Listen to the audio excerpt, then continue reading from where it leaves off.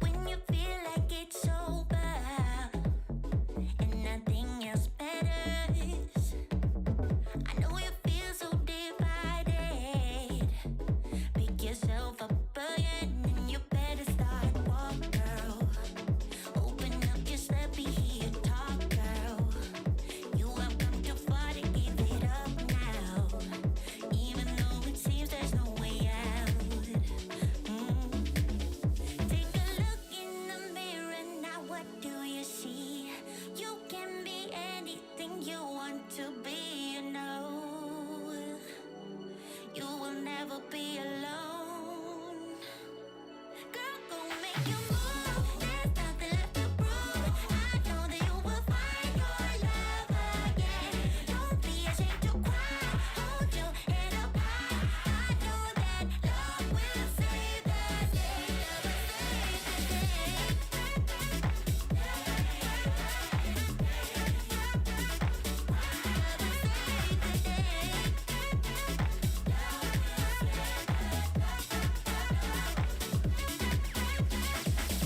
When you feel like you're stranded at the edge of the world, I know you've been taken for granted. Give some love to yourself and you better start walk, girl. Open up your steppy, be you talk, girl. You have come too far to give it up now, even though it seems there's no way out. Take a look in the mirror now, what do you see? You can be anything you want to be, you know. You will never be alone. Girl, go make your move. There's nothing left to prove. I know that you will find your love again. Don't be ashamed to cry. Hold your head up high. I know that love will save the day. So go make your move. There's nothing left to prove. Don't be ashamed to cry. Hold your head up high. 'Cause love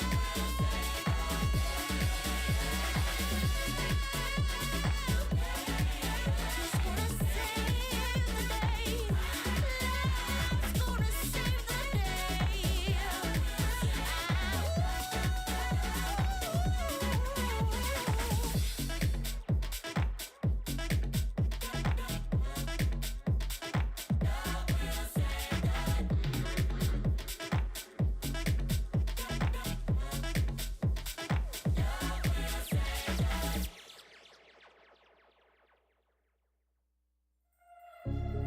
Small city thinking, I get why you left. Small-minded people sure know how to drink. I came to the party, I laughed at the jokes you made. I wish that I hadn't, 'cause now the joke's on me. I didn't come here just so I could watch you make a mess. I didn't come here to ugly cry in my favorite dress. So what were you thinking then when you kissed your lips? Now I'm kinda glad you did, 'cause now you adore me, adore me. Go ahead now, adore me, adore me. Little did I know she wanted you alone. I thought she was over you, but I guess I was wrong. I came to the party, I laughed at the jokes you made. I wish that I hadn't, 'cause now the joke's on me. I didn't come here just so I could watch you make a mess. I didn't come here to ugly cry in my favorite dress. She thought she could tear us apart when she kissed your lips. Oh, what a plot twist. 'Cause now you adore me, adore me. Go ahead now, adore me, adore me. Oh, so cruel.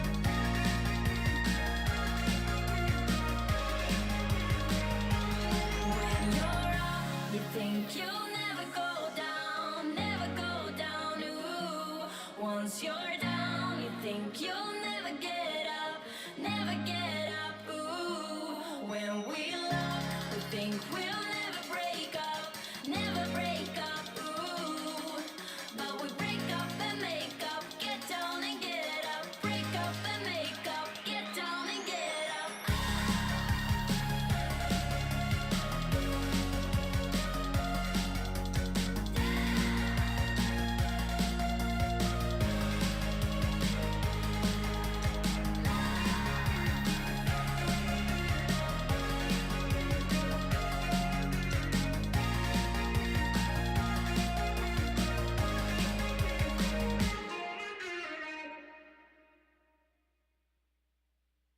I will never smile for you, smile for you, smile for you, smile for you.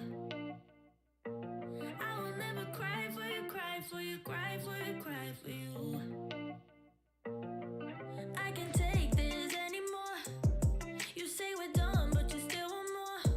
Baby, what I need is you out the door. This time I'm sure, yeah, that you're a bad boy, up to no good. Trying to be a man, but you're stuck in boyhood. Baby, you won't ever treat me the way you should, so it's over for good. I will never smile for you, smile for you, smile for you, smile for you. Yeah, I will never cry for you, cry for you, cry for you, cry for you. Oh yeah, oh yeah. What do you expect me to when I'm over you? Can't you tell by the look on my face that I will never smile for you, smile for you, smile for you, smile for you? It's been chaos from the start. Can't believe I made it this far. Guess I needed it to see who you really are. Breaker of hearts, yeah. You made your bed, now lie in it, baby. Rest your head, let it dream about me. Cause I'm fed up with you crazy. I will never smile for you, smile for you, smile for you, smile for you. Yeah, I will never cry for you, cry for you, cry for you, cry for you. Oh yeah, oh yeah. What do you expect me to when I'm over you? Can't you tell by the look on my face that I will never smile for you, smile for you, smile for you, smile for you? I will never smile for you. I will never smile for you.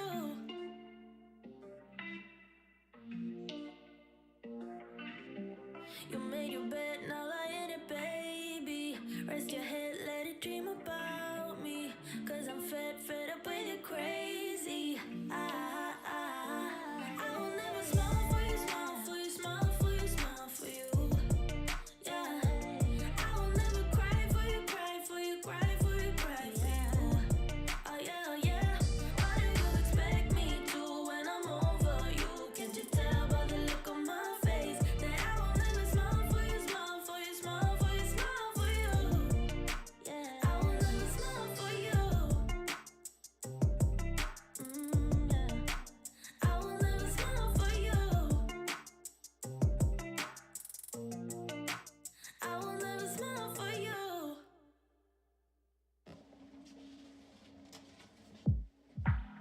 What are you doing here? Why are you doing that? No, there are a lot of things that would be a better option right now. Right.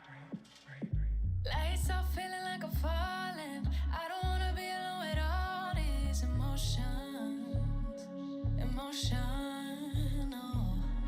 Stuck with my own thoughts. Going in circles, know I'm gonna end up more lost than before.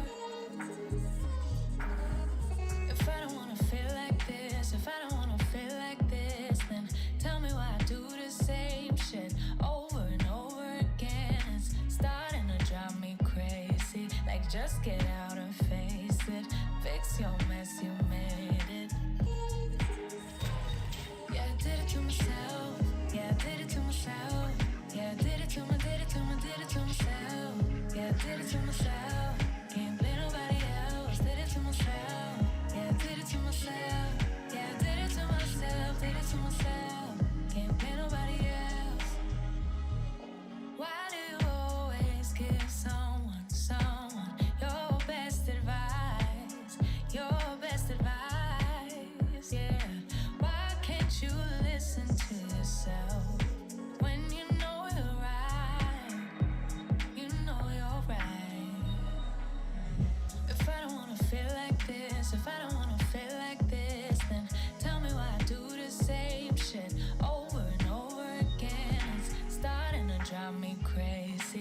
just get out and face it. Fix your mess, you made it. Yeah, I did it to myself. Yeah, I did it to myself. Yeah, I did it to my, did it to my, did it to myself. Yeah, I did it to myself. Can't blame nobody else. Did it to myself. Yeah, I did it to myself. Yeah, I did it to myself. Did it to myself. Can't blame nobody else. It's none of my damn business. I should listen to my instinct and let go of all comparison. It's none of my damn business. I should just sit down and listen, 'cause I know I have a lot to learn. I know I have a lot to learn. It's none of my damn business. I should listen to my instinct and let go of all comparisons. It's none of my damn business. I should just sit down and listen, 'cause I know I have a lot to learn. I know I have a lot to learn. It's none of my damn business.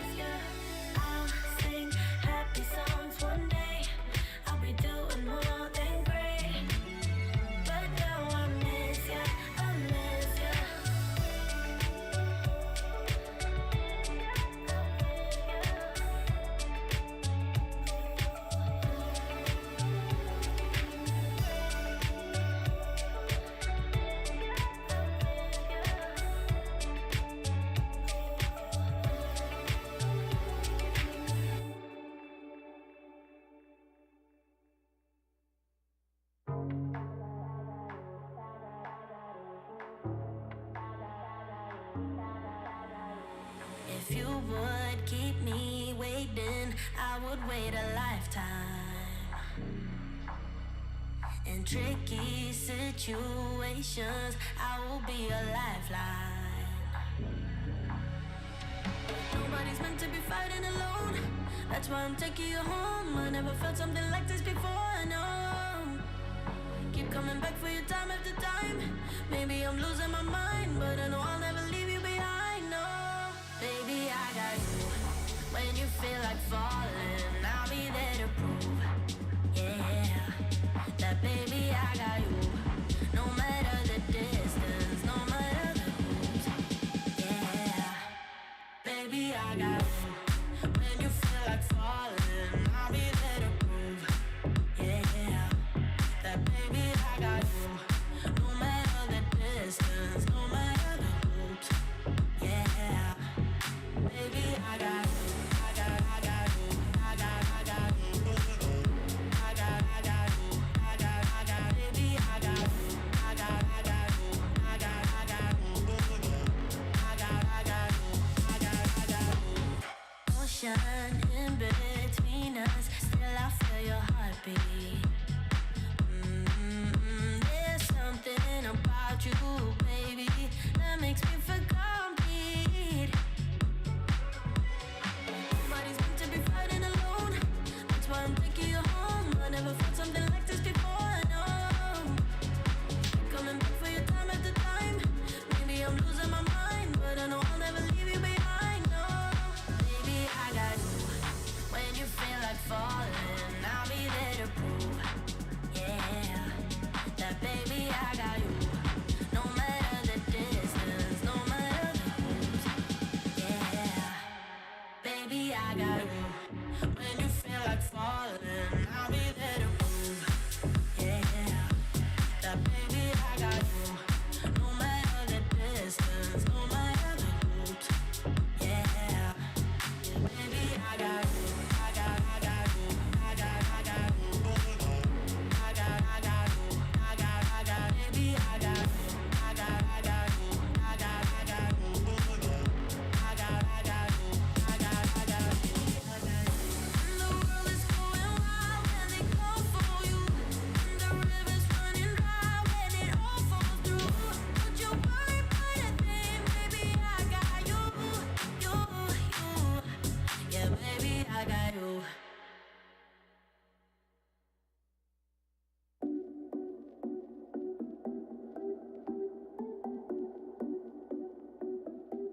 I don't need you, I don't need you, yeah. I need a new apartment, my own safe haven, and not the dump you live in.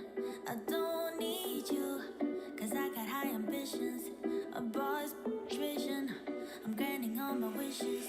I don't need you, cause you've been blocking me and you've held me back from day one. Always kept me down so I couldn't fly on my own. Used to think that being single was being alone. Now I know I don't need you. I don't need you. I don't need you. I don't need you. Yeah. I make my own decisions, my lifelong mission, releasing inhibitions. I don't need you to come crawling back to me, to tell me that you're sorry. I'm better now, I'm happy. I don't need you, cause you've been blocking me and you've held me back from day one. Always kept me down so I couldn't fly on my own. Used to think that being single was being alone. Now I know I don't need you. I don't need you. I don't need you. I don't need you. Yeah. I'ma go out, I'ma dance now, raise a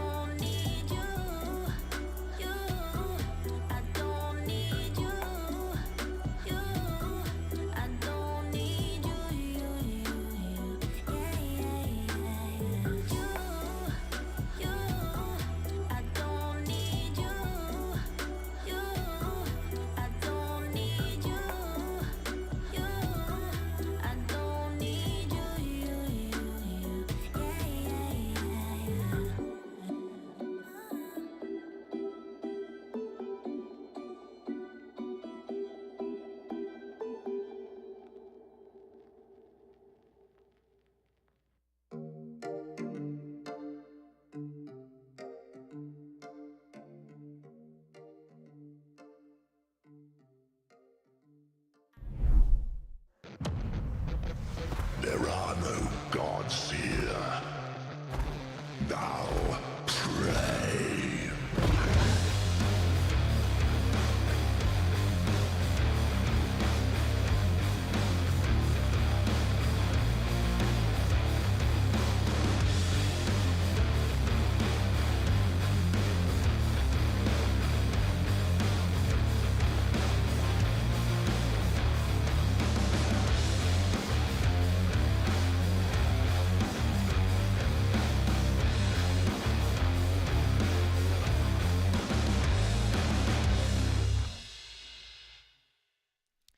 Good morning, Smite fans, and happy Friday as we jump into day number 3 of the Smite Pro League promotional tournament.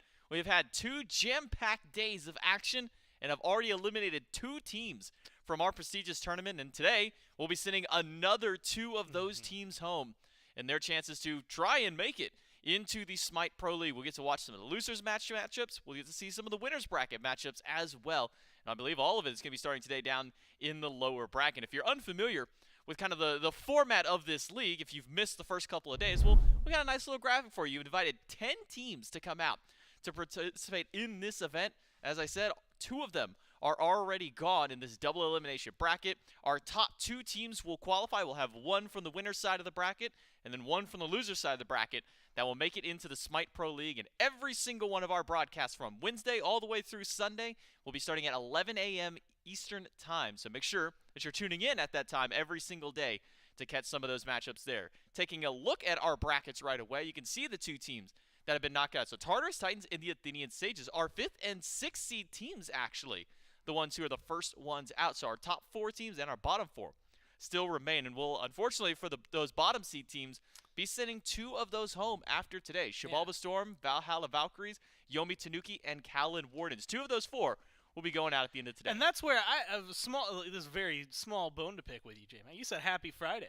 For some of these people, it's not going to be a very happy Friday, dude. Their dreams are going to get crushed. Hey, but for half of those teams, for half of them, it's going to be a great Friday. Gonna be great. For me, it's going to be a good Friday, a happy Friday, because I just get to watch a lot of really fun Smite. That's true. So I guess it's all perspective based. You're right. Yeah, it's a matter of perspective, really, whenever it comes down to. For you, it's a really happy Friday. You know what?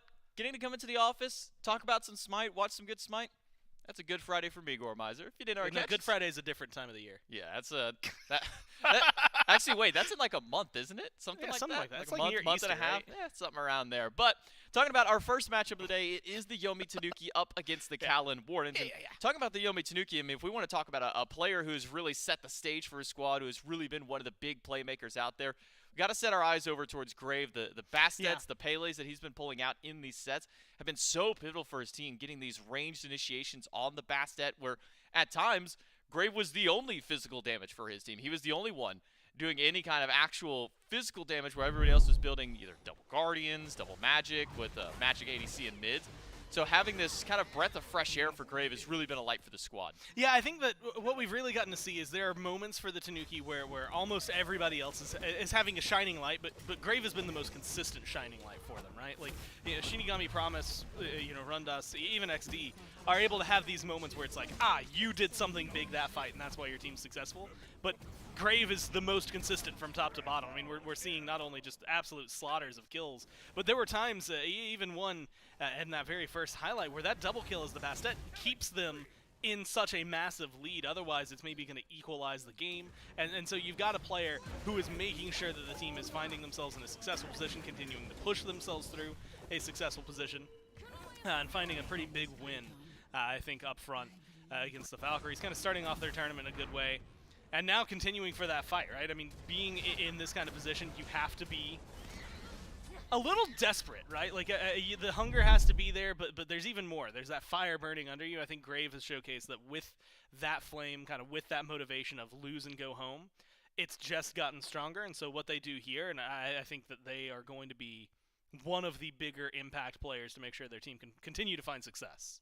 And it really feels like for some of these squads that have dropped down into the losers bracket, it's kind of lit that fight or flight style of mentality for some of them, where it's like, okay, well, we can't mess around anymore because we do go home if we end up losing these sets out here. And so we've seen this spark up from the Yomi Tanuki, and we saw a bit of a spark up from the Callan Wardens yesterday as well. We got to really see their step up in their first set of the weekend, goes the full 3 games, unfortunately falling at the very end in game number 3 to the Shibalba Storm, but now trying to make themselves, get themselves on the low comeuppance here. Piloted by their leader. I mean, we've talked about him a lot, and we're going to keep doing so if he keeps performing the way that he did there. Elion out of the jungle, really the big leader for his squad. And when we got the chance to talk to Tuba in the post-game interview just yesterday, he was saying, I mean, everybody is talking about, like, this is the guy. He's going to be the one, controlling the comms. He's going to be the one telling us what play style that we need to go through, that we got to play through him. And when Elion is hot, he looks nigh unstoppable. It's a double-edged sword, though, right? Because then, like, if they keep giving you the praise when you win, it means they also can throw you under the bus in the event of a loss. But no, I do think that it's just someone who has been incredibly impactful for their squad, right? We said it yesterday, as you mentioned, after Tuba's interview. But you've got a player that is playing in a fashion that some of the older teams and very successful teams in Smite used to be able to, which was you have one guy who is playmaking, you've got one guy who is setting up calls and is the vocal leader for everything that's going on, and everybody else just plays the role and listens, right? And as long as you listen in, whether it's a good call or a bad call, as long as you commit to it, the team's going to find success together, right? And so that's what I'm looking at for the Wardens here, is seeing how they move as a unit. One of the things Tuba had said yesterday that really stood out to me was the fact that he said that Leon's first 20 minutes is the best 20 minutes, right? It's just always going to be concise, always going to be very solid, and that's not just for him as a player, but that's him for his comms, that's him for his command on the map. Right now, what we have been seeing, especially in the way that Smite has been going, there's a lot of importance on your draft. Once you get into game, right now it's pretty heavy on the jungle, but everybody has to play well or else it falls apart pretty fast. But the other part of that is your macro play, especially early on, being able to control that map, whether it's neutral objectives like the mid camps or if it's expanding into the Gold Furies, eventually your Pyromancers, things like that. And I think that if you have someone like Leon who is giving you all these shot calls, kind of guiding everybody essentially to water, all you got to do is drink at that point, right? And that's exactly what the rest of the team is doing. And so as long as he can keep those calls pretty much concise, exactly where they need to be, and where they have been for the last at least 2 sets, I think that we could see a lot out of the Wardens here, and I think that the Tanuki are going to have to be worried. And I wonder if we'll see maybe that same mentality out of the Wardens today, like we saw in yesterday's setup against the Sages, where Elion is the one saying, hey, let's go over to the solo lane, let's pick apart Remikami for a couple of times, and then we'll go over to the duo lane and focus down Primitive in that regard. And it really put the front line of the Athenian Sages so far behind that we never got to get to that, that unkillable style of stage that we've been accustomed to seeing some of these solo lane warriors. But at the same time, we're probably not going to see many solo lane warriors out of the Yomi Tanuki because so far Rundus has played, I believe, 2 gods, Jormungandr and Shock. So unless the Yorm is banned, we probably won't see the Chalk, and maybe even if the Chalk and the Yorm are banned, we'll have to see exactly where Rundus can go in his god pool. It does create the conversation and kind of bring in the question I have as well, which is how deep do your god pools go? Because that's what I think you should be most worried about right now if you're the Tanuki. Look at XD. He's played Vulcan. Yeah, and like you said, Rondas has played 2 different gods. And granted, maybe there's some more variety elsewhere on the squad, right? You can have more supports, more junglers, things like that. But they've been going to more comfort picks as opposed to maybe meta picks. Like the Bastet has been pretty heavily prioritized, whether it's going to be successful or not. We've seen one really good game, one kind of game. So really, I think the Tanuki are going to be put in a position here where the Wardens have done their homework.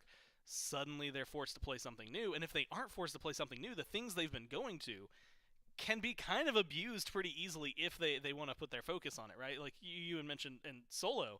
But I also think that if you just go to mid lane, you say, cool, well, we're just going to make sure this Vulcan doesn't exist anymore, get him down 2 levels, and then suddenly Joshi can just have the time of his life, whatever he's playing.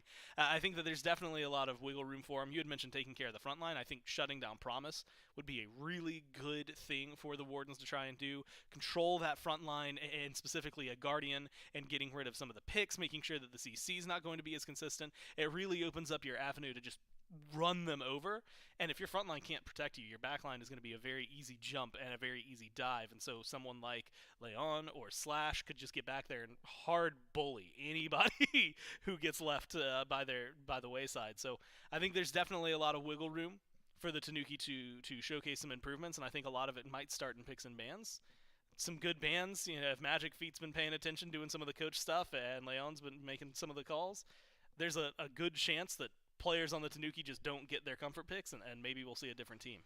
And I think maybe even adjustments on the fly is such an important thing for both these squads. You know, we had to watch the Yomi Tanuki at one point make these adjustments. You know, when Promise is kind of getting bullied, Rundus had to really adjust up his build one time on the Jormungandr, where in the first couple of times we saw it, you know, it's this near full damage style of Jormungandr. You get one or maybe two defense items, but the rest of it is just, you know, this full power style of I'm just going to abuse the backline, you know, throw some spit at them, whatever it may be, and just get all this damage stacked up. But it was one game where we had to watch Rundus go away from that. He had to build his defense very early in the build and had to make those kinds of changes on the fly. I don't think it ended up helping too much by the end of that one just because Promise had fallen so far behind by that point. But I think that's the important part in these sets is not just the game to game, the pick to ban, you know, between game 1, game 2, and maybe a game 3. But it really feels like the actual infield adjustments, this guy is getting bullied, I need to step up over here, this guy isn't getting his farm, we need to make sure that changes. I feel like that's probably the most important part, especially for these lower seeded teams, because we see it in the SPL. Okay, well, you look at Jade Dragon's Ledger. Okay, well, Pagon's not able to get anything going. We need Panda Cat to step up this one, or we need Scream to you know, have a pop-off game, or Scream's being quiet. We need Pagon to maybe pop off in the mid lane kind of thing. Now we need to see those kind of change-ups and that kind of mentality for both of these teams as we go into this set. One thing I'm really excited for, and I think that is going to maybe stand out the most here, is the fact that we've seen such a wide and eclectic god pool from both of these teams, but like not in the sense that like, you know, Shinigami's played like 5 different gods. Like, no, he's like, okay, you played like 2 or 3. Promise has played 2 or 3. Spring's played, or it's not Spring. XD's played 1. Grave has played like 2 or 3, right? Everybody's played just a handful, maybe. And what you're really getting is on that one side, a team that is maybe a little easier to predict, at least up front of, okay, well, they've been going to this pick, this pick, this pick. Either we ban those or we just let them have it and we pick counters for those. Whereas on the other side, you've got Tuba, who's been playing things that are at least in my mind, very outside of the meta, right? It's like, cool, can we get Freya? No, I'm going to play Chiron then. It's like, I'm sorry, how did you get from A to B? And he talked to us about it yesterday, right? Like, well, if I can't kill the guys that are in front of me, why not just have someone who can shoot further beyond get a good Centaurus? And so, you know, maybe we'll see more plays like that. Maybe it'll be the Chiron coming back. I know Oceans, we've mentioned it, but really liked playing the Maui when he was able to get it. That's been a high priority ban. I think there's just a lot of options meta-wise and a lot of options these two teams-wise that makes this pick and ban phase in its entirety a lot more interesting to me. It feels like this may be one of our like that first matchups in the lower bracket where we actually see this kind of like clashing of like ideologies, really, where you have, you know, the Wardens that are playing very close to meta, but they still have their picks, and then you have the Tanuki who are playing not so close to the meta, but still somewhat close enough, and maybe we'll actually get to see some real battlings there. Because you look at, you know, teams like Chivalva Storm, they're running double assassin. You look at over at the Valhalla Valkyries, they're running double assassin, or maybe sometimes a mage carry. that's not a mage ADC over in that carry role. So now we actually get to see kind of how some adjustments get made between those teams. As the picks and bans for game number 1 of the Yomi Tanuki and the Kalen Wardens kick off, media focus towards Elion for the Yomi Tanuki, and probably right to do so. These are picks that Elion has controlled the map with already through either this event or even just in his ranked play out there. So it will be the Naja and the Thor, and then a Chiron, a shot at Tuba there on the side of the Kalen Wardens. And then for the Wardens, they'll ban away the Jormungandr and the Souls. So at the moment, we've only had to see the Chalk as an adjustment for Rundus. I wonder if we see the Wardens maybe throw a respect ban that way and see what else is in the pocket of Rundus. It feels so awkward. I feel like, well, I was going to say if you don't get Freya there. Although we did see it yesterday, right? It's someone who has been so highly prioritized. One, theoretically, or at least in my mind, could have been, should have been, towards the top. Because it might not be an immediate win condition, as we saw with the Sages in their last game. But it's still a damn good god right now to have on your side. It's a lot of damage, a lot of safety that she's going to bring for herself. And then the early game clear, but then late game swing potential she has is absolutely insane. I'm surprised to see Yemoja, not because Yemoja's not good. I think Yemoja's fantastic. But with Yemoja and Maui available, as long as you're able to play both of them pretty well, it feels like either or is going to be a pretty wide open choice for you. And so if you had grabbed someone like the Freya, you force the Wardens into something else, they could grab the Yemoja or the Maui, but you get the other one, so you're not really feeling that hurt. As of now, since he supports so high up, the Wardens can focus on some other high priority picks. Go forth, my children, and take over this land! Of course, I say the words high priority, and Hachiman, who we've not seen at all this tournament, is there, so they're going to grab some of their own comfort picks. I'm going to assume that's for Tuba to fill in that spot and can do something similar to a Chiron. Not as well, but can do something similar. And then in this next slot, you can grab the Maui if you want it and not have to worry about your support pool getting banned, or Ymir if you want it, since he's been pretty high up in the qualification as well. Well, it looks like XD might be going away from the Vulcan of his own accord. Merlin now picked up for the Yomi Tanuki alongside Pele for Grave. Typically, we've been seeing Grave go for the Bastet kind of top pick if it's available. And then if it gets banned away or if he feels like going to something else, then we see the Pele. But we're seeing an immediate adjustment from the Tanuki in just game number 1. Umoja, Pele, Merlin as a top 3. Option goes back over to the Wardens now. Hachiman, Tiamat, and Guan Yu going to be locked in for Slash on that side. We've been seeing a little bit of Guan Yu this tournament so far. Has had 7 games played and over a 50% win rate on that pick already. So a guy that's been doing a decent bit of winning, but hasn't been an auto-win condition for any team just yet. How do you kind of feel so far about this kind of new look at the Yomi Tanuki top 3? Well, you know, I didn't know, like, I was excited, and admittedly, to see what XD is going to bring in mid is maybe the one that's, like, the biggest question mark. Then I see Merlin has an 83% win rate so far this week, and I think, well, you know what, maybe he's going to have a good time, right? Things that are going to be a little easier for you. What I like is that the Wardens have put the Tanuki into a very, just a difficult spot right here. Because you can see they banned the Lancelot. I assume the next one's going to be another ban towards Leon because they want to try and control that performance as much as possible. But that means you're still leaving so many good high-priority support picks open up for Oceans. They do get rid of the Bacchus, so maybe that limits it, but there's still Maui is still available and would be maybe my go-to just because of how good he can be in the right hands. You had called it earlier, though, a little bit of respect towards the Chalk, immediately recognizing where some of their issues are, right? Tiamat technically can get out of an Odin cage, but the other two would struggle against it. Walls here would be incredibly strong, and there's not many that are going into solo lane outside of Odin that can put up walls, right? So ban that one away, make sure your team stays safe, and you don't have to worry about it. Unless they're going to swing something wild like a Gabrakan solo, or if they are really wild, Ymir solo, your team doesn't have to worry about the lack of leaps so far, and that gives a little bit of wiggle room as well for Leon to pick up whatever he wants last. So Freya still available if the Tanuki want to go there. Oleron if you want another Magic ADC. Chronos even, but we haven't really been seeing a whole lot of Chronos this event so far comparatively. If the Yomi Tanuki want to go towards a Magical Hunter, but with a Xing Chen locked in, going to completely bypass the Maui for the side of the Wardens. Maybe a little questionable at the same time. Oceans has already piloted this pick once before, and it's worked out well. So now the option goes back to Yomi Tanuki. They do need their Hunter, and they do need their solo laner. Ardio at top of the mind, maybe just for the Guardian solo laners, because one thing that we've been talking about is if you're not going to go, you know, with the Warrior, the big mitigation style of build, you go for a Guardian that can really use that Tablet of Destinies. First god that always comes to my mind is Ardio in that case, and we will see that one picked up for the Tanuki. With a Rama being hovered, I think maybe the biggest question has been the performance of Rama so far throughout this event compared to some of the other physical hunters that have been locked in. 3 games played, not a single win. Yomi Tanuki are maybe hoping to change up that win rate. Which is really interesting because he has been, and you know, you go back to Worlds, right? You had Ishtar, actually Rom, I would argue, took 2nd place over Kernanos, despite the fact that I think Kern got it to see a fair amount of play, at least in the run-up towards Worlds.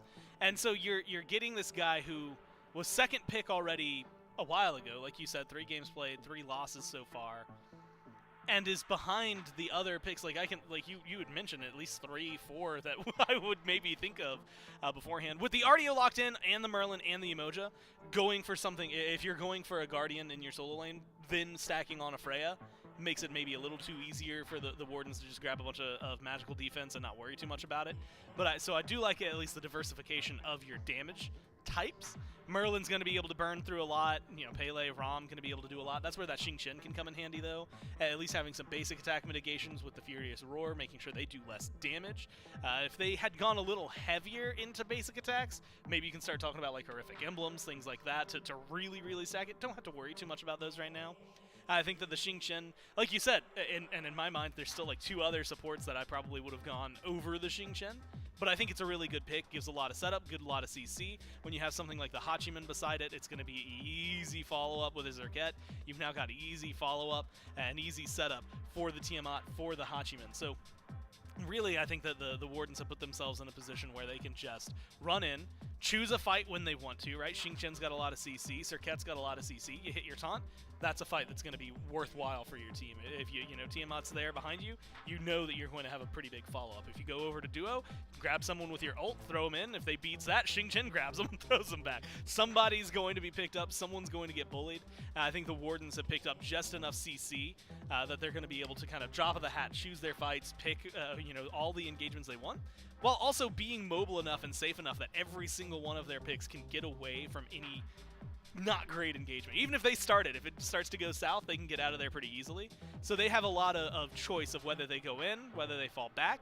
Whereas the other side, you've got a lot of good CC, you've got a lot of good sustain, you got a lot of decent damage. It's just going to be putting them all together, right? Yamoja, one good Riptide, sometimes chooses to fight. There's a lot of mobility on the other side, so that's not going to be the easiest. Your walls, really solid, but a couple of leaps on the other side make it a little easier to keep people, or a little more difficult to keep people in there. I think they have a very good composition. It's just all about execution. We are so close to jumping into our elimination matchups here. Yomi Tanuki, Callan Wardens, both on the losers bracket. One team is going to be going home by the end of this set. And one thing that you mentioned here, Gormeister, that maybe I'll toss a question towards you is because of the amount of CC that the Callan Wardens have. I mean, you mentioned the Guan Yu, the Xingqian, the Serket, all able to really lock down a person. Do you think that maybe emphasizes the need for purification beads, maybe for one of these frontliners? I mean, Umoja, no CC immunity, Artio, no CC immunity, Merlin as well. Feels like those are three characters that if any of them get caught by that Xingqian, really feels like beads are going to have to be a heavy priority, whether that be first or second relic. Well, the good news for for Artio is cripple field as well as bear form, and you can dash, right? So like if you get grabbed, you theoretically could still make it out after the fact, but that's not going to be the easiest thing. Like you said, if they start bullying the Artio early on and that's not enough to get you away or create some space after the fight, right? Xingqian grabs you, throws you back, you just bear dash the other way and try to get away. If that's not going to be enough, then yeah, I think by level 12, you're probably starting to think about it. You could forego it, and I think you'd still feel fine.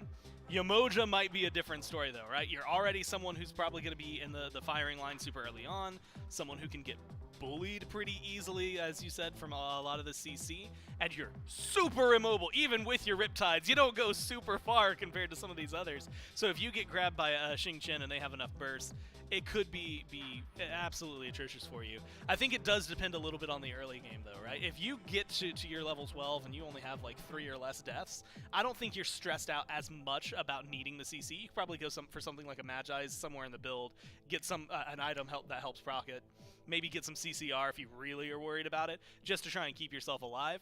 If you have 4 or more by the time you hit level 12, you're definitely starting to think, especially if it's mostly been caused by some sort of CC, yeah, you're starting to think, okay, I'm going to go ahead and get my beats. If you get it early on, though, like, I mean, if you load in, grab it first, your team loses, honestly, quite a bit of safety, right? If you had something like a Shell or a Med that we've been seeing there, suddenly the sustain in lane or your capability of trying to play a little more aggressive disappears, and you have to play a little more selfishly, a little more patient, wait for that level 12 mark to have some of those defensive relics.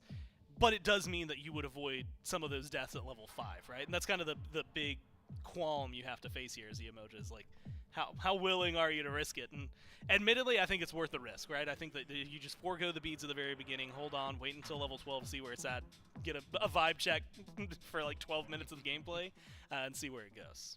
Yeah, it's going to be a very interesting matchup to see how it kind of evolves throughout the game, as you said. Maybe not something immediate that you need to worry about for that CC, but definitely as the game goes on, if you're falling behind, might need that extra little bit of safety for yourself. But you also mentioned Magi's Blessing could be something that could be picked up, that Magi's Cloak, for whether that be something for the Pele to pick up for themselves, or maybe even one of these other guys out there. But we do need to take it to a very quick break. When we get back, we'll get you guys set up for game number 1 of our elimination match.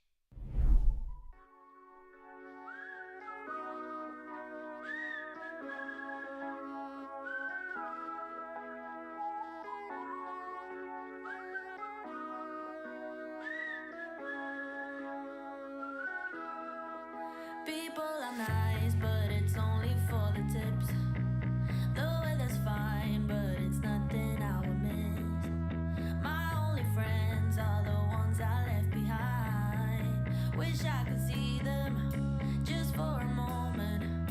'Cause I don't know anybody here, it's awfully lonely.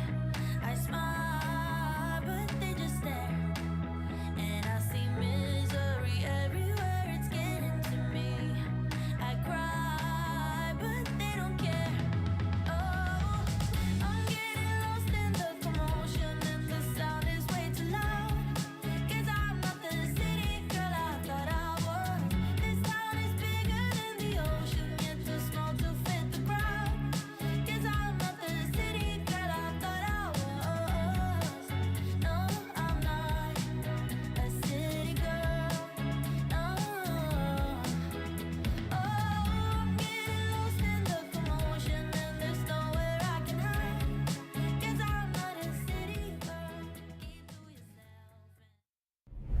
apologies for the delays, fans, but we are just about ready to jump into game number 1 between the Yomi Tanuki and the Callan Wardens. To reiterate the importance of this game, winner continues to move on, loser goes home. By the end of today, we'll only have 2 teams left in the lower bracket to continue forward. We'll get a jump right in, though, to game number 1 between the Yomi Tanuki and the Callan Wardens to see who's going to be taking advantage in this set. Let's throw it over to David Myth. Let's waste no more time. The Yomi Tanuki and the Callan Wardens battling it out in a best of 3 in an elimination match. We've already had a couple. Uh-oh. Promise. No way. He's going to step forward and see 5 of the Callan Wardens waiting around the corner. They're not going for it. They're going to let Promise back away. Slash will head back to base. I like the creativity, Myth, but it doesn't pay off this time. I can't believe they didn't at least try and take out Promise there. You got a couple blinks in the side of the Callan Wardens, decent CC potential, maybe just worried about leveling up. Some of that CC would want to keep you away from moving in towards the taunt for Sir Cat, or maybe the knock-up for Oceans would really hurt your jungle clear. So instead, I suppose just praying that he would have walked into the 5 of them. I don't know. That seemed like a pretty prime opportunity. It's not as if Umoja's exactly tanky just yet, but regardless, the Callan Wardens reset themselves back to neutral. It's just a small threat. I didn't introduce you. What's your name? Mifflin? That's Mifflin. My name's Dolson. Doug, also with us. Did you introduce us? No, we went right into the action with Promise man. nearly getting jumped on by 5, and so no one knew who was commentating their games or spectating them. And hyper important that we get that all sorted out.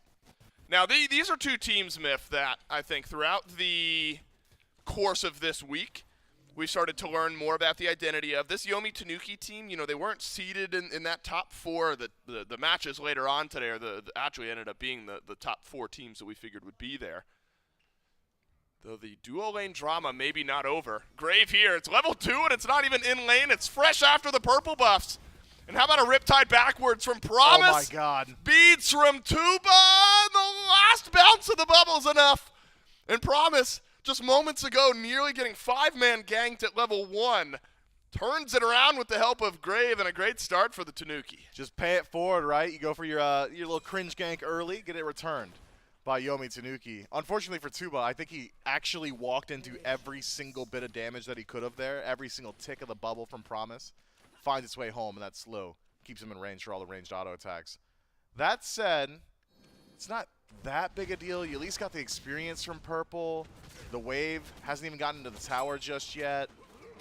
You're looking at a pretty significant XP disparity, I suppose. Maybe about a quarter level for Tuba, but the most important is where that first blood actually lands. And going over to the support, I'm sure Tuba's okay with that. And LAON wants to get things going for the Callan Wardens. Grave assists on the first blood. Taken down to about half HP before LAON on the Circuit makes his way over towards right, pick up some of this neutral farm. So he's gone Bluestone on the Circuit, but Tuba also goes Bluestone on the Hachiman, worth looking at potentially. We've seen a lot of the Death Toll starts into Aussie, Exy, those types of builds. Poke damage potentially the name of the game here for Tuba to stay alive and build up some threat over in duo. Yeah, Hachiman very good at just throwing out that Heavenly Banner from a range. Has so much mana sustain just by nature of being Hachiman. One of the better ability hunters in the game as well. Not exactly a great position to be in, though. Hachiman wants to be able to use that EI Jutsu aggressively for the stun. If you're forced to use it defensively every single time, you're missing out on a large deal of that burst potential. Not sure what Leon's getting up to over here. Being annoying. I suppose. Take a little bit of the farm away from your soul laner too. Slash already forced back to base. That's tough. Experience loss on both side lanes for the Callan Wardens. Now, it's something we've briefly hinted at prior to fighting breaking out, but both teams have sort of showed us an identity over the last few days. The Tanuki team we hadn't quite figured out, but this is the identity of the Callan Wardens. It's LAON all over the map, and it's LAON realizing his team wants to play around him, or will play around him. Take it how you will. Regardless of desire, it's going to happen. And it's been a lot of these controlling type picks. Now gets a Circuit. Has a great Naja that we saw yesterday. Some other good options. Seems like wherever LAON goes on the map, that's where the Callan Wardens follow. Yeah, Circuit jungle, I think, pretty interesting as a talking point as well. We've only seen it once so far this week, and it was a full tank Circuit. Berserker shield in second slot, straight down. I believe it was even a prophetic cloak for him as well. LAON generally has been very vocal about tank jungle meta.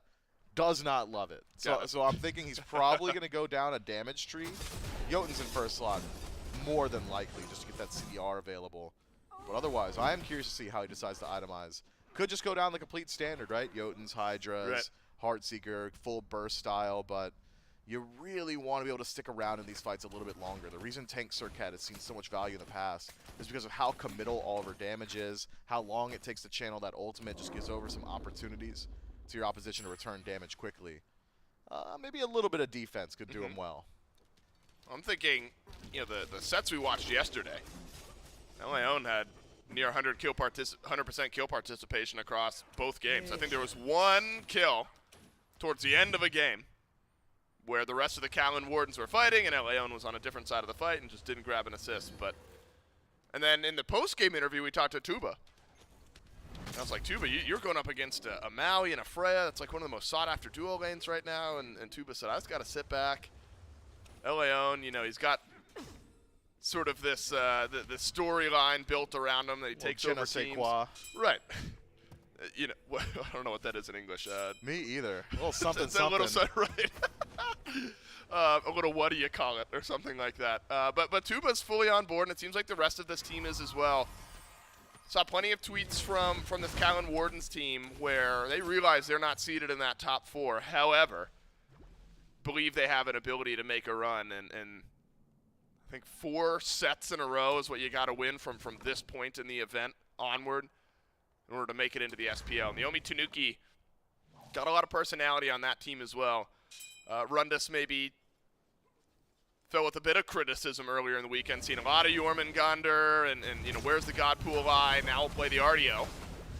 Tuba, mounted archery away, but walks back towards Grave. What? And Grave will be given a kill. And this Pele off to a good start here in game 1. My man had a direct line to his tier 2 tower and just pulls the trigger to turn to right. What? The horse was stabled for too long. You needed a little extra galloping, you know. The wild hare here was not listening to its rider, Tuba. Look, I couldn't tell you, man. That is maybe I thought maybe he was trying to bait towards his teammates. I look at the mini-map. Nobody's there either. Slight misplay. Do you consider Harpy's teammates? No, they're who's to say? He probably dies either way, but that play had a little je ne sais quoi to it, there was something special there. A little special sauce from Tuba. Look. Doesn't pay off. It has not been an ideal game for Tuba so far. You know, dying on invade, now getting ganked again by Grave, but is that expected on a Hachiman? I mean, no. Are you ceding pressure? You remember the narrative of the 2 safest hunters in the game? It was Jingwei and Hachiman. We haven't talked about Hachiman in so long. Yeah, they released time, and he was just way safer than both of them. Right. But Hachi is incredibly difficult to kill. I mean, he survived the entirety of the Emoji Ultimate too. Just small blunder at the tail end there. Oh, what you're picking Hachiman for maybe is the safety then. Hasn't paid off for Tuba just yet. Hasn't fallen that far behind, just the 1 level. Shinigami finishes up the Aussie, and so the laning phase not going to get much easier for Tuba, at least until he's able to go back and finish up. You know, the tier 1 item still doesn't feel great to be behind, but it's less impactful than having a full Aussie on the other side compared to just the tier 2. So right now, it's a massive advantage for Shinigami, and that means the Callan Wardens, they're going to fight elsewhere. Grave initiated on by Leon, but how about the knockups from the rest of the Yomi Tanuki? Got the dash. They've rallied around the Callan Wardens, and both junglers drop for now.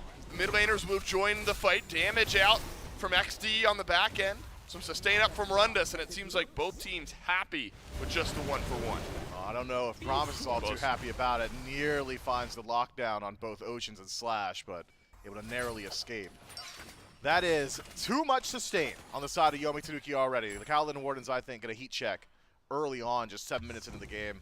The healing from Rundus, the meditation from Promise, the healing from Promise, the self-sustain from Grave, which will likely come a little bit later on. I'm keeping my eyes on the builds now. Brawler's Beat Stick, gotta be on the mind of the Callan Wardens. Leon sure has 100% anti-heal when he's in that ultimate. But otherwise, maybe you consider an Ankh here. It's not as if Rundus can be choosy with his heals. Man, Grave taking all of this talk about Leon personally, making his own mark on the game. 1 level ahead of the Surket. 3 out of 3 affected kills on the Pele. That was one thing we noted earlier on when the Yomi Tanuki dropped in their set. I mean, you're going up against some of the very talented teams that are still on the upper side of the bracket. And it felt like Grave was a bit quiet in a couple of those sets. And so I think this is the type of game Grave really needing. Regardless of how it turns out, we can at least say in the early portion of this game that Pele's made its mark. And done so incredibly well. I mean, even in the last team fight, gets a really unfortunate interaction where the Volcanic Lightning is canceled by Leon's ultimate, or not canceled, stopped in place, I should say. You'd think he'd die immediately afterward, but found a whole lot of value before he falls down. Yomi Tanuki are a team that have played through a whole lot of aggression in the majority of their sets, and continue to do so as Rundis loses the dash. Rundis initiated on by Leon, and that's a pretty simple kill over in solo. Slash plus Leon was a big win condition for the Callan Wardens yesterday. Guan Yu plus Cirquette, plenty of initiation for this Wardens team. Just need Joshi and Tuba to get there, deal the damage. And Ocean's on the Xing Chen myth. I mean, we haven't seen it. Yeah, just the 1 assist so far. But initiation into Whirlwind of Rage and Steel feels like, at least in the last set that we watched this Wardens team play, Oceans and Leon very much on the same page with one another. In those initiations, the jungle roams, we're all on par. But something I've noticed from Leon in particular is that he's kind of stuck in the Season 9 jungle pathing. We don't see him often rotate over towards this duo lane. Feels like when junglers get involved towards duo, that is one of the most important turning points, especially in the early game. You can see it. 2 rotations from Grave in the first 10 minutes have put Tuba at a really big disadvantage. Shinigami has been playing hyper-aggressive, attempted invades toward purple buff on his own, controlling the majority of the neutral farm over there. A couple more rotations from Grave just keeps Tuba playing passively. If Leon could find his way over to the left side of the map, I think would go a long way in getting Tuba back into this game. It's an entire item disparity between him and Shinigami. Oh my God. I mean, Hachi's out. He's not fighting anymore. I'm sure he's got some gold in pocket. Could probably get at least a balance blade, yeah, but right, tier 2, you probably. Still not ideal. Yep.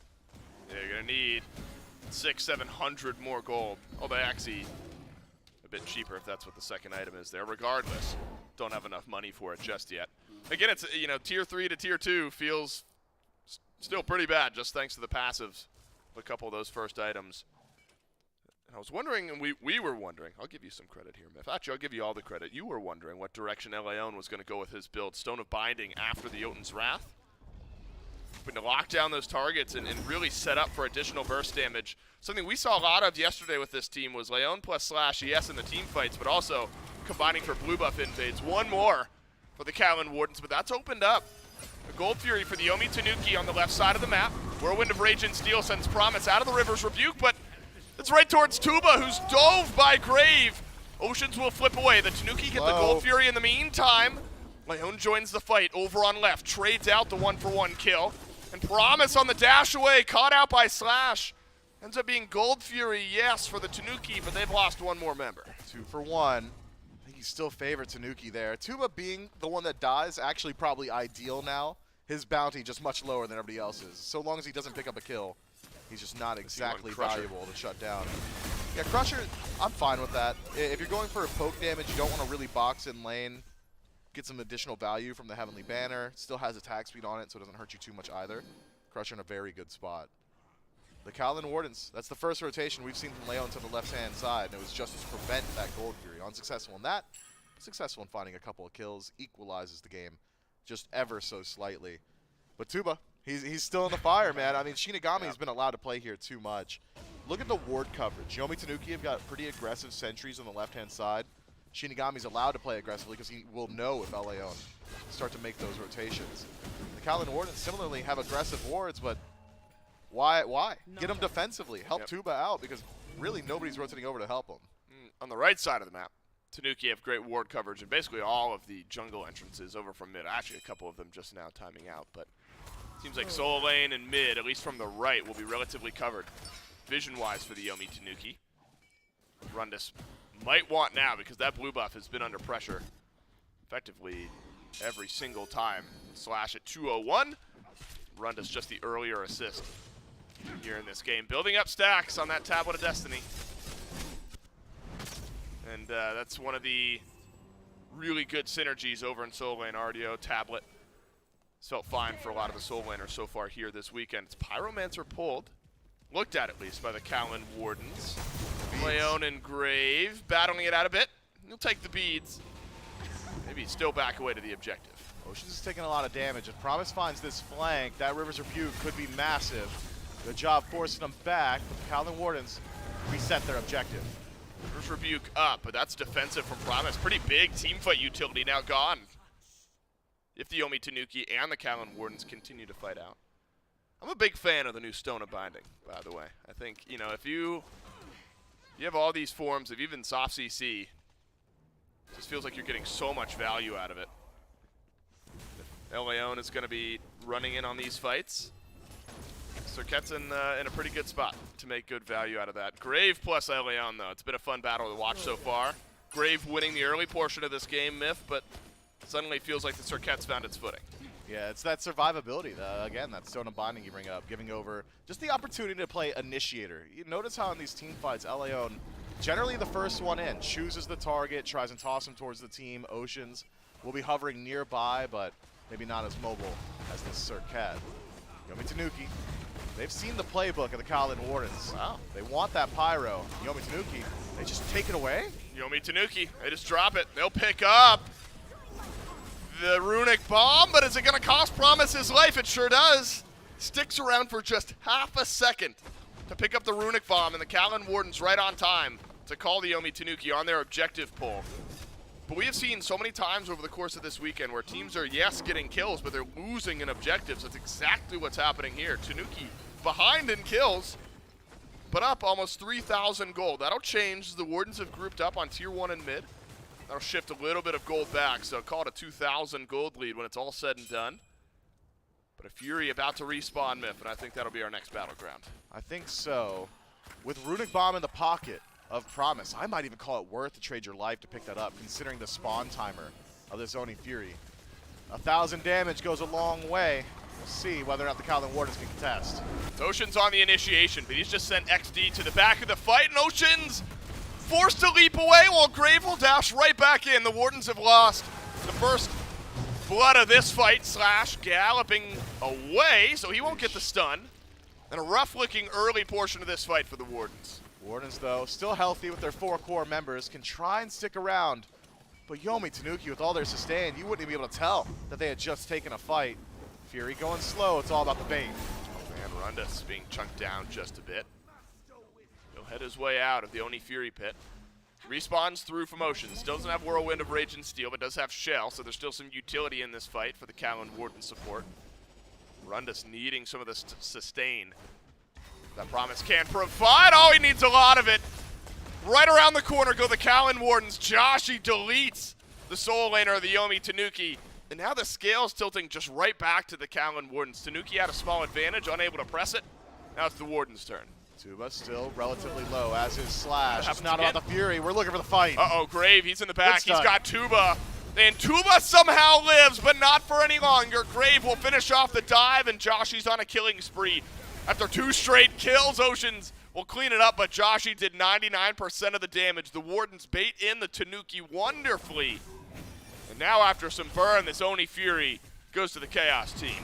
Yeah, Yomi Tanuki, I think, maybe playing with a bit overconfidence around their sustain. Rundus sticking around at about 50% HP, gives over an easy target for El Leon. Can't sustain when he's hit you with the ultimate.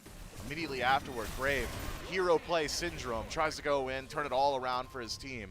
Finds the kill onto Tuba, but Tuba is not a factor in these team fights. Doug, can we get a look at the player damage? I want to see actually how active Tuba's been. Well, about middle of the charts. Actually put up a good deal of number. I didn't really even realize he had done that much. All right, Some poke damage good dive. rolling through. Yeah, poke damage, throw out the Heavenly Banner, a little bit of attack speed. All right, Tuba, I see you. 0-4. It's never looked this good before. No, it hasn't. That's why it's surprising. Promise actually dealing more damage than Shinigami by just about 100. Zimoja made its presence known. I just think back to exactly what goes wrong there for the Tanuki. Feels like the Wardens, maybe just good ward coverage, but maybe an overstay or two from the Tanuki. No resets on the health. Sustain is good, but not enough to delay a lot of what the Calvin Wardens were looking to do. 7 affected kills for Joshi, who I think has had a wonderful tournament so far. Of course, a lot of the conversation with this team revolves around Leon and Slash after the set that Slash had yesterday. Joshi has just been so consistent for this team. This Tiamat has been a pick that they've gone to a couple of times, and it's consistently looked good.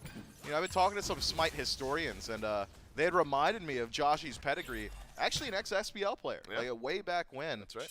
In the mid lane. So I think no surprise to see that he's been doing well for himself and for this team. He's a bit of a quiet player, really likes to let his gameplay do the talking, and so far has done exactly that. The How about the Calvin team Wardens, at in general? I mean, it's a distinctly European style, and it's a distinctly European player.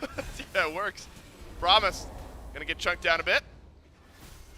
XD will send out a bit of the void damage just to keep the Callan Wardens at bay. Now Pyromancer looked at by the Wardens. The juggling of objectives continues. To the Nuki.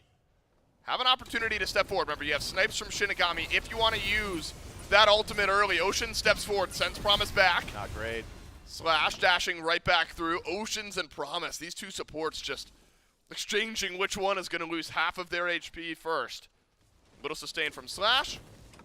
Looks like keeps Oceans in the fight. Has to stick around. Grave searching for that opening target. Backline has constantly been that option. Lot of damage. Pyromancer down to half. Smash forward. Drops a stun. Grave looking for the backline. Has found a double knockup, but the rest of the dive is just a bit slower. Tuba survives and first kill of the game. Finally hit for the Hachimon. It'll be a double.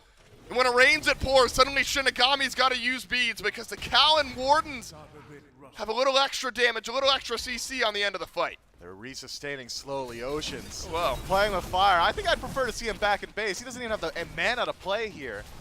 But we'll use his body to create the space. Pyromancer falls down. And the Calvin Wardens credit for it this time around. Yomi Tanuki, it's over-aggression again that I think cost him this fight. Rundus walks in completely on his own. Takes way too much damage before the rest of his team can follow up. XD tries to get in range. Tries to throw out something to peel out for Rundus, but just takes too much. I believe it may have been splash damage from Tuba on that ultimate. Grave afterwards, similarly to the Gold Fury, notices Rundus gets knocked out, says, I have to do it, and I got to do it on my own. Goes in with the ultimate, nearly knocks down two. That double knockup into the immediate AoE damage Volcanic Lightning. Although massive, not enough on his own to secure those kills. And the Calvin Wardens claw their way back into an advantageous position. You got to play careful, though. I know Gold Fury's spawning. It's very easy to get tunnel vision, put the horse blinders on, and think about that alone. As we've crossed that 21-minute threshold, Fire Giant, a pretty decent target for both of these teams. Yep. Tuba has really had a turnaround in this game. Myth now finishes up dominance, back to level equity with Shinigami, where he was 2 levels behind for a large portion of this game. Yeah, killing Grave will do that for you. Yeah, that'll do it. Grave, you know, it's sort of the, every once in a while, it'll be the jungle mentality where you're going to go in, you're going to delete a target, but you're going to die. And you often see high kills, but high death numbers. That's what's happening to Grave after what was a really nice start. Stone of Binding, that feels good for LAO right now. Rundus has already used the beads, and there'll be a chase down by the Callan Wardens. It'll Oceans on the kill, and immediately back to FG. That is an instant FG call for the Callan Wardens. They do have a runic bomb, but the Yomi Tanuki, they've got a few on the right side of the map. Slash, locks eyes with Promise. Leon does the same. It's a zone here, but the Fire Giant is taking no damage.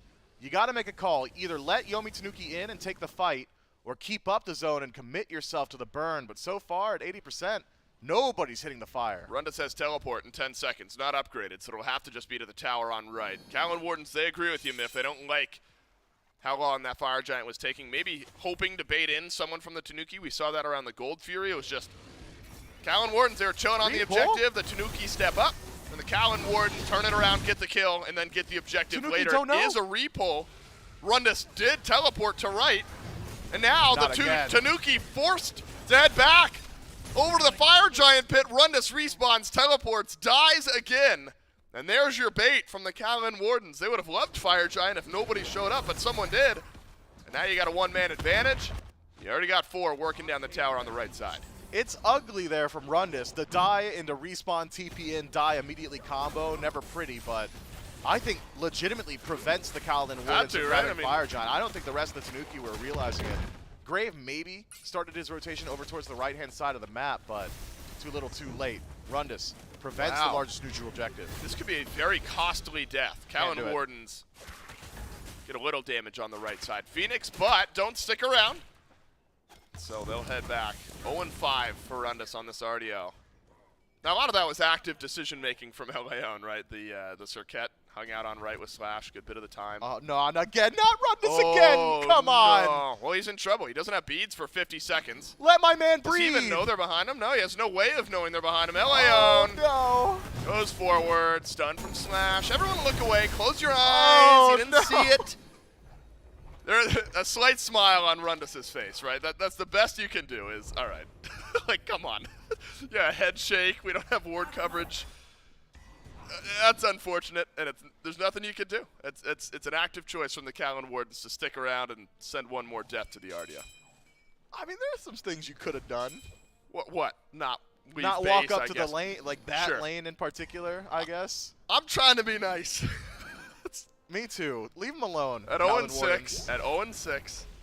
I'm trying to be nice. You're right. You don't have ward coverage on right. You know the Callan Wardens have been baiting this Fire Giant for the last couple of You minutes. absolutely know they're there. You know they're somewhere on that side of the jungle. You're right. There's different ways to have played that. Still hyper unfortunate. Pyromancer picked up. He's doing it again. He's at least this time he knows where they are. All right. Yeah, into the jungle, meet up with the rest of the team. Right. Good stuff. Unfortunately, Rundus, same level as Oceans, and just one level ahead of his own support. Difficult game so far for this Ardia. Gonna need some time to get that build fully stacked up where the Callan Wardens have really taken things over. The last couple of objective fights seems like just baiting the Tanuki a bit more effectively, fighting with a one-man advantage. Now double Runic Bomb plus Primal Fury. Didn't have the best Fire Giant shred a moment ago, but they should be feeling a bit better. It's not even that they didn't have the They shred. just didn't really commit, They maybe. legitimately didn't hit it. Yeah. But there was like a miscommunication. Let's bait him in, save your abilities, don't burn the Fire Giant. Slash says, okay, I'm baiting him in, and walks directly at the enemy, kind of forcing them back. Had he allowed Yomi Tanuki a little bit further into the pit, I think the Fire Giant fight actually happens.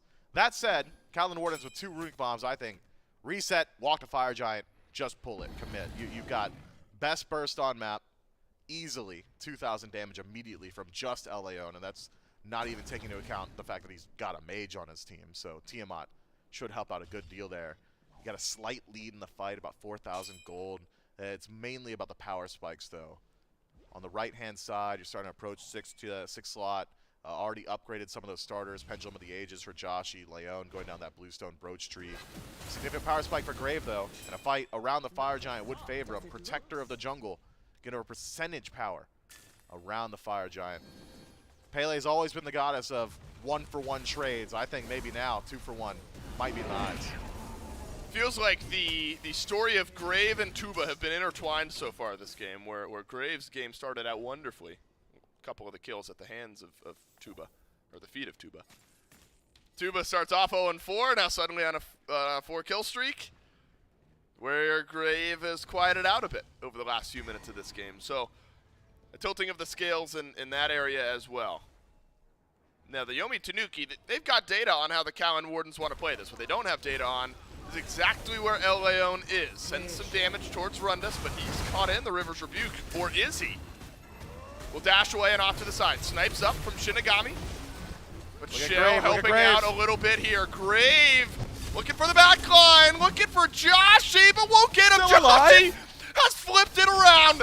Rundus from the depths, though, has turned it and gotten a very valuable kill onto the Tiamat, but El Leon still has leg in this fight, and Aegis necessary from XD, and it pays off. 1-for-1 trade. Joshi down for Grave. Shinigami putting up a whole lot of damage in that fight. If he's not there, sinking auto attacks into El Leon, that goes completely south for Yomi Tanuki.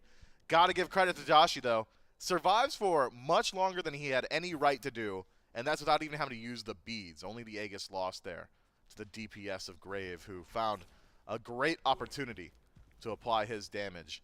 I'm not so certain that Joshi can be left alone like he was in that fight, though. It was Slash trying to catch up, make sure Grave pays for it, Tuba as well. The rest of the team is playing around this Tiamat. I think it was much more difficult for Grave to go for those solo agent style plays. With that said, the Callan Wardens are capable of executing the same level of dive. Surcat maybe not dealing the same amount of damage on her own, but certainly just as mobile as a Pele, has a great opportunity to jump on a Shinigami, who seems to be one of the biggest threats on the map right now. The backline of the Yomi Tanuki actually undying, 0-0-3, twinning between XD and Shinigami. Someone's got to stop them. If you can kill either one of the two, the Wardens will feel much more confident in their ability to just pull the fire. Yep. Well, it's relics down for XD, so maybe where Leon will find an opening, choose to find his initiation. Primal Fury's going to be up here in just a couple moments of time. Clearly, you're not going to want to swap one for the Fire Giant, Primal Fury for the Fire Giant, but is a threat. Could triple bomb set up here? That's essentially just a Phoenix dead. Yeah, that's a good point. You're going to have a lot of burst damage. The Callan Wardens, unless this is stolen away by the Tanuki, will have a third Runic Bomb down on the map. Leon's got 2. Oceans has 1. Is that allowed? Yeah, it's happening. They don't time out. You can sit on those for as long as you want.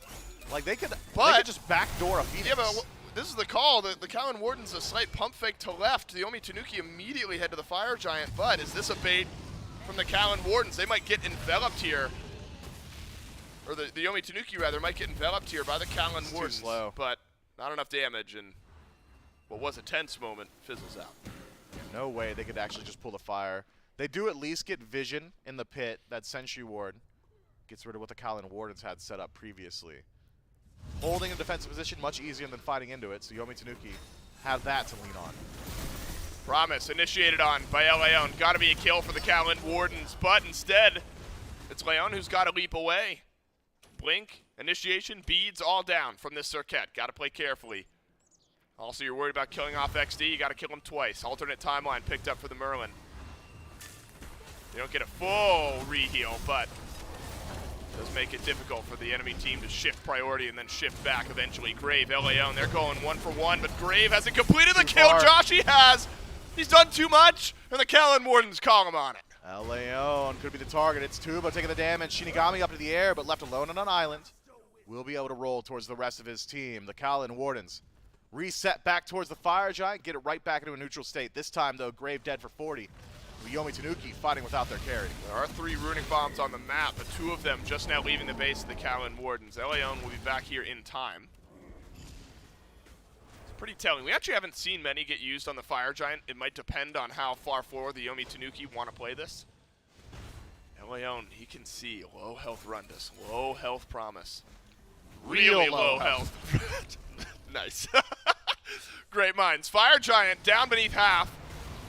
Oceans is there if you want to drop the Runic Bomb, but the Yomi Tanuki playing far enough back. You might not need it. Promise initiated on by Leon. Runic Bomb used by Oceans. Rundus back behind the Callan Wardens, and they're low. 3 members of the Callan Wardens nearing red HP. Alternate timeline wears out. A double kill for Leon, and none of those red health bars will reach 0. Fire Giant +2 for the Callan Wardens. Rundus on the retreat, but how far can he make it? Minotaur doesn't connect the slow, but the damage is certainly there. Oh, Shinigami, though, he's putting up numbers. Shinigami, you gotta win this fight. Grave rejoins, but Rundus ends up dropping, and Grave with it all to do won't get any of it done but 1. And a double kill for Joshi, who's had a heck of a game in game 1 against the Yomi Tanuki. Improves to 7-1 and 12 on the Tiamat. Talking about one of the mid laners that needs to die. It's Joshi, who's just been on an absolute tear. Got a lot of time to play here. XD up in 20. It's literally all you're Joshi really worried about. damage. Yeah, I mean, Joshi's Tiamat is ridiculous. That we've been known about that. I just take it for granted by now. Phoenix under siege. Promise can't do it on his own. They should be able to get this Runic back bomb. up. Boom. Big one. Oh, wait. They got a couple bomb. 1 more bombs left. Might be able to get a second Phoenix off of it. EFG helps out with the mitigation as Doink. well. That's 1,000 immediately. That's beefy. It's a pretty costly second wave of fighting there from Yomi Tanuki. Now lose both mid and right Phoenix almost immediately. Left side tower is still standing, and so that was not an option for the Wardens, but great value. As an interaction, I hadn't thought about it all either, Dave. I mean, EFG getting rid of the backdoor protections, which would have mitigated the true damage of the Runic Bomb. Maybe that's what the Callan Wardens were waiting for. Hey, we got our EFG, now we can start using these bombs to take out these birds. Clean play from the Wardens. A lot of baits there. Grave, I think if you want to go back to his initial spill around the Fire Giant where he tries to all in onto Leon, a play I do not want to see repeated. The Volcanic Lightning, you can use it to chase a Surcat, but you've got to really know that all of her mobility is down. Leon just uses the leap over the wall, joins his team, and Grave left high and dry, dies alone. From there, Yomi Tanuki never quite found their footing, and the Callan Wardens continually bait them in towards the Fire Giant pit. Finally, put it on 4 belts. Getting EFG off of Tuba, though, very big for Yomi Tanuki. Grave, if you have to go for a 1-for-1 there, I think you chose your right target. Now it's going to be a little bit more difficult to actually siege in towards these tier 2s, these Phoenixes. I doubt we see a hard defense from Tanuki, even though they have got the Merlin, and I do love Merlin on defense. This deficit a little bit too large. Feels like this has just been a brutal game for the front line of the Tanuki. I mean, you're looking at 20 kills total for the Callan Wardens. 18 of them spread across jungle, solo, and support, where the carries have just been killed off once. Whereas on the flip side, Tanuki have 8 kills. 5 of them are on Tuba, and they happened early in the game, and then 3 sort of intermittently elsewhere. This Wardens team really just figured out the mid-game, it felt like, Myth, especially around some of those early Furies. Bait in, one-man advantage ends up turning into a kill. I've loved what they've done with the Runic Bombs. We see 2 of the 3 used on the Phoenixes in the last moment. And then the Fire Giant gets a Runic Bomb just for confirm a moment ago. Feels like the Wardens maybe just needed some time to wake up here in this first game and got back to their identity in the last 15 or 20 minutes. They just needed a Hunter player, and they didn't have one for the first 10 because he was being accosted. Similarly to Rundus. I mean, Tuba and Rundus, I think maybe some parity in their journeys here. The hero's journey of getting caught between your towers continually, but eventually how does that journey turns end? around. Well, I mean, for one of them. Yeah, for one of them. That's the harsh truth of competition, Dave. Someone's got to lose. So one of them's on the loser's journey. The Well, other one's on the hero's journey, I guess. Tuba on a good pace right now with the rest of their team. Rundus, unfortunately, when I talk about it being brutal for front lines, walks forward like an Ardio wants to. Actually found a really nice 3-man stun in a sort of second wind fight there for the Good Tanuki. flank, too. But it's been peeled out. Again, I think Joshy's got some really nice self-peel so far here this game, getting some knockups. And getting the Tanuki off the Tiamat. That 1 needs to become a 2 at some point in that death column if the Tanuki want any chance at winning any of these fights. Runic Bomb picked up by Leon this time. 2 towers and a Phoenix still standing. Feels like now it's just a simple game of chess for the Callan Wardens. You got some very obvious moves to put yourself in checkmate scenario. Yeah, I mean, there's literally one avenue to walk down because they've done all the work everywhere else. So maybe put some enhanced minion waves through those lanes, but otherwise work through the last remaining bird of Yomi Tanuki. Tanuki cannot allow this fight to enter the Titan room. I think if it's going to go their way, it's got to happen around this Phoenix or maybe outside of it. So difficult to make the comeback once all 3 birds are down. Leon, he is wrapping through the mid lane. That is now open. See, already some nice poke damage on that Phoenix. Leon and Slash, they're playing off of one another very effectively. Fire minions will slowly make their way down the right side of the map, so that'll soften up the defense of the Yomi Tanuki just a little bit, and the Callan Wardens will be able to play off of it. You've got plenty of time here with those fire minions on mid and fire minions on right. Now it's just about Tuba getting just a bit more damage on that Phoenix. He's able to do so now. Promise stun. Whirlwind of Rage and Steel onto Rundus, and he's brought back into the Lion's Den. 3rd Phoenix down. Rundus stunned. But Rundus with the beads will be able to dash away this time. Shinigami out of the snipes. No, he drops right at the feet of the Callan Wardens. And this has been inevitable. But the Callan Wardens are dropping the Yomi Tanuki, and they'll take over game 1. The Callan Wardens make hard adaptations here in the set. What had cost them their previous sets was objective play.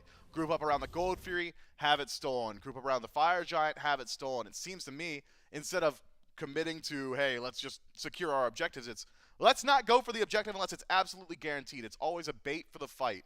I didn't see them group up on a gold and coin toss it a single time. A Fire Giant, not there either. It's always wait for them to come in, pick the frontliner, back up, rinse, repeat until you find that perfect opportunity. And it looks good for them. And Myth, one thing you mentioned kind of late, early mid-game of that was where Leon doesn't or hasn't paid way too much attention to the duo lane. A lot of attention paid over to the soul lane, and that's not exclusive to this game right now. We saw that yesterday in the Callan Warden set. Leon and Slash playing off one another very effectively, getting Joshy involved as early as possible. Tuba, and it's the same situation here, where as long as he can kind of sit back, farm up, and stay stable, feels like Leon on the right side of the map sort of put the pieces together eventually, and unfortunately for Rundus, that comes at the hand of like 3 repeated ganks in a row. Just happens sometimes. Little je ne sais quoi. That it doesn't work there. Not at all. We'll figure out exactly how that phrasing works while we take a quick break. We'll be right back for game number 2.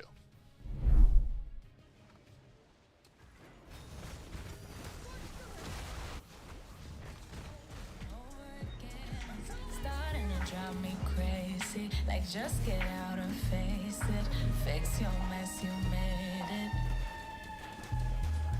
Yeah, I did it to myself. Yeah, I did it to myself. Yeah, I did it to my, did it to my, did it to myself. Yeah, I did it to myself. Can't blame nobody else. Did it to myself. Yeah, I did it to myself. Yeah, I did it to myself. Did it to myself. Can't blame nobody else. It's none of my damn business. I should listen to my instinct and let go of all comparison. It's none of my damn business. I should just sit down and listen, 'cause I know I have a lot to learn. It's none of my damn business. I should listen to my instinct and let go of all comparison. It's none of my damn business. I should just sit down and listen, 'cause I know I have a lot to learn. It's none of my damn business.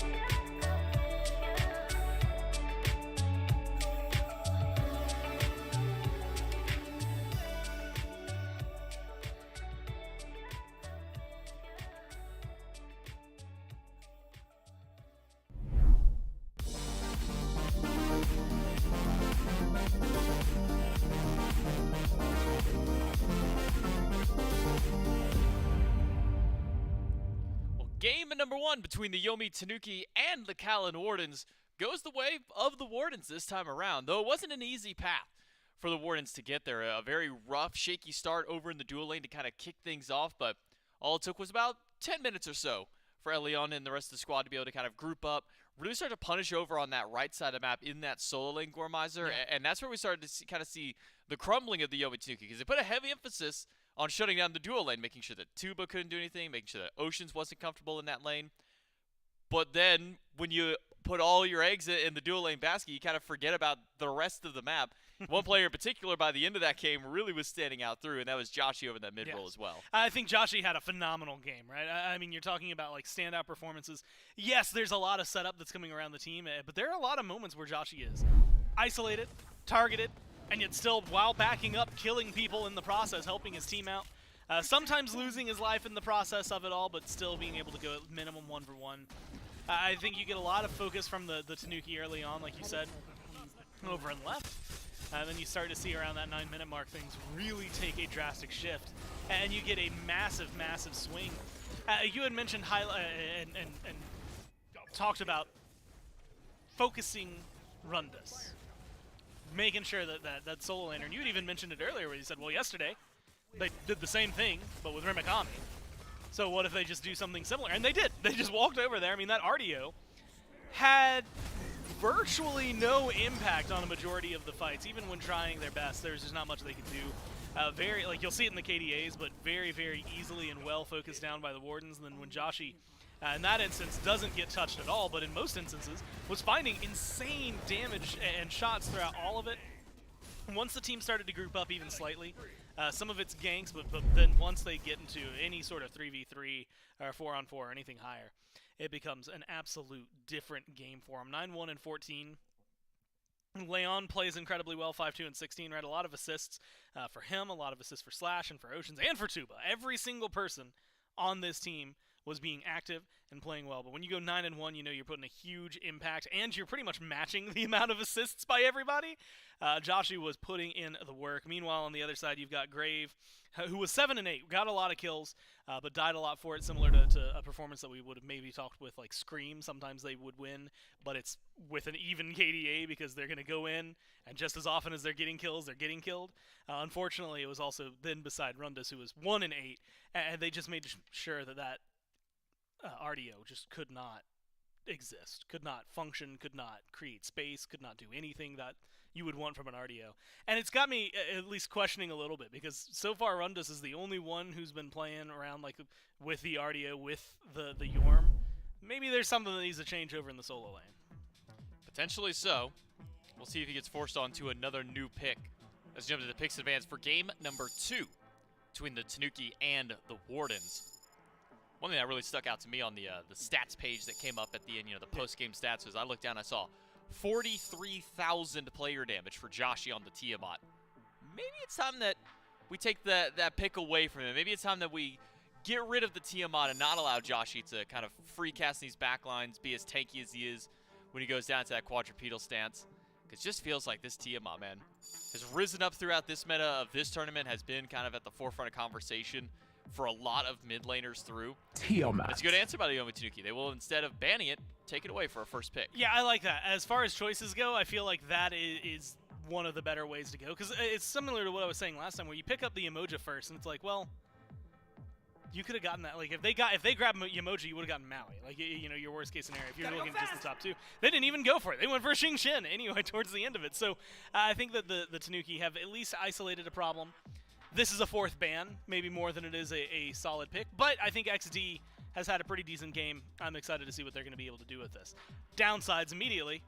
Mercury's still open. Technically, I was going to say Freya's still open. There's still Maui's still open. There's so many really good picks that are still open. But Mercury has been one that treats Leon incredibly well. Very, very dominant performance. And Merlin a little lower than the 83% he had coming into this, but still a really solid win rate. And if you give Joshi something that he can cook with, I think he's going to do incredibly well. The Tiamat looks great. I think Merlin's not going to look any less. Yeah, I think this game, definitely some more emphasis towards Joshi might be in order for the Yomi Tanuki, because he can't just let the mid laner free cast the way that he did, put the the kind of damage numbers that he was able to throughout that game. I mean, you watched one of those last little highlights around the Fire Giant, and Joshi goes unscathed the entire way through. I mean, not a single person had their attention towards him. He was just running around finding those picks. But Merlin Mercury for the Wardens, Pele and Kukulkan now for the Yomi Tanuki. So we see Rundas shy away from his usual once more.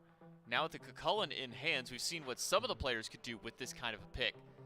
As the games go later, if we do start getting to this 30, 35-minute point of the game, feels like Kukulkan could be an unstoppable monster, but if the Callan Wardens and if Elion just kind of gives them the same treatment they did in game number 1, could be a rough lane maybe for this Yomi Tanuki solo.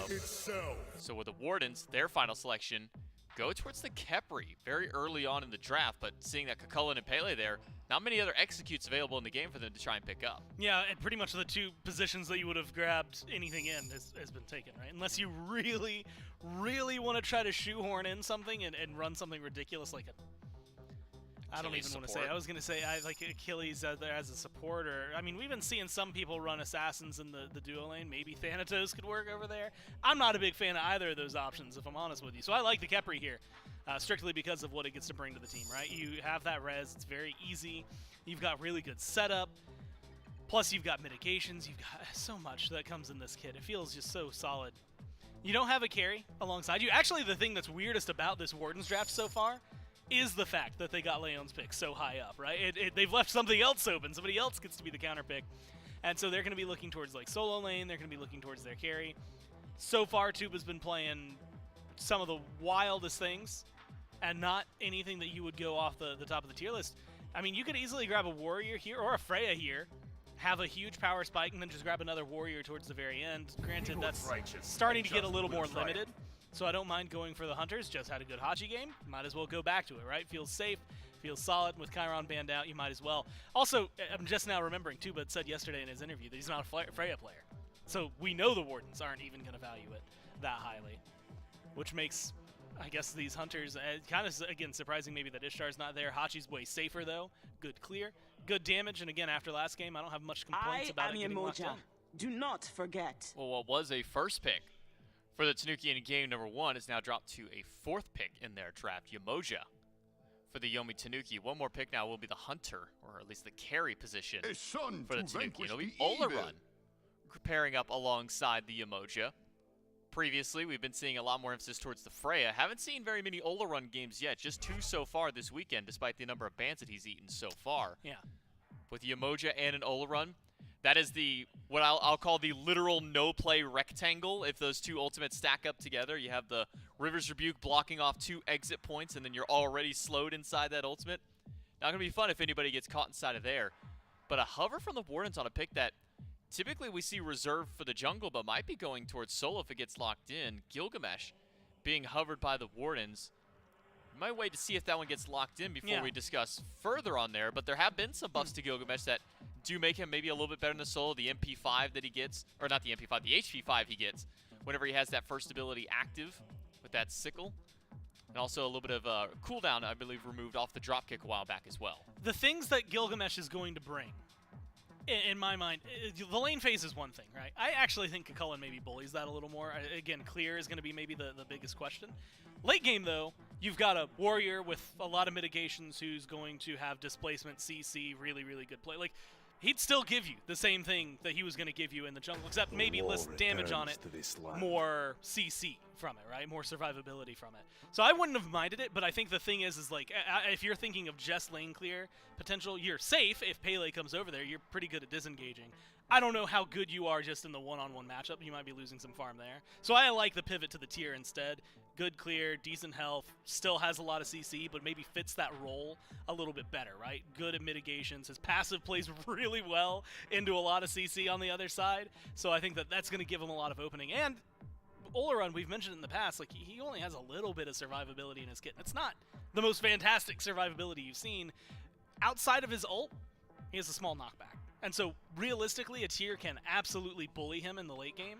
You add that with like what a Mercury should be bringing to the table, what a Khepri should be bringing to the table. I feel like the Olarun is part of the target here. I think they're the ones that you're going to try to shut down, and I think he's a pretty easy target for the 3 of them. Yeah, I wonder if this Olarun would be the primary target for Elion and the Wardens this time around, where the last couple of games that the Wardens have played, it's been heavy emphasis on keeping the solo Yeah. lane down, keeping the frontliners pushed away. So I wonder if Leon will go back and drop the solo, or if maybe we see him kind of shift things up and move over to duo After lane. some of the Cucullin performances that we have seen so far in this tournament, I'm not going to be against someone going and camping Cucullin for a while to try and shut him down. Get that guy out of there, get him as far back as you can. It would be perfectly fine. And we saw how Rundus looked a little more uncomfortable, right, having some of those picks taken away. I have to imagine with those others available outside of the Yorm, right, you still had your Chalk, which we saw him go to yesterday. You still had, some of the others, I guess the Odin that was banned out last game, if you had wanted to go to that. Goes for the Cucullin, picks it up early on. I think this is a really big moment for Rundus to showcase what this solo lane can do, whether it's going to be survivability or not. We saw the kills arrive for Grave last time around. He was just getting bullied in response. I think that if we can see some mid lane damage, but some solo lane presence, that's going to be what gives the Tanuki more of an opportunity. So now for the Yomi Tanuki, they are one game away from being eliminated from this tournament, one game away from losing their chance to maybe make it up to the Smite Pro League. The Callan Wardens, on the opposite end, they're one game away from moving on in the losers bracket. They still got a few more sets to win if they want to make it, but they keep their tournament playoff chances alive in this regard with a win here up against the Yomi Tanuki. For the Tanuki to keep themselves, to keep their heads above water and to try and keep going on, push towards a game 3, where would you like to see the Yomi Tanuki kind of put that emphasis to keep this game going? I honestly think for this one, try to get your Oleron ahead, make sure that your Pele has the performance that Graves need, and you're going to be able to get things done. Well, we'll see if the Yomi Tanuki can bring it back and bring us into a game number 3, or is this going to be the end of the line for the Tanuki? We got to find out in game number 2. Man, 2 elimination matches today, 2 upper bracket matches today. Things heating up here at the Smite Pro League promotional tournament. Can you say that 5 times fast? I'm not going to try. Okay. So you'll have to take my word for it when It's I say actually not really a yes. tongue twister. It's just a lot of It's a lot of syllables. You're right. Consonants. Hate consonants. There's only a few constants in life. Okay, all right. Let's talk about Smite. So let's talk about Smite. Callan Wardens, one of the constants is that Leon eventually is going to start playing around his solo lane, and the team is just going to springboard from there. We talked to Tuba in the hallway just briefly after that game. He was like, man, that early game was tough, but I had to survive, and he did. I told him nobody was helping him. You know what he said? He said, yeah, just had to gank solo lane. You know how it is? I was like, you could tell Tuba has full faith in Leon. Whatever Leon wants to do, Tuba loves it. Same thing happened yesterday, where Tuba, Tuba wasn't like 0-4 in lane yesterday, but sat in lane against a very similar style duo lane. It was Freya Maui. This time it's Yamoja Oleron that Tuba's got a lane against. It's a lot of pressure. And it was a lot of pressure last time, and he just sat back, chilled out, and eventually it didn't really matter what happened in the laning phase. Is that a realistic mentality, though, Myth? Is there a world where you can just ignore Oleron and Yamoja, if you're maybe Leon specifically, and get by with things here in game 2? I mean, is it possible? Yes. Oh, of course it's possible. Is it? Is it ideal? No, I don't think so. It's a hyper carry, largely a mobile hyper carry that doesn't have answers to your global presence. I'd really like to see Leon make some of those rotations over towards the duo lane. Already with his pathing as it is, seems like he might be rolling through pretty quickly. Interesting. See, this is what Leon has been doing really all weekend long, where Oceans and Tuba pull green and purple but leave Harpies, and Leon goes back after the first grouping, pulls speed over to the Harpies. I suppose he's already over on the left side of the map at that level point. 3. And he's super quick to level 3. Tends to go to mid. Exactly what he'll do here. And would have loved to have gotten another set of beads off, which is something that Leon did a few times last time. Grave back on this Pele, though, Myth, on the other side of the jungle battle. That maybe got lost in translation a bit towards the end of the first game. Is that Grave actually had a really good early game on the Pele. Got a lot of things going for their team. Just sort of fell by the wayside. It was a lot of the diving and killing early, then dying. And then the killing started to fade away, and it just was a lot of diving and dying by the end of the game. Potentially some good targets, though, for Grave here in Game 2. I think so. You really like Grave's 1v1 potential into the Mercury if you can catch Leon in the jungle. You favor the Pele this early in the game. Joshi, now off the Tiamat, a little bit less safe. Still has access to Flicker, but Pele just so fast that you got to think you just walk him down immediately afterward. I think the primary thing that Grave is going to run into, that first wall we're going to see in the team fight, is Ocean's pick. This Kepri, the Scarab's Blessing, so difficult to deal with when you're playing a 1-for-1 style pick, and that's exactly what Pele is. I'll go in, I'll find my one, I'm gonna die. We saw it a whole lot. Good luck getting that one when they're revived. Goodness, Rundus, CC'd ground. to hell and back, finally reaches the ground. Oh, but peel. Grave is here. Slash is on him. Slash has dash. got the gap closing. Slash has got first blood. More? And game 2 starts exactly how game 1 ended. Grave will be okay.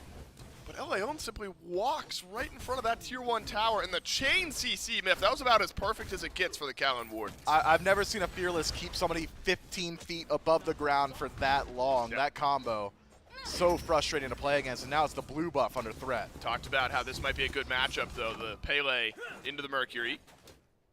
Rundus and Grave seem to agree. It's the 1 level advantage for Slash that's potentially a difference maker here around this fight. A couple of the smalls and the blue buff dropped by the Callan Wardens, and Leon wants out. Slash does too. For now, the dash good. Grave and Rundus may have to give up on this, or are Leon and Slash going to turn it around instead? No rotations out of mid. A re-invade from the Yomi Tanuki on the Callan Wardens blue buff. Blue buff gets secured by the Wardens yet again. Leon is low. Leon just needs to get out. And it's a shove back from Slash. Rundus gets the kill onto Leon anyway. Both mid laners now out of the mid lane, trying to fight in a bit more. Well, it ends up being 2 stolen blue buffs by the Callan Wardens, or 2 confirmed blue buff by the Callan Wardens. But you do lose Leon in the process. Small fumble from Slash there. If that Fearless connects with Rundus, Leon makes it out alive. Regardless, it's both blues and a kill for 1 kill on the side of Yomi Tanuki. If you're going to strip blue away from any soul laner, though, I think Rundus probably feels a bit better about it. It's not as if Kakon has to play with mana. Has his own unique mana pool off that rage. So just mad.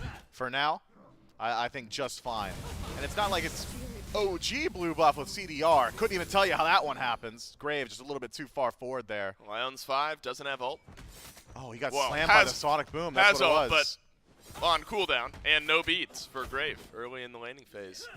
Seems like it was just a nice chaining there, and again, he must have been trying to hit 5 and just got caught out a little bit too early. Well, what we're used to seeing is Leon going right on blue buff, on cooldown, Slash being there on time, getting Joshy involved as early as possible, saying dual lane, kick up the feet, you guys just survive and we'll be okay. Run back the script in the early goings of game 2 here. That said, that can sometimes open up, Myth, an opportunity for the opposing team to read it a bit better. If you know that Leon's going to be over on right, Grave has the opportunity to be there on time as well. You know, if you feel confident in your 2v2 at that point in the game, you know there's a realistic chance of a fight. There is. But between Promise and Shinigami on the left-hand side, even with the knowledge that Leon's been playing on right, it's really difficult for Olaran and Yamoja to force an engagement onto a Hachiman. Best case scenario, you lock down the entire lane with the River's Rebuke, but if Tuba's allowed you to get that close to him to lock down the lane, I think the fight has already gone your way. Grave, though, could simplify the matter. Has timer on this purple. Ocean's a Tuba, defensive pathing, and Leon, he's on the opposite side. Graves on a ward, though. Promise, not making their presence unknown, will step forward while the purple buff gets pulled. Purple buff dropped by the Yomi Tanuki. And so an invade for Grave does end up paying off. Leon, though, searching. Will not find a speed buff on the backside here. Drops a ward. Know exactly where the Pele is. And it's actually pings on the Gold Fury for the Yomi Tanuki. Not only considering it, but pulling it. Surely there's no reply here from the Callan Wardens. This is just quick burn. Well, quick, you know, relative, right? Quick to the reply of the Callan Wardens. And Gold Fury dropped by the Yomi Tanuki at 6 minutes. I'm still not used to the Gold Fury going down that early, but that's the pace of the game so far here in Season 10. And a nice play from the Tanuki equalizes the game. Hadn't even realized Oceans had gone back to base. I thought the dual lane of the Callan Wardens would have been enough to at least dissuade Yomi Tanuki from leaving it to a coin toss, but no rotation. Ocean's too far. Leon still hovering on the right-hand side, and Yomi Tanuki, a very smart call to grab the neutral objective. That's something Promise had talked about a whole lot during his interview, and I've had the opportunity to speak with him as well. It's a lot of objective, focused play. Loves going for those styles, just the catch them with their pants down, just not paying attention, and they do exactly that.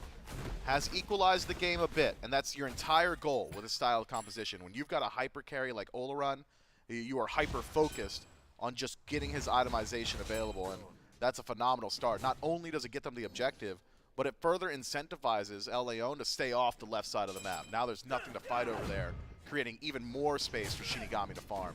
Remember the final two, if we get there, games of this set, both knockout matches. The Wardens win this one, Tanuki go home. Tanuki win, we go on to a winner-take-all, loser-go-home game number 3. We've already had one of those this weekend. And the pressure really just only builds up as the course of this week goes on. Everyone had a little bit of leeway on day 1. Teams facing elimination on day 2. Now a couple teams facing elimination here on day 3, where the upper bracket matches later today are going to set the stage for a guaranteed qualification match tomorrow, which is going to be a lot of fun to watch. One of the teams join the SPL for this year.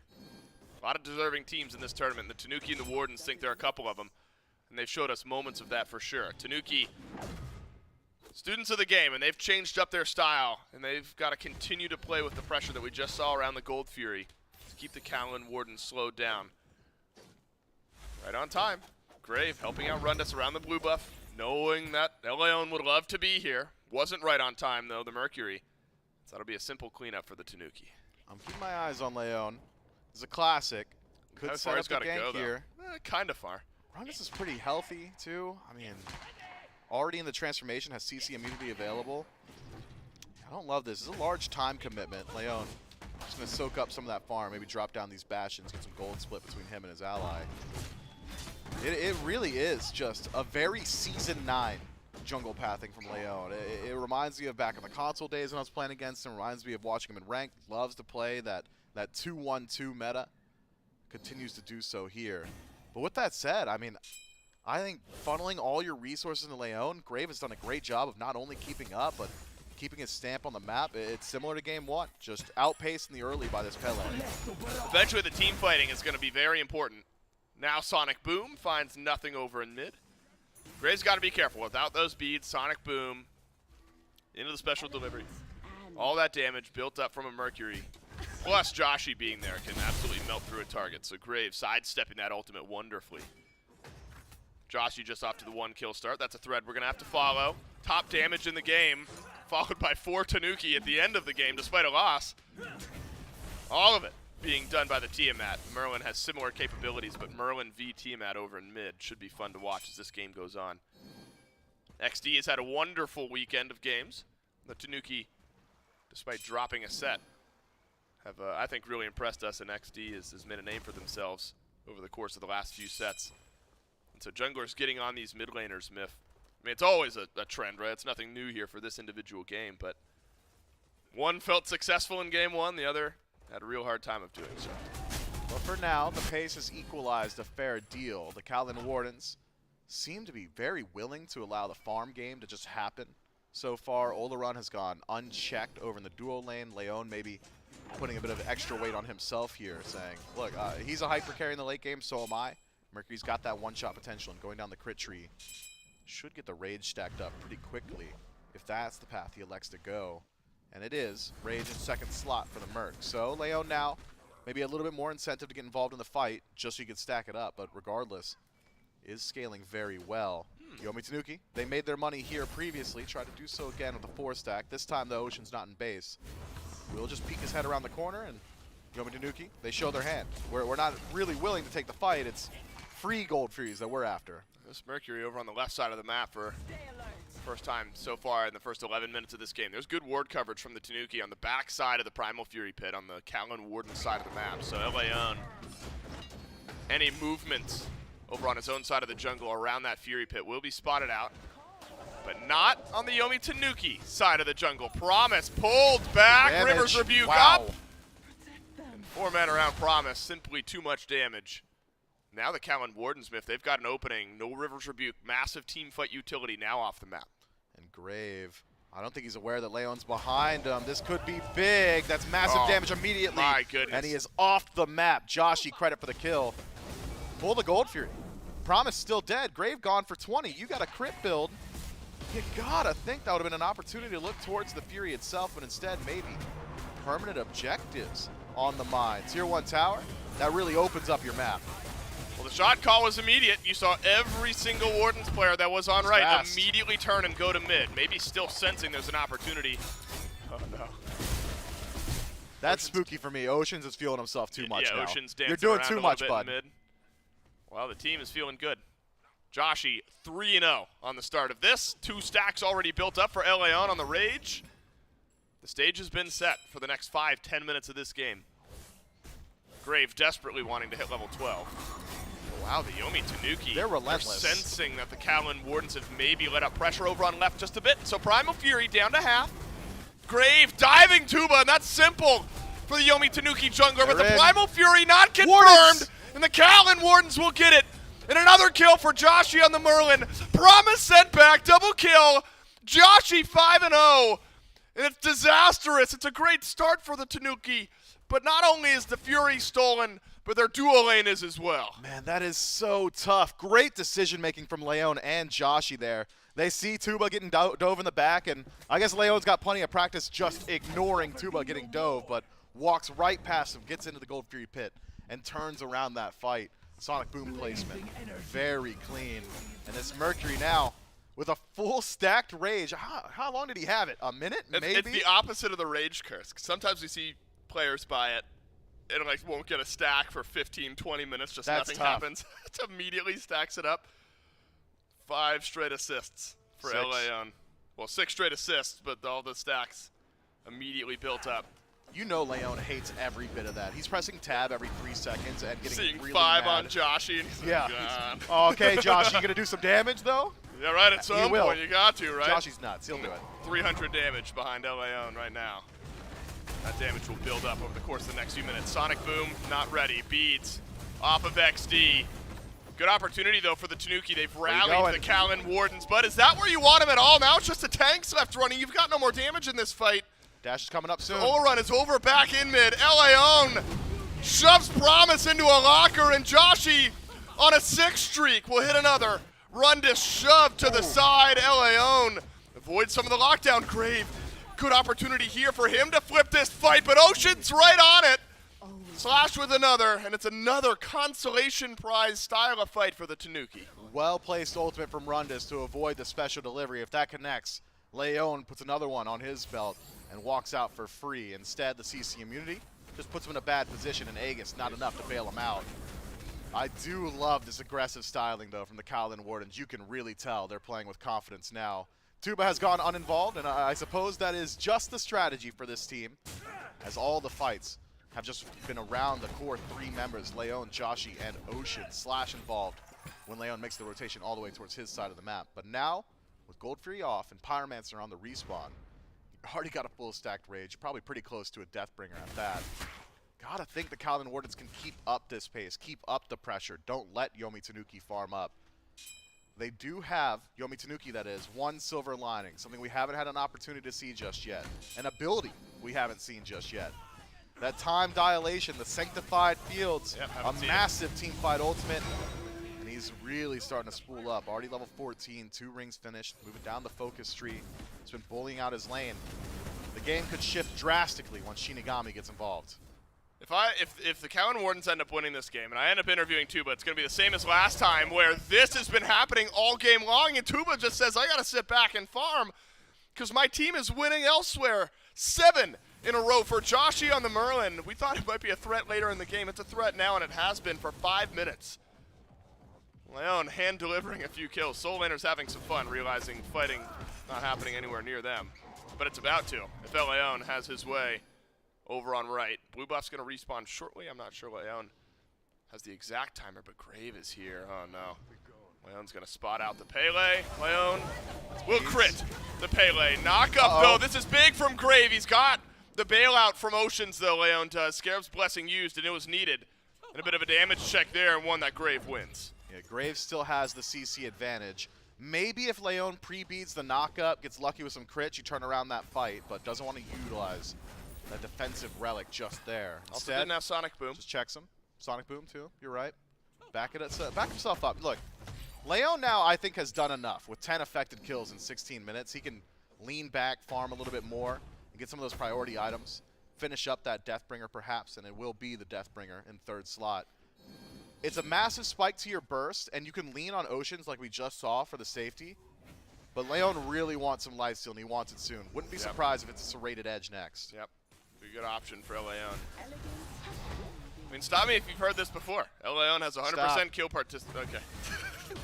Just in case the folks at home hadn't heard it before, which they have. You're all yelling at me to stop. 100% kill participation for Leon. Joshi just 1 kill behind 100% kill participation. The ability to play around a rotating mid laner has paid off for the Callan Wardens and Leon, and now it's going to rotate on over to the Oni Fury. All about initiation now. You're right, Myth. We haven't seen River's Rebuke plus Sanctified Field yet. That is a massive team fight from the Yomi Tanuki if the Callan Wardens are unable to just shrug it off. Wardens regain power position around the Oni Fury. You don't know where the Mercury is. You've got to be careful stepping up. Leon acting as zone, but he's also the best part of the burn for the Callan Wardens. Has to play on that nice edge. Fury reset. Rundis pulled out. Rundis knocked to the side yet again. River's Rebuke goes up into the Sanctified Field, and Oceans blocked in. It didn't have Scarab's Blessing. Grave looking for Joshi. Both beads and Aegis used by the Merlin. Sonic Boom right down Main Street. Will set up a couple and slash it there for the follow-up. Then the tier has suddenly arrived in the team fight. Yomi Tanuki will find the opening. The Callan Wardens have found the close. Massive performance there from Slash. Not only does it rotate through and turn around what was starting to look like a clean escape for Yomi Tanuki, but he actually was proxying at Phoenix before he makes this rotation. So tier 1 tower in the soul lane will fall down. Gold Fury goes to the Callan Wardens as well, and this is starting to balloon out of control. 5,000's always been that ticker of, okay, things are starting to look bad. And Shinigami with no ultimate, it's not ideal. Has beads and maybe a chance for some damage onto Tuba. Aegis used. And so at least Shinigami will get the Aegis off of Tuba, but not worth it when you end up having to lose your life. If there's now a kill that finds its way to the Hachiman a bit later at a pivotal moment of this game, maybe you're talking about that. But for now, the Callan Wardens will take their kill to get some pressure building on left, maybe knock down that tower. It's the one lane on the map that the Callan Wardens have been okay letting hang out. Tuba back to even in levels. As if the laning phase didn't mean all that much. Over to the Fire Giant go the Callan Wardens. Runic Bomb in the hands of Oceans. And a Scarab's Blessing ready to go. This will happen fast. It'll be quick. The Callan Wardens turn their eyes. Fire Giant pulled now. And the Yomi Tanuki's so far away. 50%. I don't think they can get there. Ocean's not even here. Well, he is here, but not in the Fire Giant pit. Might drop the Runic Bomb. Doesn't need it. Grave dashes against Oceans, and the Callan Wardens will get FG. Grave far up. Simply left alone in the Fire Giant pit. We have to pan backwards a decent bit to find the next member of the Yomi Tanuki. That's somewhere over on right. Suppose you had to take the chance, but it's a 2-5 game 2 so far for Grave. And a lopsided affair that the Callan Wardens have really controlled from the get-go. Gotta hold him, gotta know when to hold him and when to fold him, and that is a fold him situation for Grave, and my man held. I didn't love that, but it's exactly what happened, and I'm sure Grave probably not happy with how that one pans out either. Seems to me like he's still playing with the slash line in mind of the previous game, the damage output just not there just yet. And now, for the next 5-6 seconds as he walks out of base, the rest of his team will have to defend without him. Tier 2 in mid falls down, and the Callan Wardens continue to waltz through the late game. The Callan Wardens building up their Runic Bomb inventory again. Remember, it was 3. They love it. It was 3 at one point in game 1. It was Enhanced Fire Giant that really made the difference. They dropped those, and then the Phoenixes in almost the same swing. That's about 10 minutes away before we get there, but can absolutely soften up the defense of the Yomi Tanuki if you're ready to go, and you're ready to go now, which the Callan Wardens have been. And what's slightly scary is this is now a Warden's team, provided that this game, an 11,000 gold lead, closes out pretty quietly, which it should if you feel like you deserve to be in the SPL. It's a Callan Warden's team that's starting to believe a bit. Leon's alone on right. He's got 2 members of the Yomi Tanuki looking for him. Spotted on a ward as well. They pinged him. Grave here. So is Shinigami. Grave just around the corner. Has Blink. No beads, though, for just about a minute. Leon can't know Grave's there. Yeah, but the Callan Wardens know Grave is not defending the left side Phoenix right now. Could be a 1v1. This would be potentially a large moment, but no, Grave will back away. Leon a bit on the chase. Leon has beads, has ultimate, has a crit for Grave, and Grave ults away. While the left side Phoenix Myth Blink and you miss it. Looks like Runic Bomb got used by Oceans. And suddenly the Yomi Tanuki lose their most valuable bird. I mean, I like the idea from Yomi Tanuki. They ping Leon when he steps on that ward above the Fire Giant. Both Shinigami and Grave rotate over. They want to catch him out, but Leon's a veteran player and knows he only needs to distract individual members. And one of those members being Shinigami means he could just stand there and spin his wheels while the rest of Yomi Tanuki struggle to defend on the left-hand side. Didn't even need to know that Grave was there. Fortunately, Grave was, so 4 versus 3 on left. Even easier. What for the kill did Cowled he Wardens. miss? He's got 12 of 13 now. I missed which one Leon was not a part of. Oh, man. Well, I'm sure he knows. We'll ask him later. That's right. Yeah, if we interview Leon, which kill did you not? And he like details the exact moment of telling his team to back up, right? No, he's like, I told my team to kill this guy, and then they did. So they did, I should have got the assist. That's exactly what he would say. So I got the mental assist. I was mentioning it a moment ago, and we'll see how the end of this game plays out. The Tanuki, they still have that team fight ultimate combo between Rivers Rebuke 40 and Sanctified seconds. Field. You're right, 40 seconds left on the Fire Giant buff. No more Runic Bombs for the Cowled Wardens. This is when it gets awkward, though, for the Tanuki specifically. And might get a glimpse at it here, where in the past, the Yomi Tanuki have, they've had a minute of setup time where the Cowled Wardens cannot be doing the Fire Giant between the buff falling off and the Fire Giant respawning. In 15 seconds, there's literal 0 ward coverage from the Yomi Tanuki on the right side of the jungle. You have no idea if the Cowled Wardens are on the Fire Giant, or if they're standing behind a wall, or if they're trying to bait you in. And I suppose it's just simply too risky to step forward, and you kind of have to give up the Fire Giant if you're this far behind. Yeah, it's so difficult to walk through the jungle. I think that's the primary thing. If you don't have any vision in your jungle, you have to assume the Cowled Wardens do. Leon, I'm not sure you win this 2v1. I don't think he does either. We'll have to use the beads and the Sonic Boom. He's waiting for one of them to back. Yeah, just lurking in the jungle a bit. Right, when there's no time to put out the vision, the Yomi Tanuki are in just a really awkward spot. That's just Leon trying to catch someone out. The Yomi Tanuki, they agree with us. They say we have no way of knowing where anyone is at any given time, but we know the Fire Giant's up. And they've got a massive ward coverage to know exactly where the Tanuki are. It's a wall of vision all the way across the map. The Cowled Wardens, there was no way Yomi Tanuki could have snuck up on them. That is incredibly difficult to fight into. But now it's about siege, a true siege, 5-on-5. I don't want to see any more split attempts. I don't want to see Yomi Tanuki trying to catch out Leon. I want to see them group up and play as a unit. They've hit some significant power spikes. Typhon's Fang now for Shinigami, a little bit of lifesteal, a little bit more penetration. Because he should be able to deal with the front line of the Cowled Wardens. Sanctified Field has not found the most value just yet. Only really the one usage on Oceans around the Gold Fury.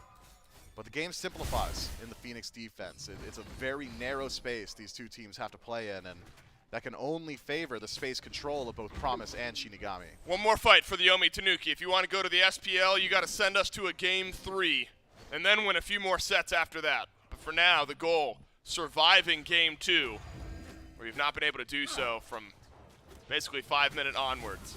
Cowled Wardens really finding their identity later on in this tournament, starting to believe that it's not just a dream, it's a goal, a potentially realistic goal for this team if they're able to continue to play the way they are.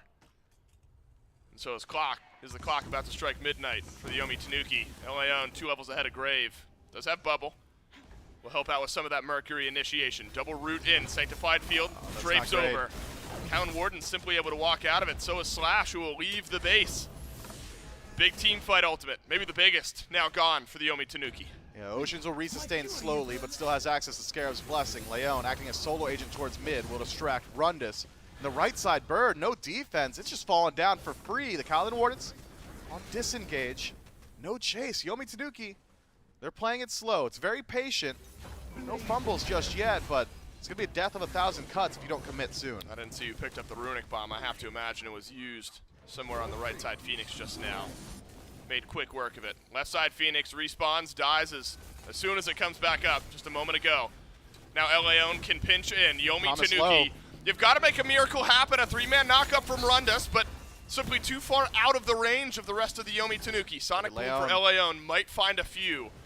It is charged up, not needed. Promise cleaned up by Joshi, who is divine. And Leon and Joshi have simply run this game. There's a Scarab's Blessing on the Mercury, and it'll usher him back to safety. There's still 4 members of the Yomi Tanuki alive, and 0 Phoenixes. A dash in from Rondis, immediately turned, abduct is good. You're not that tanky, bud. Slash, credit for the kill as the Kaladin Wardens still 4 stacked in mid. Could potentially keep up their push, especially with Leon fully resustained. All birds down. Minion waves are already starting to leak their way into the base. TP available for Slash. He'll join his team very shortly. And it's 40 seconds left on Rondis' respawn. Shinigami, you're going to get that Sanctified Field back up that you used a moment ago. Maybe not soon enough, though. Titan down to half, and the Yomi Tanuki with one last chance will fall short, and the Kaladin Wardens will send the Tanuki home and will advance in the lower bracket of the SPL promotional tournament. Well, let that be the lesson to all the other teams who have got SPL aspirations. There's a reason Leon hasn't been allowed to play his Mercury this entire tournament. It is a completely different look for this player. You could tell it's something they've practiced a whole lot. Every single Scares Blessing that Oceans wasn't using on himself was going to Leon to facilitate that dive. Clean stuff, but there's a lot to be learned there. I mean, it is a pattern now for this team. Play through solo, leave Tuba alone. If everybody's paying attention, that could be exploited. Yeah, play through solo, rotate Joshi out as soon as possible. I mean, the Merlin had all but one affected kill through 90-something% of that game. You know, there's got to be something to be said about Joshi as well. Of course, it's Leon through the jungle that's spearheading the initiation. You're playing through him. You're playing through solo. Joshi, back-to-back games with top damage. 50-something thousand in game 1. Top damage here in game number 2. Merlin looked near unstoppable. This is a scary team, and I said it once or twice during that cast, but this is a team that, you know, they're spiritual. They're really starting to believe. Spiritual. I keep using that word. It's incorrect. They are emotional. Momentum-based. Momentum-based, sure. Yeah. And they're really starting to believe, Spiritual I think. even. That's what I'm saying. They're you know, they're Well, je ne sais it's a quoi. little je ne sais quoi. They've got Okay. something about them, and they're starting to believe that the SPL could be within their reach. We'll see what happens with the Kaladin Wardens later on this weekend. The desk will tell us exactly how we got here in game 2. I think a good way to say how they got there is exactly what Dave and Miff were just talking about. Leon gets Mercury for the first time this event. I thought you were going to say they were spiritual. They were spiritual, emotional even, if you go with that one. But I mean, Leon has been having this Mercury ban the entire tournament, Gore. It's the first time that we really get to see it kind of break out and get a chance to see the spotlight. Don't imagine any team will ever let it through again after the performance that it had. But also Joshi, man. I got to reemphasize Joshi during this game 1. Nobody's paying attention to this Tiamat. I believe had a single death the entire game number 1. I believe goes undying in this game as well. Got pulled away from the Tiamat and onto the Merlin. But he is playing this Merlin just like it's a frontline. I mean, every time I look up at Joshi, he is right at the very front of those team fights, just spamming those abilities. There's 3 sets now that we've watched the Wardens play where each time that they won, it has been a different person having a really solid performance, right? Yesterday, we got to see Tuba having a really standout performance while the rest of the team, again, kind of facilitated. It's really interesting to watch them because I guarantee when we look at the stats, you'll see like Joshi with all the kills and then 10s to 15s to 20s of assists in the columns for everybody else because that's how well this team plays. They play together, they play as a unit, and one person might end up looking slightly better like slash line wise, but it's just the entire team is so difficult to deal with. If you isolate X as a problem, Y becomes an issue. And it just feels like so far nobody's been able to figure out how to stop them. We've done a lot of talking about Leon so far this week, and the good news is we finally get a chance to sit down and actually talk to Leon. He's standing by with Dave for the post-game interview. That's right, Leon with me. Look, you've had near 100% kill participation in like 4 straight games. Talked about it in your set yesterday. I think you miss out on like 1 assist the second game here. I don't know where on the map that happened, but I'm sure you were shot calling from somewhere else on the map. Feels like you and Slash and Joshi, kind of this roaming 3-man squad over on right, have a lot of synergy built up with one another. How long did that take? Was it immediate? Have you always felt like you've had a really good kind of synergy with these guys? I mean, we only had about like a month and a half, but it's coming together now. I think it's pretty obvious the way we're looking at on the map. I think the other people, when you look at these other games, it looks like everybody's kind of AFK farming and nobody's pressuring the map. Even you said it like earlier in the cast that, oh, why are they here at blue again? They're here at blue. I mean, it's Smite again. Just go to the blues. But even then, I mean, just being able to play opposite sides of the map, and then adjusting with Tuba, getting him some different picks. A lot of these people are also trying to ban me out, so it becomes interesting on how the draft looks. But the synergy has come together at the right time, obviously, in the losers bracket, and now it's time to go for a run. Yeah, how many bans is the right number of bans against Leon? You talking all 5? Are we in that type of territory? You better add more bans for me. You need to add a few more. Yeah, talk to me a bit, if you will, about Tuba, because we interviewed him after the set yesterday. Seems like a pretty level-headed dude. Is the idea that, look, we know that you can carry things later on in the game, in the shot calling, is try to relax and just sustain through the laning phase? Yeah, exactly. So I think like Season 10 came out, right? All these hunters throughout the years have always been, go to dual lane, I'm power farming, I'm going to carry, and I'm going to take 1v1s when I feel strong. And I just don't really see the meta like that anymore. I think a lot of hunters are lost. And I think we found a play style for Tuba, and he's just looking effective, and that's what we need from everyone to continue to win. You talked about going on a run. Weekend did not start off how you guys wanted. You've now won a couple straight sets. Are you starting to believe that this team's got what it takes? I think as long as we're playing this clean Smite, we can definitely compete with the best. Even the teams that are supposedly going to qualify, everybody thinks, they're, respected players and whatnot. But if we're looking like this, I don't think they're beating us. Excited to see what you guys get done. GG's, great game. Back to the desk to wrap this one up.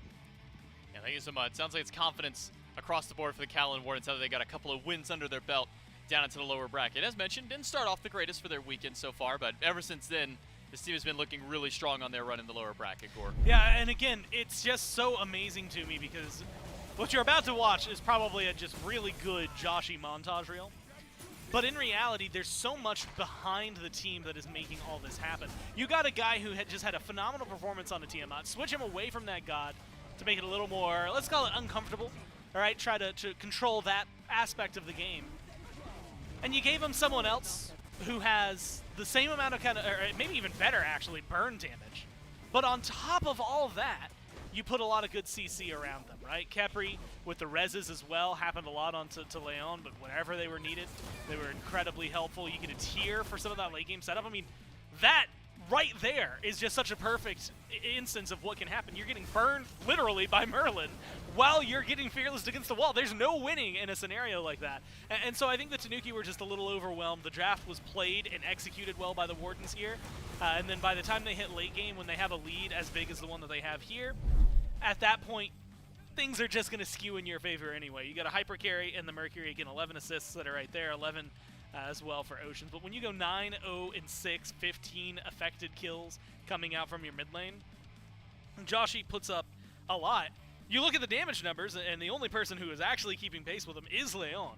But the two of them together, essentially an unstoppable force in that game, and it worked out really well. Very similar to what we saw yesterday, but shifting that priority, right? Joshy has a relatively quiet set yesterday. Not necessarily bad, does the damage, does the mage thing, but isn't the one picking up the kills. Tuba's the one's getting them, right? And so knowing that you can rely on Tuba, knowing that you can rely on Leon, knowing that you can rely on Joshy, and knowing that your frontline and Oceans and Slash are getting the job done, putting the setup out there for you, I think Leon has good reason to feel confident in this team.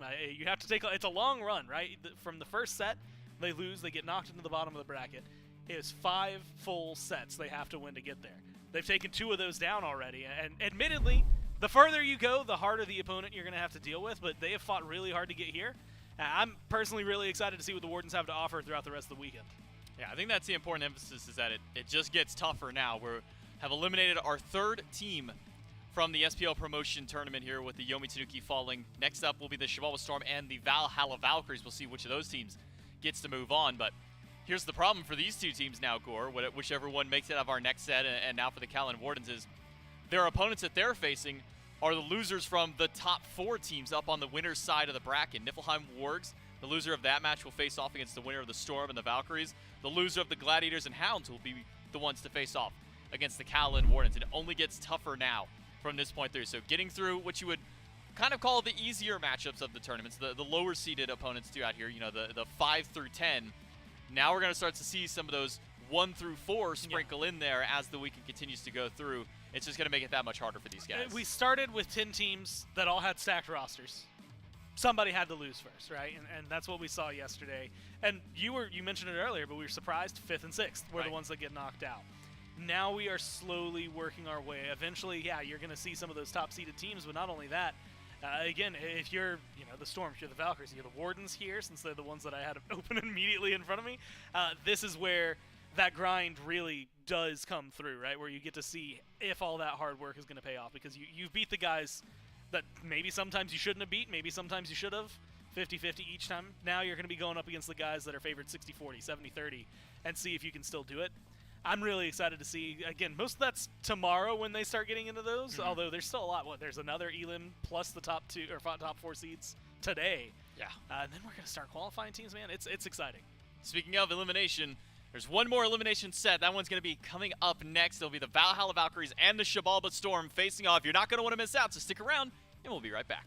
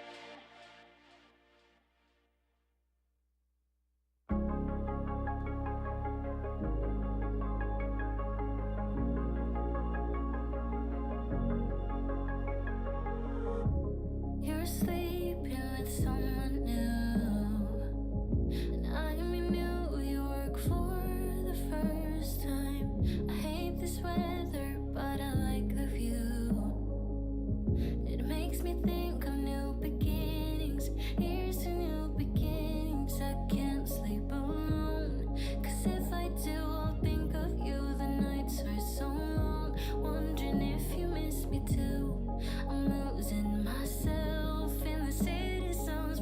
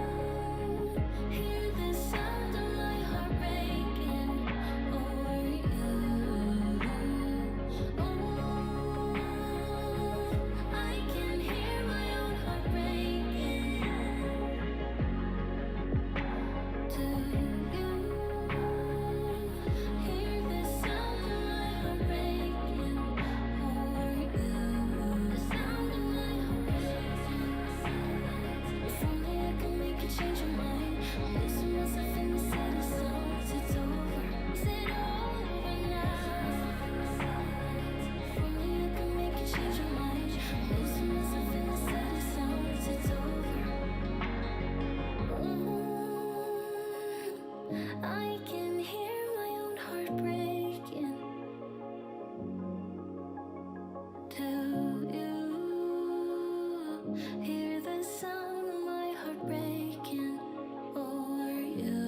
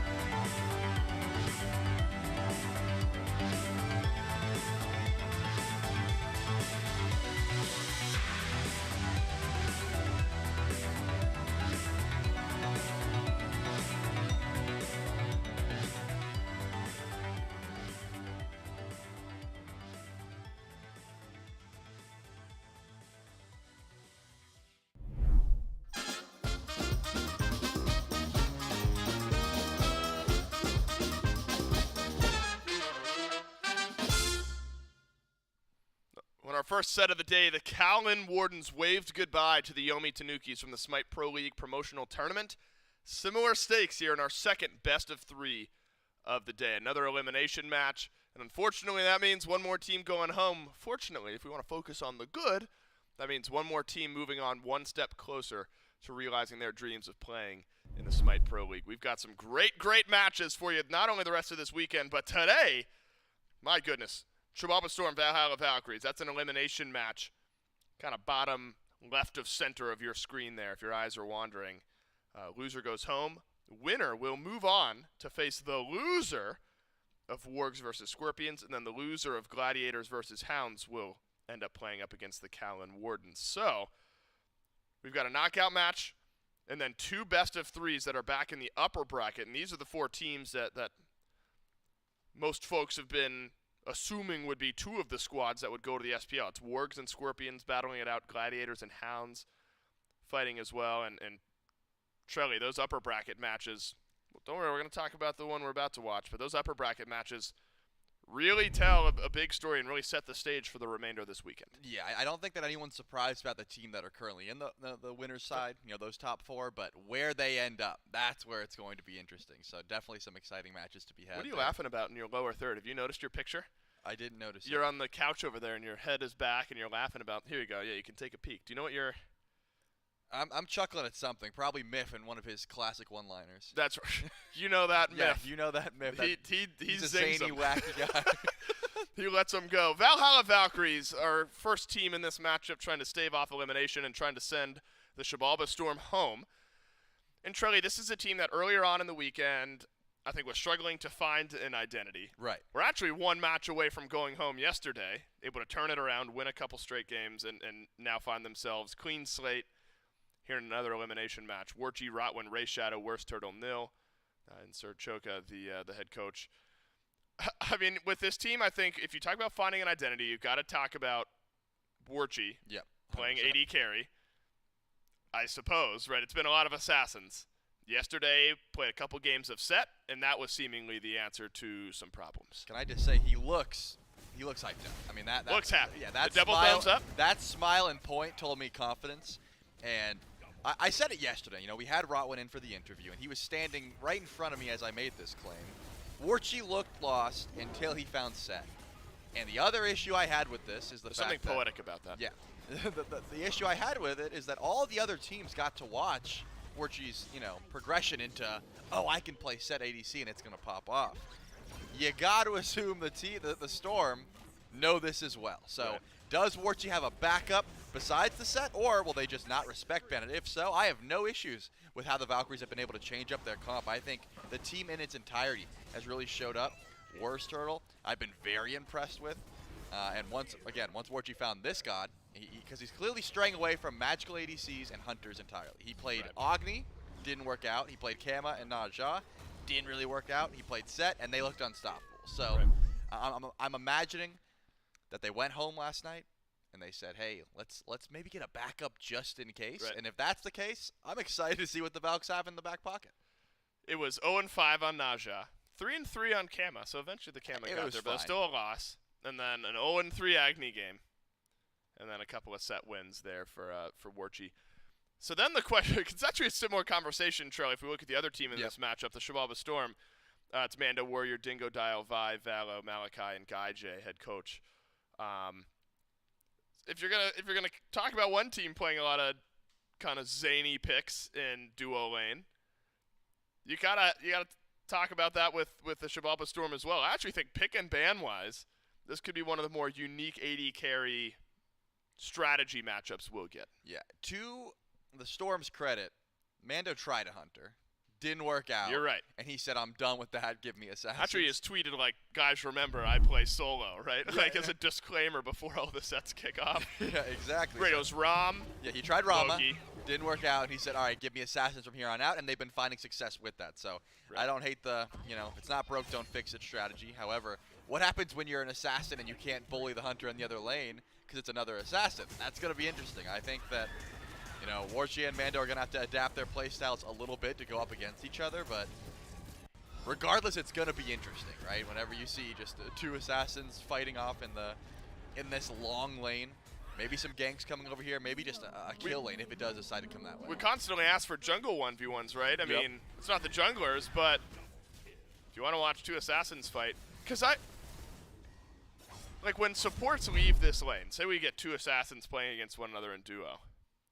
When supports leave, are we just chilling and farming still? I suppose you could if you feel like you're building up pressure enough in that lane and you can kind of just farm and rotate and get buffs and stuff. You can play it like you normally would on AD carry, but I kind of want to see some fighting going on in duo if we end up sticking with non-ranged damage carries in duo lane. And so, it's two teams you would raise your eyebrows at. However, it's two teams that with those styles of picks have found success in their last couple of sets. And so, again, I think the strategy around picks and bans with these two teams becomes very interesting.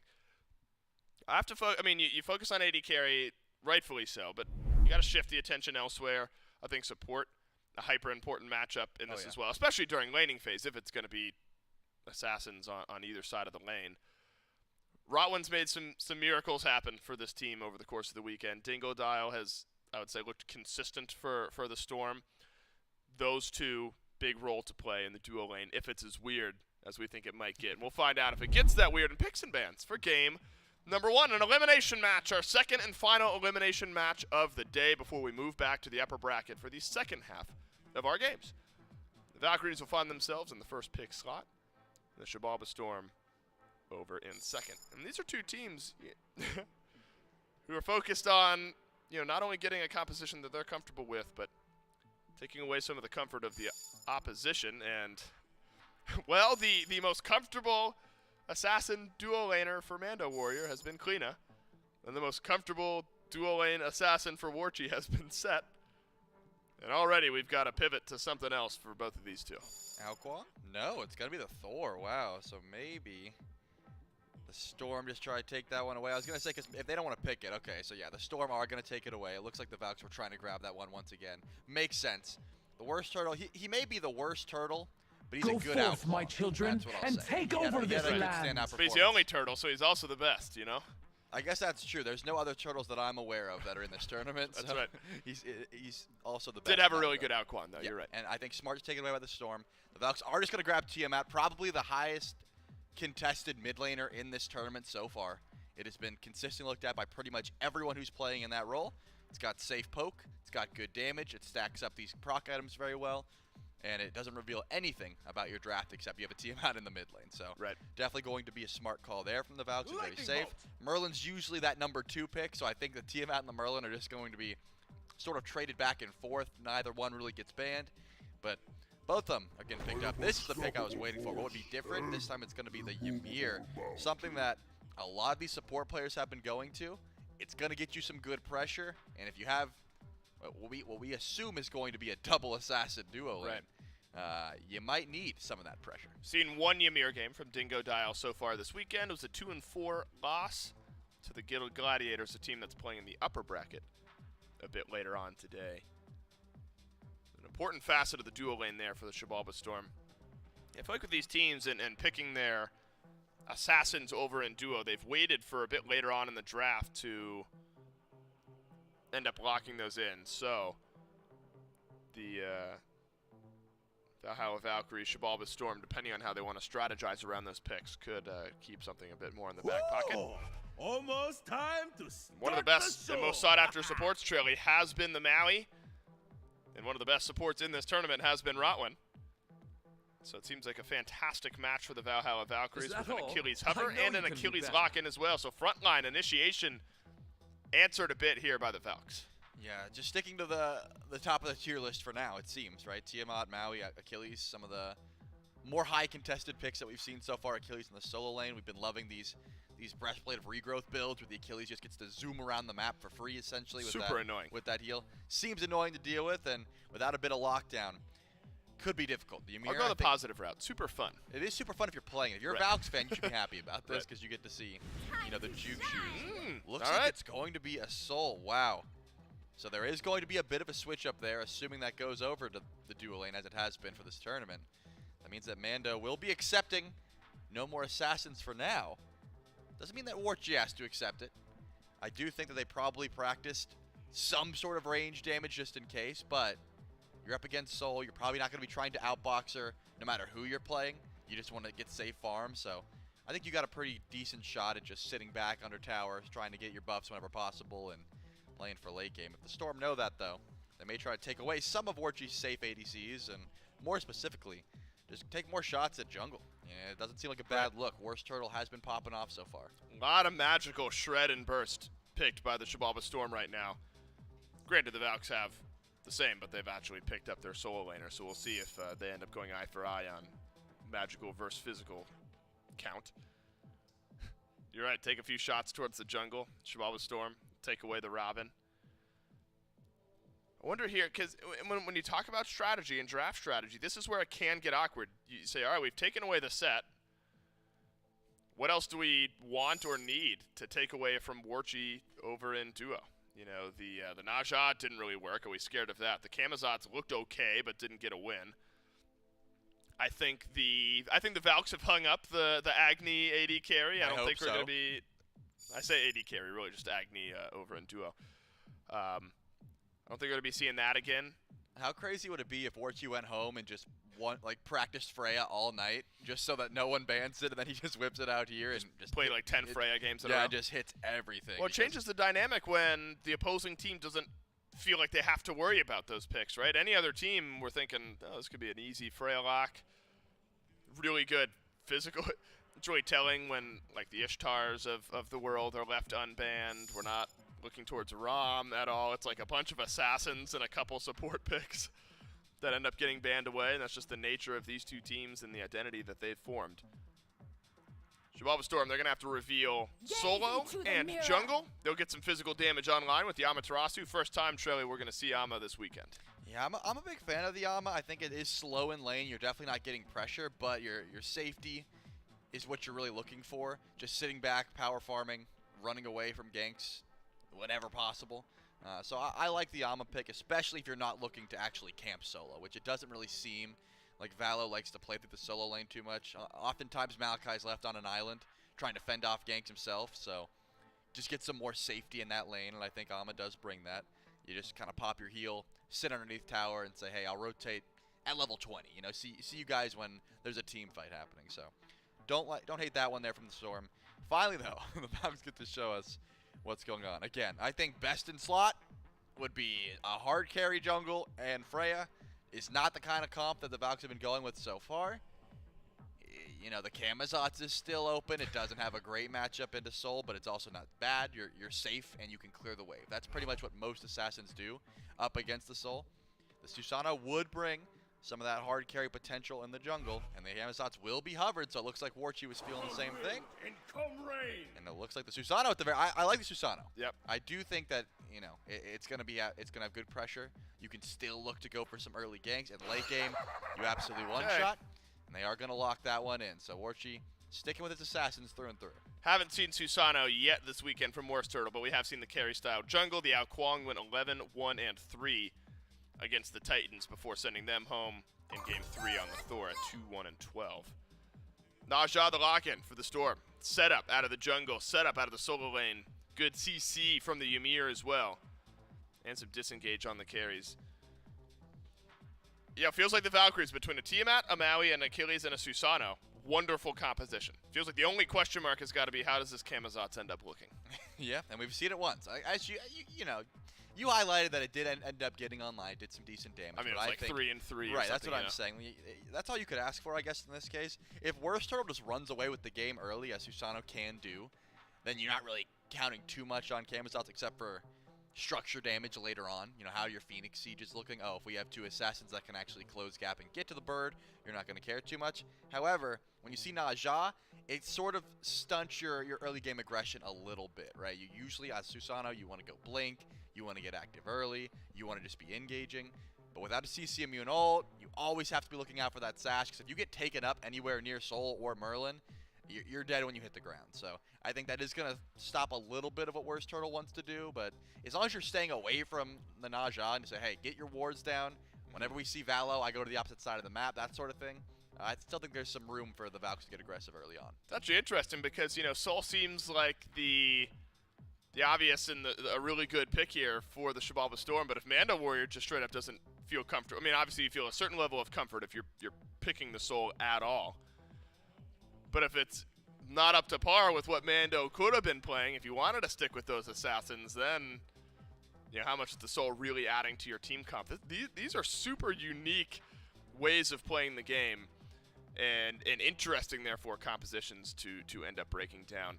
And I guess that's sort of the line then, Trelly, and a lot of what we talked about early in Season 10 and early in these tournaments and when tournament metas unfold.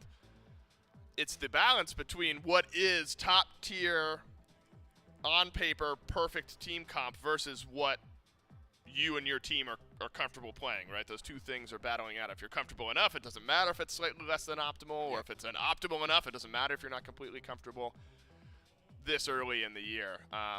So the Valkyries, they might have something here that they can make work.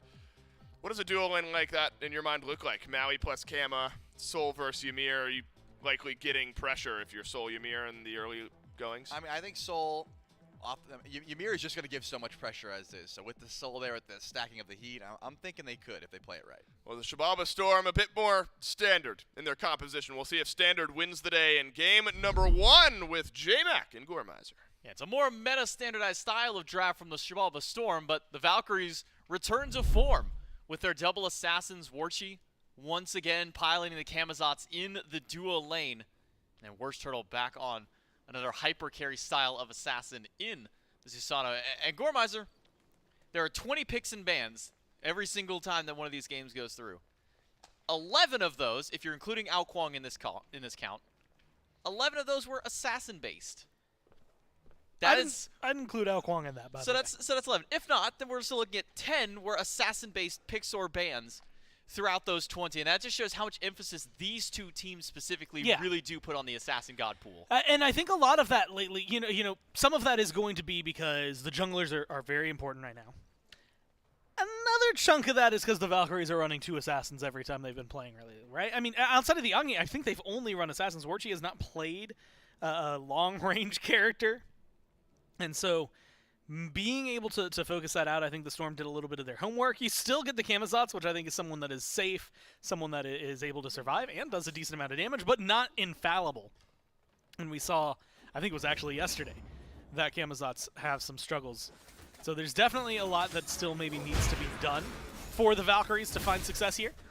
But they're going back to a strategy that's been working for them. I'm going to keep my eyes on the Storm, though, because it shows that they've been watching, that they've been paying attention and doing their homework. And I really like, I mean, you know, the desk kind of mentions it, but with the Amir freeze, with the Naja, admittedly we don't see them a lot, at least this year, last year even. But Amaterasu, like, you have really good playmakers on your team. Some of those are going to be much easier. I mean, drop of a hat, just decide that you want to go for a fight. You've got several stuns, freezes, things like that. And so with Vi playing on a Merlin that is going to deal a decent amount of damage, and then with Mando presumably following up with this Soul, not only are you talking about pressure and duo and maybe an easy duo lane gank, but you're talking about team fight potential that should favor the Storm in general skirmishes, right? When we're talking big 5-on-5 ultimates, some of these assassins diving into the backline might cause a little more trouble than you would like, but Merlin has some decent disengage. Soul has decent disengage. If the Storm can keep their backline alive through some of that initial dive, I think that most of these engagements are going to continue to turn right back around in their favor. This right here is why we see so much emphasis on Soul in general. Decent push, no matter which support that you get there, but also so much towards the Bastions as well, as one of those has almost been eliminated from the dual lane already. But just a poke that's been able to be put out onto it. Since Camazotz, Warchi's not able to safely walk up and clear this lane, even though Camazotz does have decent ranged damage. Some of that can be blocked just by Dingo Dial standing in the middle of the wave, prevents maybe those archers from taking damage.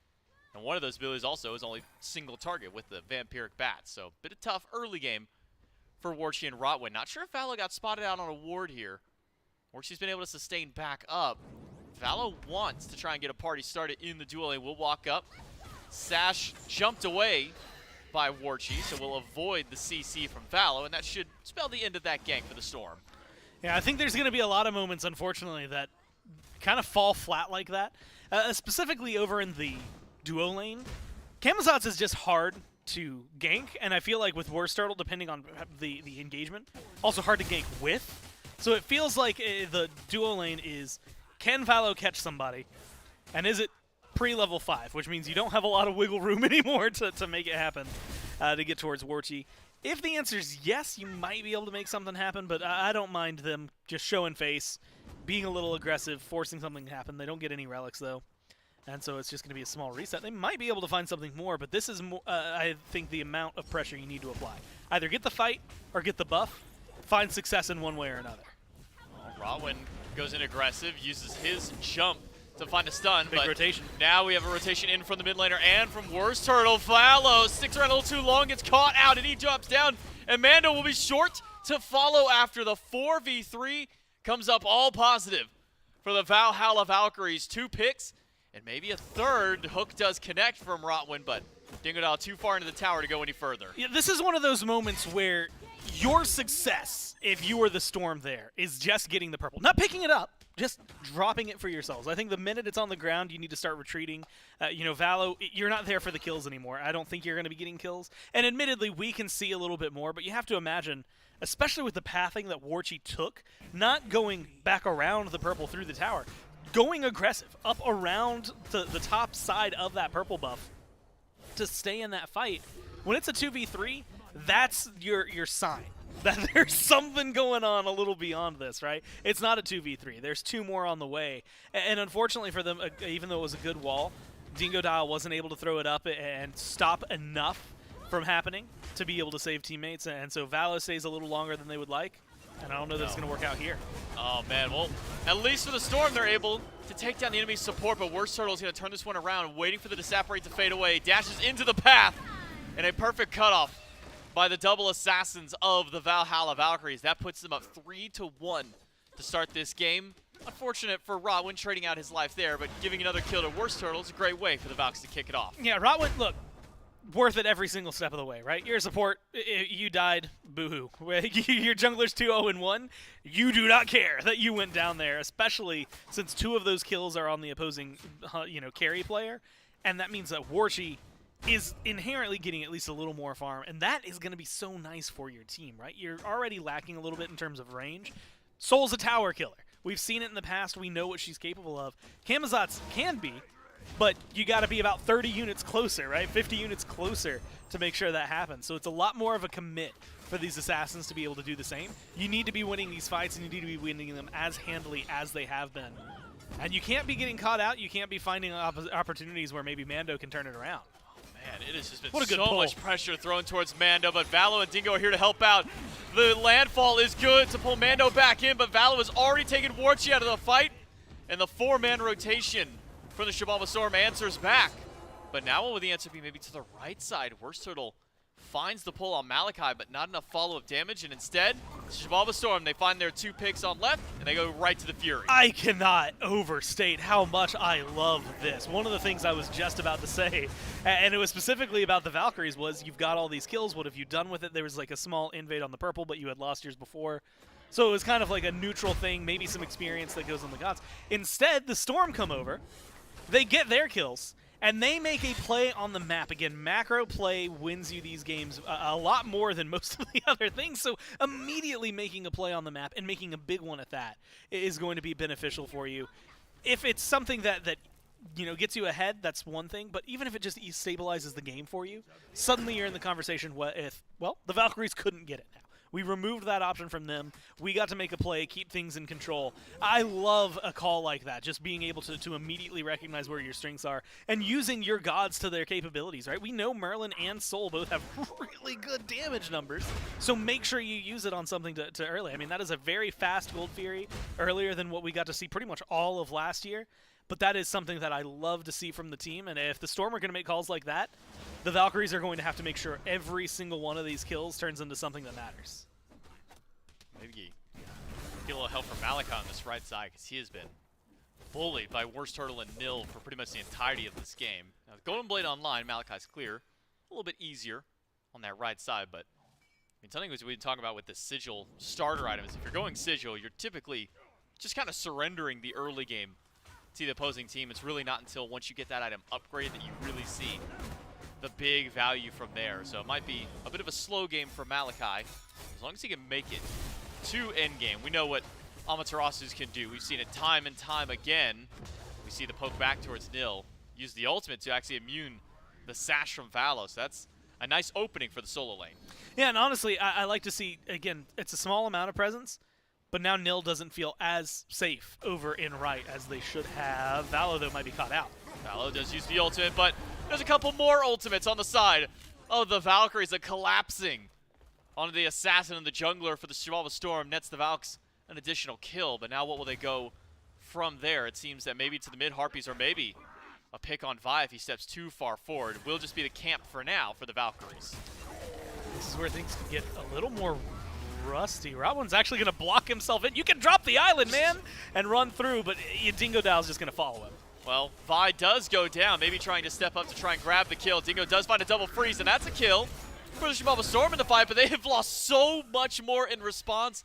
At the end of it all, a 1-for-3 trade, and maybe more of the 2 carries on the left side of the map, boxing it out, but Mando Warrior with a level lead and with the health and sustain advantage will force Warchi out. I want to be honest, I don't know where to call the pace of this game and where it's going to go. I mean, 10 kills and just shy of 9 minutes, looking like it might be 11. I think that what you are seeing is 2 very active teams with a lot of damage, as evident by Worst Turtle right there. And while it might not immediately end in kill, you're seeing this trade back and forth. I mean, what was 2 levels a second ago for Mando Warriors, now just a little over a level. Like what was a pretty hefty deficit for Vi, maybe grows a little further for Ray Shadow. And so it's an interesting bounce back and forth, and the charts reflect it perfectly. Where just sometimes you come in, you're looking for a fight, and you're able to find success. You see it in like 3 peaks there for the Valkyries. You see 2 pretty massive peaks in favor of the Storm that are just giving them a little bit of gold, a little bit of experience that go in their favor. And JMac, at this point, it's just a much more flashy tug of war than what we're used to, right? It's not just gold and map farm that's shifting back and forth. They're getting the kills to do it as well. But it is something that's going to have to stabilize for both teams. If you get a little more consistency, which I guess at this point I'll look at the Valkyries since they were the ones who won the last fight. If you can get the next one and the one after that, turn that into, at that point, maybe a Pyromancer, another Fury since it just respawned. I think that's really where their strengths are going to be able to shine. is just trying to make sure that these fights keep going in their favor. Now, a lot of that will come down to the fact that, one, Worst Turtle's 2-0-4. 6 out of 6 affected kills. Yeah, absolutely want him around. As well as Rotwin, who, while they've died and haven't affected every single kill, Rotwin has been a really huge portion of this. Some of the ults have been just absolutely perfect, but the hooks as well we saw earlier on in lane. And so I think this Maui is going to be a game changer. Ray Shadow's been putting out some decent damage already, 3-0-2. Has a decent build as well.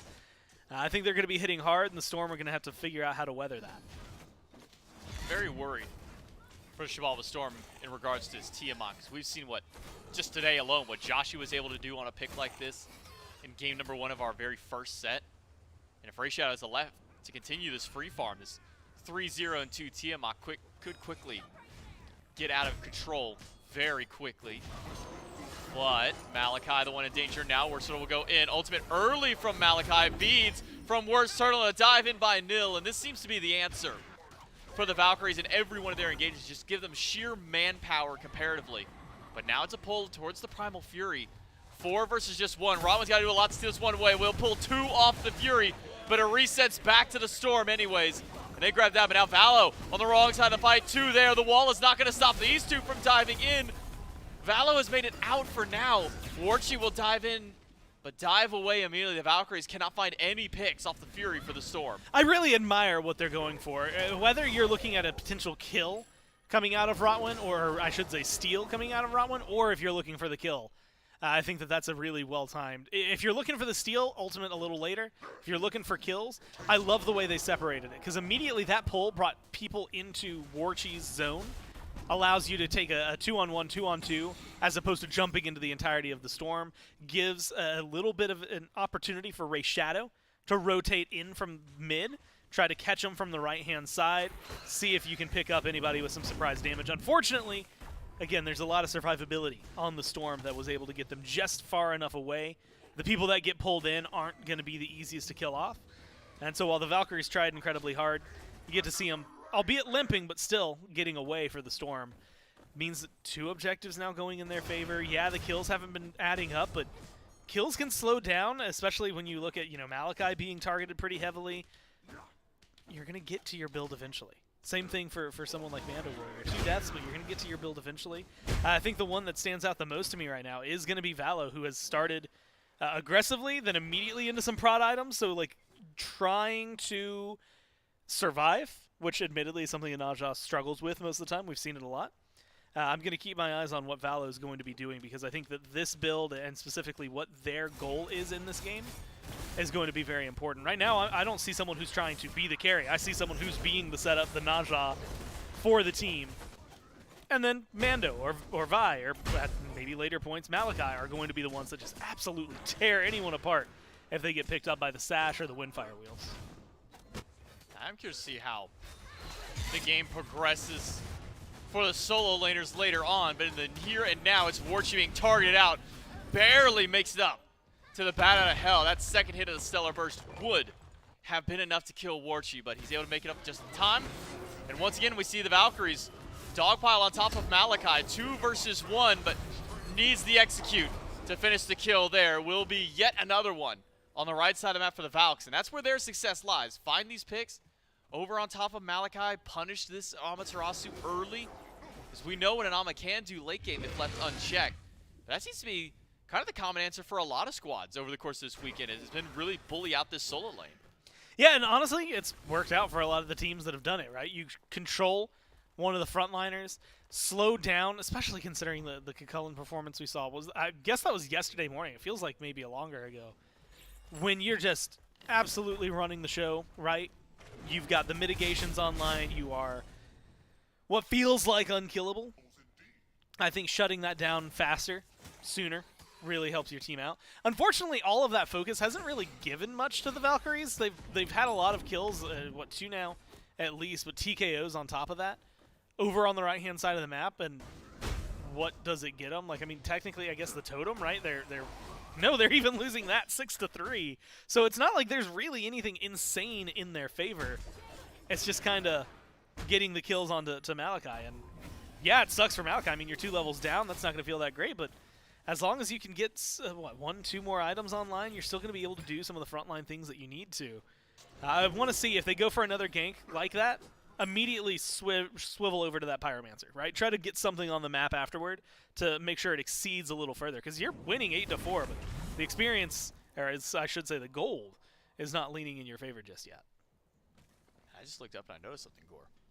What are the fans going to chant instead of "Coup" now at the world stage? We have the fans in the audience. They're all going "Coup" when the totem coup is up. Now it's a totem of skulls. Well, like, if you look at the word skulls, hear me out here. There is a coup in skulls. Right, but it's perhaps more like so a hasn't the spirit of coup really lived on?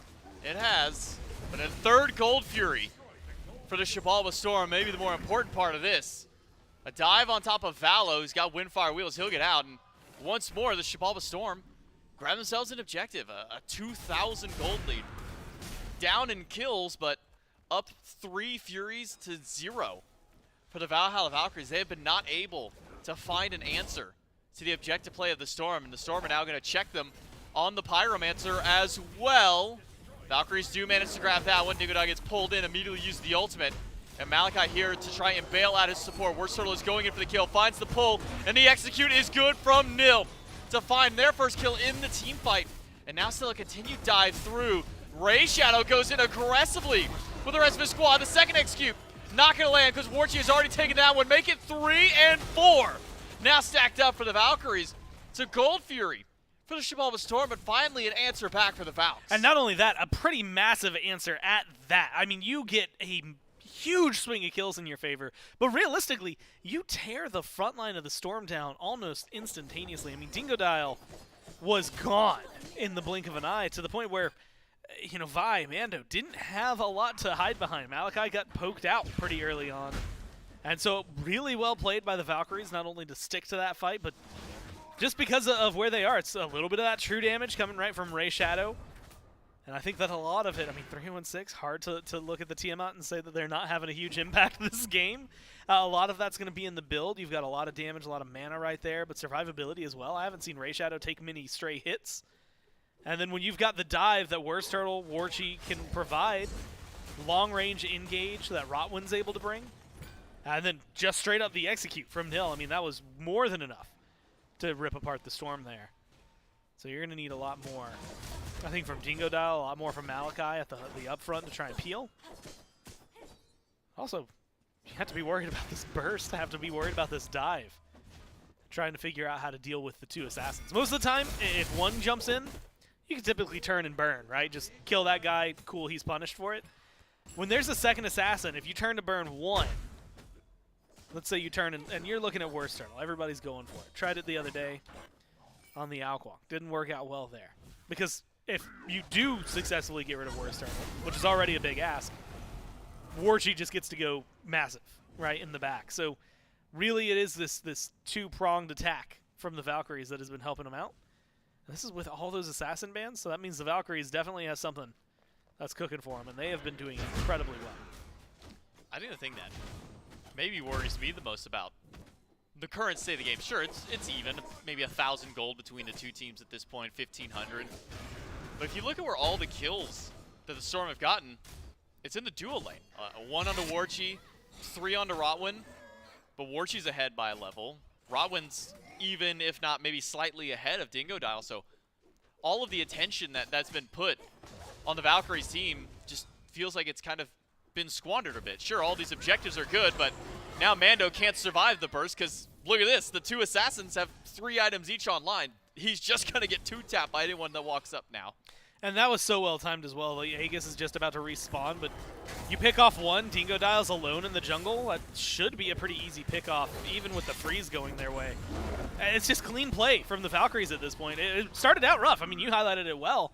But with all those kills specifically falling onto Rotwin, and more importantly, those early kills that were in retaliation the Valkyries picked up in response to Rotwin's death, all went onto Worst Turtle, of all people. And when your jungler gets off to such a huge start, that's when you start seeing the pickup very early on. That's what helps you get to like a Crusher as super early as it does. But the Brawlers was really that second power spike that suddenly just lets you start giving them the people's elbow, right? You're just taking them down constantly. And there's not much they can do about it. I mean, you know, I mentioned Ray Shadow being an issue, and still is. Damage numbers, kill-wise, things like that. You can't even start thinking about the Ray Shadow because there's been a 14k damage Susano in your face half the time. Mando trying to go for a steal on the other Fury, but body blocked by Warchi. Valkyries will finally grab a Fury of their own after only having to settle for a Pyromancer earlier on. Swing in by Rotwin, doesn't find anybody with the stun. And everybody's too far away now for the Hook to even try and find a target in this regard. So the Valhalla Valkyries have now answered back with objective play of their own and are starting to find some substantial leads. 10,000 experience, probably the more annoying ones to have to deal with if you are the Shabalba Storm. Such a deficit in pretty much every single role, 1 to 2 levels across the board. 2 on the right side, 2 between your carries, and then 1 in the mid and the support role as well.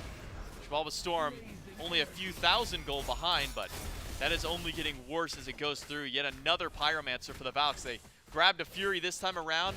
We'll get their second Pyromancer to boot.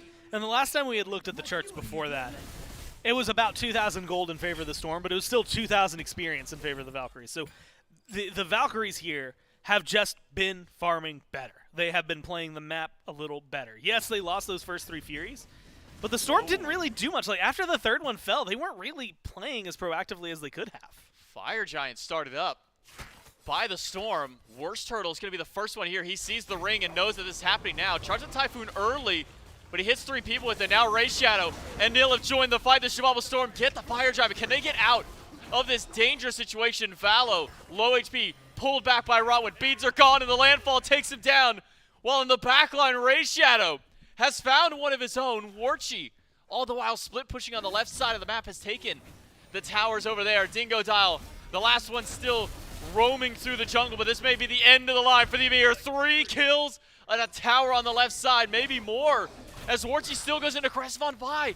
Vi is low, Aegis is down, and jumping by Ray Shadow, stunned by Malachi, who finds 1 pick, but it is a 4-man sweep for the Valhalla Valkyries. Now, you know, J-Mac, sometimes math, especially on cast, can be ill-advised. That just wasn't worth it, though, right? You lose 4, that's a TKO on Malachi, might as well have been a 5th kill.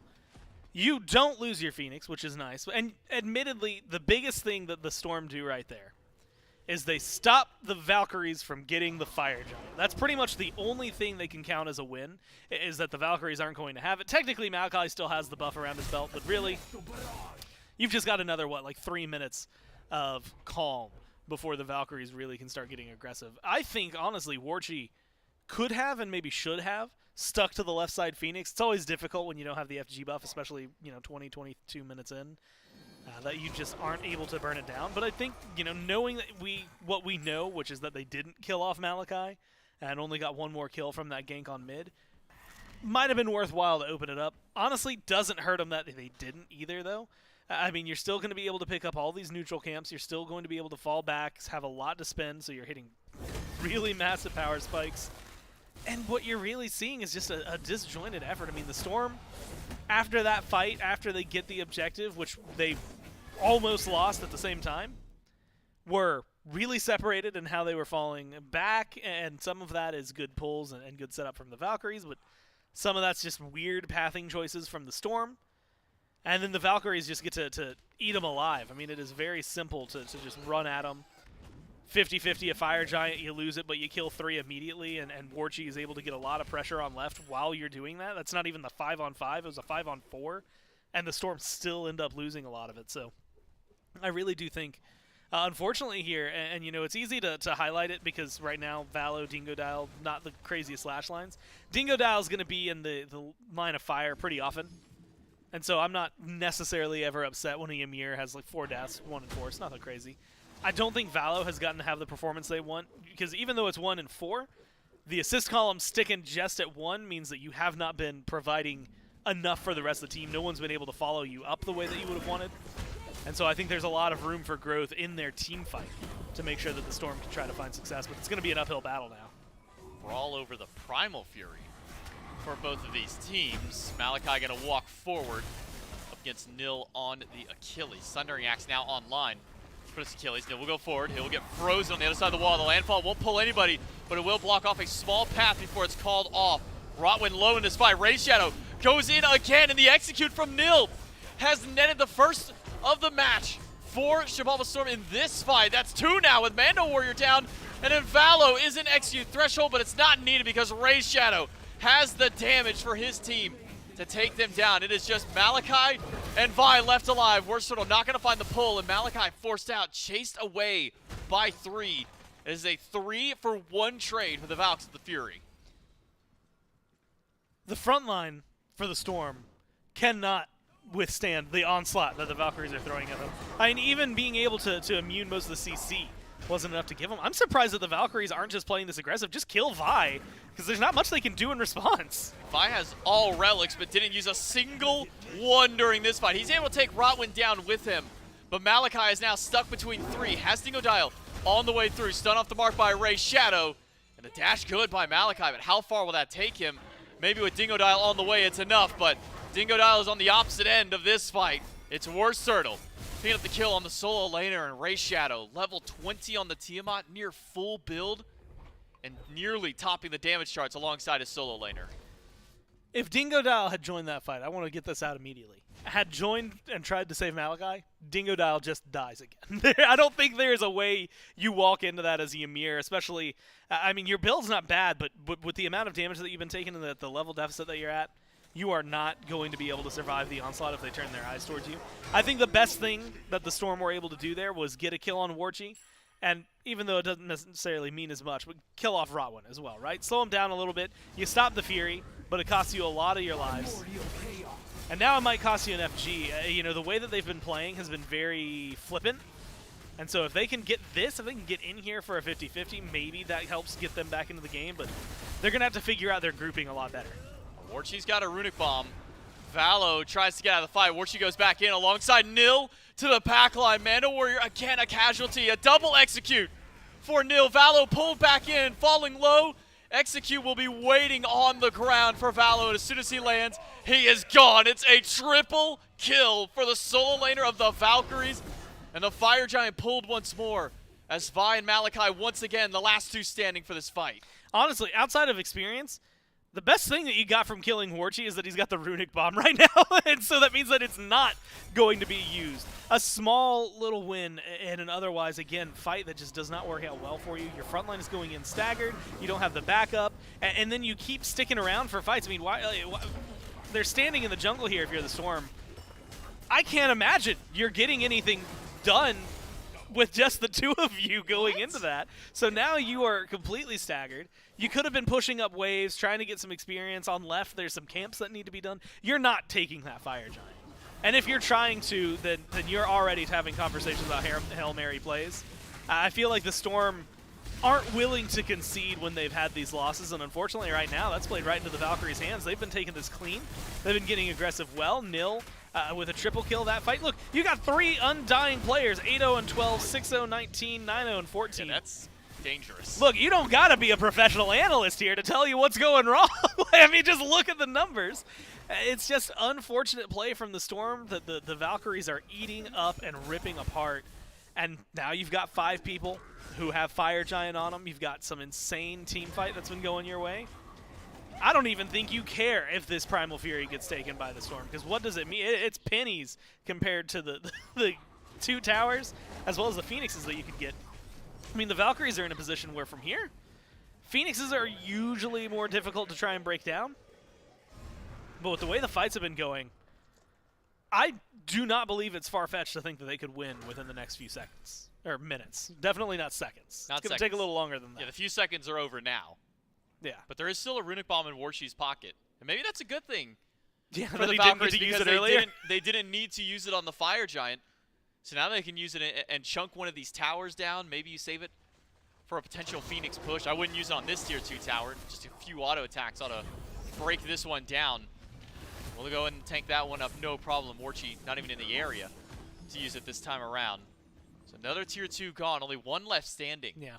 For the Shibalba Storm. That's all the way on the solo side of the map, but does not seem the Valks have any interest to the right-hand side as they've split their team between these 2 on the left and the mid instead. I do like the split they had, though.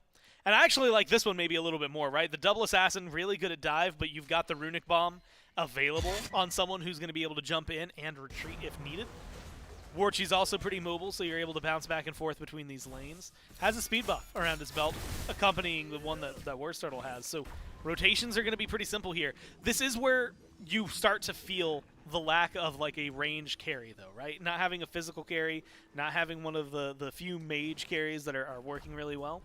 You can't just step into the tower and poke it. You got a full commit, and that's going to cause a little more trouble. There's still decent damage from the Storm, and if you're tanking the Phoenix as well, that damage can add up really fast. Such heavy poke that Ray Shadow can throw out from a range as well on this Tiamat. You can see that Dingodile has been sustaining a lot of that poke back towards himself. The Valkyries are playing this very slow up on the Phoenix line. 1.5 minutes left on their Fire Giant power play. Rodwin goes in, finds the pull onto just Vala, who immediately, Vi, who has pulled himself back out of this fight. A quick flicker to retreat through, a pull on top of Malachi. We'll get a decent bit of poke back for the Valkyries. They've all 5 grouped up on the left side for just a moment, but will now once again go to their 4-1 split. But here's where you got to look at it. Look at the Phoenix health bar. If you have a Hunter in this composition, then suddenly that Phoenix is half health. It's not dead, but it is way, way lower than what you've been able to do. You have to essentially win the team fight, then you can look at the objective here if you are the Valkyries. Wall blocks away Nil. Ray Shadow goes to the back line to dive against Mando. And Mando doesn't have the relics to sustain through. Worst Turtle dives in. Vaya's gone, Dingo's gone, and Valo once more. It is just Malachi, the lone one standing, and he alone cannot defend against this Titan, as it should fall down. And the Valhalla Valkyries, with, again, this double assassin composition, pull ahead for game number 1, and they will start off their set with a nice win. And here's how I think this one needs to be framed. The Valks got 4 times your kills. That means something went wrong play on field. Right? It's there. Sometimes it can be like, okay, hey, the draft wasn't working out. They were able to do X, Y, or Z. It's just your draft was fine, but there were a lot of moments, and unfortunately, after they suffered a little early on, they weren't rectified in game. And the problem is that they kept happening there, and the Valkyries were able to absolutely tear it apart. You get a Najah that's going in after the Ymir has died. Cool, that's just 2 kills now that your team has gotten. So the Valkyries play it incredibly well. This dive comp has been absolutely demolishing. They got knocked down here, and it was kind of questionable. It was like, I don't know, Warchi, like, maybe you need to play someone with range. And then yesterday's game 1 didn't necessarily do a lot to win us over on it. Then you get 2 set games. This specific Kamazot's game as well, I think, goes to showcase what this double dive can do, and it goes to showcase what this team has to offer. That was very clean Smite from them for a majority of it. Some of the early game maybe needs some cleanup, but after that, I mean, they were dominating objectives, they were dominating fights, and if they do that again, then they've got a clear path forward. The Storm dominated the duo lane early of the Valkyries, but unfortunately, the other 3 members of the map were able to step it up. The Valkyries find themselves a nice win in game number 1. Can they keep that same momentum? We'll find out in game number 2 right after this.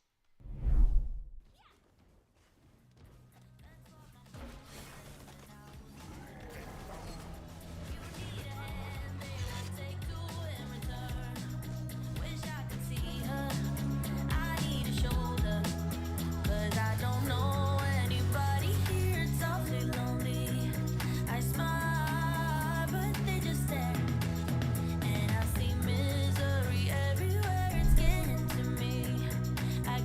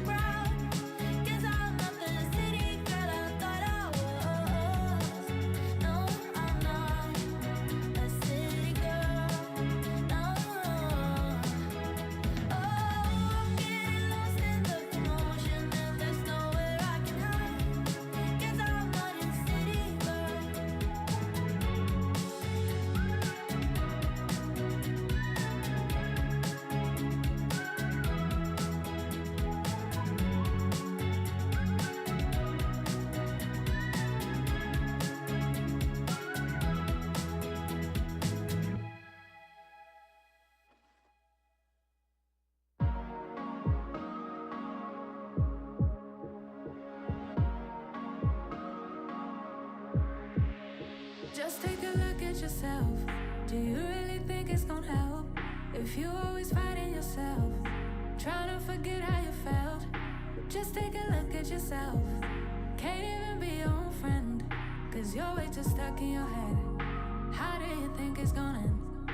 Nothing that they could do, nothing that they could say, nothing that they could do to take all the pain away. Sometimes it works out and sometimes it don't.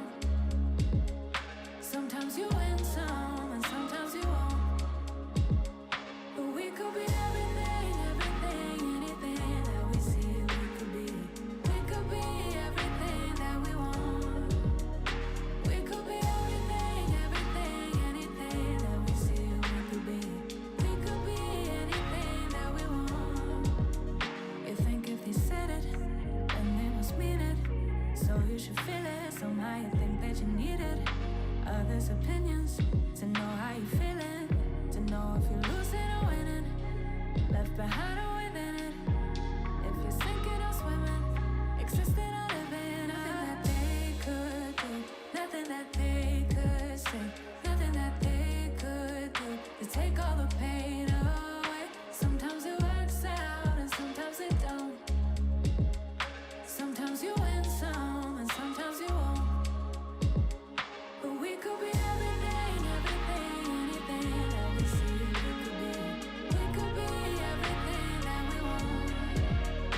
We could be everything, everything, anything that we see we could be. We could be anything that we want. But we could be everything, everything, anything that we see we could be.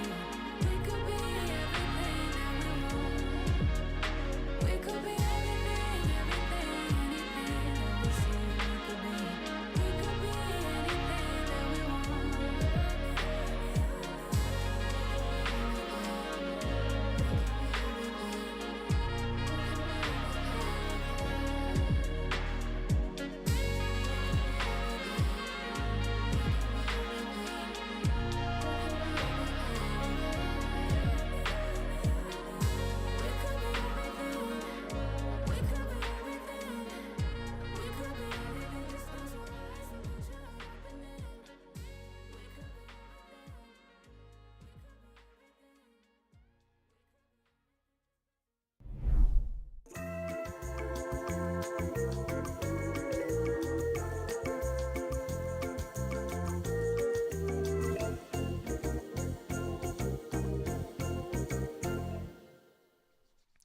Game number one of the most lopsided matchups we've had all week long. And it's the Valhalla Valkyries who are in the winner's circle at the end of game one. My goodness, this one heavily, heavily in favor of the Valhalla Valkyries. It's actually kind of close in the early goings. And by early goings, I mean like the first few levels in duo lane. We're kind of trading back, kills somewhat even.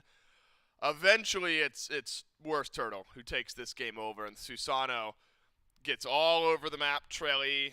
It starts in duo, ends up in mid. Eventually, Nil starts getting involved, chaining together some of the kills.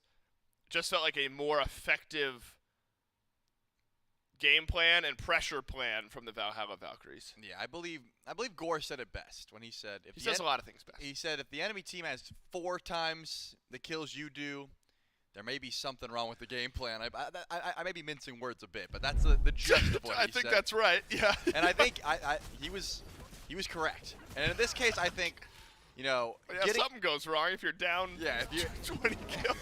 I would say something did go wrong, and in this case, if you looked at the stat lines, it was Worst Turtle, Ray Shadow, Nil, Undying, so many kills. And then the duo lane was like, you know, they had most of the deaths of the Valks, which was not many, but still. The duo lane was where the Storm tried to get active. The Valks also decided to get active in that duo lane. Unfortunately, that was just the war zone. But the top 3 players, I mean, Nil, Worst Turtle, and Ray Shadow, they were just having a field day on this map. 25-7 at 27 minutes. It did not look like they were going to slow down. I did notice their siege was a bit difficult when they stepped up to Phoenix. Yep.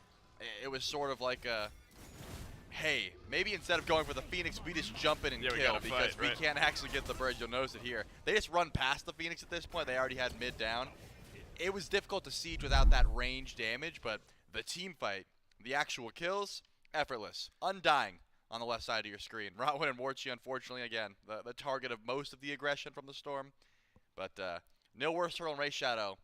I don't think they had a care in the world this game. No, this is a I'm scrapping this game plan entirely type game from the Shababa Storm. 36k damage for both Worst Turtle and Nil. 41,000 damage. So another top damage performance from a Tiamat. 11-0 and 16. And Rotwin and Warchi, again, of those 8 deaths that found their way to duo lane, 4 of them were in the first, 5 minutes of the game, 10 minutes of the game, and then piecemeal kills throughout the rest. Some of it on initiation, some just everyone jumping on the soul, and there's not much to be said about it. I wondered, especially with 2 teams that have unique identities and priority as far as the Season 10 meta goes, this is the type of game where just a better composition can win that hard. If the other team just doesn't have as good a grasp, then things like that can happen. And we'll see if the Shababa Storm makes some adaptations here, because they've got to. I think if we're being fair to the Storm, you run back game 1 9 more times, you might still lose most of them. I doubt they get that out of hand. That's just a game that completely snowballed. The Worst Turtle is going absolutely crazy. Valks may win 9 out of 10 games with that composition, but that's one of those, once or twice. That one just got away from him. Right, Yeah. just completely gets out of control. In a situation like that, I would say you don't weigh too heavy on what went wrong. It wasn't 1 or 2 mistakes that could have fixed that outcome. You kind of just move on, and in this case, it looks like taking away the Tiamat and getting it for Vi is step number 1 of remedying what happened in game number 1. The Storm are not going to let the draft go the same way it did. In this case, the Valks are fine with just grabbing that Merlin. Like I said, the 1-2 mid right now, you get one or you get the other. No one's banning them, but everyone is picking them. This, again, will be that indication. It looks like the Maui is going to be the call. I mean, Rotwin's had so much success on this pick, the setup that Landfall can bring, as well as just the early fights in duo lane. Seems like the Valks are getting exactly what they would want. Storm, though, quick with their choices here. Tiamat, what do we see, 75% win rate, something like that, across 16 games so far here this weekend. Amaterasu, Loki will be the next 2 picks for the Shababa Storm. Lots of assassin bans, as we noted in game 1. Still the story here going into game number 2. Only Yamoja taken off the table, while Set, Ao Kwang, Mercury, Thor, and Kleena all banned away. So now the Loki is locked in. Raises the question, where's it going to go? Well, we've seen Mando Warrior play Loki in the past, 4-1-5, win up against the Callan Wardens earlier on this weekend. So you have to mentally prepare mix it up. that could be a Loki over in duo lane if you're the Valhalla Valkyries. But the Valks still not revealing too much. Are going to leave that Warchi pick to the back pocket. I wonder if the Storm actually considering a Camazotz ban here against Warchi. I doubt it. I mean, yeah, can you? Right? I mean, I don't think it's done. It's not even because you got to ban Worst Turtle here specifically. Yeah, exactly. It seems like the Storm have been focusing out Worst Turtle more often than not, and Camazotz did 16k damage last game. Was killed. I mean, my only argument would be forcing Warchi onto even something further down in the God pool. But I to your point, there's definitely some value in that. Right. It's just the fact that there was a 9-0, 11-0. Right. It's got to be a Susano ban. Yeah. If you're trying to focus out the problem. Yes. The problem of the We're Valks, both right. We're nuts. They did it. Well, I give all credit to you because I wouldn't have banned the Camo. We're both right. Well, no, but here's the thing. I'm bad at Smite. I'm like middle of the road player mentality. So I don't know if I deserve credit. But there's some value maybe in the Camazotz ban. But you are also right. We ban out Worst Turtle. That's the best type of right, where both of us correct in one way or another. So Camazotz, that's gone from Warchi. Worst Turtle's not going to get the Susano. And this is where I maybe thought there could be some value in taking the Camazotz away, because if this ends up going to Warchi, the last time we saw Naja and Duo went 0-5 against the Tanuki earlier on in the weekend. You're right. So you take away the Camazotz, you're not going to play Agni again. You take away the Set. What else is Warchi going to play? Well, if it's Naja, Our only history on it is 0-5 earlier in the weekend. I mean, yeah, you're certainly not going Agni into the Loki. I do not think this doesn't scream to me a worse turtle pick, just because it seems like he likes to take the game in his hands. You can with Naja, it's certainly possible, but it relies a lot on consistently getting key targets with that ultimate, whereas there's other assassins that can do what Naja does a little bit safer and a little bit more consistently. So I'm thinking Warchi may take that Naja over to the duo lane, which, because his cam is also taking away that level of safety, I would like Mando to just take that Loki then and try and take that 1v1 whenever possible. I mean, it's one of those things where you get 2 items online, and then you should be able to find solo kills if you're warding properly and you know where the enemy jungle's at, and you just kind of walk in and try and poke with your decoy. So the double assassin call for the Storm comes through, and the Nemesis locked in. I mean, as far as I'm concerned, either one of those could be ADC, but I think I would prefer the Naja just because we already saw Warchi play it once, I guess. And after seeing Warchi play it once, you still prefer it. That's interesting. Well, because 0-5. I think the unknown is even worse to me. You know, like I haven't seen him play Nemesis. That was ADC. more kidding Warchi than anything else. You know, I'd make the same argument that we did about game 1 towards the 0-5 Naja game. We might not win 9 times out of 10, but the odds of it going that sideways consistently pretty low. It's interesting. It's interesting. We've got 4 bans on one side centered around assassins. We've got 4 bans on the other side centered around the same. A couple of picks per team. Let's talk about snowball potential. If the Valkyries get off to a similar start, say it's Worst Turtle on Nemesis Jungle, is there similar potential across this draft to make what happened in game 1 happen again? Yeah, for sure. I mean, Nem still does have that hard carry potential. It's just, you know, neither one of them clear the wave very well. They're both good at clearing jungle camps. That's what Naja and Nemesis are meant for. So just sitting in lane, again, I don't have a preference at this point. It's just the idea of which one's going to be safer up against a Loki, and in this case, I think Nem would be a bit safer. So if you're trying to 1v1 up against the Loki, or at the very least just survive that lane until later on when you can get to those tankier targets and actually help your team out in team fights, then yeah, sure, maybe Warchi on the Nem ADC. But it seems like team fight wise, the Storm have actually changed up a lot of what they want to do. It's all dive, right? You've got Dazzling Offensive just going in consistently. You're dropping the Dharmic Pillars, trying to force out escapes, and then Loki and Robin to the backline. So the Storm are not trying to sit back and just farm for late game. They want to take the fights to these objectives early on, and they don't want to let these assassins get online. Which, I mean, you have to, right? Yeah. After the way that game 1 went, you need to regain some control of exactly how things are going here in game number 2. The mid lane battle, especially at Tiamat versus Merlin, which is something we've seen pretty consistently over the last few days. I imagine we'll see it into the weekend as well, both above 50% win rate pretty handily. All this talk about double assassin, which assassin gets off to a better start, duo lane, you know, Loki, Robin, Nem, Naja, who's going where. By the end of the game, we could just, it likely is just going to end up being Tiamat and Merlin trying to edge one another out for top damage in the game. We'll see. It is edge of defeat for the Chibalba Storm. You got to win 2 straight to stay alive in the tournament. We'll see if they get it done in game 2. And it's the double assassin once again for the Valkyries, but this time the Storm will join them in also running 2 assassins. Mando Warrior back on the Loki. Warchi will be taking the Naja once more to see if he can have a better performance on it this time up against the Chibalba Storm. It's J-Mac and Goremizer alongside Doug to bring the action for game number 2. The Valks 1 game away from moving on to the lower bracket and awaiting their opponent from some of our sets a little bit later on today. Meanwhile, the Chibalba Storm, they've got to find a full run back, similar to what they needed on day number 1 of the event in order to find a victory. Got to win game 2 and in game 3 if they want to keep their chances alive here in this event. Yeah, I think that they've got themselves into a better position. It's actually funny because when we were watching picks and bans for game 1, and we walked by and you go, huh, Mando's actually playing something ranged.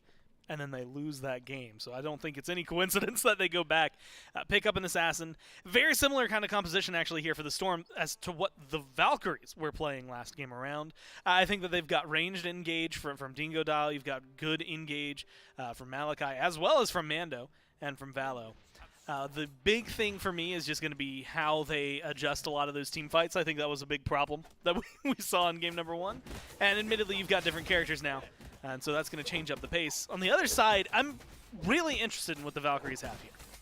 Because I think the Achilles, first off, was phenomenal. I think Ray Shadow is going to look good, and I think Rotwin's going to look good. They're on very standard gods, things that we've been seeing this weekend that are going to do well. And, of course, Rotwin is... I've said this, and I think I can almost unashamedly, at least top 2, if not maybe number 1, but like one of my favorite supports out of Europe to have watched, period. Last year, it was pretty much him and Trickstank almost always. If I got to watch a game that had them in it, we knew it was going to be fantastic. And then, of course, he subbed for Trickstank at the Summer Masters last year. So we know Rotwin's going to be able to make this Maui look really good. The things that have me a little off guard is we haven't really gotten to see Nemesis in this meta. And so I'm just interested in what Worst Turtle's going to be able to do with this pick. I think it's something that we've seen carry. I used to have it in my mind that for some reason Nemesis couldn't, but I've been proven wrong time and time again on that one and kind of reshaped my vision on it. I think Worst Turtle should look good on this pick. It's just going to be a question of whether or not it's as explosive as some of the other performances that we've gotten to see. I'm also really interested in Warchi, because I don't know that Naja as a carry is where my mind would go immediately. Naja's really good for setup and stuff like that. And we have seen Naja carry before, though.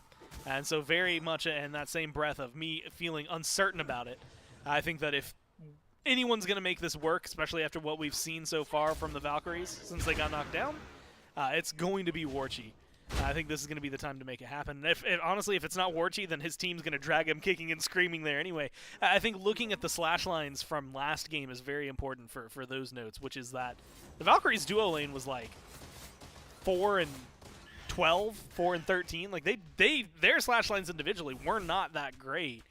It's just they were the only ones that were dying, right? And I think that realistically, you could kind of fill a similar role here. You don't want to plan on dying a lot, but like if Warchi goes in, gets a massive stun, huge ring toss to slow people down, and maybe a big ult for someone to follow up on, if he dies after that, I don't know that you care as much if Ray Shadow and Worst Turtle are going to get 2 to 3 kills after it. Oh, Valo wrapping around the top side of the jungle. Rotwin and Warchi are unaware of this. Immediately into the wave, Dingo Dow goes in aggressive. The root hits Rotwin, though, and a pullback onto Valo. Quick beads by Warchi to try and get out. And the stun from Rotwin off his leap will actually connect with Mando. In the 3v2, the Valhalla Valkyries won't say that they won that fight, but the fact they lived through it, with only costing them a single primary relic. Well, actually, they did end up losing Meditation as well. Probably the bigger, more telling point of this battle. Yeah, I think you really do get to see maybe a change of pace. I want to see the Storm. I don't even know if I can say be more active. They got the first 3 Furies last game. They played that part incredibly well. And so I guess it's going to be take some of these fights and turn them into something that feels more than just a skirmish for the sake of a skirmish, right? Not just getting these Furies, going for maybe some invades. Leon said it in his interview where he just said it's still Smite, right? Sometimes you can just get in there, get aggressive, and try to control things where they are. So I want to see him play more. Speaking of aggressive, look at Worst Turtle.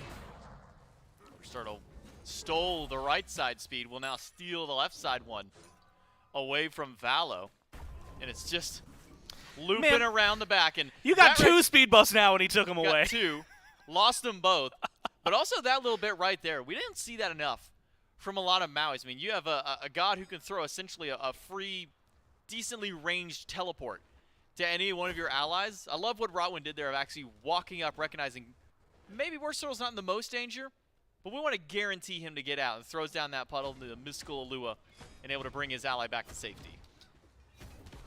That's one of the, at least like in the time, first off, that we spent watching it, but like you said, it's like maybe the most underutilized aspect of that. Granted, that ability gives a lot of good stuff on it, even after some of the nerfs that it's received. So if that's the least utilized part of it, it's just because everything else in it is so good, so clean.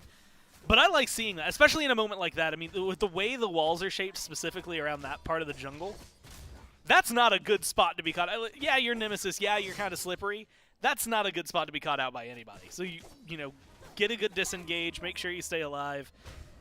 You make Valo probably double angry because now there's 2 speed buffs, 2x mad about losing your own speed buff. and it really does set them up. And maybe not crazily. I mean, we're talking like a few hundred gold at max, but small leads lead to big things.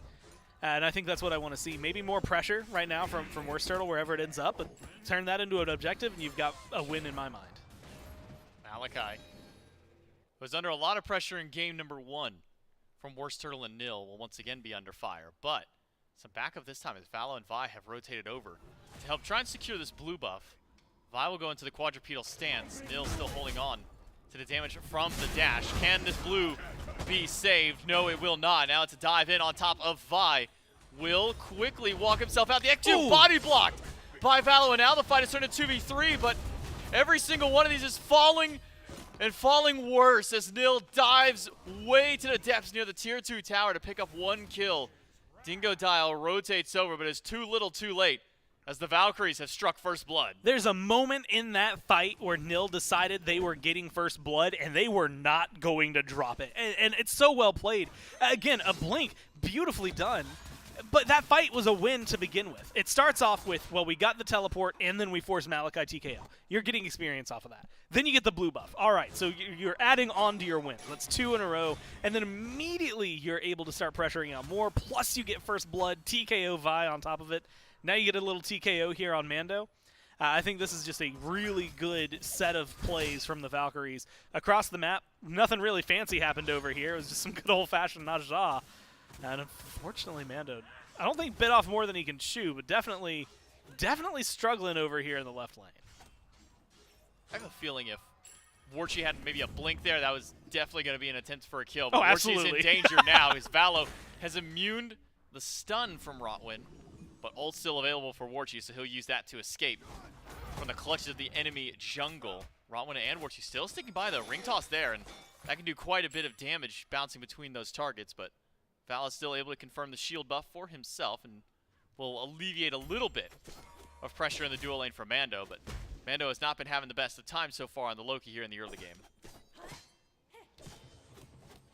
The pace of this game, and this is I'm looking like much more grand scheme. First off, last time around we were at like 10 kills already, which is wild to think about, that it's been, pumped the brakes that hard. Admittedly, though, that's because the Storm have to play this one carefully, right? You have to remember this is their elimination match, right? If they lose here, and especially if it's just from like some silly mistakes 5 minutes into the game, that's the end of the road. They don't get their shot anymore. They don't get their chance to continue. But the thing that I'm really curious about is it feels like one that kill count when the fights start up is going to skyrocket, but towers are not going to be touched virtually at all until later on.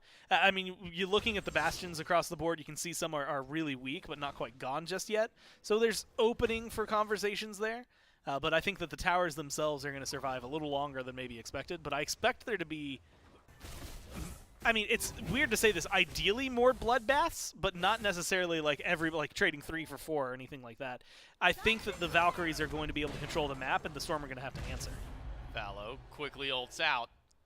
No ults expended by the Valkyries this time around, but it's a fight over potentially red buff. Rodwin will eat a lot of poke from Vi and Dingodile. That Dharmic Pillar starting to do a lot. Consume is there for Vi to guarantee the red buff for himself. We're sort of still lurking around the jungle. And this kind of feels like it goes back again to a little bit of what Elion was talking about in his post-game interview. He said, this is still Smite.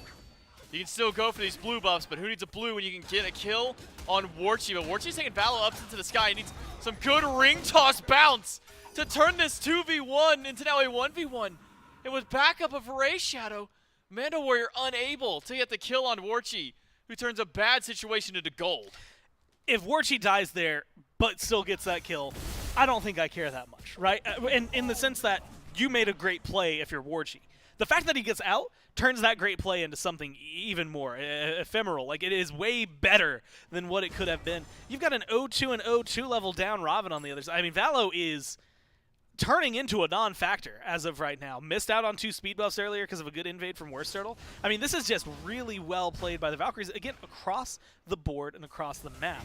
And the way that they've been playing this has been nothing short of aggression. You're starting to get leads, not just in the jungle, but you've got it in solo, you've got it in mid. And so it's only 2 kills. That's nothing crazy. But everything else they've picked up on the map has really gotten to shovel experience and some gold into their pockets. And that's not talking about a Gold Fury yet. That's not talking about a Pyromancer, since it's not even spawned in on the map just yet. It is just good old natural neutral farm and invades. And so far, if they keep up a pace like this, especially turning around kills like that in a 2v1 for Warchi, I mean, you are looking at a very, very different game. Not a fun one for Malachi once again, as Nil continues to push him to the tier 1 tower. Constant blue invades have been the name of the game for the Valkyries in game number 2, and we see yet another one on the right side. It's 2v1 over towards the shield buff for Warchi. He won the 2v1 last time around. This time, not even going to be an actual fight from Dingo Dial and Mando Warrior. Warchi will be able to walk away as yet another blue buff gets stolen on the right side. Mando Warrior goes in with the double ult for Dingo Dial, but Warchi holding on to those Windfire wheels, able to get himself out of dodge. And now with Rodwin rotating over, Hook just splits the uprights between Valo and Vi. I will say for Warchi, ult for 2 ults, immediately worthwhile. You keep your beads. I think that that trade, it's a small win, but again, these small wins have really added up for the Valkyries. Same thing, I mean, Malachi just wants a blue buff, but unable to get it. Experience that's going to make a pretty big gap. And you're already starting to see Nil making some massive rotations over. And Malachi can't even think about it right now just because he doesn't have the items, doesn't have the farm to get to this point. So the Valkyries in a spot, if they could have picked up a kill there, we're maybe talking about the Fury and having a conversation about how they absolutely demolished it. Instead, what we're looking at is just some good old-fashioned aggression, maybe an overstay.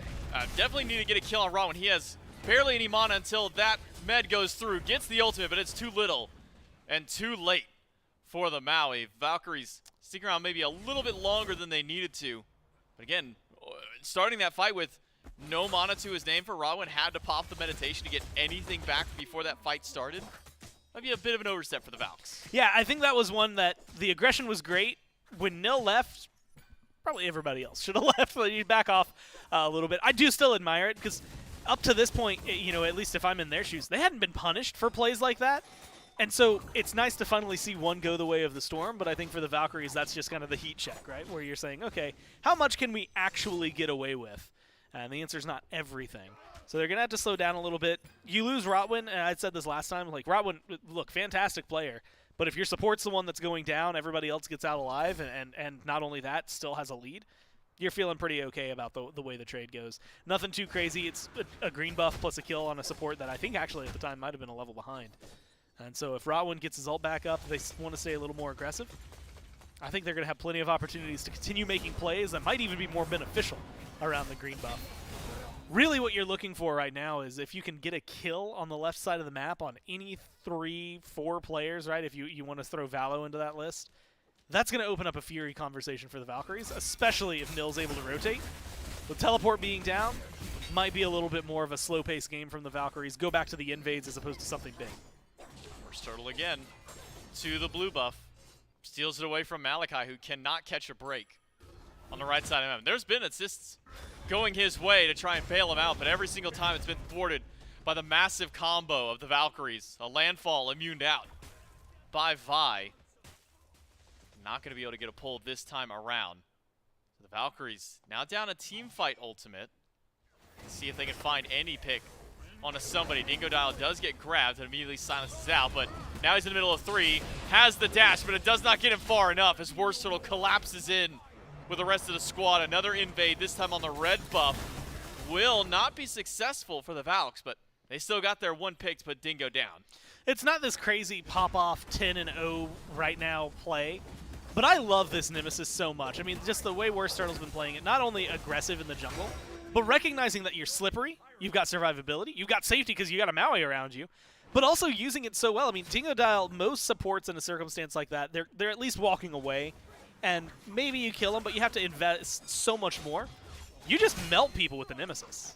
Warchi fighting against Mando Warrior, who pops his Aegis a bit early in that fight. Not sure what he was expecting to come from there, but Warchi doesn't have his ult, does have beads, but nothing more than that. Beads will not save you from the damage of these two assassins. So Warchi will fall down for 30 seconds and some return fire. now from the Shibalba Storm. But again, Shibalba Storm have just been getting only kills on the duo end of the Valkyries team. There's still yet to be a kill on the 3 that were hard carrying the last game. I'm wondering, well, we saw how much of a problem that was. I wonder if it'll continue. Specifically, if Nil can have that same kind of performance, Worst Turtle, Ray Shadow. A kill onto Warchi last time around. I mean, we were looking at a small lead for Mando for a little while. That got overcome pretty quickly by the Valkyries. And that's kind of what I'm worried about happening right now, is the fact that, yes, you've got a small lead there. It's also the only place you have a lead, as you had mentioned. The deaths that are being racked up for the Valkyries are only in specific spots, and it's only on duo. Has not been able to help control it. They get a Pyromancer, for Warchi's life, so feels like it's worthwhile, especially since Rotwin gets to carry around a Runic Bomb. Nobody's picked up a Gold Fury. I mean, it's not a crazy, out-of-control, hey, you're already 3,000-4,000 behind, but it is the pace of a game for the Valkyries to continue choosing fights. And unless you're able to continue getting small picks like that, especially while the beads are down for Warchi, I don't know if you're looking too much towards the Storm. I think you're waiting for a 5-on-5, maybe a big 4v4 play around the Gold Fury here. Could be a big stepping stone forward for you. But J-Mac, it's all about whether or not they feel confident in it. And, as much as I like Ganesh just in general, like Maui a lot more, and it feels like Rotwin has the engage just on lock. Gold Fury pulled. Vision there for the Shibalba Storm. They know this is happening. It's a collapse on the Warchi. He'll take one up to the sky while the Fury is still being done by the rest of the team. Lands down to the Dharmic Pillars. Warchi is still living through all of this. The defense has paid off just enough for him to delay this fight, but there needs to be more attention towards Valor. There needs some help towards Ray's Shadow, and that's the collapse that the Shibalba Storm need. A double kill for Vi, nearly a triple kill as he throws one shot for the Primordial Onslaught, and that will be a triple for the mid. And maybe now a Fury, but Worst Turtle's looking for some of his own. Gets a turnaround kill onto Vala, but now Worst Turtle is stuck around for a little too long. Heals up quite a bit of damage thrown his way, but there's still too much of it coming back. I need to see him go for a Fury here. I mean, Mando's a little low. You should still have the damage and at least the tankiness to be able to pick it up. Take your kills, turn them into something massive. Nils hanging around. Might be able to get something done here. I don't know. This is a very awkward engagement for you. You're tanky enough that you can probably get in, get out. That's respect. But it is also a moment where if you go in, they might just damage dump into you instead. I'm surprised. Nil alone was enough to ward off that Fury. It should have been a very easy pickup for him. Shows, I mean, like you said, respect, I think, going towards the Valkyries. That fight starts out in a fun way. You get to see Warchi go for what was almost a repeat. He almost kills off Valo. But the team replies a lot faster this time around, right? It doesn't stay a 2v2 or a 2v1 for long. Suddenly there's 3 people looking down towards Warchi, getting rid of the Naja. And once that was burned off, everybody else was in an awkward spot. I mean, Ray Shadow was literally surrounded by 4 people because they played aggressively as opposed to sitting a little further back and trying to get their abilities at range. And so it was just one of those moments of, oh, well, we just killed the one squishy. Let's kill the other one. There's not much else to stop us. And unfortunately, after that, Worst Turtle goes in, tries to get a kill, make things feel a little more worthwhile. I'm kind of surprised. I thought that the team was just going to stick to the Fury and, say, sorry, Valo, you're dead. Can't do much about it. But the fact that they responded, killed off Worst Turtle, you got to start doing some mental math. Is it worth killing Worst Turtle, making him feel a little worse, or worse knowing that you didn't get the Gold Fury on top of it? Probably some weird balancing out, but when I look down, I see some of the levels have equalized, maybe now even more in favor if you're looking at Mando Warrior. And so the Shibalba Storm can definitely come out of that fight and feel pretty confident about their abilities. The major leads that the Valkyries did have earlier between Jungle and Solo, even a little bit for Ray Shadow, are now dwindled away. A dive onto Warchi once more. A quick ult gets him away from Valo. But it's just been a massive grouping by the Shibalba Storm once more now towards this objective. Everybody on the left side of the map. Rotwin is there, can slow this one down with a well-placed landfall, but the What? Worst Turtle walks in slowly, steals that one away. Landfall will be good for Rotwin. Worst Turtle lives too? Rotwin and Worst Turtle not only steal the Fury, but both of them appealed for each other to get out, and there's no loss for the Valkyries in this. Let's have a conversation about zone. And let's talk about how there was none on that Fury. I mean, look, you had the burn. He creeped in the Storm, there. we're talking about it. But, yeah, that is a good play. I have to give credit. It's partially on the Storm. Maybe you should go for a little more of a zone. Maybe you should start pushing back once you see that Nemesis walking forward. But realistically, that's just a good play by Worst Turtle, right? Being able to close the distance, get in there, well-timed with the slice and dice. It's one of those plays that most of the time, probably like 80% of the time, you're not walking away with the Fury. But managed to get it in what was a weighted coin flip and makes it work out for the team. And so I'm really just, again, the way that he's able to walk up, like, it was just so simple, right, in all essence. And they got a pyro prior to that, so it feels really good for him. And I mean, you have to look at this, right? All cooldowns up. You've got your dash in, dash out, shield ready. Nobody from the Storm even looking for the approaching Valkyries. And to walk out of that afterwards just because you have all your cooldowns left, right? Nobody forced anything from you. And so it was a very easy path for Worst Turtle to just go in, get the job done. Felt like it's just another day in the office for Worst Turtle. He just walks in, punches his ticket, says, all right, cool, my job is done. And then luckily for him, he's got Rotwin to bail him out with that landfall, actually cut off the path. So Worst Turtle could have an escape out of there. Speaking of Rotwin, damn, able to walk up, keep two people away. And all the while, Ray Shadow took the tier 1 tower while that Fury was being done. Wasn't even a part of any of that action. So not only do they get the Gold Fury benefit of all that extra gold, but tier 1 on top of that. Now we're looking at a 3,100 gold lead for the Valhalla Valkyries. You know, normally I don't want to say like a naysayer here.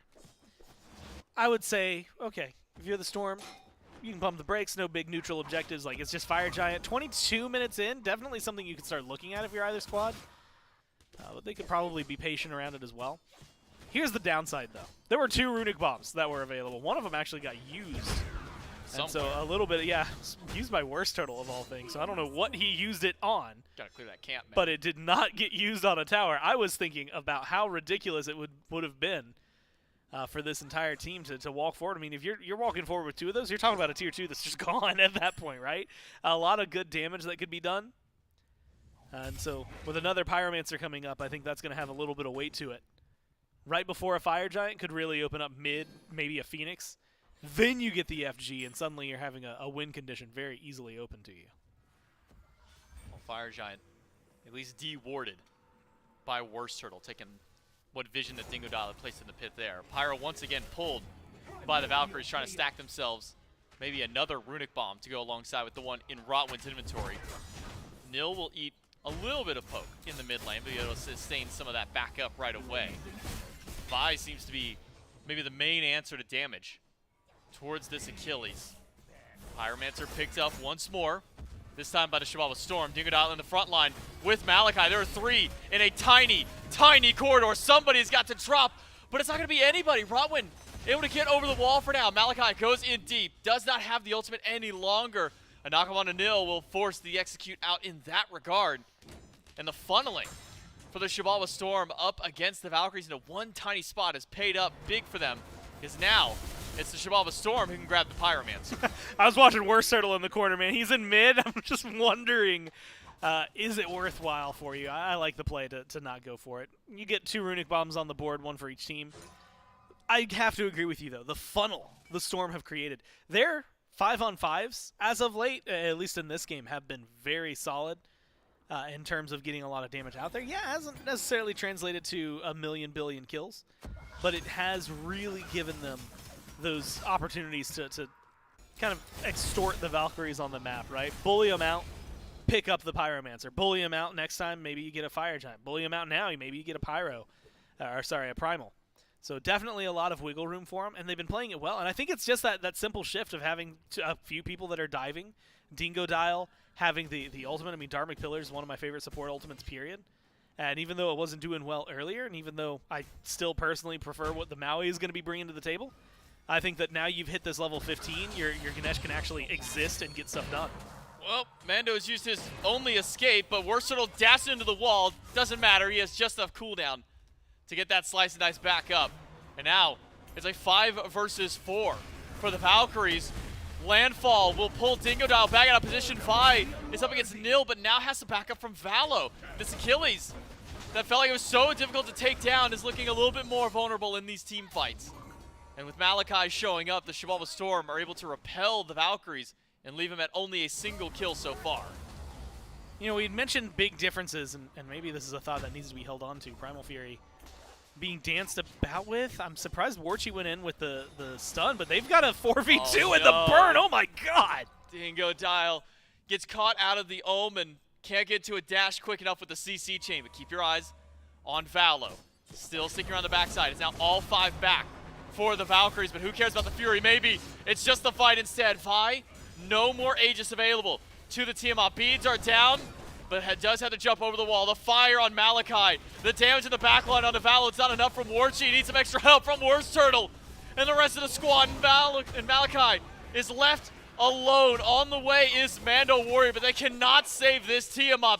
Able to find a pick on the Worst Turtle, but that was 4, I guess technically 5, since Mando died earlier on, for just the lone kill on the Worst Turtle. Can Mando make the hero play around the Primal Fury? Will throw out the decoy, but that is just not enough damage. That will be a Fury plus 5 total going to the Valks. I don't even know where to begin with that one. I guess it starts with Worst Turtle. It kind of ends with Worst Turtle as well, right? Good kill immediately onto Mando. Creates a 4v5 scenario for the team. Instantaneously, you've made your worth as a jungler jump up, right? Because you are doing so much for your team. Then you get good engage. Rotwin, you know, bringing people in. Warchi with the sash. And Warchi's exactly in that kind of position I was thinking earlier. 3 and 2, you're getting some kills, you're dying some. You're not going to be the one that's like the heavy hard carry. You're the one who's throwing the ring toss, getting some slows. You're the one that's getting the sash and letting, you know, Ray Shadow come in. Burn the hell out of anybody that stands in their way. I mean, the damage output that this Merlin had alongside with what you're getting brought in by Nil and Worst Turtle, I think was incredible for them during that fight. Gets everybody low, makes them feel awkward. And then the Storm do something similar to what they were doing in Game 1, J-Mac, which is just a lot of, oh, well, I'll go in this time. And, like, starting a fight with one guy, and that one guy's not the guy who should be starting a fight. Or, you know, you had mentioned it, you get a little bit of a loop around, which feels like it could be something big. But really, it's just you've got one guy over there and 2 guys alone. And so it gave the Valkyries a lot of opportunity to just walk forward and fight you. And just create an opportunity where you're at a numbers disadvantage. The guy who was lurking around isn't close enough to get something done. And they have to be very careful about it. I mean, we're seeing a lot of disengaged used right now around the FG pit, and it's because just one of them is enough for a Fire Giant for the Valkyrie, so they have to be very careful if they're going to try to play aggressively here for the Storm, because sometimes all it takes is one slip-up, one mistake, and they're gone. Malachi, half HP after the pull from Rotwin and the fire combo from Ray Shadow. Puts him down low. He'll be able to resustain with his stance switches. But now Warchi going in aggressive. The Dingo Dial will take him up into the sky. But he's going to need some help on landing. And he's got plenty of it between the Merlin and the rest of the squad. Ray Shadow takes down the Elephant. That is a 45-second respawn time for the support of the Chivalva Storm. But look at the collapse in, the path cut off on one front. But now, with no HP for Vi, he is out of the fight. A dive over the wall by Rotwin. Mando and Valo are also going to be TKO'd from the fight. It's just Malachi, the only one left standing to try and stop the fire right away. But he's being zoned away by Nil, by Rotwin. The rest of this Valk squad now funneling back to the fire. The majority of the initial engage on that fight is very straightforward. Warchi goes in, brings an elephant to the sky, comes back down, the elephant's dead. It is as simple as it gets. Dingo Dial had nothing to work with there. The rest of that fight is a little more complex, but also simple in essence, and that is Worst Turtle goes around the right-hand side. The rest of the team is pushing up as a 4 towards the left side of this portion of the jungle. Worst Turtle hits Vi with his ult and says, hey, let's kill Tiamat. And then that's pretty much the call from that point forward, right? The team surges forward. They have a really good wraparound to cut off any sort of disengage path from the Storm. And since Vi is taking more damage at that point, it's pretty easy to just get the extra kill onto the mid laner and kill off anybody maybe who is surrounding and trying to open up the opportunities to keep their mid laner safe, try and peel for them. The other thing I want to highlight in that, though, It's not just how this fight happens, but it's really, and I've seen it 2 or 3 times now from Worst Turtle. That one stood out the most. It has to be mentioned. His capability in movement and just small jukes. Nothing has been insane, but he recognizes, oh, Vi's going to throw out X now. I'm going to take 2 steps back. Takes those 2 steps and immediately then dashes forward. And it's happened a few times where he's dodged out getting rooted. He's dodged out getting knocked up. He's dodged out a lot of damage that otherwise would have been thrown his way or stopped this Nemesis from being very impactful. And it's just little small movements, on the keyboard, a couple of S taps instead of W taps that are really making a huge difference for his health bar and his presence in the game. So Worst Turtle, outside of just the good mechanical ability usage, has had really good mechanical movement usage. And unfortunately for the Storm, if this guy's dodging all your CC, you got to figure out another way to control it. I think there needs to be a way to maybe try and corral Nil as well if you're the Shivalba Storm, because 2 games so far undying in both of them. Only 1-0-5 this time, and topping the damage charts for his team. I mean, this Achilles has been so oppressive up against the Shivalba Storm that they've just not found an answer to him in 2 games. I mean, we talk about picks and bans up against the Valkyries. We're looking at the set, the Ao Kwang. As this weekend goes on, this Achilles may be something that a couple teams should look at as well. Vi gonna get some help, but he is dead before his relics can come back up. Dingo Dial, he's gone as well. That's a double kill for Ray's Shadow. And 50 seconds on respawn. The Valkyries can just take this Phoenix if they want. They might even be able to just run up into the Titan room, but they don't have minions, so this is a slow burn of the bird. And instead, the Valkyries will now turn their sights towards the mid lane. Left Phoenix gone. Malachi steps up and has to back out right away. Yeah, minion wave with him here, so it should be a little easier, not just to burn this Phoenix. Oh my god, talk about easier. Oh man, they get rid of that one, no problem. I think really what I was wondering, and much like you, I mean, you had 40 seconds without Vi, without Dingo Dial. Feels like you probably could have kicked it down. I don't mind this play though, because J-Mac, we mentioned it from the other side. If you're the Storm right now, you are on the cusp, on the brink of having your tournament life ended right here by the Valkyries, escorting someone to Valhalla appropriately, right, for the mascot. But if you're the Valkyries, you don't want to over-risk anything, right? I mean, you lose one big fight right there, suddenly you're talking about the Storm, not maybe being back in it, but at least being able to put up more of a fight. Now, it's maybe a little slower, but it's a chokeout kind of play. You got fire minions in left, fire minions in mid. You still have tier 1s in both of those lanes. Like, you are not stressing about your Titan at all. Meanwhile, if you're the Storm, everyone's distracted. You're going to get to reset here about 20 seconds out. You'll pick up another fire giant. This is going to be a very simple play for the Valkyries from here on out. Burn this enhanced FG, get a couple picks, win the game. Nothing really big about that. You've got the engage, whether it's Worst Turtle or Rotwin or Warchi. Or hell, Nil. It's someone on your team's going to start a fight. It all depends on positioning of the Storm and really a lot of their fight back. I think that they are going to have to figure out where it is, and it might have to be a Hail Mary play up here in the FG pit. Malachi dives in. Nil will zone the other 4 from the fight, but Malachi's doing a lot in the background. Massive landfall by Rotwin to start this fight, but Nil is finally gone. That's the one that the Shivalba Storm have got to take out in this fight, but Valo gets turned on. Worst Turtle is taking down them piece by piece. There are 3 gone from the Storm off an amazing initiation from the Valhalla Valkyries. Vi will not be able to live through, but he at least takes down 1 with him. Man, you said it. There's not much to break down. He hit a huge ult. Rotwin pulls them all. He gets the damage necessary. Oh, and they get to walk forward. Look, that's just so good. And immediately, I was a little curious. I didn't see a lot from Ray's Shadow, but the damage ended up being over there. I have to give another shout out because, yes, there was a huge, huge landfall play. But I think another one that ends up happening there is Worst Turtle, just being Worst Turtle. Gets a double kill off on the side, plays the Nemesis incredibly well, opens up an opportunity for the team to continue getting aggressive. Even though you make some trades that are maybe unfavorable, Nil takes a lot of damage at the beginning without a lot of backup.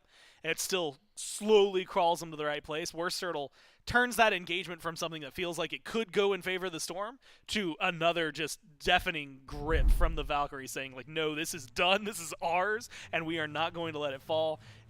Gets a little rough for him, right? Not the cleanest fight that they'd had all game.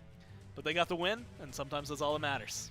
In this situation, they needed Worst Turtle step up there because Nil was gone. That was the one that you need to focus out in these fights. The one who went undying all the way up until that moment of the game throughout 2 entire games. As soon as Nil goes down, I'm thinking, man, this could be the turnaround the Storm need, even after that massive landfall. But as you say, Worst Turtle picks it up, finds 2 separate 1v1s during that fight. Able to turn this one back around. And it's the Valhalla Valkyries moving on in their tournament. Unfortunate for the Shibaba Storm.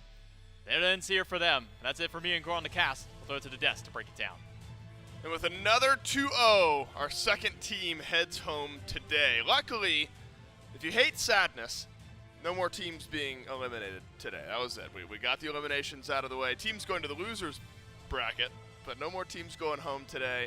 Unfortunately, this is the end for the Shibaba Storm. And the Valhalla Valkyries, Trelly, they've now figured something out. Yeah. They've got a little momentum building up on their losers bracket run.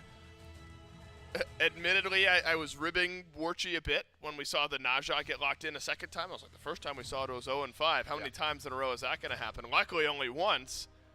Actually, a decent game out of it. I think Worst Turtle puts together a really nice performance. Goatwin steps up again. 4-man landfall towards the end of that game. 4-man taunt earlier on in this tournament. I think it's a good place to start the replays, though, and we'll get a mix of all the Valhalla Valkyries players. But Nil also really stepped up in the last few games we've seen this Valkyries team play. No doubt. And I think that last play that we just saw was close to being bad, as J-Mac highlighted. It was almost that moment when you Sobek pluck someone into the back line, then you realize your carry's 1 HP and they just die. You plucked the wrong person. Right, you pulled 4 people into your 1 HP Achilles, but in this case, Worst Turtle said, yeah, it takes 4 people to kill our Achilles. I'm going to destroy your backline in the process. This Nemesis was going unchecked in these team fights later on. I think the entirety of the Valks, I'm not going to say a new brand of this team because it was really just their first set. I mean, their first set was the only one that we've seen them on the down and out, and ever since then, they have really came through in a big way. And it just seems like Worst Turtle can have no mid performances. He is firing on all cylinders through the rest of this tournament. I've seen Warchi step up in a big way. You highlighted Rotwin. I tend to agree. And Ray Shadow consistently towards the top of these damage charts. I think the team in its entirety deserves all the praise we can give them. That's what we talked about in Picks and Bands. I said, who are we kidding? We're talking about all these assassins. By the end of the game, it's still going to be Merlin and Tiamat fighting for top damage, except Nil does take top damage in the game at 33,000. I was noticing Sundering Axe doing massive amounts of damage at the end of that game for Nil. Just 2 of the shield slams over the course of 10 or so seconds, effectively half health Vi prior to that final fight starting, and I think that ends up playing a role in executing some of those lower health targets. And so I agree, it's not a new brand for the Valhalla Valkyries, but I think it's an ironed out version of the original brand that we saw earlier on this weekend. How does that stand up against some of the top 4 teams that are still remaining in the upper bracket remains to be seen. We're going to watch those games play later today. The losers of those matchups will drop down to play the Wardens and the Valkyries respectively. So we're going to have to see some of those matchups and how some of these momentum teams in the lower bracket end up standing tall. I think it's potentially exciting, though, because really when you get down the stretch, after today we've got 2 more days left in a anything can happen type scenario. For sure. When anything can happen, you know, what is that, Murphy's Law? When, like, anything can happen, will happen, something like that? Yeah, something like that. Cole's Law, though, is my favorite. You know what that one is? Lay it on me. Thinly sliced cabbage. Warchi standing by for the post-game interview with J-Mac. I can't believe that one actually got a laugh out of me. That was a good one, Dave. We'll admit. But yeah, I got Warchi, the carry player for the team. I can't call you the hunter player because we haven't seen one of those yet from you, Warchi. Talk to me about game number 2. You know, game 1 we saw, if you count Ao Kuang in there, 11 assassin bans throughout. You really got to kind of dig into the God pool a little bit. You get the Najah back in game number 2. Didn't go so well at the beginning. The first time you got your hands on that one. What was the call for you to go back to that pick and give you the confidence to bring it in game 2? I mean, it's something that we know it works, so we stick to what we think it works. And it's true that the day 1 wasn't really clear, and well, we're gonna stick to what we know it works. That's it. Yeah, it seemed to work for you guys real well in this one. Talk about what's going through your minds and maybe even the comms, especially right at the very end of game number 2. I mean, Rotwin goes massive, finds 4 people at the landfall. What was the communication with your team at that moment there when he finds that big pull? You know, Nil goes down right after, but that turnaround that you guys have. Not gonna lie, it was a bit chaotic because it was like we're gonna engage, we're gonna just get out and try to save the game, but it was like everyone went crazy and started killing everyone, and we just let's go all in, and that's it. Clutter comms, but excitement nonetheless out there. And now maybe you can answer this, you know, for fans out there, a team that seated a little bit lower in the tournament here is your squad with the Valkyries, maybe not expected to make it even as far as you guys have, and now you got pretty much only big hitters from here on out. How does it feel making it so far into the tournament, being maybe considered one of the underdog teams? We are feeling great, to be honest. We expected to be the underdogs because many names are unknown, but I mean, we are confident. We are feeling great. Day one was something to forget and just keep playing like we are right now and rock it. Yeah, I mean, keep sticking to your game. It seems to be working out for you guys. So congratulations, Portugal, on the 2-0. We'll see you guys later on in the weekend. We'll throw back to this. Keep it going. You know, and over the last few months, last couple of years, Chili, we've had plenty of these tournaments where we talk about the mentality of the underdog team, where you come into the event and you're thinking, you know, maybe we're not the favorites to win this event, right. But if our goal is to make it as far as we can, we've got nothing to lose. That can sometimes be a really scary mentality to go up against. And the Valhalla Valkyries playing with just a bit of that. And that is it for the lower portion of our bracket matches today. We've got a couple in the upper bracket left to go. Trelly, Niflheim Wargs, Aru Scorpions, and then the Gilded Gladiators and the Eldritch Hounds. And so these are the four teams largely predicted to be at this point in this tournament, and it'll set the stage. The winners of the next two matches will face off in the winners bracket final, where the winner will go to the SPL. Gotta be some of the most anticipated matchups of the last 3 days. No doubt, but one thing I do want to highlight about this kind of bracket is take a look at Wargs, Scorpions, Gladiators, Hounds. They're all on a win streak, right? But two of these teams are going to be sent down to the losers bracket in a bad way, right? Right off a loss. Then look at Valks and Wardens.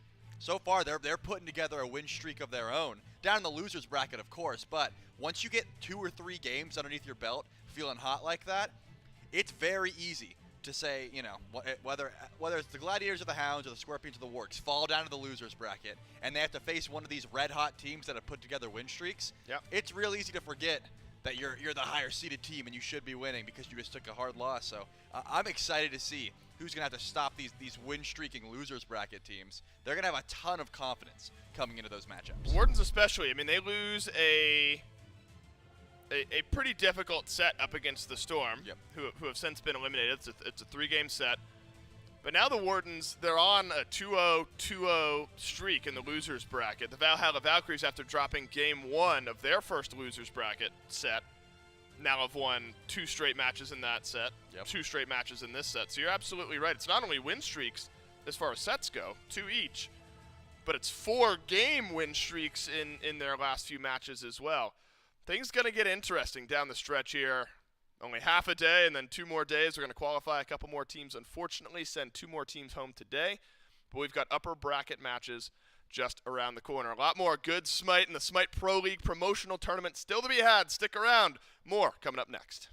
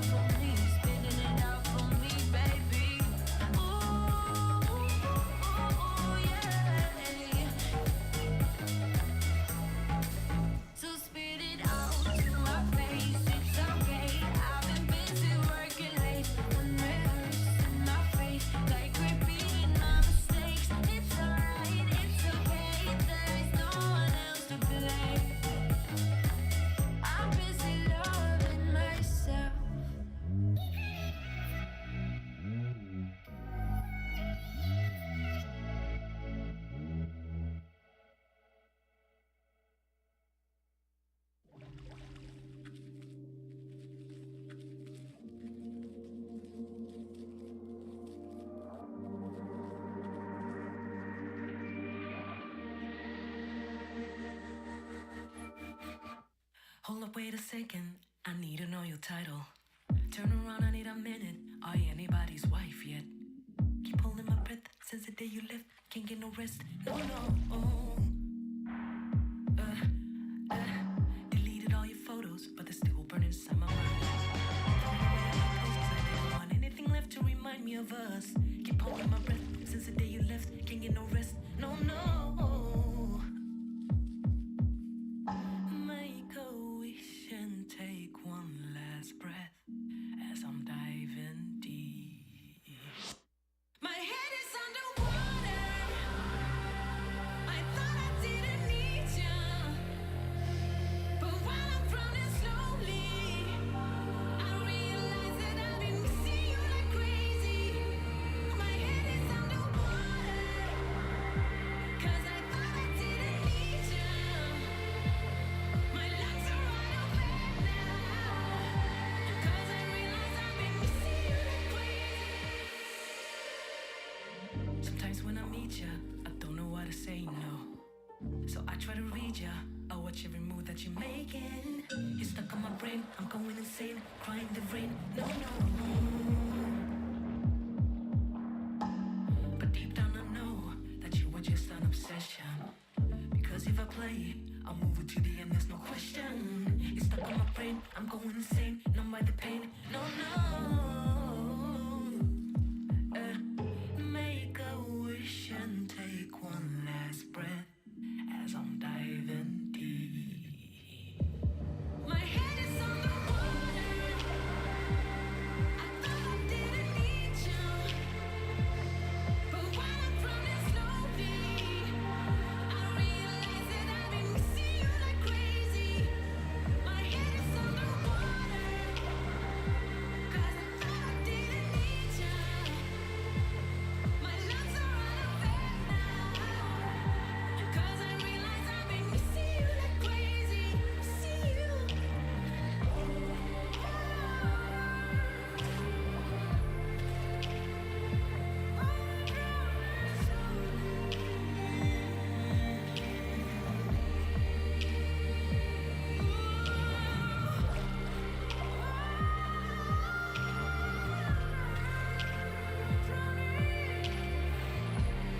I can't get away,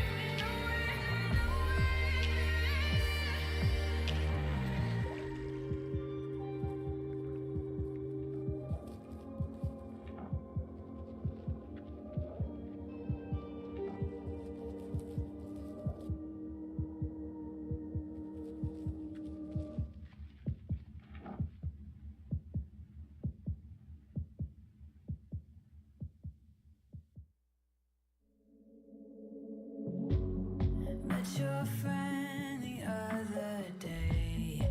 Heard you've been trying to reach me. Good luck with that. I threw my phone into the pool. There's no reason for your feelings. You knew the rules.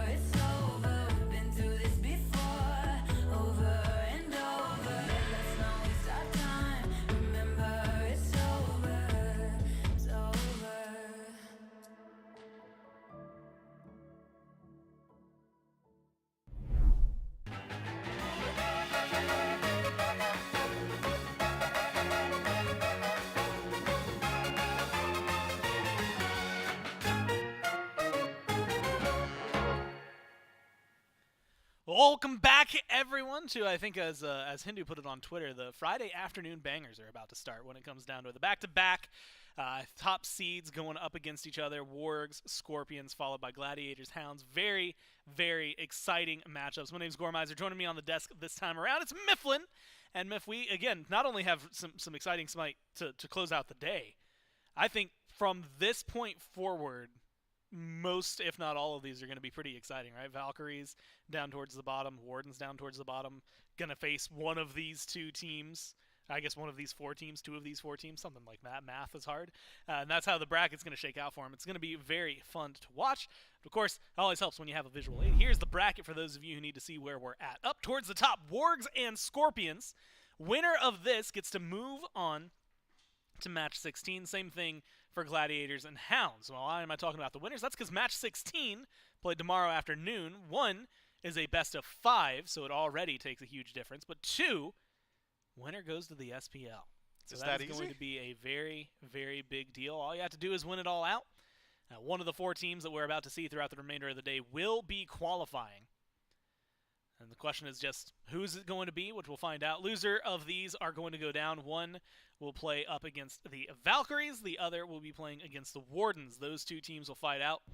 They still got a few sets to go before they can even start talking about their qualification status. Instead, what we're at now is this kind of position, Mifflin, where when you look at these 2 teams, I believe it's actually Trelly who had said this. Wargs were on everybody's list when we were doing the predictions. I think you had Gladiators. Some people had Hounds. Trelly had Scorpions. When all 4 of the top teams are getting mentioned in the predictions, it must feel good. But the Scorpions have come through and really kind of proven themselves. When you've got players, Sarpea's looked really good. Davies looked good. Preds has looked good. But, of course, we've been talking a lot about Kana. We talked a lot about him when we were talking about this team a couple weeks ago during our kind of preview segment. And I think that for a good reason, this tournament solo lane has been incredibly impactful.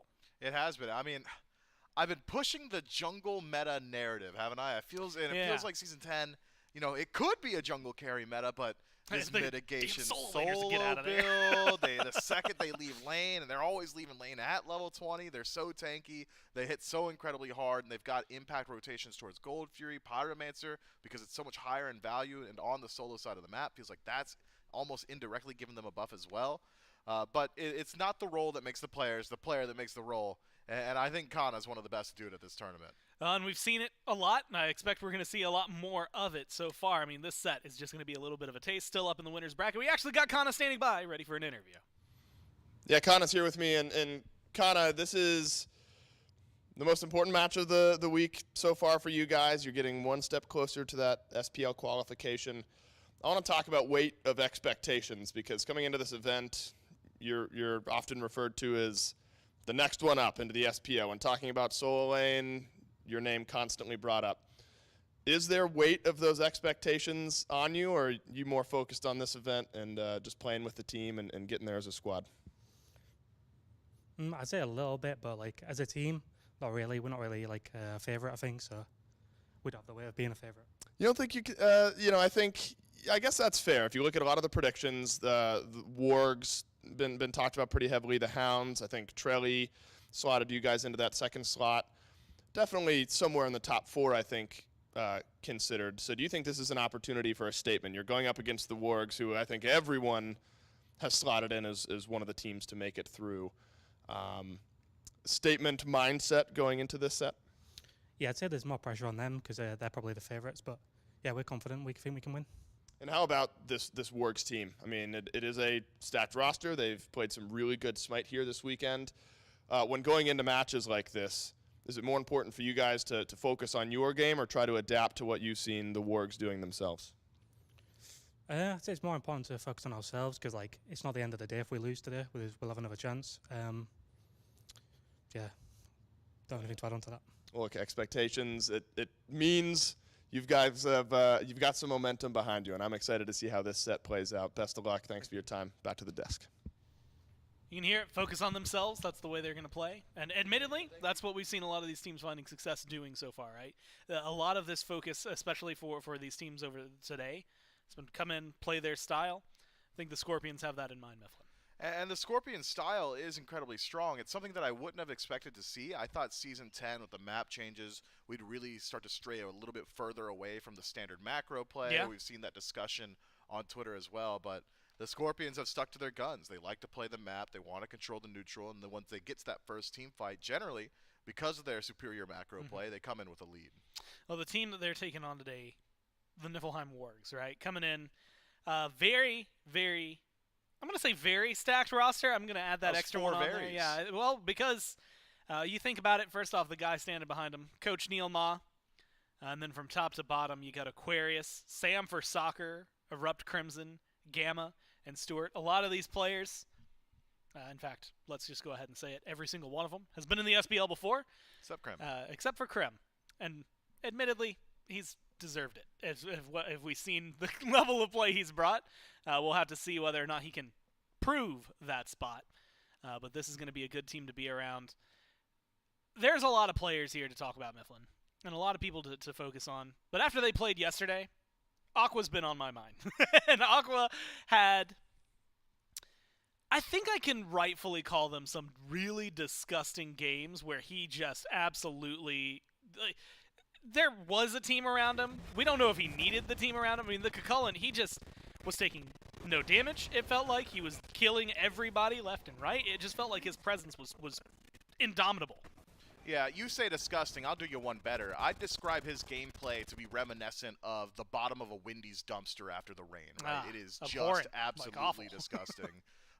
Any baseball stadium restroom, okay? I mean, it is gross what he was able to accomplish. Visceral. I mean, legitimately, I don't think he had, and at any point, looked at what his enemies were doing. He had his own plan. I want to stand in this spot, and that's exactly what I'm going to do. Yeah. And his high mitigation build and his veteranship in the role, I think, allowed him to play that way. Aqua has been a complete standout for this team, but it's not just for the Wargs. Even on his stint to the Valkyries, after about 2 weeks into Phase 3, it's like Aqua woke up. Yeah. Night and day shift from the earlier phases to that point, where he's just become this high-impact player, high rotation player that is also winning lanes somehow consistently. Aqua has just been a shining light, and it's hard to say that when you look at this roster, because coming into this event, I had really put a lot of weight on Gamma, who had looked really good out of support on the Valkyries. I really thought Sam for Soccer was going to be the one making the statement plays. But this time, they've just both been dwarfed by Aqua out of solo. And it's one of those, like, TBD. Like, Aqua showed up big yesterday, but as we've seen, like, at least with the Wardens, it felt like yesterday, Tuba was a relatively big player. Today, we got to see Joshi have a lot of those pop-off moments. Maybe yesterday it was, like, Aqua's limelight, and then, like, they tag out. Today it gets to be Sam, or today it gets to be Crimson. Somebody else gets to pick it up.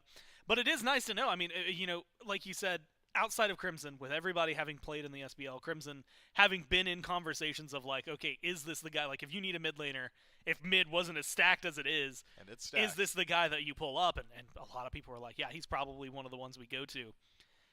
If you have a team like that around you, yes, you know, if you're Aqua here, you get to have a huge team fight presence.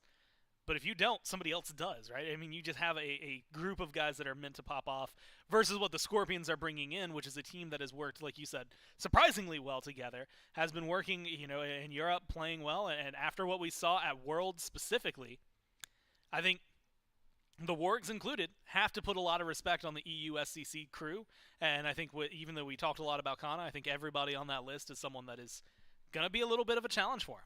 Yeah, I think so. The Scorpions roster, of course, stacked top to bottom with an immense talent.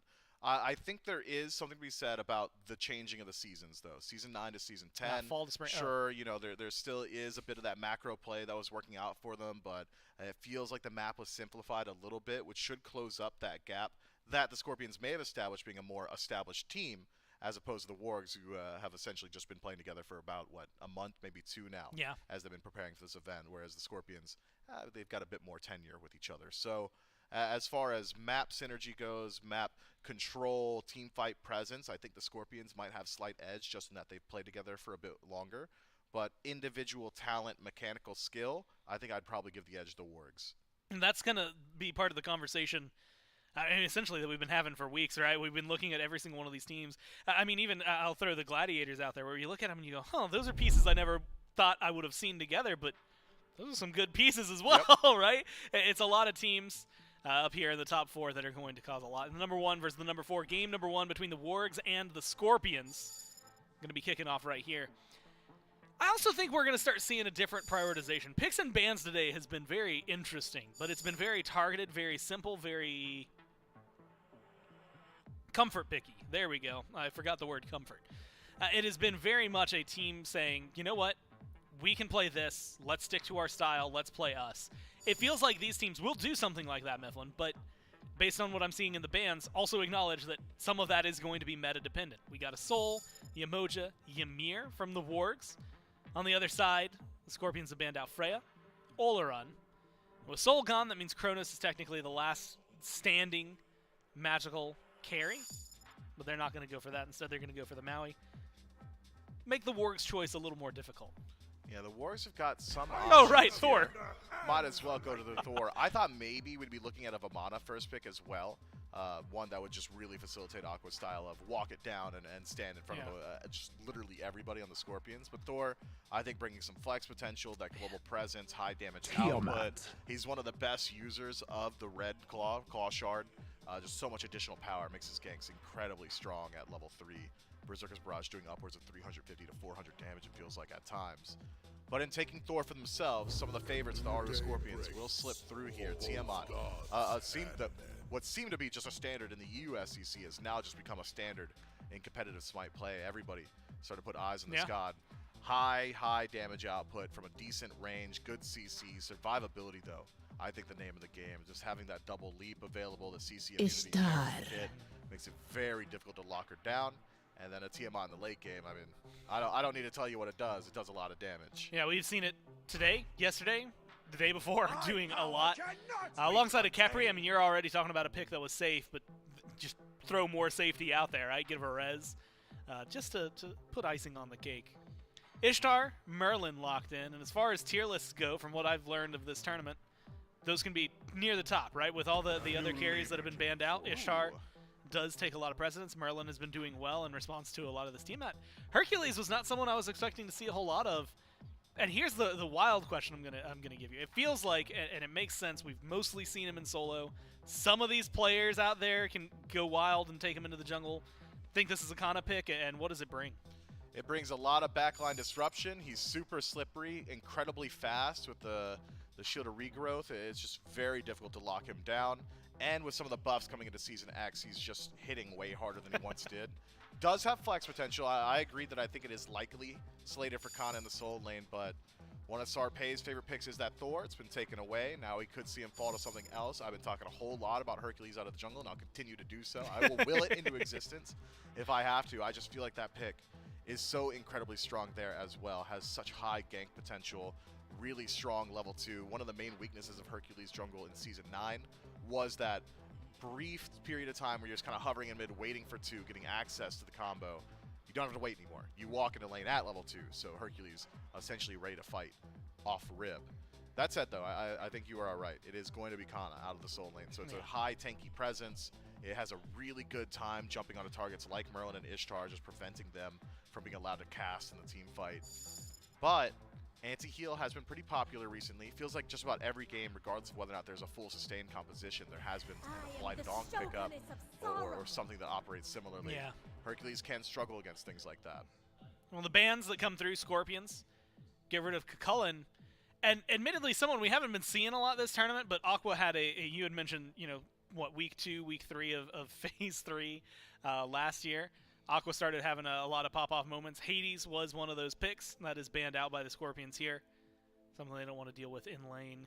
The other side, the Wargs, their bottom 2. Carnanos and Rom trying to deal with the Hunter pool. And the Scorpions go somewhere that wasn't immediately on my mind, Mifflin, but another good Hunter. The Izanami gets locked in. And as far as wave clear goes and teamfight potential, she brings a lot to the table. And she can go down the crit tree just like any other hunter, has very good wave clear, as you said. One of the few hunters that can kind of match that cleave auto attack from Ishtar, or the lob auto attack, I should say. Pretty decent pressure. I think once left alone, Izanami feels all right into Ishtar. The majority of Guardians with Ishtar, though, will out-pressure Izanami and Khepri together, especially if it's a Kabrakan for Gamma, one of his favorites, and one that he's been going towards pretty consistently throughout the last year or so of his competitive career. I think as far as kill pressure goes, you're probably giving it over to the Wargs in the duo lane as of right now. But duo lane is no longer just the duo lane. It almost feels like a trio lane with how often the junglers have been rotating over there. Unless your name is El Leon, and then he's camping solo. But otherwise, duo lane seems to be a party, especially in the early. And between the two of Izanami and Ishtar, it's probably a bit easier to gank the Ishtar. Yeah, much simpler. Doesn't turn invisible. Those are have a leap. pretty helpful. Yeah, so definitely easier to shut down. That's actually why I'm interested. You know, the Cabrakan, we normally talk about the walls when there's a composition on the other side that, like, just can't deal with them that well. Like, Tiamat and Isa, at least the two that you would theoretically want to capture the most, can get away from that, right? So from Cabrakan, is that just like a Gamma special because he knows it plays really well? It's got the one win under its belt, and that was the Wargs playing it? Or is there maybe more to this in terms of shutdown that the Scorpions have brought in? Well, I mean, you've got the okay matchup of both Capri and Hercules, so if Gamma's able to catch a Capri rotating team fight, so often you see, you know, your team's winning a fight, Capri's rotating right ahead of you, you're thinking, oh no, he's going to scare his blessing, we're going to have to chase out even further. The lockdown potential there, I think it'd be pretty useful. Just send up a wall, say, all right, well, you could have revived him, but you just weren't in range, or even locking down a Hercules who's running amok in the backline. I was talking about how slippery he is. He's not the exactly the fastest auto attacker, so those Cabrakan walls likely find some value there. Here's a pick that a lot of hype was around, though, coming into this tournament. We had seen it a lot in the ranked scene, a lot of discourse on Reddit, on Twitter, about how powerful Fenrir feels right now, especially with that Claw Shard. Feels like Brutalize is almost an execute at level 2, level 3. Very difficult to survive those early ganks. We haven't seen a whole lot of them in this event. I don't think we've seen them at all just yet. What he still has is high pressure, has good initiation. The Unchained Stun is always going to be good. The threat onto beads, I think, going to be important as well. If you've got largely single target CC from Hercules and Capri, that means you're probably struggling to find those beads burned consistently. So adding just one more bit of it with that Ragnarok, another massive threat that can get those relics off consistently, is going to simplify the Aru Scorpions team fight. Now it's, okay, Hercules hit a punch, those beads are off, let's Ragnarok them, or even the inverse is available.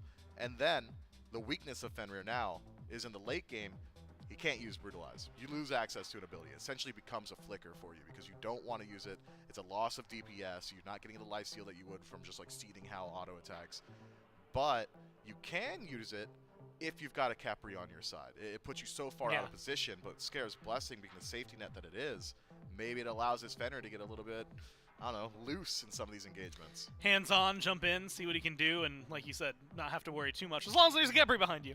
On how you're going to get out of there. It was also fun to watch there. It is outside of Picks and Bans, just player cam-wise. Davey walking down the line, kind of getting the fist bump, talking to the boys, making sure everybody's kind of getting into it. This is a very important matchup for him. Again, winner of this one is then one set away, one best of 5 away from potentially making it all the way to the SPL. And if they lose it there, they still have a second chance to be able to do so, right? That is the thing that is really good about it, is you drop down into maybe the perfect spot that you could probably exist in. So a lot of work that still needs to be done, but just a couple steps. 2 wins between either of these teams, 2 set wins, should say, between either of these teams, and making it into the SPL. If you're looking at this one, though, game number 1, looking for that leg up, that advantage, who do you think has it? Oh, man, it's a hard question. Really difficult to bet against an early game Fenrir, but Thor also brings that early game. Which team's got easier lanes to gank? I think playing around the aggressive support Cabrakan or even the aggressive Solier and Artio probably gives the edge to the Wargs for at least levels 1 through 5. Well, we can see exactly how levels 1 through 5 are going to go for the Wargs. It's game number 1, and it's Dave and Trelly. It's a battle of expectations here, Trelly. It's something that I asked the Scorpion solo laner Kana about just a few moments ago. I said, Kana, you've been talked about as the next man up into the SPL. You were looked at as potential roster swap options last year. Does that weigh on you personally at all? Didn't seem like it did. Feels like a player who is just focused on one game at a time and realizing that they're not the favorites. And admittedly, you might have even been able to hear, that took me aback a bit. I was like, really? Like, I don't know. I feel like you guys are right in the mix. But I suppose in the context of this event, the favorites are the 2 teams that everyone's predicting to move through. The Wargs being one of them. That's their opponent in this matchup. And then it's sort of been a race for the other spot amongst a few of the other teams, and that's now heating up over the course of the rest of this weekend. But Scorpions versus Wargs, Trelly, maybe one of the most expected or anticipated matchups, rather, in the last few days. Should be interesting. I mean, I'm a little bit surprised relic-wise. very little respect is going the way of Sarpei here. When I saw Gamma and Aquarius with their lock-ins, you know, it's an Ardio, it's a Kabrakan. Both seem very easy to find early ganks on with that Fenrir. I expected at least one Beads, but neither one going towards that Beads. They are both just committed to, you know, in this case, Gamma wants to blink, he wants to get aggressive, he wants to be a facilitator in lane. And of course, Aqua, he wants to teleport. He wants to be able to scrap in this lane up against the Hercules. If you get that tablet build online, this Ardio can be known to hard carry a game. It really is that much of a difference maker if you're not able to find kills on this Ardio. But Sarpei knows that, so I'm thinking Fenrir should probably take it to early duo lane or solo lane, depending on, you know, where you're seeing that pressure. If it's getting Kana ahead, I'm on board. I wouldn't be surprised if we're seeing some solo lane ganks early on about level 5. Trelly, I still zoom out of this and I look at all of the one-to-one matchups that we're going to have this set, this best of 3. Remember, no elimination matches. I know we've gotten used to the last 4 matches we've broadcasted have all been elim matches, so we're used to that. That's not at stake here, but a chance to promote to the SPL tomorrow for the winner of the match. So it's a promotional stepping stone match instead of an elimination match. But I look at now Stewart being abducted underneath the tower. But across the board, Aquarius versus Kana, unbelievable solo lane matchup when you talk about the weight that has been placed on Kana's shoulders and how good it's expected that he plays and what Aquarius did the other day for this Works team.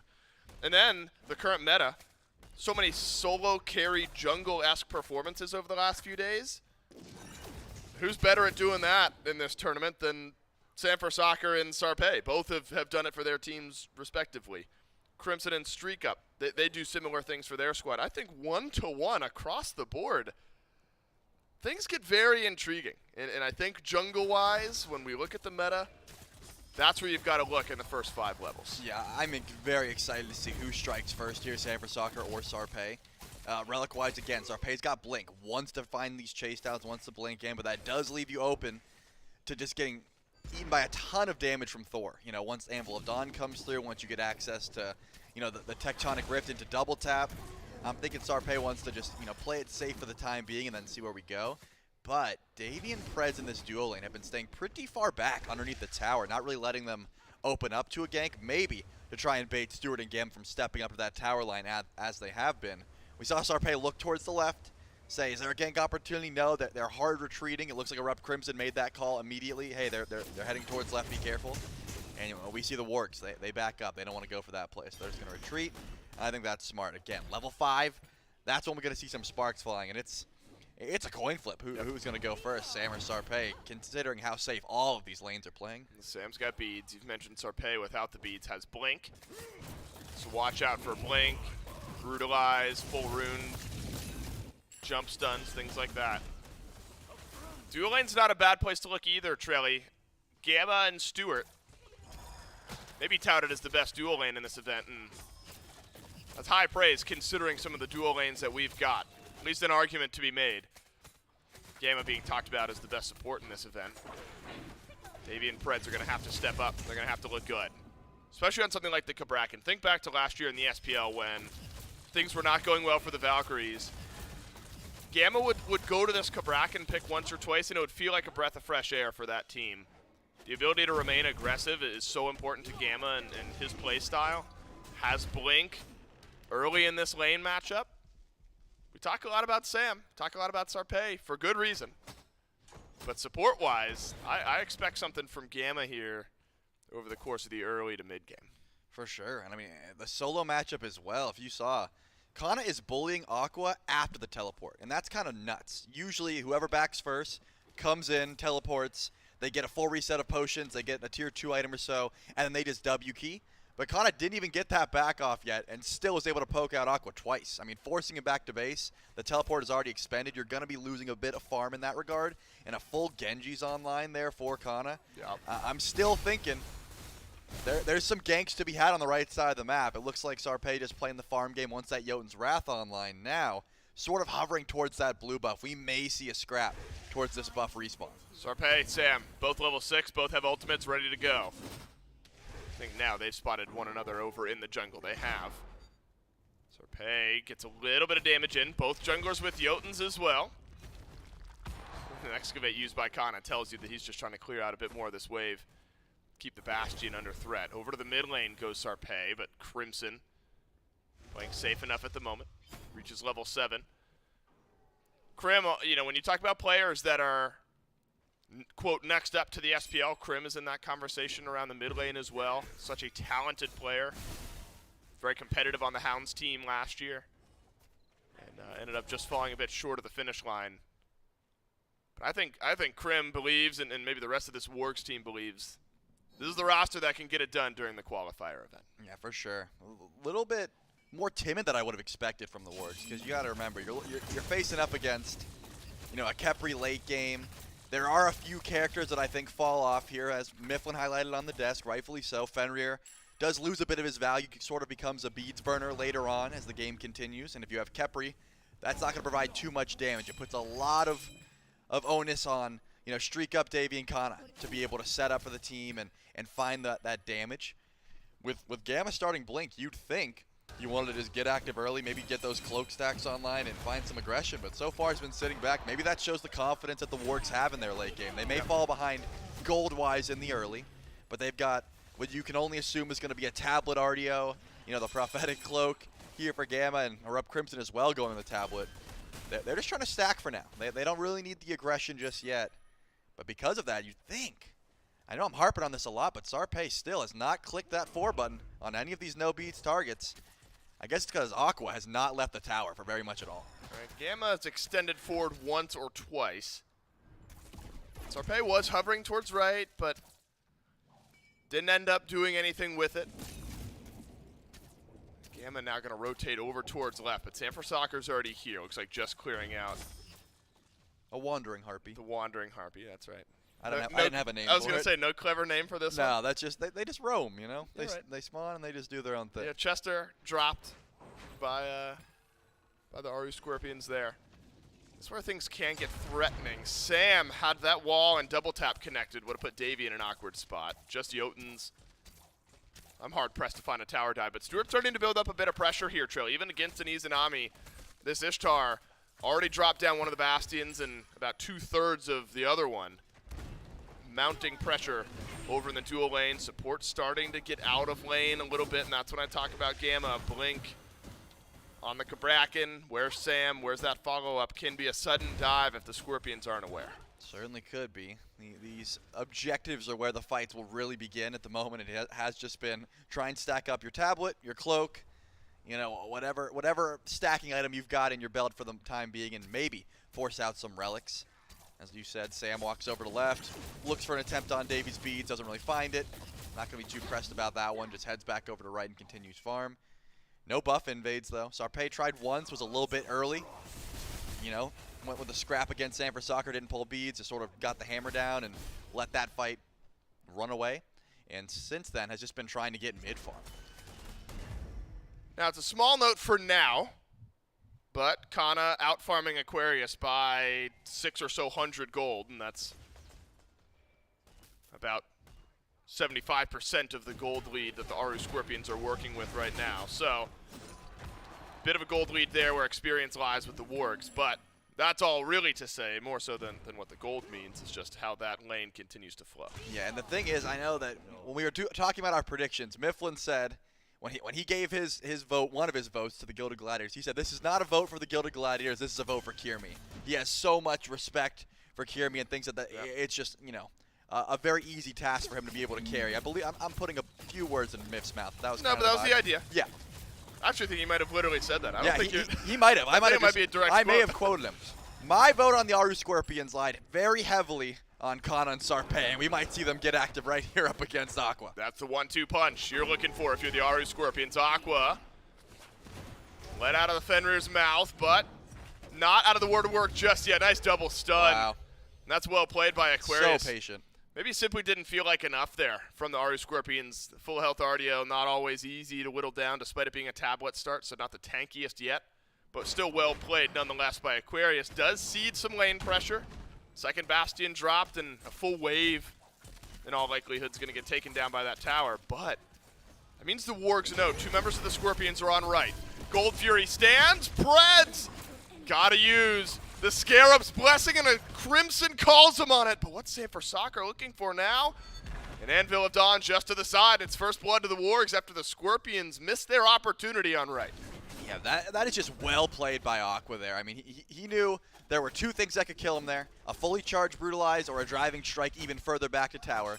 Held that bite perfectly, used the cripple field at first, and then just channeled into the bite and said, hey, if neither of these abilities get used, there's no way you're able to dive me under tower. And neither did. Brutalize and driving strike were held through the entirety of that engagement. Just not quite enough. Just super well played. Unfortunately, they weren't able to turn that into a Gold Fury, so the Scorpions are still ahead in gold even after dropping that or getting that first blood. Yep. But in this case, the Wargs have a little bit more pressure on that left side of the map. Preds is always going to be a solid target. And, you know, that Prophetic Cloak really doesn't give you enough tank stats until it's fully online. That Khepri, going to have to watch positioning for a bit. Well, Krim with that kill, enough gold to go back. Finish up Book of Thoth, hits level 12, picks up the Aegis. The Merlin starting to reach a point where once those stacks build up, they'll be in a very, very threatening spot. Same to be said for Streak Up, though, Charlie. I talked about it on the desk with you when we were analyzing picks and bans for our last set. Feels like it's going to be Tiamat and Merlin in a brawl for late-game damage. Neither have been questioned yet. In fact, Crimson with the first blood off to a great start. So who's going to complete the dives later in the game? Who's going to pick up a kill on a Streak Up, a pick up onto Crimson when you're 15, 20 minutes further down the road? Differing Hunter builds, or carry builds rather. Stewart ends up going kin size, Davey opting for the Executioner, both after an Aussie and a Death Toll start. So a bit more health shred for Stu at the beginning of the game. Yeah, that's going to be, I'm not going to call it a selfish build, but Stewart is playing for his own DPS, whereas Davey's saying, hey, I can shred some prots for Khan, I can shred them for Sarpei if we decide to group up, so it's just a difference in build. I assume Stewart just goes Xe next, but it will be a little bit of extra damage if you are trying to kill these tankier, more HP-oriented targets. Sam for Soccer was hovering left. I was curious if he would try to go up for an ult here. And another thing, with how present tick damage is in the current meta for jungle builds, I'm surprised we've seen Iza even as much as we have. You know, the Crusher, blue stones running around everywhere. It just seems very easy to actually interrupt that stealth. Erendite has not been picked up as of recent, but could be something Sam for Soccer slots to. And with that, we see a bit of a rotation here to Sam. He might have to hammer out here. How far can he go? It looks like with Gamma around, not going to use any relics. No more chase down. That was a close moment. Sam does have beats, as we've mentioned. Now also a fully stacked, fully bought, I guess, Hydras. Got the one stack, the full item buy. One auto attack on a Shriek Up might do enough damage for the rest of the Wargs to follow up. Shriek Up lives for a little bit of extra time. Can you wait out the Scarab's Blessing? That's now the question. No, you can't. And Shriek Up pulled away, but Sam for Soccer with Anvil of Dawn will hold on to it. Well timed there. Didn't quite catch what the last tick of damage was. Yeah, I think it was Crimson's one. I think he walked into it because what else would have killed in that slot? Like no one else. If anyone channeled an ability at that point, you're just trolling. So I'm pretty sure it was just the end of that Merlin damage. And it looks like Crimson actually going to dish some back to Sarpei. You can already see how the Wargs, Trailer, are wanting to play around Gamma. These narrow jungle corridors almost completely collapsed in on by a Cabrakan ult, and it's funneled individual targets into just way too much damage. Wall from Sam, wall from Gamma, and then burst from Crimson. Almost perfectly fills that little archway that the Cabrakan walls find. The Wargs playing around the left side of the map pretty heavily right now, while the Soul Laner's just been left to sit back and farm up. Kana maintains his one-level lead. So come rotation time, we're going to see how much this slight lead that Kana has really feels impactful. How the Hercules might change the fights, how the RDO may change the fights. Because Gold Fury stands. We're used to seeing Gold Fury 5-6 minutes ago. It's still there in the mid-game. Certainly is. Not too much DPS for it either. Stewart isn't really going into a crit style of build just yet. Maybe 1 or 2 items later on in the build. We have seen that time and time again. Kins and crit is going to be some great DPS, as the Wargs are going to get some vision towards the Fury at the very least. I'm keeping my eye on the teleport upgrades. You see, Aquarius, one thing he loves to do is go for those early rotations behind the enemy towards the Fury and make a game-changing play. Look at the grouping. Yeah, Kana does not have that match. So Kana walks into the jungle for a second, loses eyes on Aqua. He shows up behind the team and they go for a pull. Could be massive. I'm keeping my eyes there, but Pyromancer looks like what the Scorpions are going for. They're just going to let this go, or maybe go for a soft defense and split the objectives. See if Davey can drop Dark Portal, maybe steal away this Gold Fury, but with the amount of lockdown that the Wargs have, it would be a risky venture. So Pyromancer for the Scorpions on right. It'll be a Gold Fury pickup for the Niflheim Wargs on the left side of the map. And that'll completely equalize the game where we stand at the 15-minute mark. 1 level lead for Gamma. You know, admittedly, I'm surprised with how much weight and potential we put on the junglers, that it's been as slow a pace as it has been. Davey forced into the beads. Now Sanford Soccer goes up to the sky, and the Anvil of Dawn, it zones if nothing else. And the kill ends up finding its way anyway to Davey. Brutalize onto Sam. Aegis used, well-timed. Ragnarok picks him up, puts him down, and it's a jump out from Sarpe, an important trade. So clean. You can't even make a play like that if this was season like early 8, late 9, just because of the beads change. Preds is not close enough. You know that the heal is not coming through. You know Scarab's Blessing is not going to be there. But Sarpe goes in against 2 people that can easily stun out Brutalize. But you're able to channel it, beads in the middle of the cast, and make sure that Sanford Soccer goes down. Holding that Ragnarok as well to make sure to get the bite damage. Beautiful play. Unfortunate for Davey. Sam has been going to for that purple buff wall off. That's the second time. This time it actually connects. Plenty of damage and plenty of follow-up there for Stewart. And no one was close enough. I think Davey plays that about as well as you can. Immediately beats the wall, dashes away, jukes around, uses relics. There's just not enough teammates there to try and live through a dive like that. So Sarpe does really the best play you can and find a return kill. Now, Trey, I don't know if you remember me complaining about Tablet Ardio and how I had to lane against it. I do remember. Absolutely owned me. Yep. The damage charts right now are exactly why. Somehow Kana still has maintained a half-level lead. He has played this laning phase wonderfully. Despite 15,000 damage at 16 minutes from Aquarius in lane. Well, the next highest is 6K. It's nuts. You got to remember, Kana is more willing to take damage because he's getting his passive stack. Of course. And then he heals it off, so it's fake damage. I'm just saying it's annoying. Yeah. like, look, you'll see that number stack up, and Kana's HP does not change. So he's back to full now, so he's like, oh, I'll go in and take more. Aquarius is much less likely to eat that much poke in this case because you have to actually hit your abilities to sustain. So I'm saying Aqua is popping off in lane, sure, but I think Kana's playing it well was my point in bringing it up, where you can withstand that much damage and still play it properly around your Herc abilities to keep things just fine in lane. Soul Laner still not going to participate here. Up and down goes Sanford Soccer, no stuns, but the double tap hammer will proc the Scarab's Blessing. That's a massive wall from Sanford Soccer, but he doesn't have damage from the rest of his team. The rest of the Wargs left running. He's stuck. And Stewart's dead. Gamma will send out his own walls and over the pit. It's Crimson. He sent damage through, but again, not enough. And this is disastrous for the Wargs. They've lost their duo lane. The Aru Scorpions clean up a few kills, but Crimson and Aqua, they're not done. And Aqua's got plenty of damage, as you mentioned. It looks like they're going to follow up for this one, or up Crimson with the backup of this rotation are going to clean up that team fight, and that's going to be even better for the Wargs. Wow, Davey dies right around the same time Stewart does at the beginning of that fight.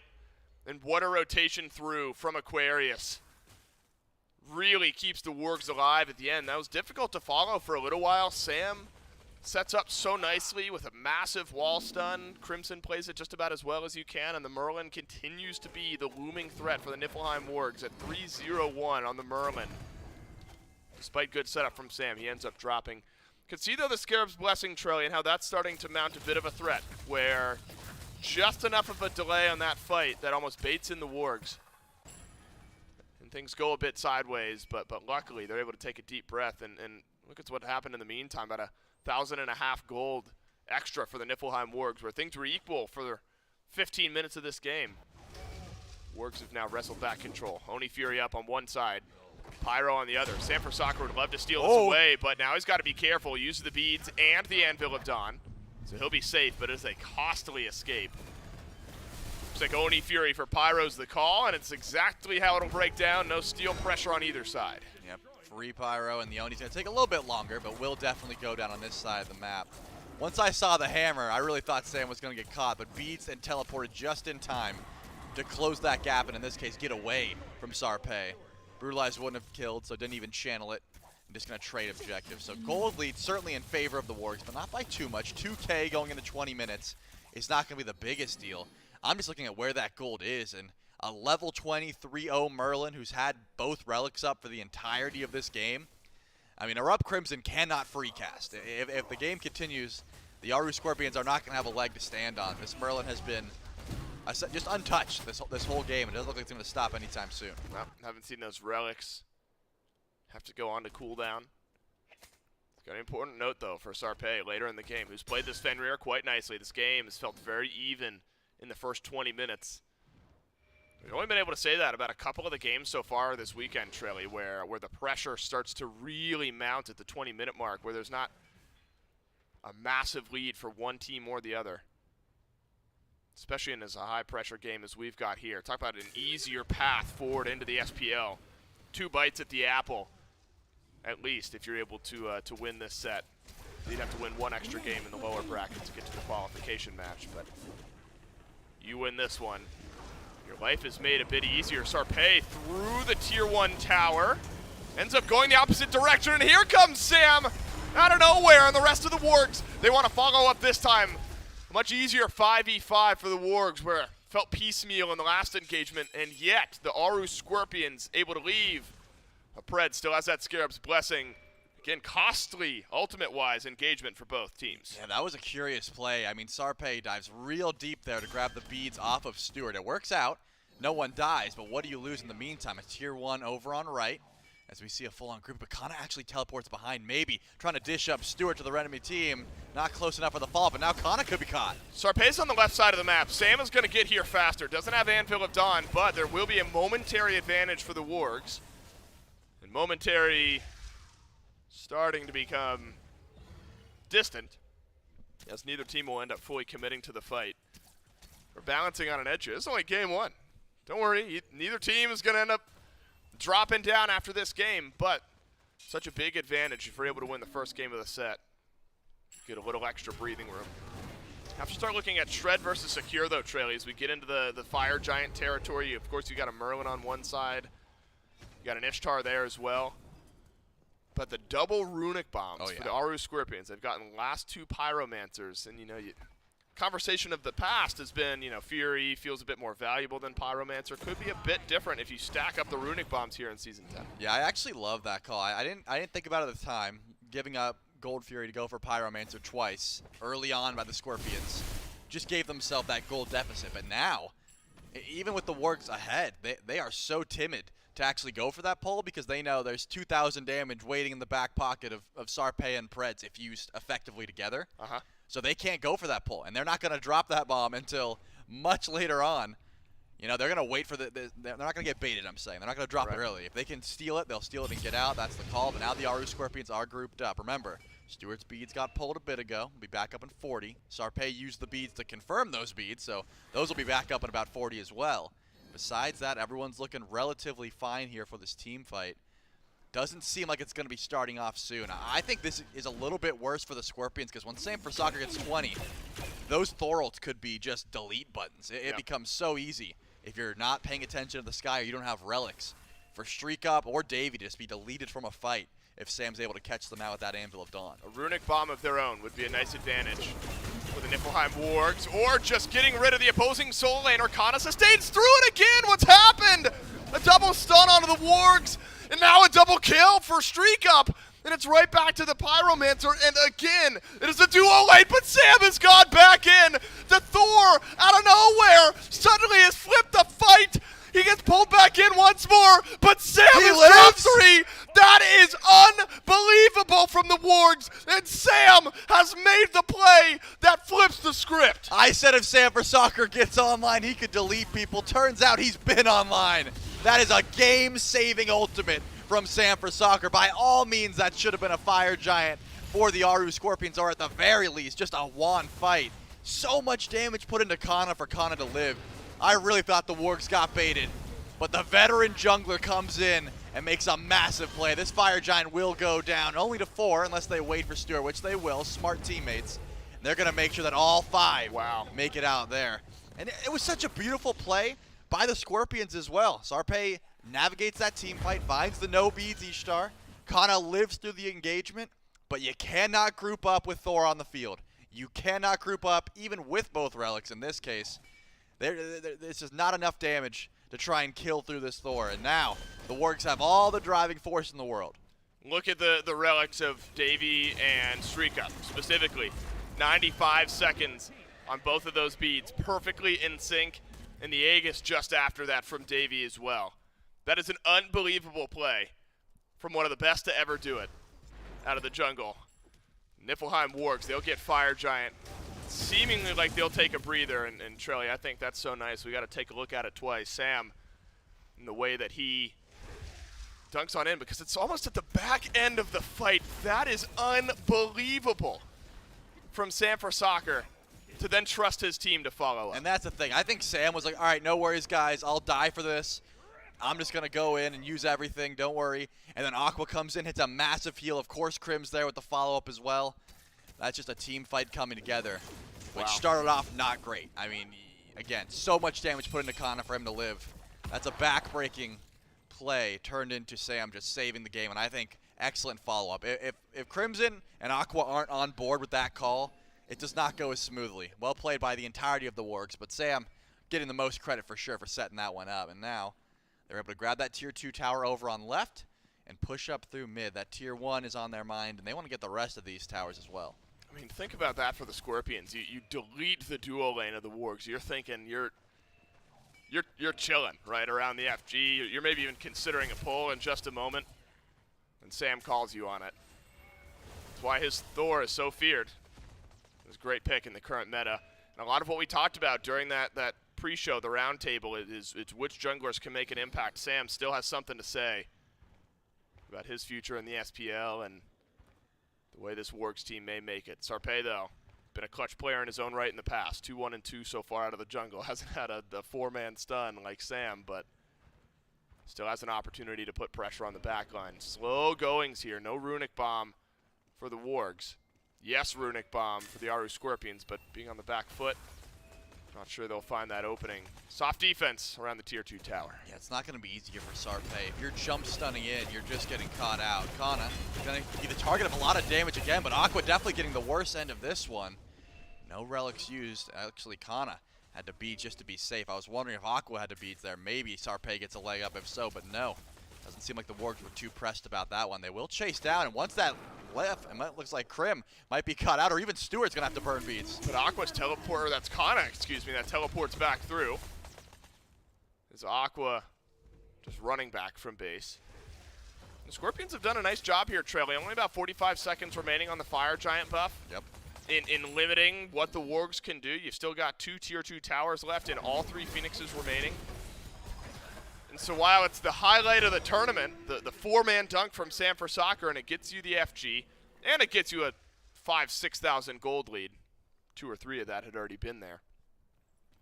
We're almost back where we were. We got 2 Runic Bombs for the Aru Scorpions. Niflheim Wargs with a slight lead, but probably somewhat cautious approaching this Fire Giant that'll spawn here in the next 15 seconds. I would not doubt it. I mean, Stewart just used the ultimate there, well timed, so didn't have to drop beads. And now the Aru Scorpions do not have an easy engage. And remember, more often than not, it's Sarpé blinking in, picking someone up whose relics were already down from the previous fight, and engaging. In this case, that will not be easy. You're only picking up Gamma in that case, and I don't think you want to put all of your damage into the Kabrakan. And look at the grouping here. The Aru Scorpions are all in this tiny corridor. One blink ult from Gamma could be the end of any tank's life in this case, as long as it's not Kana. I'm thinking they're able to find a kill. He's going to walk up here, definitely going to eat some damage, but no relics dropped. That's kind of unlucky. Gets a big pull on the Crim, but kind of connects with the wall off on the side, and so the Merlin just drops down. Sarpé will pick up the cooldown buff. Waves all meeting in the middle. No pressure building up on either side of the map. Primal Fury, yes. Kana, my goodness, what's happened there? Stewart jumped on by Sarpé. The Brutalize does a bit, but an Aegis awaits around the other side. Gamma pulled back in, and Sam dunks in yet again, but this time he'll have to hammer out. Doesn't have the follow-up nor the stuns to make this fight work. Aquarius attempting to teleport back through. Gets the ward cleared by Sarpé. Gamma rolling the dice. Wouldn't call it a win, definitely not a loss. Yeah, I saw the call there from the Scorpions, like, wait, should we go for the pull? We've got 2 Runic Bombs. I'm thinking Fire Giant does a little bit too much and health bars a little bit too low to convincingly go for that call. Looks like they're setting up an ambush, though. Kana teleports. and needs no sort of damage. I thought he was going to take a little bit more. Unfortunately there, not enough. Sanford Soccer also hammering out. Relic-wise, though, take a look. I mean, the Wargs are sitting just fine. They have pretty much everything available, whereas the Aru Scorpions, they lost a lot of beads in that process. Pred, Streak Up, and Sarpei are going to have to look out for wherever Sanford Soccer is on the map. Aqua can be clutch with finding some of that CC as well. It's not going to be easy. This is an enhanced Fire Giant now. Gold lead aside, game's looking relatively even in this case. I'm thinking it's just going to be who makes a mistake first. And the Wargs have a more dynamic chance of just ending the game off a Thor ult. One Sarpei ult could be clutch, but you're not killing 3 to 4 with that call. Stewart doesn't have Aegis. That limited a lot of the brutalized damage that Sarpei was attempting to do in the last fight. And the Wargs just now getting up the last of their ultimates that were down. So that's maybe what you're waiting on, because you realize you've got a decent-sized window with the Relic situation for Pred, Streak Up, and Sarpei. Double stun from Sam, but a triple stun from Sarpei. I'll do you one better, as Gamma returns the favor onto the Fenrir, who leaps away. And again, tense moments, low health bars, and it's immediate callback now for the Niflheim Wars. Sarpei has to go back to base. There's only one Runic Bomb available here for Preds, and it looks like once again Kana good the wall. forefront of the fight. He's almost dead. Man, Sam drops the wall onto Kana, and Crimson burns the health bar. Watch out for the Runic Bombs. Watch out for the steal potential, but Sam instead wanting to take the fight to the Aru Scorpions. Take the fight to Streak Up. It'll be a double stun, but a rampage for Sam, as the mid laner's been dealt with. But you can say the same for the solo laner. And the warpath continues as Sanford Soccer and Crim on rampages respectively. And the Wargs, they will get the EFG, and they'll drop 3 of the Scorpions. They're running it down mid this time around. They do not need those minions, but Erupt Crimson looking a little bit low on the health bar, and so does Gamma. Kana just trying to delay, trying to make sure this Phoenix stays up for as long as possible, because that Titan could be on the mind of the Wargs. I mean, you got a tank and you got an AD carry. If you want any 2 alive at the end of the game, it's about as good as it gets outside of all 5 being there for the Aru Scorpions. It's Gamma who's being melted, but it's Sanford Soccer who might end this game unstoppable. He flips the script and hands the Wargs a win in game 1. And I think that both of these teams have incredible Thor players. Both of them want this god, and after a performance like that, I cannot imagine, if you are not first pick, that you're letting Thor through. All off the back of, again, a great fight played by the Aru Scorpions. That really did look, about 10-15 minutes ago, like it could have turned into a play for them to start getting Fire Giant. But Sanford Soccer goes to the sky, and ever since then, it has been so difficult for the Scorpions to find any sort of leg up in this match. The Wargs end that one pretty convincingly. It's so funny when you consider the personality of Sam. Like, if you talk to him immediately after that game, you could see Gamma getting up and giving his jungler some love. And you're like, man, Sam, you just, like, crushed the team. How's it feel? And you get like yeah, I don't know, man. I mean, I just saw the opening, and I went in and made it work. He is so cool, calm, and collected with his thought process. It's almost robotic in the way that some of the movements and the plays come out because of how efficient Sam can be at times. And a 4-man dunk, it doesn't get much better than that. I think we saw a 5-man from Adapting a couple years ago, and now a 4-man dunk from Sanford Soccer here this year. They had the lead in that moment, but it felt a bit shaky. Yep. And the ability to turn around a fight that was lost makes that moment all that much better. Sanford Soccer and the rest of his team, give shout-outs to Crim as well, because that Merlin play looked great. Wargs, they take game 1. Time for the Scorpions to make some noise. Game 2 up next.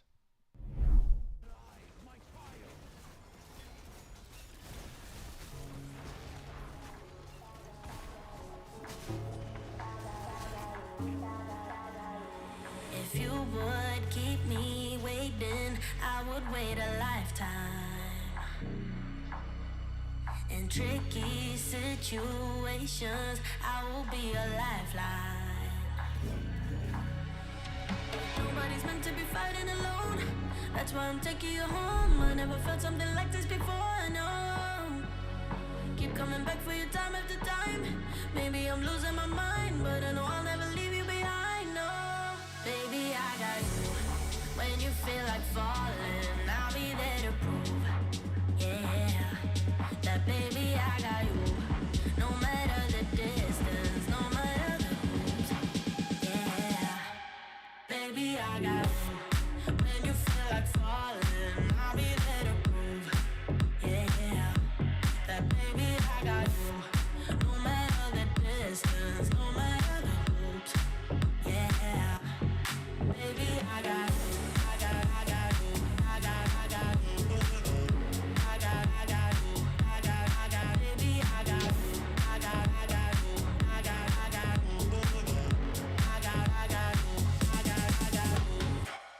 ocean in between us. Still I feel your heartbeat.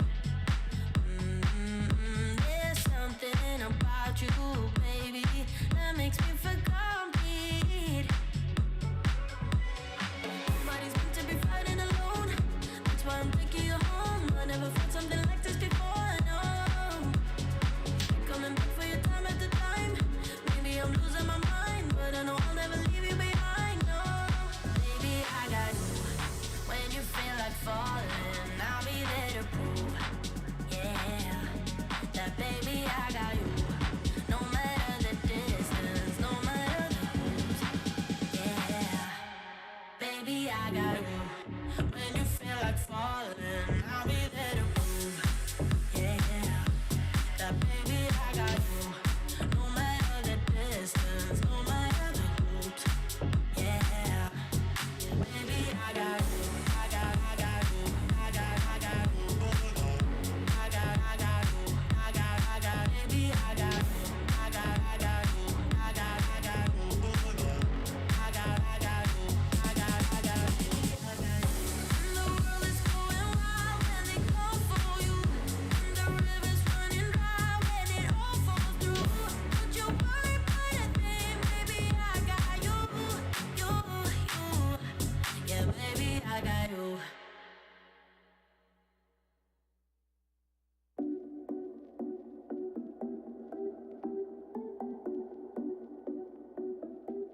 I don't need you, I don't need you, yeah. I need a new apartment, my own safe haven, and not the dump you live in. I don't need you, cause I got high ambitions, a boss vision, I'm granting all my wishes. I don't need you, cause you've been blocking me and you've held me back from day one. Always kept me down so I couldn't fly on my own.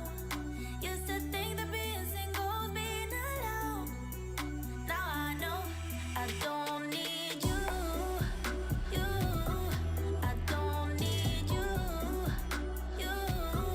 I don't need you. I don't need you. Yeah. I make my own decisions, my lifelong mission, releasing inhibitions. I don't need you to come crawling back to me, to tell me that you're sorry. I'm better now, I'm happy. I don't need you, cause you've been blocking me and you've held me back from day one. Always kept me down so I couldn't fly on my own. Used to think that being single was being alone. Now I know I don't need you. I don't need you. I don't need you. I don't need you. Yeah. I'ma go out, I'ma dance now. Raise a glass to being alone. You can stop me, you can reach me, cause I'm too high to fuck on. I don't need you. I don't need you. I don't need you. I don't need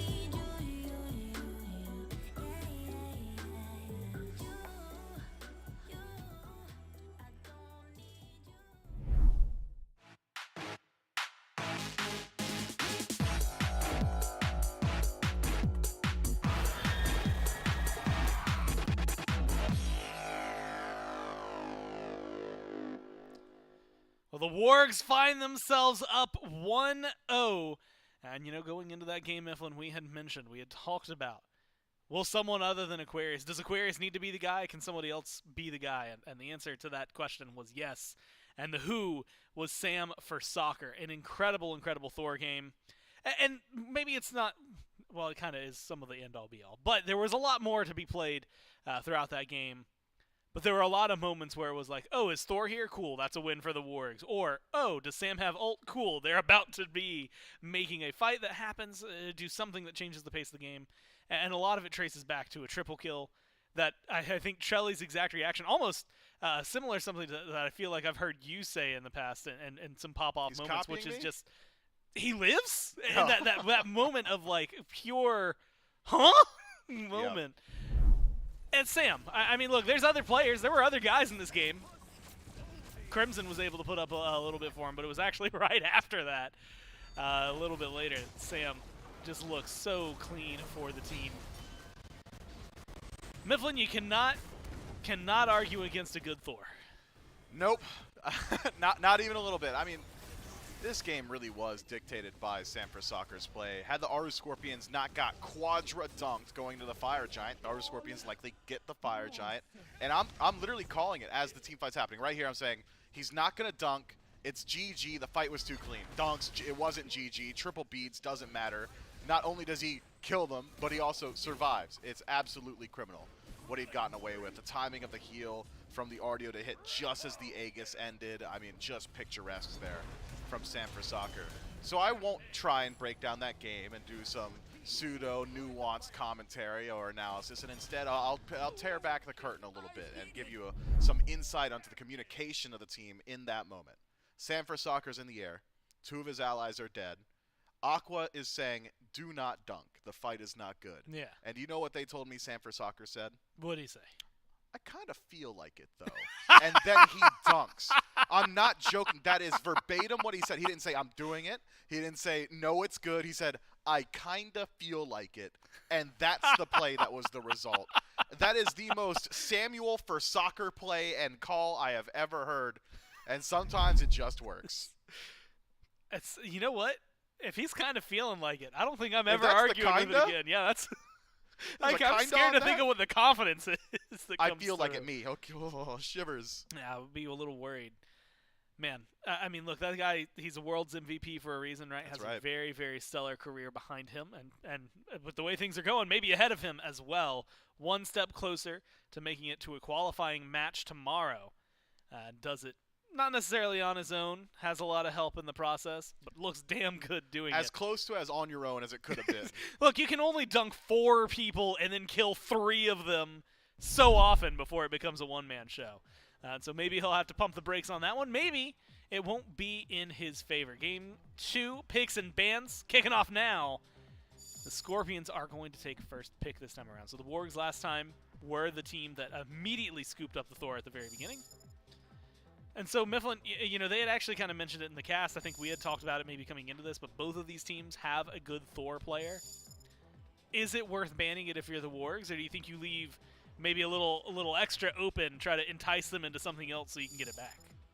I wonder, what would the Aru Scorpions take over Thor in first slot? Because Sarpei has been playing Thor at every given opportunity. What would they prioritize over it? Probably that Freya, but that's not there anymore. Yeah, maybe the Freya. Probably not Yamoja. I don't think it would be Yamoja. They may have taken Maui, but the Aru Scorpions take that off the table. Yeah, I don't know. I mean, we could just heat check it, see if the Aru Scorpions feel like taking it. And it seems like that is going to be the case. Guan Yu is the last ban for the Wargs. Will leave that critical Thor selection, a pick that has favored both Sanford Soccer and Sarpei in the past, available. But if you gotta think, right, if the Wargs know that the Aru Scorpions want it, and if we're calling for it, that means the Wargs absolutely know, because they are all infinitely smarter than you and I. Yeah, absolutely. They have got to have a play, or maybe a pick that shuts down Thor. In the past, when Thor was really at the top of the meta, things like Serket felt really good into him, but ever since that Berserker's Barrage change, really reducing the amount of time it takes to channel, combos like that and counters like that haven't exactly been the standard. Instead, maybe Sanford Soccer just looks towards some of his standards. Things like Hun bots have been his favorite. Mercury still available as well. We saw what El Leon was able to do on that pick just earlier today. But you can at least wait on it. Don't need to take your jungle selection this early. The Aru Scorpions have already got theirs. I mean, it could be as cut and dry as, cool, we'll just let you have it. We're going to beat you, right? Yep, like, could be. No thanks, no counters. Just, I don't know, though. We're just going to play better. The Scorpions looked really good up until that point, and they still look good. I want this to get out there. If the Aru Scorpions look to the air, and if I'm in their position, and I'm in their shot clock, I'm saying, he's not going to dunk. He's not going. We all have beads. He's not going to dunk. They did all have beads. They all three popped it in synchronicity, or however you're supposed to say it, simultaneously, probably just better. And it still just worked out for him, but he still just lived. So I think the Aura Scorpions probably not too frustrated with the previous match. Nope. They had a very good run up until one critical, heroic play that honestly you can't repeat it, can you? No, we're literally talking like if you go through the year and you're like, all right, we got to choose top 5 SPL plays. That's probably, if not in that list, it's up there for sure. Then we had somebody making some sick plays throughout the year. Yep. There's no reason a 4-man dunk shouldn't be in the top 5. And so definitely maybe a lot of pressure now for the Scorpions to pick that up. But like you said, they're not unhappy with that game. It was Yamoja Soul picked up for the Wargs. They add on the Merlin towards the end of that, alongside that Thor. Hades and Ishtar picked up here for the Scorpions. The Wargs ban out Tiamat and Discordia. Meanwhile, the other side gets rid of a Sanford Soccer staple in the Hunbats, and something we saw Aquarius being an absolute monster on yesterday in the Cucullin. So, slowing things down, the Hades catches me off guard. It got banned last time, but it was banned by the Scorpions. And this feels like it's a pretty high priority pick for the Scorpions to grab it this high up. Yeah, Kana's had some phenomenal performances on this pick. Just has high damage output, really high defense as well. Doesn't exactly utilize the mitigations build like we've seen from the other standard warriors, but there was a reason Hades was so dominant in the SPL in Season 9, and it's because he's allowed to essentially just build power but still simultaneously max out his defense, Wowzers. win in Pillars of Agony. So no surprise to me that he's going to go towards it. And even in seeing the bans to the Aura Scorpions in the composition just with the top 3, I was thinking maybe it would be a Mercury pick for Sanford Soccer, but into Ishtar, Hades, and Thor, I don't think Mercury feels very good. So they leave it available, hoping maybe he'd go to it regardless. Instead, something out of left field, Tsukiyomi locked in for the Wargs. There's flex potential with this pick. Doesn't necessarily have to go to the jungle, but something about it, I think it just might be. You know, the thing that has been, I think, very enticing. You think the set, was going into the jungle? No, Tsukiyomi. Oh, Tsukiyomi. You said that for a second, and my brain, stalled for a second. Tsukiyomi maybe makes a little more sense. Set mid, right? Yeah, it has to be, right? Gotta I be. mean, maybe you could throw Ishtar over there, but that just doesn't seem Then like... you have set ADC. Maybe it's as comfortable. Up against the Merlin, though, maybe the Ishtar, do you think she has a favorable matchup, or does Set maybe match that one a little better? Merlin's really good in mid right now because of how small the lane is. It's very easy for him to just walk up, throw out the arcane stance, go back to your tower, rinse, repeat. It's not exactly easy to be a lane bully in mid, considering how often jungle gets involved there as well. So I think, as far as Ishtar is concerned, you're not too willing to send her over towards mid, whereas Set, you might not be able to bully nearly as hard, but Skewer is a really strong poke tool, so you don't really need to all-in commit for your kill, and instead could start rotating over towards the side lanes. Yeah, if I got to choose, I think I would just put Set in mid. Something that they probably can run, not just probably, have run in the past, can look good. The thing that has blown me away, and this is why I was a little distracted a second ago, is just that looking at it, there's been so many different gods played this weekend, right? I mean, we typically, once the meta gets, quote-unquote established, you'll fall into a routine, probably somewhere between 50, 60 gods, 40 and 60 gods, let's say, because it'll be high 40s on a bad week, and then usually low 50s, mid 50s on a good week. Well, we've already gone over 70 in just 3 days. I mean, it has been really impressive to see the wide variety the players are bringing in.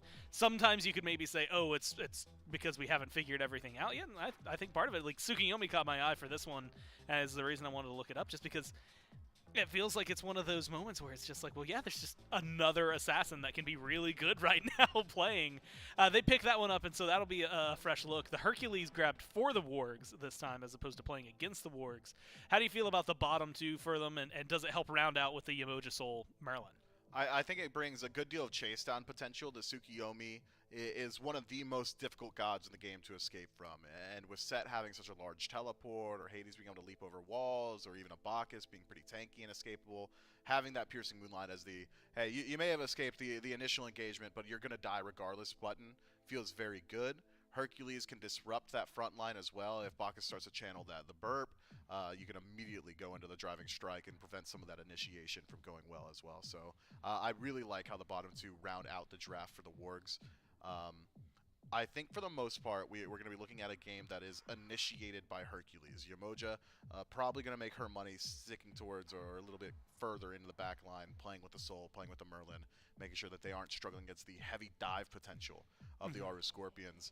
So as far as two gods that can run the back line together and dive on their own, I think Tsukuyomi and Hercules can do it very well. That's going to be fun to see. Can they do it fighting for a spot in the upper bracket finals? It's game number 2, and it's the Wargs and the Scorpions. And some of the most exciting parts of this job and these sets are the storylines that unfold, not only over the course of the week, but the individual matchups, the best of threes. And after what Sam just did on that Thor 4-man dunk, I don't know if we're calling it a full game turnaround, but saves that moment for sure. Now Sarpei gets to give it a try, and I think that's such a fun story going into the second game here, Traily. Sarpei has proven time and time again that their Thor is very, very strong as well. Might be hard to match a 4-man dunk, but now your chance out of the jungle for the Aru Scorpions. I would like to see it. If we can see another 4-man dunk, I'm all for it, but it is going to be difficult, as you said. Different style of draft here for the Wargs. Same idea. You've got good CC from Aqua again. You've got very strong dive there for Sanford Soccer.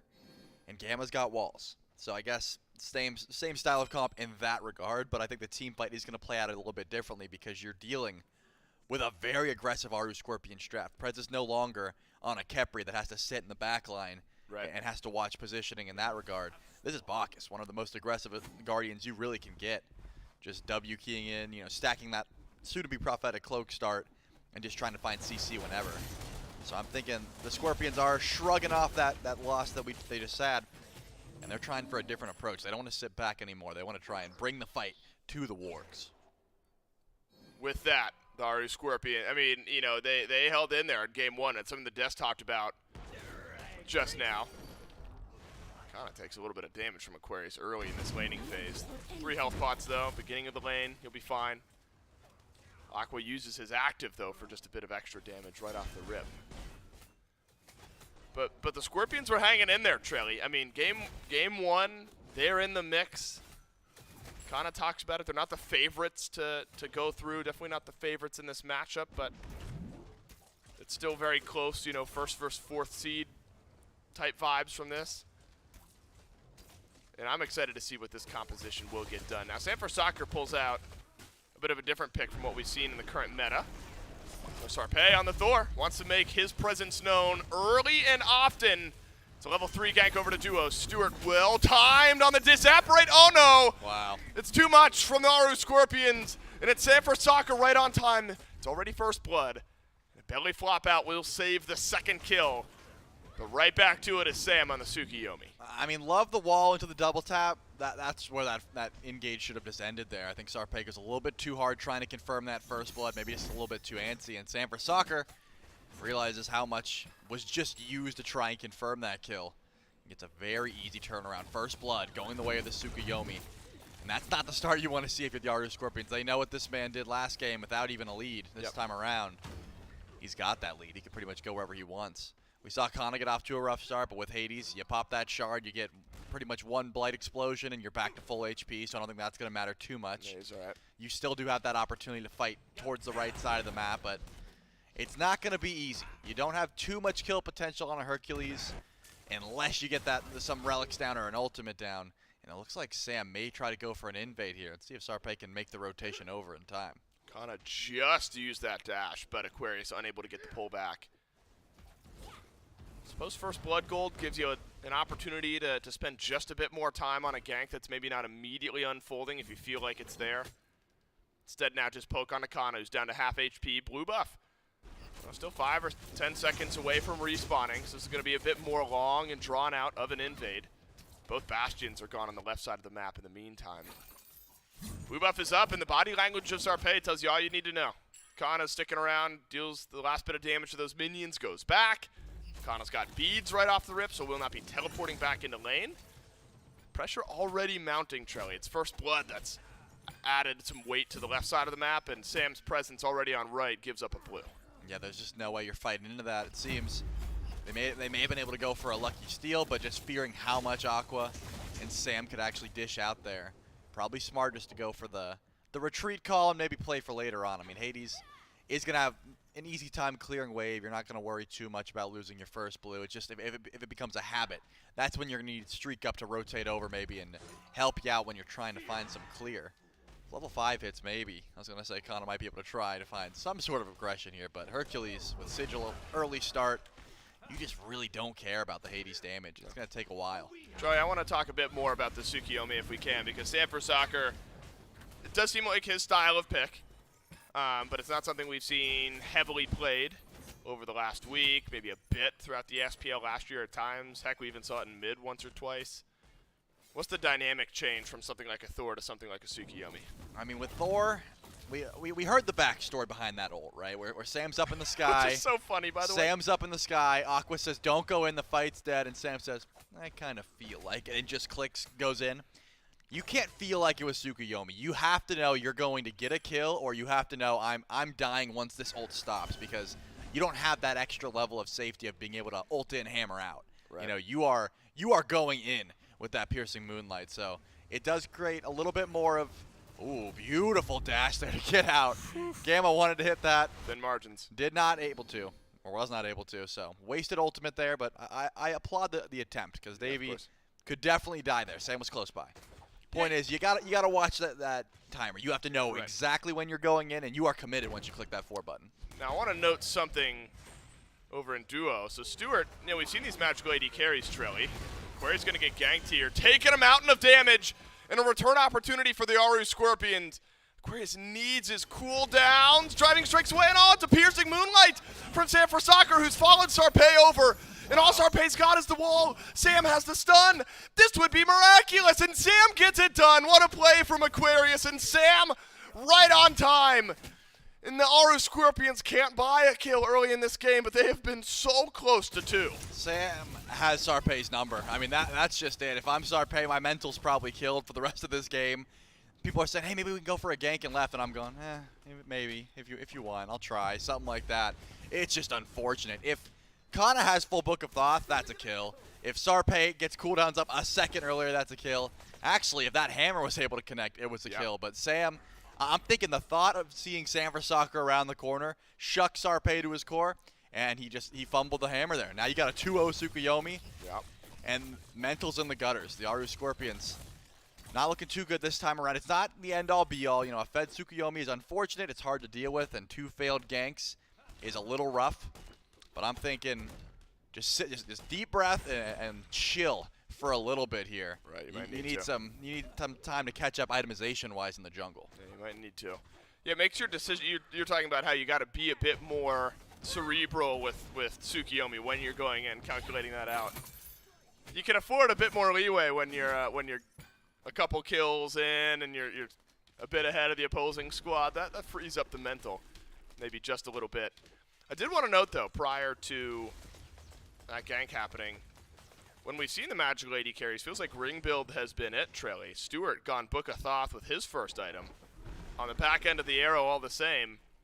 More mage-centric maybe with that first item. Yeah, I can't stress enough how much I do not like auto-attack Soul. I like hybrid Soul, where you go a little bit of both. Davey looks like we'll be getting Dove here. If that Supernova connects, could have been trouble, but that actually wasn't available. Sanford Soccer loses way more HP than he was able to dish out and has to use beads there. That's going to be a great trade there for the Scorpions. Maybe gives an opportunity to Sarpei to try and find some counter gank potential. Remember, the 2 kills Sam had, he did not seek out. They were dropped on his doorstep by Sarpei going for ganks. Gamma taking a lot of damage. Should certainly fall down here with the chase in from Shriek Up. It's going to take a bit, but it looks like they may be able to. How far back is Gamma going to get? Not far enough. I was wondering if maybe Crimson was going to close that gap. Not that that would have made that much of a difference. Crimson and Sam were there both with ultimate. Maybe you're singing a different tune, but that's a turnaround the Aru Scorpions desperately needed, Trelly. It's an assist on the board for Sarpei, 1 for Preds as well, and just a bit of a catch-out on the Gamma. Now keep your eyes on, I was going to say the dash cooldown from Kana, but Preds and Sarpei, 2-man gank impending, but a wall will drop down, and the Thor won't strike Pater this time. We haven't talked much about this set mid yet, Trelly. 1 level up over Crimson. But you've mentioned how tough it can be to really lane against a Merlin because you can't really get much done. Clears the waves back up and goes on. Later in the game, though, instead of mage, you've now got more dive. It's got to make life difficult for Stu and Krim, respectively. Oh, yeah, for sure. I mean, the set can be difficult, and you're usually just getting hit by a bunch of poke damage from Skewer, and the safety that the set pick brings is really unprecedented. You can go very far with that teleport. But I feel like I made a grand gesture there talking about how I hate auto-attack Soul. So allow me to elaborate just a bit. Yeah, please. I love hybrid Soul, right? Okay. Where you go lots of burst and like Telekind's poly. That's great. But when you go full auto attacks, it feels like your abilities don't do too much. And when you go full damage, it feels like you're not getting enough autos off. I feel like hybrid is just that middle ground. I imagine that's the way Stuart goes. Starting off with the Book of Thoth is great. It's going to give you that big power. It's going to make sure that you have plenty of back damage on your Supernova, your Stellar Burst. Yep. And you still have that chunking auto attack when your heat is up. And then you go into auto attacking later on. It looks like Spear of the Magus probably next in line here, or maybe even a Divine Ruin if you don't trust Crimson to get it in this case. Right. But either way, you're going to be going plenty of burst damage to make sure you've got that confirmation on this Soul pick. Luckily, it's not all on trust. He can say, hey, Krim, you're going to go Divine at some point, and Krim can say, yeah. And so then he knows. Can I just say, I was watching Pagon stream the other day. This is way off topic.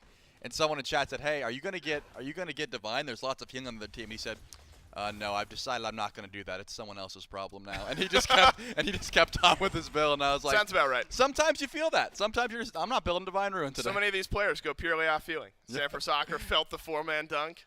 Pagon didn't feel like building Divine. It happens. Yeah. I imagine, though, that's a discussion point that the Wargs are having right now as far as the rest of their builds go. Aquarius uses Excavate onto Kana. Built down somewhat low, but that's all the cooldowns Kana has.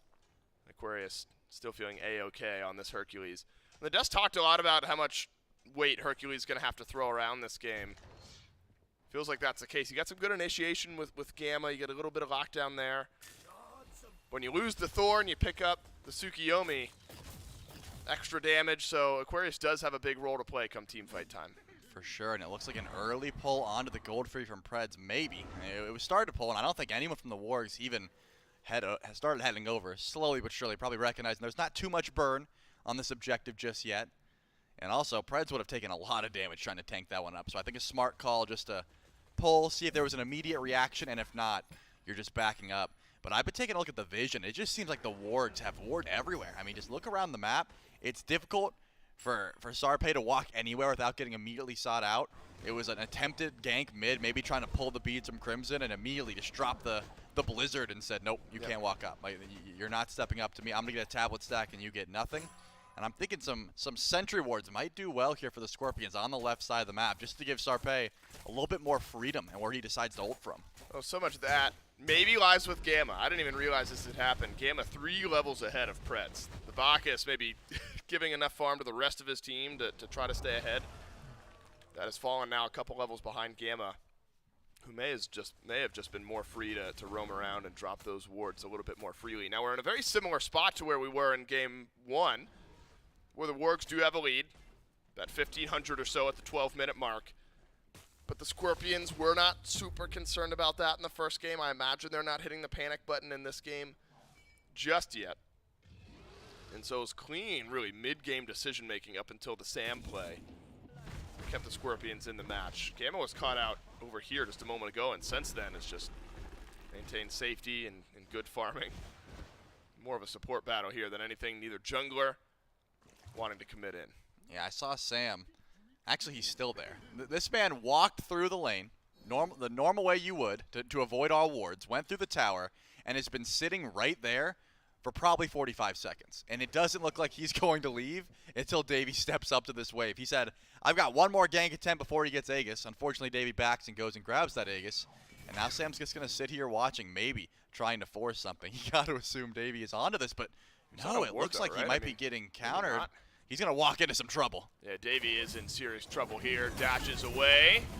Has ultimate for CC immunity. Piercing Moonlight. That'll find its target every time. Sanford Soccer's patient pays off over in the duo lane. And Aquarius, he gets ganked in solo by Sarpe and Kana. 2 ultimates down. That does not pay off, although Tier 1 tower may be under a bit of threat. And everything just keeps on working for Sanford Soccer in game 2. Looks like a tier 2, or tier 1 rather, falls, and a tier 2 will open up on left. And that's a difficult play to make because Davey saw, you know, a lone soul walk up and go for a counter ward. Again, Sam walked from behind the tower. There's no way you've got wards there.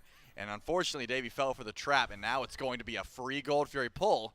But what about the confirmation? Preds is here. Supernova is not available. It's all on the Bacchus. It doesn't look like Streak Up's going to make it here in time unless they stall this one out. Actually, Streak Up's here. Preds still level 8. Wow, Gold Fury dropped by the Wargs. Maybe you're not sure exactly where this Thor is. You don't know where the Anvil of Dawn is going to be in the back of the team fight, in the front end, the initiation. But a bit cautious for the Wargs, maybe sensing they've got a bit of momentum building up now in game 2. They don't want to throw that around, especially with the sudden jump in from the Aru Scorpions. Yeah, I'm just going to get some vision towards this left side of the map. I mean, Shriek Up's been farming very well. Is even ahead of Erupt Crimson right now level-wise, but I have not seen this set go for any sort of aggressive plays so far. Just been, you know, clearing the wave, that sort of thing.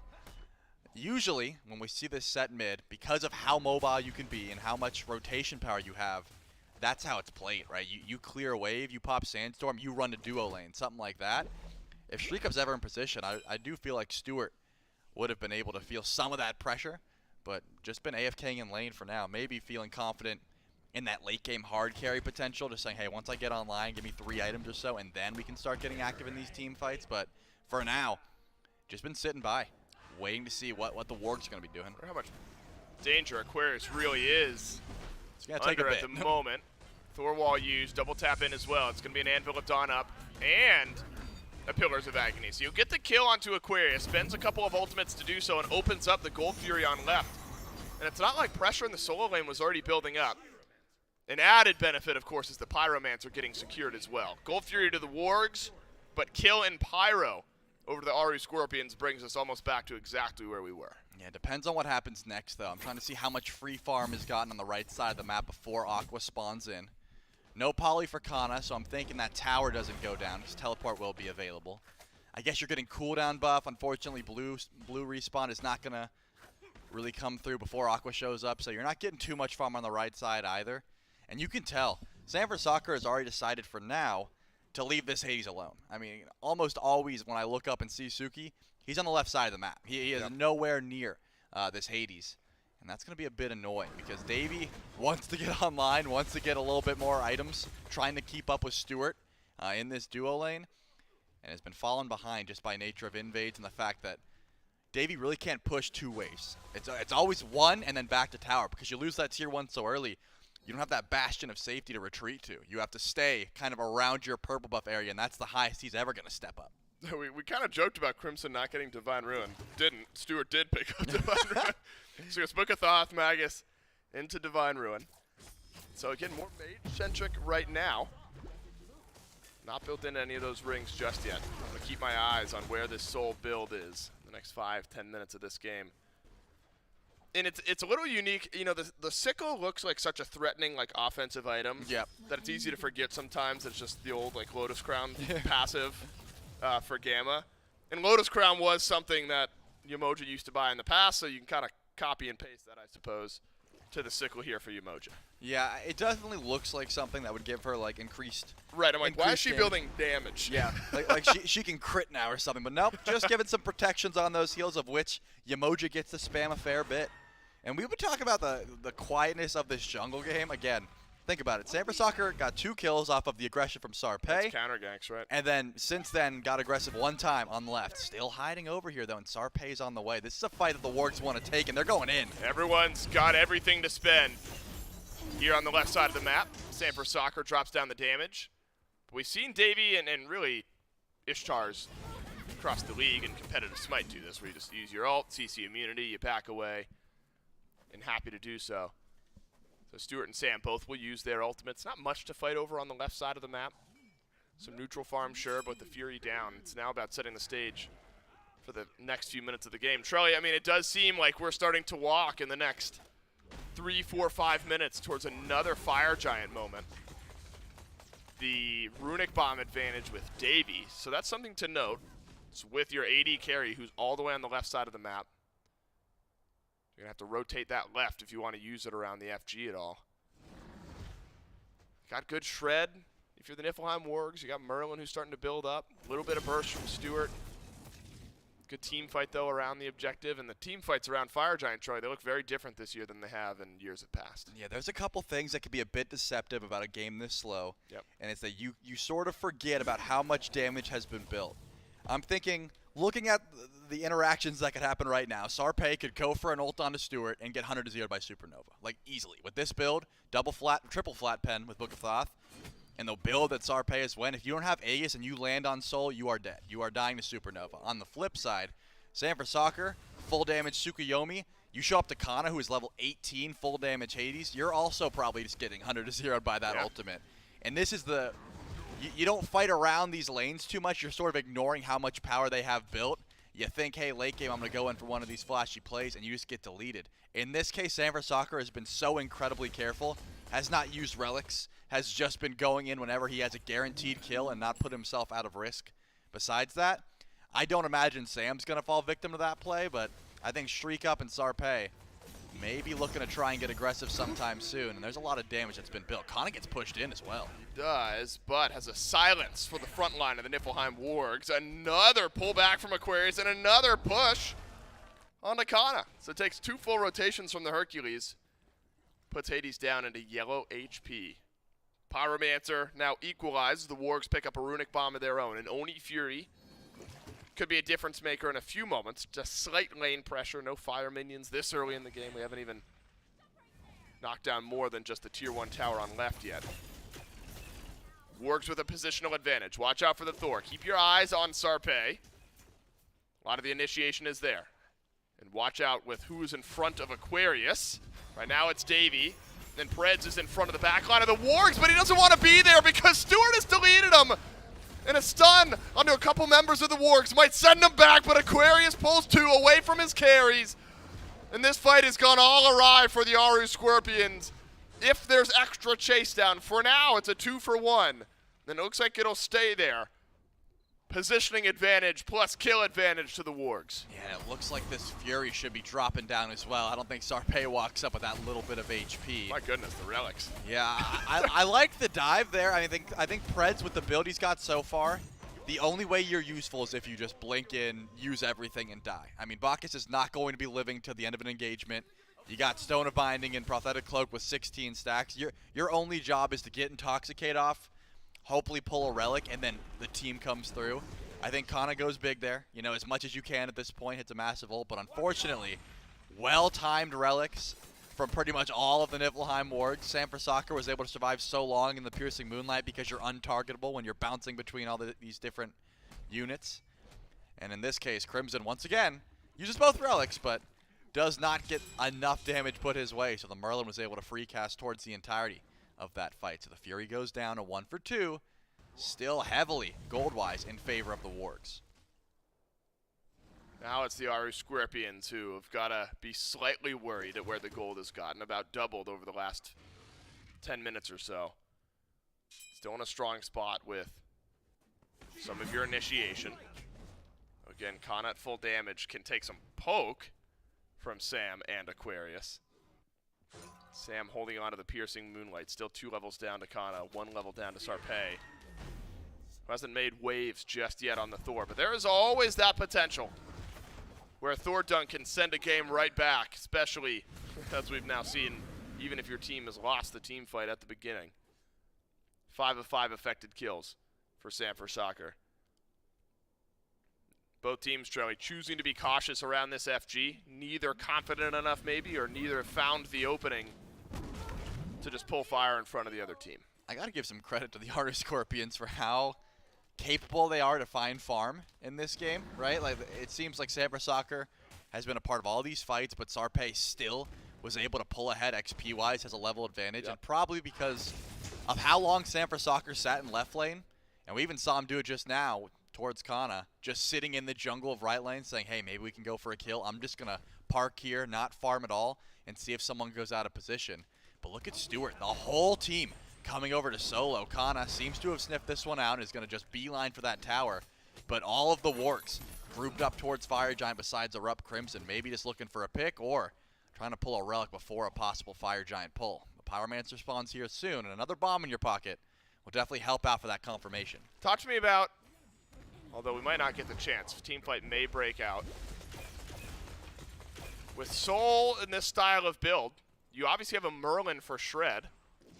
Is it heavily limited, though, when Stuart has chosen this style of build, or has it changed at all? No, it's still great, and that's what I like about this style of build. I think one attack speed item would certainly help, but with your heat and your poly shots, you're still auto-attacking plenty for these structures, and Supernova is just the best burst tool in the game with this build and of these 10 gods, depending right, on... in the current game. Yeah, unless Kana brings a full wave of minions over to Fire Giant with that burst, and unless Streak Up has 12 set clones, like they are confirming objectives with Supernova, assuming that Stuart uses it correctly. So you just got to watch out for how much burst damage Soul can do with a build like this, especially if you're trying to diver and you get hit by 1 or 2 poly shots. It really does start to add up. Wargs can maybe use that for some confidence. Pyromancer right now tied up at 1, but the Niflheim Wargs will pick up their second Runic Bomb in just a moment. So in the big burst category, now the Niflheim Wargs just have 1 extra. There's going to be a Primal Fury shortly. And it's these tense moments where really the teams that want to move on and are feeling a bit more confident can really set themselves apart. Remember, this is a best of 3. Aru Scorpions lose this game too. They're going to end up heading home, or not heading home, heading down to the lower bracket where the Niflheim Wargs will be over in the winners final. And it looks like the last of these build upgrades are going to start to come through here. There is going to be a lot of damage coming out of Streak Up. Hits level 20, 2-0 on the set, has been consistently able to get to the backline in these fights and get out safely. As finally, the Wargs start up this Fire Giant dance. No one's too close, but Kana's here, recognizes it's happening. Remember, 2 bombs on the side of the Wargs. That should be easy confirmation. The Scorpions need to fight. You were right about Shred. Fire Giant down to half. Aquarius takes almost no damage and is zoning out 4 members of the Aru Scorpions, but yet the Wargs don't like that opening. Anvil of Dawn still threatening enough, regardless of how zoned out this Thor is. Unless he's on the other side of the map, there's a chance for him to get in, but Fire Giant taken before the Aru Scorpions have an answer, and an Anvil of Dawn finds nothing as the rest of the Scorpions looking for Stu. Sarpei gets the kill onto Sam, and the Scorpions add another onto Stuart. And could it happen again, where Crimson is still alive and 3 members of the Scorpions have died? It's far from clean for the Wargs, but they're the ones with the FG. Preds does not have that shield of regrowth, though. It looks like trying to chase down this Bacchus is the call for now. Aqua is very fast, but 1 burp should be able to immune this if he doesn't recognize that Crimson's coming. Could be in trouble. But that's going to be Fire Giant to the Wargs and a full 3 for 3. Kinda. I'm thinking Sarpei is making a smart call here, recognizing, hey, towers are probably going to drop over on right. I'm going to split push for the time being, try and get some gold in our pockets. It definitely still benefits the Wargs because they get plenty of gold here. They're going to be able to group up and push with Aqua and Crim, having those buffs. But they are losing a lot of farm in the process to Sarpei. And I've said it before, this Thor, as the game continues and you just go full glass cannon, sure, you can die, but you are getting immense amounts of damage off before that happens. Giving Sarpei all this gold could end up in their favor. The one issue I'm seeing so far, though, is the fact that I watched Aqua W key Davey, and I saw Davey just autoing away, and I did not see Aqua's health bar change. No. There's not enough pen. The dominance is not doing enough. Davey needs a little bit extra. Maybe that Odie bow and 1 more item before there's anything that they can do to this Hercules. Aqua's strong. And think back to the game earlier on this weekend where we saw Aqua just dominate. It was this style of build. It felt like he was healing half the time, walking forward and shrugging off most of the damage that the opposing squad was sending his way. All 5 members of both teams now back on the map. Again, advantage absolutely to the Niflheim Wargs, who maintain Fire Giant on 2 and the gold that comes with it, as well as now a Fury that gets dropped. But it's defense time. You got tier 1 in mid and then tier 2s across the map. I'm not sure the Scorpions feeling like they want to defend these. So Phoenix defense now the question, Trillian, how it looks for the Scorpions. It's not going to be easy. I think that, as long as Gamma is making sure to get the max value that he can out of this River's Rebuke, it's going to split up the team fight heavily. There is no Phantom Shell. You're not going to be able to walk through these walls. You sort of just have to let whoever's stuck get stuck, or in this case, Gamma can just split up the fight and say, hey, we don't want to fight. We want the Phoenix and to get out. They've got a Polynomicon Soul. Merlin has enhanced auto attacks after abilities are used. There's plenty of time to just burn through these Phoenixes, especially if Aqua's tanking. The damage is not really going to reign true. He has plenty of sustain baked into this kit. Sarpei's in the backline, though, maybe trying to find a wall, get some beats down before this engagement. The last of the relics just came up, and it looks like they are going in off this. Sarpei will go up. Doesn't hit much with the wall, but does end up stunning out Stu. But Sanford Soccer is traded out. Again, it's Kana on a double kill. We've set him up, but Aquarius knocks him down on the other side. The solo laners trading punches over in mid. Kana with back-to-back double kills in these last couple of fights. Aquarius keeping Crim and Gamma alive. Stu has been relentlessly jumped on. Beads and Aegis down at the same time. Crimsons are as well. You can tell where that Thor dunk hit just based on the relic timers. Yeah, and unfortunately, the Wargs cannot keep Stewart alive. And I don't think that's the worst thing. You know, if you can let just Soul die and win out that fight, you're going to be all right. But in this case, a 1-for-2 trade. Preds goes down. Sarpei is able to live, gets very low. I think that Davey getting pulled in by this Hercules almost falls down as well. And it didn't seem like Aqua was touched that whole fight. And I think it's smart, right? At this point, if your call is ignore the tanks, kill the backline, and then win with numbers, that is a completely viable strategy. But at some point, you're going to have to reference all of these pulls, all of this CC that the Hercules has. It doesn't seem like there's answers for it at the moment. Enhanced Fire Giant touching down. 3 seconds, the Fire Giant's already here. And it looks like relic-wise, this would be the best time to find a kill onto either one of these mages on the Wargs. If you're looking at the relics on the Scorpions, not looking much better. No one, except for Davey and Sarpei, have a relic to their name. They're going to have to stall this one out for quite some time. I still think 100-0-wise, Sarpei could find something off a wall. That's why we see Kana and Sarpei hiding in the jungle, seeing who's going to walk up, maybe just trying to steal the Magi's bubble from Gamma. Besides that, though, it could be scary. Teams are just going to be grouping up towards this EFG. 3 runic bombs on the map. 3 for Wargs, 2 for Wargs. Math is hard. 1 for the Aru Scorpions. Aqua's going behind. There's a rotation through from Aquarius, but Streak Up has read it out. Anvil of Dawn up. Is this defensive? No, it's gone back in. Kana's been left alone, though. Pillars of Agony used. But it's only Kana in pain. And same with Sarpei, as 2 of the Aru Scorpions have been cleaned up. Okay. And they've gone back in. Is that just going to end the game? It's minute death timers on 4 members of the Scorpions. Davey's got to make a miracle play happen here. There's a couple low health targets around the corner. Gamma covering the back entrance to the fight, and it is awkward for Davey. The Wargs, ice cold and collected, and may have done enough to close out game 1. I think they have. I mean, Davey does not do enough damage. Sam and Gamma can just stall this back as long as they want, and that Phoenix will definitely drop. The next respawn is 20 seconds. That was so awkward. I mean, Sarpei tries to go in to save Kana. Streak Up tries to go in to save Sarpei. Prez just gets caught out afterwards. It did not seem like a fight that had to happen, but the Wargs are going to win this one, and finally, Davey goes down. 7 seconds for the squad. Count drops. And it does not look like this Titan's going to be able to live. Man, the Niflheim Wargs as advertised, but so are the Aru Scorpions. They put up a great fight in both games 1 and 2 of this set. Took a miraculous play from Sanford Soccer to really break the deadlock in game 1. And then, you know, I don't know what I want to call it. Maybe potential veteranship showing from the Wargs there. A bit better positioning in that last fight. For sure. And sort of awkward from the Scorpions that really just ends up ending the game. So you lose 2, and then 2 more go in and lose their lives as well.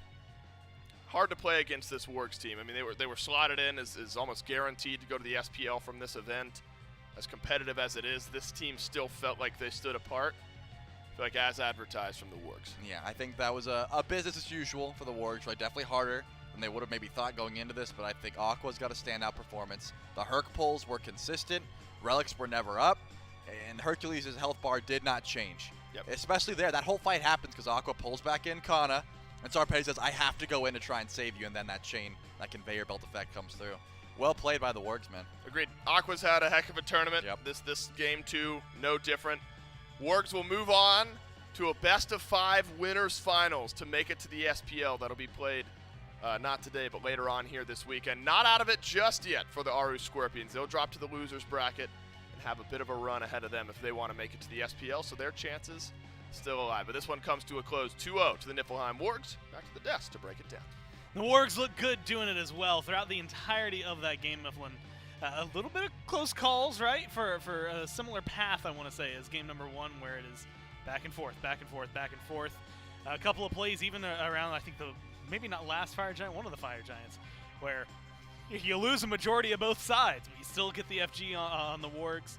And from there, we start to see this gold lead bloom a little more, blossom a little more into something that they were able to cultivate. And then at the end, sometimes you just win a fight, man, and you do it pretty damn well.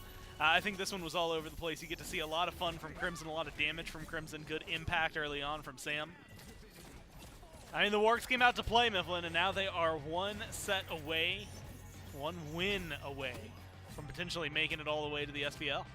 Yeah, I mean, this is a game that looks pretty clean from the start. I really like the rotations from Sanford Soccer. I thought maybe he'd get outpaced in the jungle a bit, Sarpei on one of his signatures with that Thor, but first 2 ganks Sarpei throws up. Sanford Soccer's hot on his heels and punishes him both times. Incredibly frustrating start to that game for the European jungler. Otherwise, I saw one thing in just about every early team fight, and it was 1 for 2 trades every single time.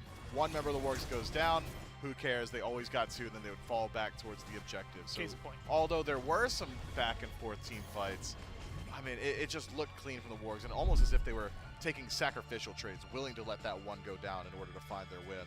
That last play from Sarpei where he tries to dunk back down, nearly finds the heroic play, tries to go Sanford Soccer mode, just doesn't quite work out against the actual Sanford Soccer. 4-0-5 there for Crimson, 5-2-8 for Sam.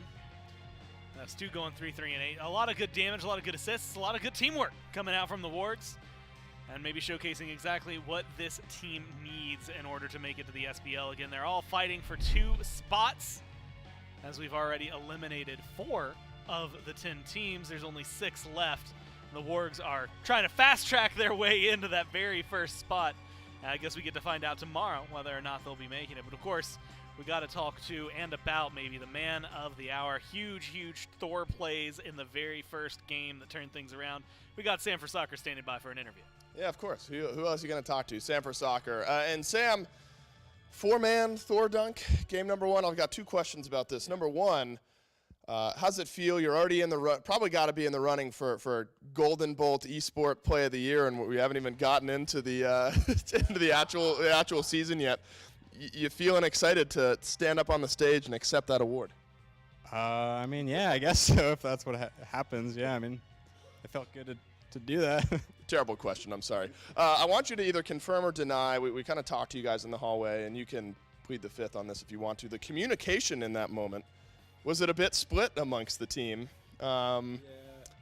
Did you have a different read on the situation than maybe the rest of the squad? A little. I mean, I was like up and I was like, is this still good? And everybody's like, I don't know. And I was like, I kind of want to go. And then I just did, and I guess it worked out, so it's a good thing, you know. It sure did. It sure worked out. And you guys end up getting the 2-0 win. I asked Trelly about it. Game 2, you end up over on the Tsukiyomi, felt very counter-ganky, and maybe that's just the nature. You're trying to follow up a Thor. Is that a mental shift for you? You go from Thor, and you're making these big Anvil of Dawn plays mid-late game. Switching to the Tsukiyomi, do you have to change up that play style even subtly? I mean, they play a little different, but they're kind of similar in terms of, like, I think they just scale really well. And, yeah, I mean, I was just pretty confident on it either way, so I don't think it was too much of a shift, but yeah. Potentially just one more set remaining for you guys. You got a best of 5 to make it back into the SPL. That'll be tomorrow against the opponent who wins this next upcoming set. Do you guys have a preference? I'm sure you feel confident either way. Yeah, no preference. I do think it'll be a really good set, so I'm kind of excited to see who's like going to come out on top, but yeah, not a huge preference. Fair enough. We love you, buddy. Congrats on the win. Excited to see you guys play tomorrow. Back to the desk. Sometimes you just got to make the calls. Sam makes the calls, gets 4-man dunk like it's nothing, man. I kind of feel like it is not a call. That's like it's a declaration of intent. It's like an aggressive driver putting on the turn signal, right? Like, I'm gonna merge. It's happening. Everybody else around me, you just got to deal with the fact that it's going to. I think the aggressive driver is maybe the best like analogy for it, because you're just gonna have to cope with it. Just like a lot of these teams are going to have to now cope with the Wargs sitting in there. Match 16, it's a best of 5 for them. Winner of that qualifies for the SBL. Ward's going to be waiting between the Gladiators and the Hounds. That's up next to figure out who will go against them, as well as who is going to go to the Wardens. We see the Scorpions now there, playing up against the hot-handed Valkyries, who have had to make a long run. And we mentioned it earlier, but it's not going to get any easier from here. Your Valkyries, you're going up against the Scorpions. If you're the Wardens, it's the Glads or the Hounds. Not an easy feat. Winners of that will have to win one more to even get their shot at going to the SBL. So long trip still for those teams towards the bottom. But up next, it is the Gladiators and the Hounds, Mifflin. A lot of teams, a lot of players, again, that have long histories behind them. And when looking at it, we were asked to make our predictions. I was 50-50 on both of these, so seeing them go up against each other, much like Sam had said, I think this is going to be a really good set. I think it's going to be one of the most telling sets we have all week. Even it potentially could be a rematch a little bit later on, right? So keep your eyes on it. There's some great storylines in this one. The Bobby versus Ducky feud, best friends, now enemies on the battleground. Kirami trying to get a redemption run after that last event that he was in. Benny Q as well, having to play against his previous jungler.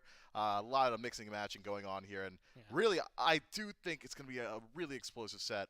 I expect it to go the distance. I'm excited to watch this one. I'm sure everyone at home is as well. So we're going to kick it to a quick break. And when we get back, it's the Hounds taking on the Gladiators.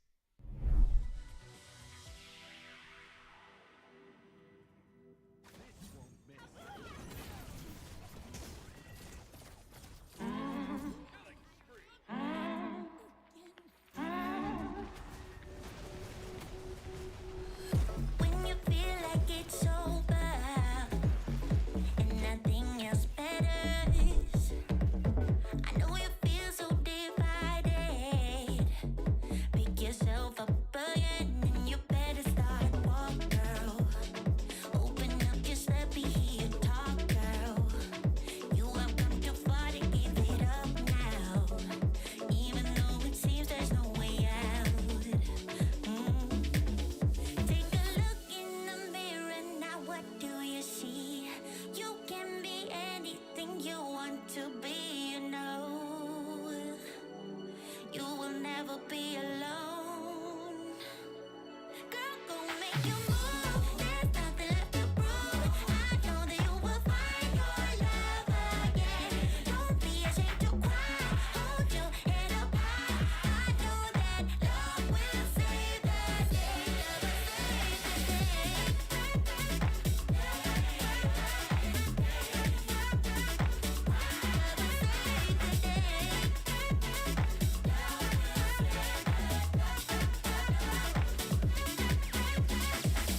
When you feel like you're stranded at the edge of the world, I know you've been taken for granted.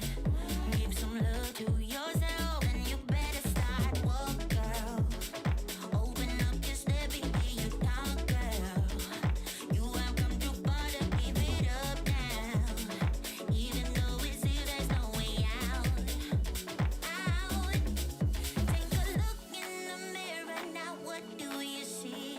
You can be anything you want to be, you know. You will never be alone. There's nothing left to prove. I know that you will find your love again. Don't be ashamed to cry. Hold your head up high. I know that love will save the day. So go make your move. There's nothing left to prove. Don't be ashamed to cry. Hold your head up high. 'Cause love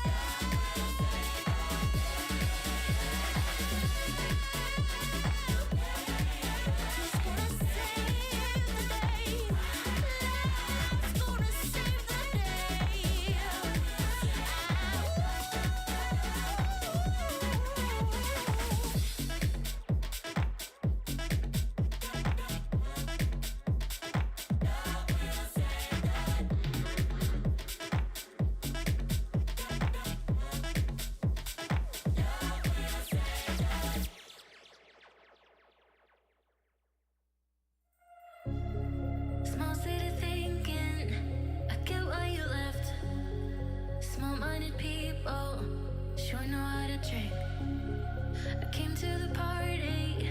I laughed at the jokes you made. I wish that I hadn't, 'cause now the joke's on me. I didn't come here just so I could watch you make a mess. I didn't come here to ugly cry in my favorite dress. So what were you thinking then when you kissed your lips? Now I'm kinda glad you did. 'Cause now you adore me, adore me. Go ahead now, adore me, adore me. Little did I know she wanted you alone. I thought she was over you, but I guess I was wrong. I came to the party. I laughed at the jokes you made. I wish that I hadn't, 'cause now the joke's on me. I didn't come here just so I could watch you make a mess. I didn't come here to ugly cry in my favorite dress. She thought she could tear us apart when she kissed your lips. Oh, what a plot twist. 'Cause now you adore me, adore me. Go ahead now, adore me, adore me. Oh, so cruel.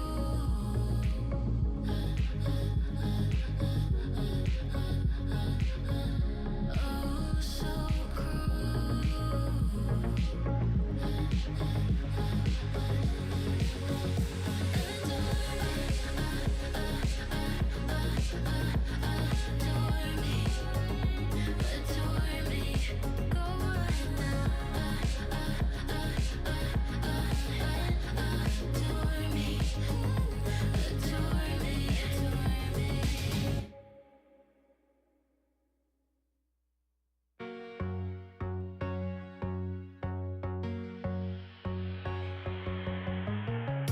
we never can get high enough. Nothing here to hold me up. It's pretty cool to fall in love. It's kinda like a fall from space. What they call a fall from grace. But I'm not gonna fall today. When you're up, you think you'll never go down, never go down. Ooh, once you're down, you think you'll never get up, never get up. Ooh, when we love, we think we'll never break up, never break up. Ooh, but we break up and make up, get down and get up. Break up and make up, get down and get up.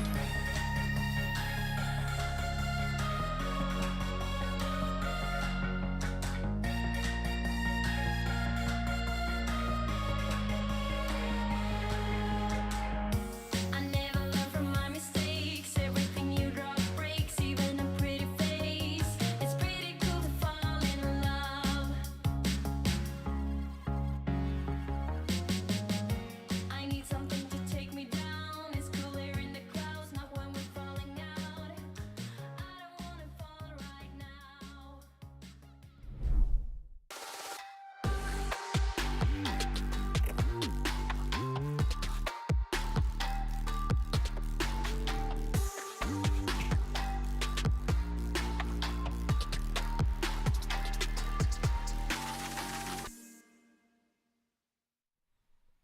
A day of 2-0s continues. 3 straight 2-0s and 1 final.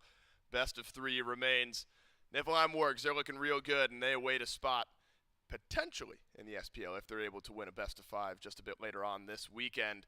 And you at home, you can win something as well. If you use code exclamation point temple right now in chat, you'll follow that link. You can enter the Temple of You giveaway. And if you win, any skin in Smite can be your prize. That's right.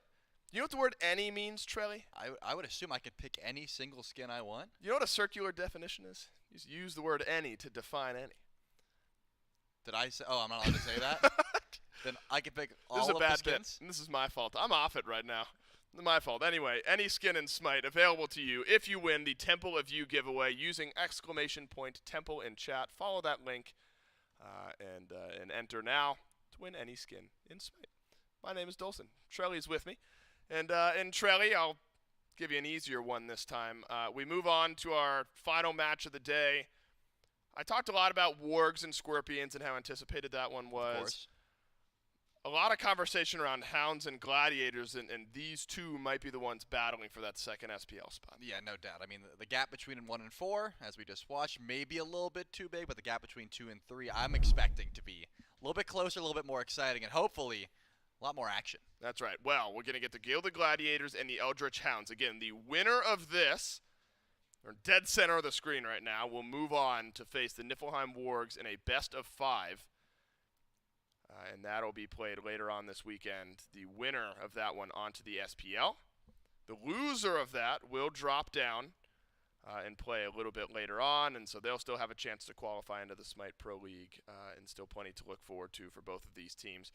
Cowan Warden's awaiting the loser of this matchup. So the Scorpions and the loser of this one still have something to fight for down the road here. And so, Trelly, I think there's a lot to look at here in this matchup. Players, fan favorites across both teams. For sure. There's player history across both teams. You look at the jungle matchup here, Oath and Kirmi. They've played against one another what feels like a billion times. And let's start right there in the jungle matchup and the Eldritch Hounds and Oath and how important Oath has been to this team and to this tournament and to the chances of victory today up against the Gilded Gladiators. Oath is standing by with J-Mac for a pregame interview. Yeah, that's right. I got Oath Jungler for the Eldritch Hounds standing by for our pregame interview. Oath, kind of talk to me a little bit about your team here at the Eldritch Hounds. You got some players on there who have kind of quote-unquote, gate kept you from previous attempts into the SPL, whether it be play-ins from previous years and promotional matches like that. How does it feel getting to team up against some of the players who have kind of kept you down there, but also some of the players that you've had plenty of time to play with and against? It's been good. I think realistically our team style is pretty much the same, how it's been like last year. Obviously, having like Benny and Coast now, some things switched up, but more or less it's been the same, and it's been feeling good lately, like in practice and stuff. So, yeah. So talk to me a little about your matchup against, Kirmi specifically. Kirmi's a jungler you've had to play against multiple times in the SCC. You've gotten to play against him whenever your team comes up for some of these Masters events in previous seasons. So tell me what it's like to go against Kirmi once again, but now for a chance to make it to qualification portion for SPL. It's awesome. I'm pretty sure I played against Kirmi more than like any of the SCC junglers. So I mean, it's like insane. It's like been like 2 years now of just me playing against him. He's really good, really cool person too. So it's cool to play him again. Yeah. So kind of talk to me a little about, the meta right now. We've talked about, how it feels like it could be centered around the jungle a little bit, but we've been seeing a lot of the solo laners kind of run some of these games. Do you kind of feel that jungle has that big impactful role that we've kind of been hyping up through and that we've been hearing so much on? I think every role right now is like really strong in like their own niche way. I think like solo laners are honestly like trying to OP right now. I think mid laners are pretty OP right now. I think junglers are really strong too. So I think when every role is so strong, a lot of it just leads up to like a 5v5 like team aspect and just every role doing their job, Right. Now I got one final question for you, Kiri, before I let you go. We're running a Temple for You promo right now. You do command Temple in the chat. You go to the link, you fill it out, and you can win any skin in Smite. What's the one skin that you're picking to win? Rage Bakasura. That's an old school one right there. Oath, I'll let you go ahead and get back with your team. Best of luck. Thank you so much. Maybe so old I don't even know. What skin did he say? It's Rage Bakasura. Rage Bakasura? Not my favorite, but, he's a jungler. He's allowed to pick that one. It's one of the most exclusive, assassin skins, I suppose I could think of, besides maybe Archon. I'm a fan of Takosura. I love that skin. I bet you do. I own it. Otherwise, I might choose it out of the Temple for You giveaway. The matchup on the other side of the line here from Oath is, or rather, the team that Oath has surrounded himself with here for this event. Vaporsh Coast, Quig, Benny Q, Ducky, and Coach Chuck. I mean, such a talented roster even outside of Oath. It's a team that feels like it's filled with win conditions. We've, of course, talked about Vapor's Coast a lot over the course of this week and how it feels like Coast deserves a spot in the SPL. Quig, incredibly strong in that support role. And then Ducky and Benny Q in their own right, able to control their lanes. This is why it's been a difficult discussion around the Hounds. And, you know, are they going to upset the Wargs? Where do they belong? Because on the other side of the Hounds, Trelly, it's, well, copy and paste what I just said about the Hounds, but about the Gladiators. They've got a great duo lane between Dude Man Bro and Inbound. Snoopy yesterday, out of mid, raised some eyebrows in a good way. But Kiermi out of the jungle, and Oath talked about it, how many times him and Kiermi have played up against one another. Got another big one here. It's not an elimination match. It's not an SPL promotion match, but it's one that moves you one step closer to your goal. And that's where Kiermi's got to settle down, settle into the match, and hopefully have a good best-of-3 set. Yeah, I would imagine so. All I want to see from this squad in particular is that consistency. You know, we know they can play at such a high level, pretty much everyone on this squad. And I just want to see that throughout. I don't want to see any glaring misplays. You know, they've all been around the league or in the league. It's about time that they iron out those, you know, little misplays here and there. And I think if we're getting the Gilded Gladiators of their first set, then I've got no issues with that. I think they were pretty lights out, maybe a few missteps here or there. But, you know, Kiermi has been one of those junglers that I think for such a long time in Season 9 was always on the uptrend. You know, started looking better. Towards the end, about Worlds qualifier times, maybe got a bit in his own head. But now this is arguably even more important than that, right? You know, the object to go to Worlds is huge, but to get back into the league, maybe even bigger, maybe even weighing on his mind. So I don't want to see any of that nervousness. I just want to see him play lights out like we know he can. And especially with the knowledge that there's still room, right? If you don't win this set, even if you win and then you lose your next set, you've got a couple chances at this. And so while the pressure, of course, is high, and this will be the hardest opponent they've faced so far this week, you got to rest easy knowing that there's still a chance a bit further down the road. That said, this Good Gladiators team doesn't strike me as a team that's like, oh, well, don't worry about it. We got a couple of chances. That, you know, they want to win now. They want to put themselves in the best possible spot to promote into the SPL. Great matchups across the board. Same way as we talked about the Scorpions and Warg set that we just watched. I could talk a lot about every single individual matchup here in this game that I'm really excited about, particularly centered around mid as well. Snoopy played great yesterday for the Gilded Gladiators, Trelly, and we know what Benny Q is capable of over in mid for the Hounds, especially given the Tiamats, given the Merlins, given the state of the mid lane from what we've seen. Yeah, I think that the other thing we were talking about a lot about the mid lane was the fact that the build paths have changed up a bit since the start of the tournament as they have to now, so I'm hoping to see, you know, maybe some more tablets built down there for the Hounds, but we'll have to see how that goes. You'll see. Picks and bans for game number 1 of this best-of-3 between the Gilded Gladiators and the Eldritch Hounds. It feels so unfair that I mean, there is a world where both of these two teams make it, but between all of the personalities and all of the players that we have left, both upper and lower bracket, only 2 get to make it through. It's super unfortunate because it just shows you how competitive the league is, and it's what makes esports and Smite esports so special. You got to take the good with the bad and how exciting it is for some, the emotion of maybe falling short for others. It's what makes all of this so exciting to watch. And we'll get to some promotional matches and some knockout matches tomorrow. And, of course, on Sunday as well, one last chance for a couple of the teams. Let's catch back up, though, with picks and bans for Game 1. Hades and Naja for the Eldritch Hounds. Tiamat, Vamana, both taken away by the Gilded Gladiators. And it's difficult, Trelly, when two teams have such talented players in all of the roles. You kind of got to go off of, you know, what roles are the strongest, what individual picks are the strongest, because not really feeling confident leaving too much open. There's a pretty diversified ban pool from the Gilded Gladiators. One towards mid, a solo ban, and then, of course, taking Quig's Umojo away. Yeah, I'm interested about the jungle matchup because I think that there's a lot of different dynamic jungle picks currently in the meta, as well as we've seen Kiermi and Oath play 2 very different brands of jungle in the past. Pity for you know, you, when I think of how Kiermi used to play the jungle, he started going towards these tankier warriors, but there's no way you're taking Osiris into the jungle in this sort of meta, so curious where they decide to go. Gladiators will just grab that first pick Freya, though, something that is odd because between different sets, it goes from one of the highest contested picks to one that's not even looked at. That's true. And in this set in particular, I guess the Gladiators want to make sure they get that Freya in their hands early on. Yeah, we saw what? Storm and Valkyrie's 0 Freya pick. Yep, did not care. Set, They let that god go through every time. Now we're towards the top of the priority list for the Gladiators and the Hounds. Still some good value left open for the Eldritch Hounds. I was wondering if Thor would be as prioritized in this set as it was previously. Between Sarpei and Sanford Soccer, you got two of the best. Between Kirmi and Oath, I think you can say something very similar. It'll be Oath on the Thor this time. Smart and pick. Quig, you don't get the Yamoja, but you do get the Maui. Yeah, that's a smart pick. Taking that Maui away from inbound, something that I think he's been very comfortable on in the couple games that we've seen him play. So definitely smart there. You don't want Maui and Freya going away because that might as well doom your duo lane to get out pressured as long as all abilities are flying and there's no jungle interaction early on. But just because you have that Freya does not mean you have to play through it.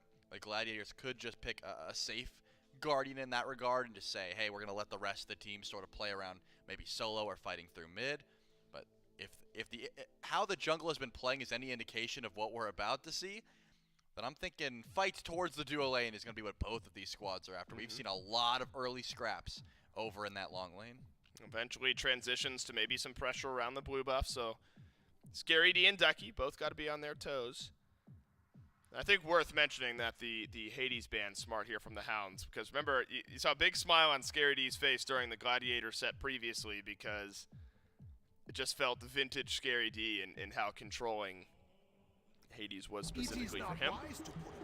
Speaking of control, Hunbats for the Gilded Gladiators. Wow. Kirmi specifically, as well as the Ymir. And so we talk about these narrow corridor jungle fights, Trelly, and some value there in Hunbats and Ymir. I think it's funny that in every other set, I think Merlin and Tiamat are very heavily contested. But Snoopy does not strike me as someone who's going to, say, I need Merlin right now.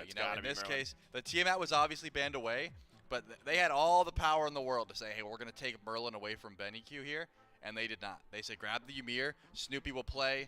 I guess next highest up on the tier list for this meta currently would probably be Agni. That may be banned away in that case, but they also have the opportunity to play Hunters, as we've seen, because there is a mage in the dual lane. It looks like the Hounds have realized that as well. They're going to ban away that Neath. Not going to let that one go through the mid lane as well. But in this case, you are losing Merlin, and that's a pick that Benny Q goes to even when Merlin's not in the meta, so definitely going to feel good about that one. Well, Snoopy is undying so far this event. He's played 2 games, but 3-0-4 on Raw, 5-0-3 on Neath. You mentioned Neath taken away. Should Snoopy want the Raw, that is still available, as it worked out a bit earlier on the weekend. We saw Jingwei once or twice earlier on in this event, and you talk about Coast and some of the picks for Vapor's Coast that have worked. We've seen plenty of Neath games, or Jingwei games rather, but Ishtar, Cern, Danza in the past, Ram as well. Right now, the answer is the Jingwei. Seems like it. Just safety. You can dash out of the Freya whoop. You never really have to fight her if you don't want to. And you can save those crits for much later on in the game. Could be the call there for the Hounds. But they do have plenty of time to try and get that pick online if you're letting this Thor dictate the pace of the match, which we've seen Thors be able to do. This pick is interesting, though. I mean, this is a COD that I think that Scary D has went to time and time again. And almost every time I've questioned it, and I'm still going to question it here. It has decent matchups early on, but Shiva's still a pick that has to be played perfectly. So this shows a ton of confidence in the god. And now the clean is going to be locked in. And that tells me that this Thor was actually for Ducky the whole time. There is no way that Ducky's taking Kleena solo, right? It's got to be the Thor solo for Ducky and the Kleena going into jungle for Oath. That makes more sense in my head. I've seen Ducky on Thor plenty. I've seen Oath on Kleena plenty. And that is going to be a ton of damage to deal with late game. Yep. And allows space control over in solo. Look, I'm a big fan of Thor and what we've seen from Thor today. Thor solo, another way to make that work, and Ducky's played it a little bit in the past as well. I think if you zoom out on a matchup like this, Trelly, Mifflin talked about it earlier on the desk for the last set while we were setting up for this one. It does feel like a pretty telling set between these two teams. anything can happen in a best of 5. The Wargs await the winner of this set to go to the SPL in the next matchup. But if the Wargs look as unstoppable as they do, there's a world where this set is kind of what we reference back to as, okay, who's that next favorite on going in? If one of these two teams just looks absolutely dominant and more convincing than the other, the picture of the end of the weekend could be a bit more clear. Certainly could, and I think both of these teams in their own heads are very confident, right? They both think they're the better team in this regard. They're very close seeded wise. I think even the fans at home maybe a bit split on which team has the favorite in this one. Draft wise, I think the Gilded Gladiators have a very scary late game. If Scaredy is able to get unkillable on the ship, which is hard to do, I think your early game is great, but it does eventually fall off. I am interested to see how Thor does in this meta though, because it does take a bit of safety to play this Thor pick. If you're trying to go the Sigil build that we've seen so much, you are going to have to play even safer in the early. Late game, you're not going to have that same level of 100 to 0, but you can definitely pull relics. You can definitely ult to the back line and let your team hard carry the game away. So different style of solo than we've seen pretty much all tournament this game. And a different style of mid, I think, for Snoopy. We talked about the Neath and the Ra, and so ability, cast-based, of course you're doing some auto attacks, but on the Neath, and then you have the Ra as well. You're doing the Searing Pains, you're doing the mage things. Now another pivot for Snoopy. He's gone towards the set. Will it pay off? That's the question. One of the most exciting sets of the week about to kick off. It's the Gilded Gladiators and the Eldritch Hounds. But we're not going in just yet. Sorry about that. We're sticking with us. And here on, and I want to pick up then, now we get the opportunity to talk about this set. Do you think that slots into Snoopy's God Pool in a way where you have some confidence in his ability to make it work? I mean, I'm going to be honest, but before we even got into this set, I was thinking out of every mid laner in this tournament, Snoopy is one to me that says I'm not going to play the Merlin Tiamat, right? Like, I will if my team wants it, but he's going to play whatever he wants. He always has. So, in this case, the fact that he goes to set, it's definitely something he's practiced. I'm sure he's going to be able to pull it out. It's worked to some success throughout this tournament already. Set's just a great god. He's very safe. He's quick farming. That really does help out on this map, so I'm glad that Snoopy is not sticking with, hey, I'm going to play Tiamat or Merlin, and if those get banned away, then I'll pivot. He's pivoting beforehand. He doesn't care. Snoopy's also glad. He's a gilded glad, as a matter of fact. Nice. Mifflin's a big fan of that one. You just couldn't hear it. He's clapping. Oh, my gosh, he's cheering. God, the thunderous applause has got to be coming through the microphone. Scary D, solo laner for the Gilded Gladiators. You talked a bit about Thor in the current meta. Briefly touched on Shiva when it was picked. Yep. I know I'd heard some rumblings about whether or not it slots into the current style of builds. And what we've seen in the past is Shiva can feel great early, might feel like it falls off a bit later on into the game. If you're looking at mitigation, things like that as options for solo lane builds, where do you see Shiva? I mean, in this case, when I think of the Shiva builds, I'm thinking of still the Glad Shiv, which is very prominent right now, but more like Soul Eater. You know, you want to scrap, you want to fight in lane. And I'm not sure I've seen too much of that. I don't imagine the Thor's going to want to scrap too much. You kind of wall, double tap, back up. Wall, double tap, back up. You're not really trading as much as possible. So Scary D's going to have to force some fights. Yeah. But if you can get beads down, then you let this Hunbats get involved. Then you have way more time to actually look for dives underneath the tower and stuff. So there's definitely a play style where this could work out. It is going to be a slow start, though. You're probably going to be sit back until you get your first item online. The next couple of matchups, if you look at the upper bracket just in general, a lot of player history sort of intertwined. This set specifically, as we've already set up, Oath and Kirmi have played against one another tons. But then you got to look at Kirmi, jungler for the Gilded Gladiators, playing against his teammate of last year in mid lane, and Benny Q and Quig and Oath have played together for a little while, and they're going against Dude Man Bro, who they played with last year. And so these teams have kind of swapped players with one another, and there's player history amongst the rest of these players as well. Only in this. And then we've kind of joked about setting up this grudge match between Chuck and Neilma. And so if the Hounds win this set, they would move on to play the Wargs, which would be head coach Neil up against head coach Chuck. And I don't know about you, Trelly, but I don't know if my heart can take it. They've been friends and buddies for so long. I don't know if my soul could take a Chuck and Neil battle. I am glad that we asked them about it, though. Chuck called Neil a rat. A rat, right. Jokingly. Fist and jokingly. And then Neil said, hey, I wish him the best of luck as long as it's not against me. So in this case, you got to assume that Neil wants him to win.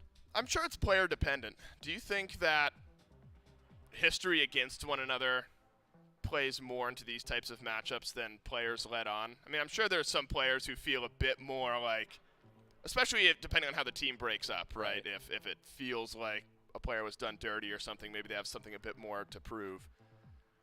It could weigh on their minds a bit, like, the play style, but I think in a situation like this, you're probably just zoned in. You got the SPL on your mind. Right. You got one task at hand, and it's beating either the Gilded Gladiators or the Eldritch Hounds, depending on which side you are on.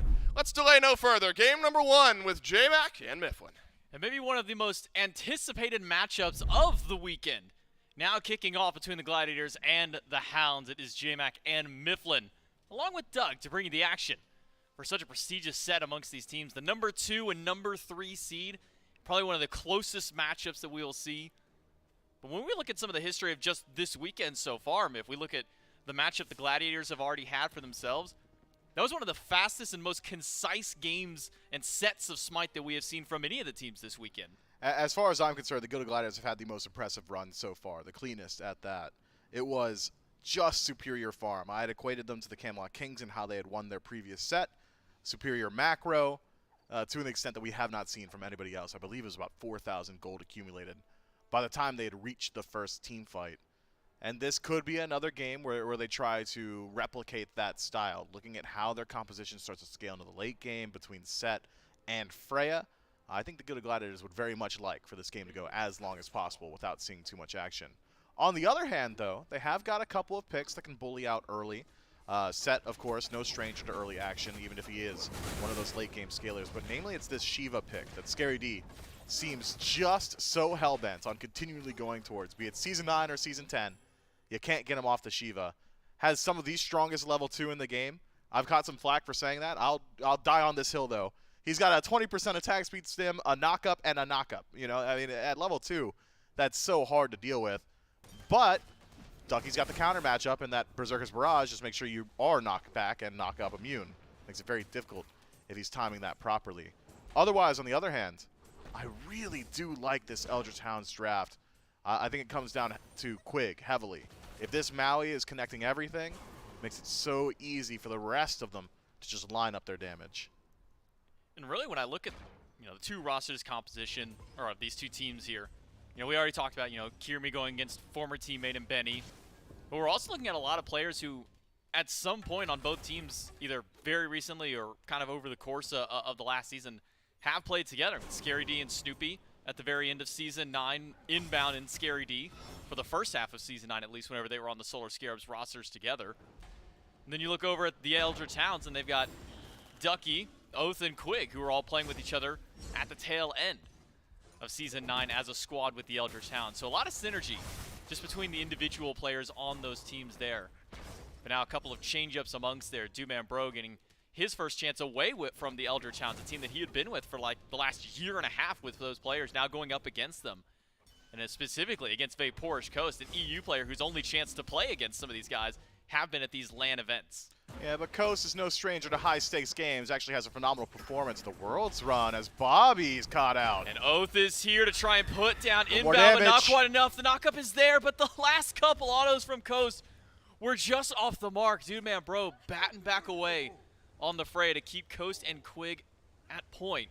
And Inbound will live, if not for just the help of the Bastions, but a couple of missed autos from Coast. And the double banish from DMB to really keep him alive there. If that's only just one, I think we're talking about first blood. But instead, Inbound narrowly escapes with his life.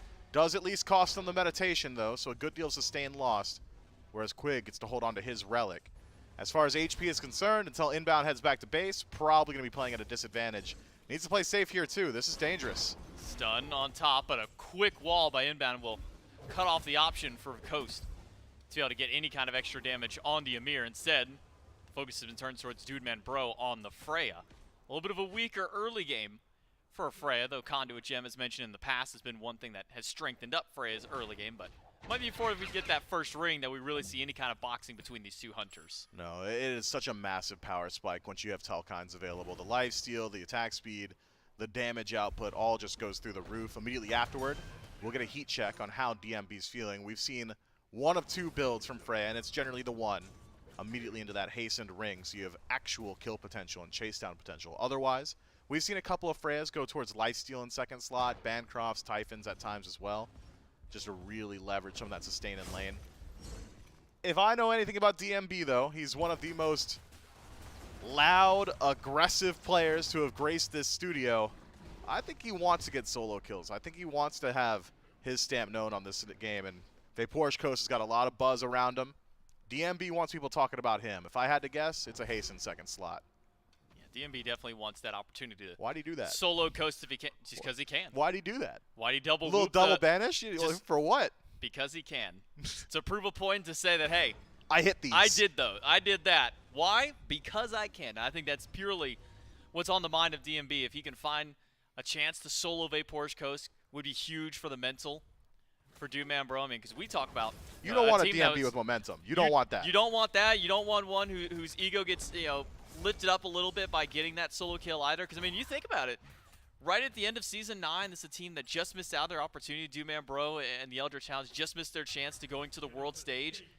Vapor's Ghost gets there, and a lot of talk is around the Pentakid. His performance at World, his performance against the pros. Yikes, But yikes, here's yikes, a great yikes. way to start for the Gilded Gladiators. It's on the right side of the map instead. Ducky falls down to an early rotation from Kirmi on the bots. The only way Ducky survives those ganks is if he's got ultimate available. If ultimate is down, you're dead every single time without beads. So, Kirmi right to make that rotation when he does. Ducky was only 2, maybe 3 seconds away from getting that Anvil of Dawn back. Regardless, does at least hit his power spike before he's sent back to base. Soul Eater already finished, so you'll stack that up pretty quickly. Should match some of the sustain that Shiva's got. I like to call Shiva's dance ultimate just the free meditation. I'm going to resustain every single time. But generally, when we do see Shiva locked in, and it's not often, it's usually him with the Soul Eater. A slight difference from Scary D. It's not the mitigation build, instead standard Bluestone. Has great abilities to proc it. Going down the shield tree immediately. That's a little bit different. Not what we're used to seeing from the Soul Lane Warriors, and maybe even just for now, not what we're used to seeing out of Shivas in general, but does seem to have given Scary D some extra clear over in that lane to try and maybe match some of that early damage that Ducky is capable of on the Thor. Has been on top of going for these totems as well. So far, nearly split 50-50 just now, getting that third one in favor of Scary D. But all this farming, that first blood for the Gilded Gladiators has set the momentum already. About 800-900 gold in favor of the team. A little over 1,000 experience as well. Yeah, surprising how quickly the Gilded Gladiators have lined up that experience. I think it's a lot of the neutral farm on the left side had been going their way up until this point. That's the first time the Eldritch Hounds have picked up that shield buff. So you'll see some of the experience gap over for Inbound, about a half level lead over Quig. Otherwise, about a half level to level for both Scary D and Kirmi. DMB, though, in the 2v1, it's a bit dangerous. Avoids the pull. He's got plenty of damage. He's got that first ring online. Inbound is here. Good wall. Catches Quig, who will immediately go for the landfall. Finds a triple with it, but the Fear No Evil was thrown before, and Quig is as good as dead. A second kill for the Gladiators. This time goes around the waist of Kirmi. I love that Shards of Ice usage from Inbound. It's not for the damage. It's simply for the slow. Keeps him locked down. And the slow on top of the Fear from Kirmi means you're not running away from the Fear No Evil nearly as quickly. You get to constantly apply that Fear. Just great CC chain from the Gilded Gladiators. Quig narrowly escapes, or would have narrowly escaped. Tries his best. That ultimate, the landfall, almost gets him out of there.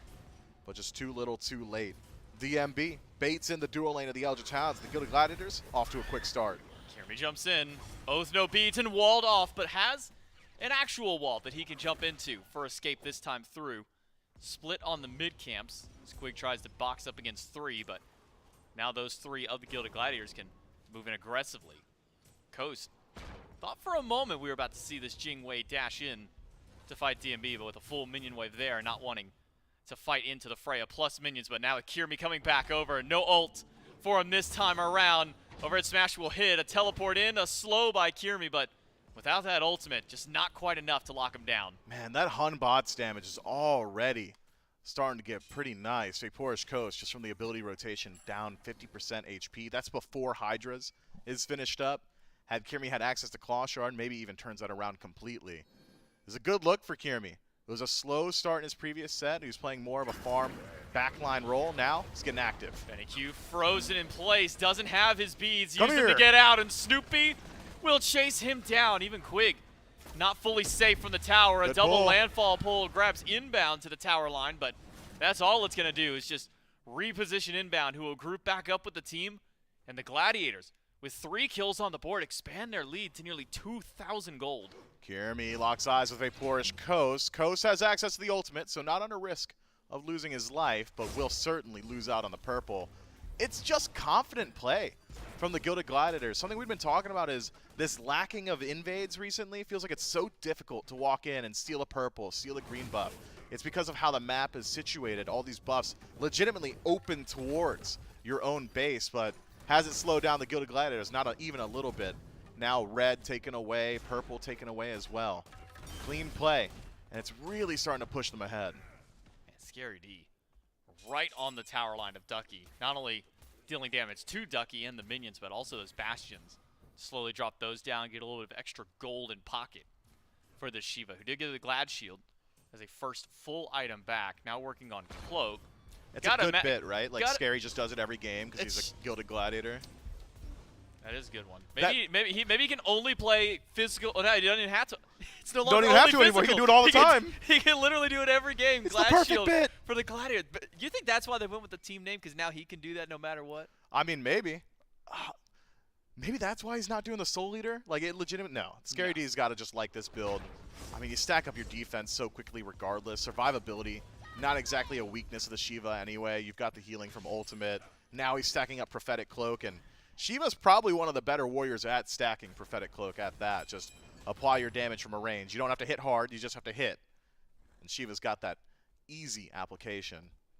I'm thinking he's going to become unkillable pretty soon. That was what we were concerned about on the desk. Charlie said, if this Shiva is allowed to hit that state at any point in the first 20 or so minutes, it'll be so difficult for the Eldritch Hounds to make anything happen on the right-hand side of the map. Seems like it's pretty difficult to make anything happen anywhere. Gold Fury for the Gladiators, and it just goes uncontested. Hadn't had too many opportunities to talk about Snoopy, but his damage output on objective pretty high. Kiermi. They can't all hit, I guess. You know, he seemed a little bit upset with it, but what do you need it for? The objective's already dead. Got exactly what they wanted, which was the Gold Fury to continue expanding the lead for the Gladiators. Now 3,500 gold up for the Order side team. Experience is slowly starting to creep up as well, nearly a level in every single role for these players on the Gladiator squad. And a lot of it being piloted off the back of Kiermi, who's made his rotation, his mark known across the map so far. An early kill on Ducky, and a couple of assists as well over on the left side of the map to keep Coast and Quig really at bay. But now, what will the Gilded Gladiators do? I mean, probably not going to be able to go for Pyromancer for at least a couple more minutes until it respawns in. Fire Giant off the menu at least for some time, and with 3 minutes on the Fury, where do the Gilded Gladiators then maybe put their, kind of put their focus on? Invade, neutral farm, control all that, clear out your own camps as well. I don't think you're really trying to push into towers just yet. It's not as if there's a siege composition anyway. Non-standard mid laner, doesn't have ranged auto attacks, so poking that tower is pretty difficult. Freya, the worst magical hunter at doing the PvE stuff, so don't want to push there either. I think we're probably just spinning our wheels for the next 2.5 minutes until this Gold Fury's back up. It's on the Eldritch Hounds to find equilibrium for now, because this gold lead, it is getting to critical territory, and it's getting there pretty fast. Silver linings where they lie. Benny Q hasn't really fallen too much, and actually stacks up his damage quickly. This was the concern, though, for the duo lane. The second that Hasten Ringed is finished up, Vaporish Coast can't get tagged. Not by a single auto attack, because DMB with haste is not going to miss. Fortunately for Jingwei, Airstrike just gets you out of range, so this time survives. What are you going to do while that's on cooldown, though? Probably sit in your tower. I mean, this is a classic matchup of Freya versus Jingwei. You get the agility to get out of Banish from the Freya. Things go even further south. You pop that ultimate.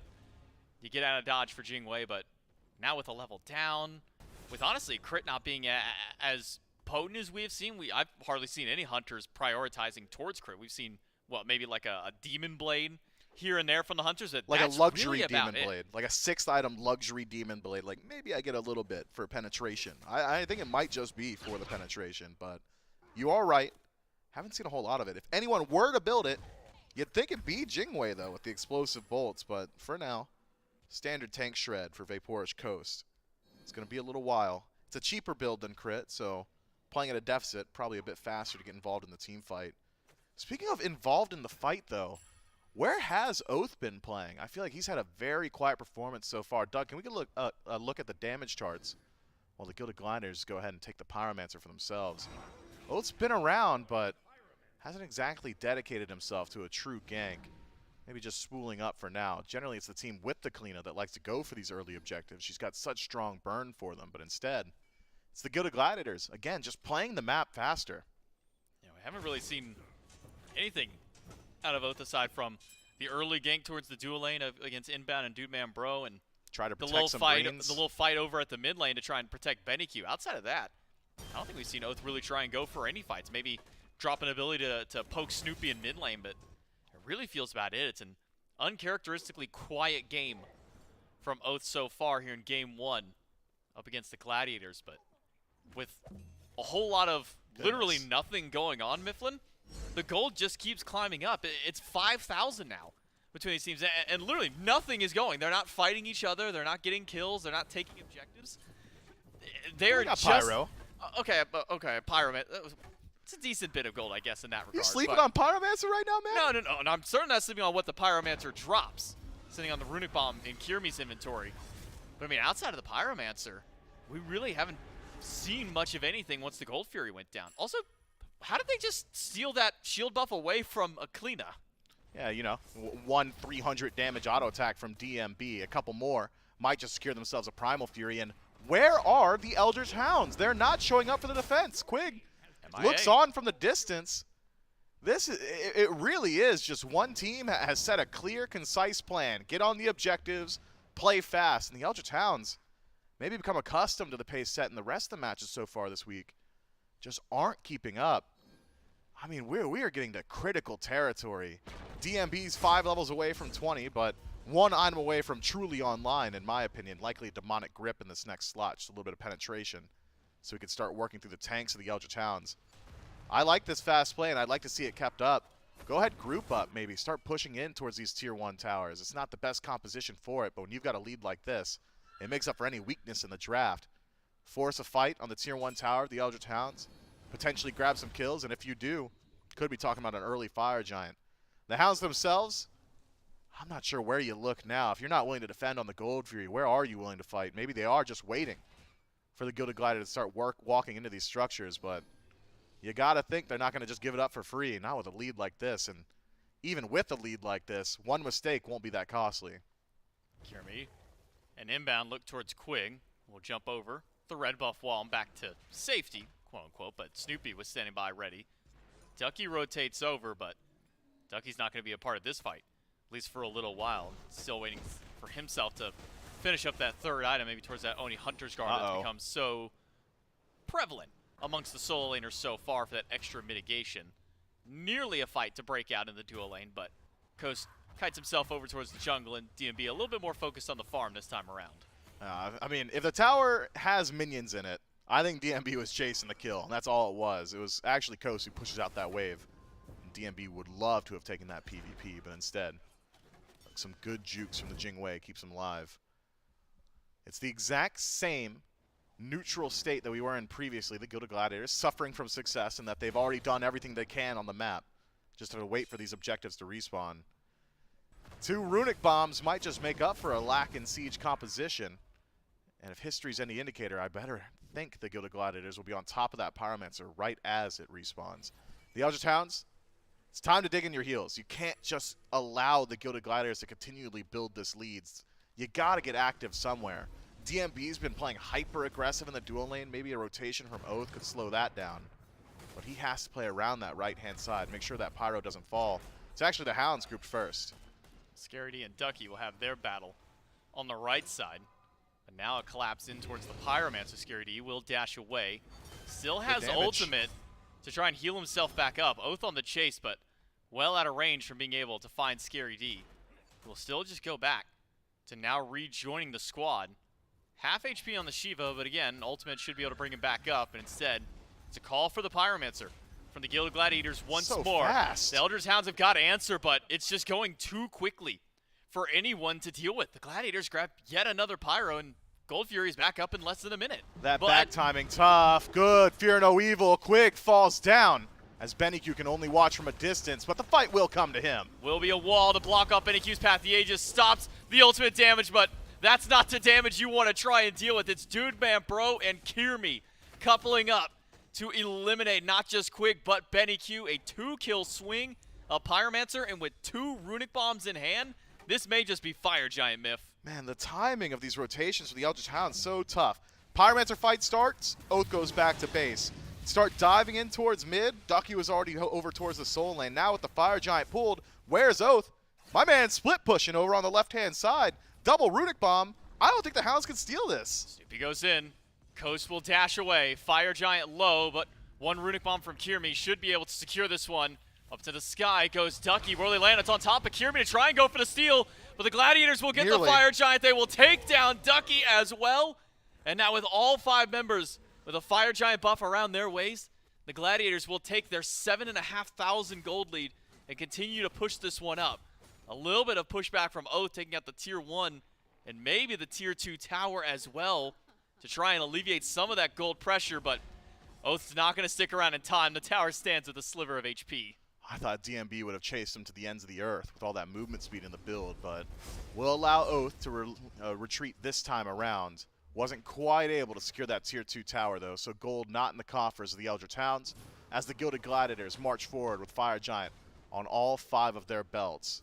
I wonder how the siege begins to look. Scary D has already rejoined his lane, head back over towards the right, and now 2-man push in mid with a 2-man push on left. Maybe the Gilded Gladiators are just so confident in their fight and their lead that they don't necessarily need to group up as 5 and instead can start working through the entirety of the map at the exact same time. Keep your eyes on Scary D. Might decide to chase out here and prevent some backs. Instead, seems like he's willing to let them go. Nothing slowing down the Gladiators though. Tier 1, Tier 2, both gone in the duo and potentially more. Oath and Ducky chasing Kirmi. He's got Fear No Evil, that's enough. A late beat out of Oath, but still just in time to throw out the Flickering Spirit after. And that will be a kill, finally, for the Eldritch Hounds. Their first one of the game comes on nearly 21 minutes into it. But the answer back for the Gladiators is take the left side Tier 2, fall back, and eliminate the Gold Fury with just the 2 carries taking that one up. All the while, Scary D is just free farm, passive farming in the right lane and has to have 2 people come answer him. Well, here are the 2. And what is the answer? We've scared them away. Ducky and Vaporish Coast get to celebrate their minor win of stopping Scary D from, I suppose, tickling a Tier 1 tower on the right. That's not tickling, though. Quig, man, that is a lot of damage. You got to stack up some defense sometime. Prophetic Cloak. It'll do some work, but he's a ways off the evolution. Now it's the Gilded Gladiators once more, this time pushing as 4 with Kirmi working his way through the map. Backdoor protections are still there. It's not an EFG, so this will go slow. Double hit on a DMB and Scary D. Landfall pulls back Scary D. Ducky. Watch Ducky. Up to the sky. Where will he dunk down? It's only on top of DMB, who will go up into the sky of his own and get some shots off with the Valkyrie's discretion. But he is low. The shield comes through just in time for the heroism, but inbound will trade his life to get his carry out. And Scary D will try and zone the rest away, but Kirmi going for a 1v1 against Oath needs just a little more damage. What, Jumps Kirmi? into 4. Kirmi Psycho has no fear, but DMB will back him up. Can now DMB find the damage in the backline as Scary D is batting away at everybody else. The whoop is there, and now Snoopy has shown up to help deal with Ducky. The hammer is gone, and the chase is on for both Snoopy and Dude Man Bro. Ducky with nowhere to go. Hammer ports out. And a wall, but look where Scary D is waiting to cut off the path. Scary D's been waiting the entire game for this opportunity. Ducky was getting the better end of the 1v1, but now in the 3v1, it's Snoopy with credit for the kill. Ducky falls down. Seems like the Gilded Gladiators having a bit of fun with their Fire Giant siege there, just going in one at a time or not grouping up as 5. But at the end of the day, and I said it earlier, even small mistakes when you've got a lead like this won't amount to much, and instead it's actually the Gilded Gladiators who continually push themselves even further ahead. Having stripped relics from BennyQ as well, beats and Aegis down for the next 2 minutes and Fire Giant spawning in just 1. You got to think the Gilded Gladiators love their odds in the team fight once more. I'm not so certain the Eldritch Hounds are really willing to stick around here no way you want the Fire Giant going to them, but the Siege composition's pretty weak regardless, so maybe you prefer your odds fighting in the Phoenix. I mean, you can look at the mini-map. That'll give you the answer to the question. No way they step up to the neutral objective. Instead, it's another free one for the Gladiators, just like all the rest of the neutrals so far this game. 2 more runic bombs still in inventory for the Gladiators. This time 1 for Doomman Bro, but doesn't even seem like they are going to be necessary. Those can be used for the Siege instead. Fire Giant once more to the Gilded Gladiators. And nearly 11,000 gold up. We're hitting nearly 500 gold a minute that the Gladiators have been able to push up over the Elder Towns in this one. Because you got to remember, the Elder Towns, they themselves, they're climbing up with their own gold, but Gladiators are getting that much more at every step of the game. Tough stuff. Now the Elder Towns need to gather that gold and use it to defend their base. I wonder what the Siege looks like this time, because again, it's Fire Giant split all the way across the map. Now starting to slowly regroup towards the left-hand side. Thought maybe we'd see a single agent playing mid. Usually that's the jungler, and Kirmi currently there. Can probably just pressure out this tier 2 or potentially even chase out onto Oath, who is conflict adverse once more. Just does not love his odds in the fight up against Kirmi. Left side Phoenix being approached. Mid tier 2, the same by Kirmi. Should be able to take it down pretty quickly. The Elder Towns have got a strong defensive composition. Oath poking from a range with his ultimate. Merlin, one of the best mages in situations like this as well, can really make it difficult for the Gilded Gladiators to play around. I'm keeping my eyes on the relics. Beads available for just about everybody on the Elder Towns means fear no evil. Maybe not as crippling as it could be, but still, there's plenty of CC on the Gladiators. It doesn't necessarily need to be Kirmi that starts the fight. A wall and a freeze or just a whoop from DMB could really be stifling here. It's all about the Siege execution. Is it an all-in? Are you trying to bait the fight? Inbound. He's in first. So is Scary D. Immediately to the backline. Where is Quig's HP gone? Triple pull from the landfall is great. But the Phoenix is already gone. Watch the dunk. To the sky. Finds one in the backline, but Kirmi has already eliminated Oath. Inbound will once again sack his life to try and get the rest of the team out. It is 2 for 2 in a whoop onto just Benny Q. Scary D goes back in. The flicker is gone from Benny Q. The relics are down as well. The Aegis just now used at DMB will run right through it. It's a double kill for the carry of the Gilded Gladiators. But at 26 minutes in, even with the 1 bird, it's not enough to want to push into the Titan. What a smart whoop from DMB. So often we'll see Freya's whoop on their feet, just get the immediate threat off of them. Realizes Quig's already used his abilities. The only one that can really threaten him is Benny Q in the back. Says, all right, well, how do I get rid of that threat? I'll just remove him from the playfield for a second. No damaged follow-up from the Elder Towns mid laner. Just was not given the opportunity. You'd ask a question in the team fight. You said, where did Quig's HP go? It was 2 auto attacks. Just 2 from DMB. 350 per, 700 damage total. And the Maui shredded away immediately. He just did not have anything to play with there. Tough. Quig's not tanky just yet. Needs more gold, but when the entire team's suffering, I mean, you really see it in the support. And this time around, what is it, just Sovereignty, tier 1 cloak, only 17 stacks on the Prophetic. It's not exactly ideal. Heroism, though, you know, that's there. Yeah, I've also just got to point out when we got a little look there between the their protections and their HP, 800 more for inbound. Now, granted, that's 4 additional levels. Ymir also the most HP of any god in the game just at base value and scaling upward. But even still, 800 additional HP for inbound to tank up these Phoenixes, to soak up a few auto attacks.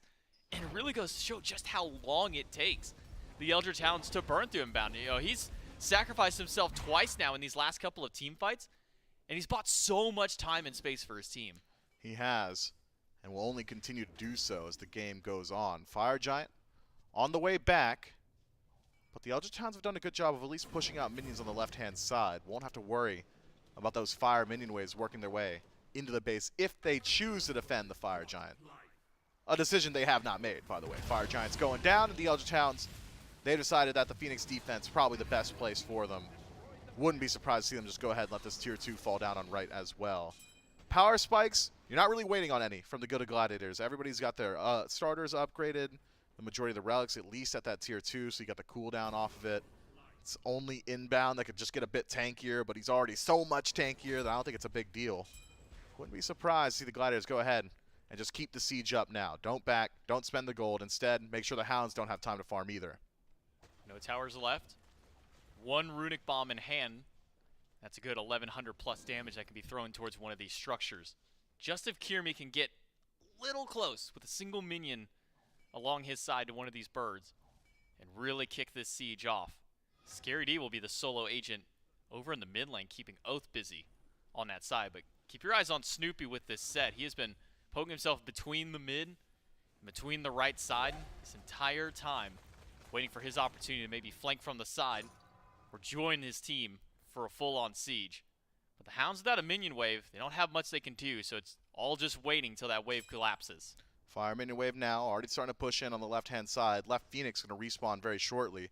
If any individual member from the Hounds goes to defend, that's the go button, and the go button will be immediately followed up by Kirmi, who's got the runic bomb. Massive damage output on these structures, but it also slows down that attack speed. Quig's health bar is melting to Two-Man Bro. Quig is out of the fight already, inbound low as well. But all of the ultimates used defensively. Look at Scary D in the back line. Benny Q erased off the map just like the solo lane Phoenix. Aegis used by DMB. Pulled back for 3 by Quig. That is massive. Massive damage. To turn it around, and Ducky finds a huge dunk too. Oath's damage is enough to knock out 2 from the fight, and Snoopy too far forward. One more hit from Ducky should take him out. Just one good double tap on the set.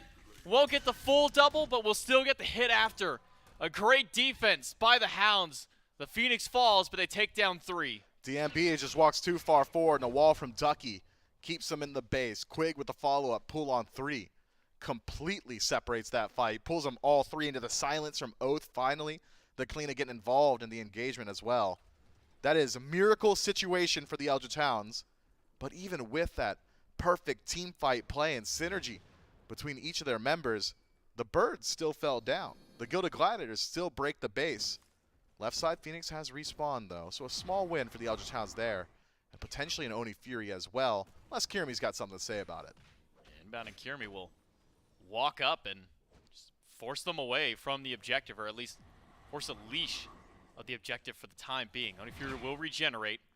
Kirmi trying to get that monkey toss to the back line to see if he can find a line to deal with Coast, maybe even take out the low HP Quig, who even after that defense never really went back to re-sustain, just headed straight to the objective. But now it's Kirmi and DMB at the objective, and that one's not going to last for more than just a few seconds. An extra wall by inbound means no path in, and the Gladiators get one more Fury. Now back up, maybe head over towards that Pyromancer. Runic Bomb integral to the siege of the Gilded Gladiators. Wouldn't be surprised to see them head there immediately.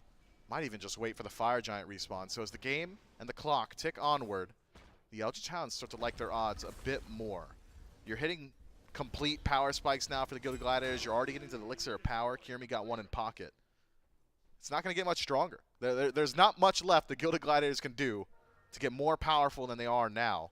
So it's all catch-up for the Eldritch Hounds from here. Every single minute that goes by favors the Chaos team. That said, the Gilded Gladiators still are in an incredibly dominating position. But this might be the first attempted Fire Giant defense from the Eldritch Hounds. Look at their positioning. Grouped up on the right-hand side. Benny shows himself on wave. So the Gladiators are privy to this. Oath on the rotation in as well. You have to play wary. You can't just pull the fire. Even with vision of the Eldritch Hounds walking in, you have to play around Ducky's ultimate, that global presence. You never know where Oath's going to come from. In Season 10, cleanup passive, the ability to walk through all these jungle corridors, these walls, make it so difficult to track him in the jungle. Now, the Gilded Gladiators, I mean, they're not really pushing in. They're just holding it. Not much to fight for. It's inbound in first. They did spot for a moment that Oath was in the mid defending a wave. There is an Oni wave now pushing up on the left side. That'll put a little bit of threat on the Phoenix there. Ooh, that's double big. whoop on a Quig and Ducky. Those are the tankiest members of that team. But you could have fooled me with how fast Quig died. As soon as that Fear No Evil ended, DMB puts him down. Runic Bomb in hand for Snoopy, but it might not be needed because it seems that the Eldritch Hounds have given up on trying for the fire. Instead, Benny Q needs to beg for mercy, because Snoopy and the rest of the Gilded Gladiators have put down the mid laner 6 times this game, and Oath cannot find a path in. Fire Giant, for the 4th time this game, over to the Gilded Gladiators. 50 seconds left on Benny's respawn. Ducky isolated on the right-hand side, dropped low. Won't have the opportunity to go all the way back to Fountain, at least not easily. Snoopy and Scary on the chase. That damage is massive. Snoopy is not even full damage. He even has 1 defense out of that mix, and it's still doing this much.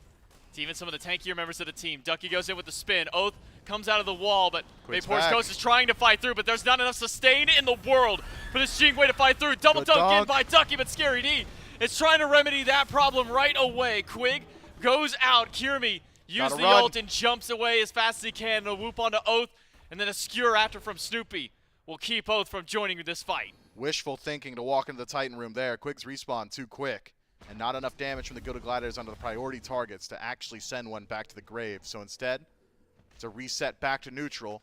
Right side bird taken. Runic Bomb still in the pocket of Snoopy.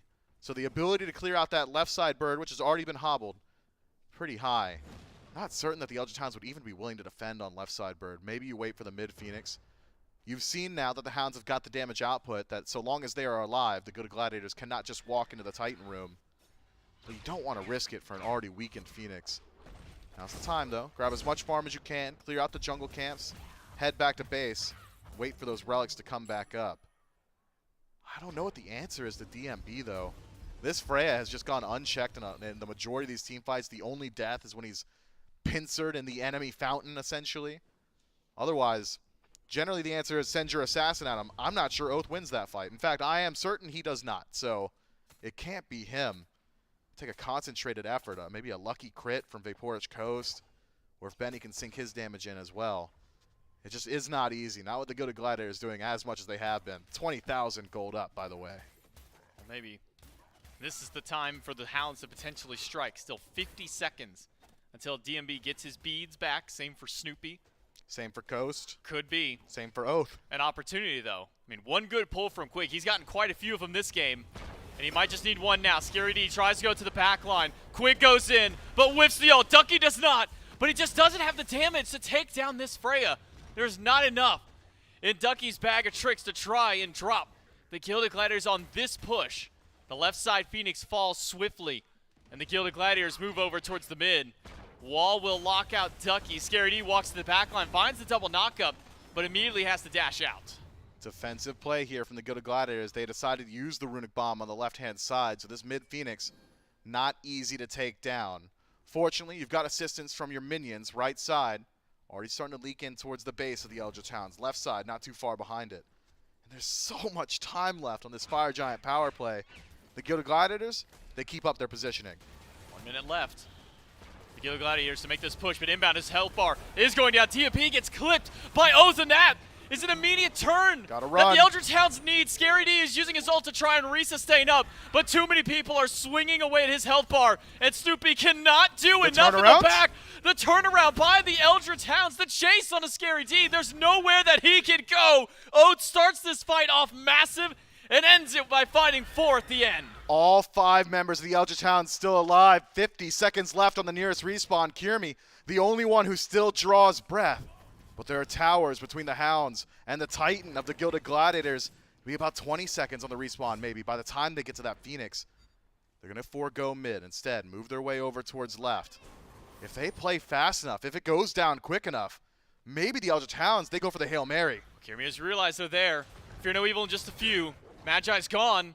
4 pushing up the left-hand side. Ult soon. Benny Q nowhere nearby. He's instead keeping the minions out. Gotta run. It'll just be a single Phoenix for the Eldritch Hounds on their defense. A 4-man wipe for no one during the mid-defense.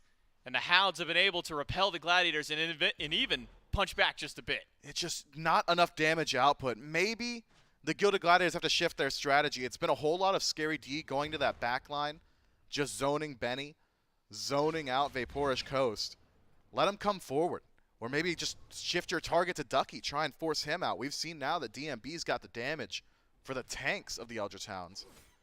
As long as one dies, it's such a massive start for the Gladiators. Regardless, still a decent position. Enhanced minion waves matched on the left-hand side, and the Pyromancer and the Runic Bomb in particular have been so integral to the siege. Once more, the Gladiators put one in their pocket. Fire Giants up, Eldritch Hounds here, and this is the best look at a defense around the fire that they've had all game. 40 minutes lead up to this point. 5 Furies, 5 Pyros, 4 Fire Giants. All of those have been for the Gilded Gladiators. 1 Phoenix down on the Eldritch Hounds side of the map. And maybe one last opportunity for the Eldritch Hounds to make a defense at this fire. Its health bar is not going down quick. Instead, it's for the fight. Ducky frozen right away. Too low. Oath's damage output Erased. is massive. Dude Man Pro is the perfect target to start this fight. Ducky finds a dunk onto Snoopy. Inbound low, inbound gone. It's a double for Oath. A 20,000 gold deficit that the Eldritch Hounds were fighting into, but they are about to punch back against the Gilded Gladiators. This is a triple kill for the jungler. Now it's all up to Kirmi and Snoopy to keep the dream alive. The Eldritch Hounds have waited and waited for this opportunity. Phoenix already down, 5 strong. Ultimate available for Coast, and Oath getting his soon. And now you've got vision on everybody. But Kirmi, Fear No Evil on 3 to the back line, but Oath has found Snoopy. Is that Benny it? Q takes him out. Kirmi falls down. Double for Benny, triple for Oath.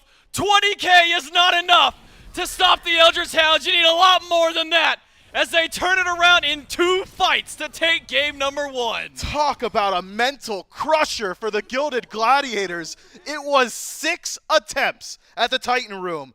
5 Fire Giants given over, and it was not enough. Oath spends the first 20 minutes of this game essentially AFK in the fight, but makes up for it in the last 2 by simply erasing DMB. What a wild turn of events. 14 objectives, every single one of them went to Too the many. Gilded Gladiators. Multiple Phoenixes taken throughout the map there, between the left side one, the right side one. But every single time just felt like the Gladiators stepped too far forward after taking those Phoenixes, got a little too poked out. And that was just the opening the Eldritch Hounds needed. Yeah, the Gladiators were playing as if they were legitimately 20,000 gold ahead. 20,000 at 20 minutes feels awesome. And even 30 minutes feels awesome. As we start to get to that 40-minute mark, 45 minutes, you only could do so much with your gold. It was essentially an even game, but they were playing with too much confidence, walking too far forward, and sleeping on that Kleena's damage output. Can't be sleeping on what Kleena can do and what Oath can do in these late game situations when he has got to be the clutch. The Eldritch Hounds, they fight back at the end to take game number 1. We'll see if maybe things can look a little bit better for them to start out for game number 2 right after this break.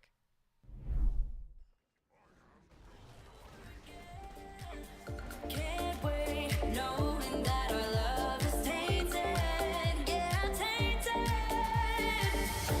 We're running blind and we don't know why. Was it really what we had in mind? Running wild, only losing time. Yeah, we left here without love. We're out of time and time don't wait. We're in heaven, but we lost our way. We're out of time again and again. Thought we'd make it, but we lost in the end. Yeah, lost in the end. Out of time again. Yeah, we lost in the end.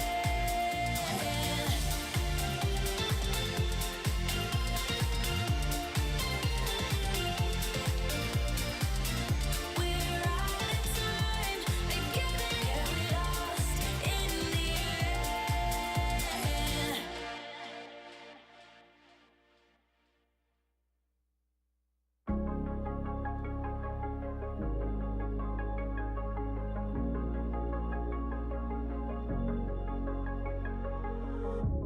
You're sleeping with someone new, and I'm in New York for the first time. I hate this weather, but I like the view. It makes me think of new beginnings. Here's to new beginnings. I can't sleep alone, 'cause if I do, I'll think of you. The nights are so long, wondering if you miss me too. I'm losing myself in the city sounds. For a while I'm fine, but as soon as it gets quiet, I know I'm screwed.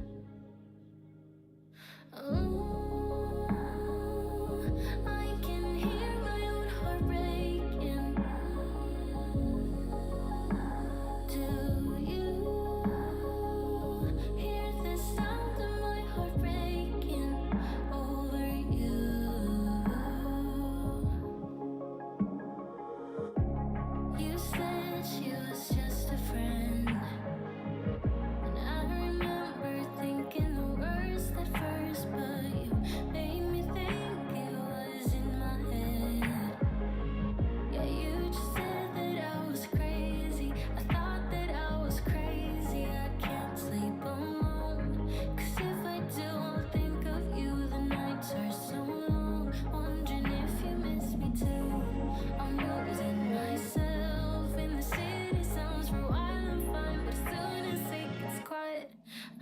I'm screwed. Ooh,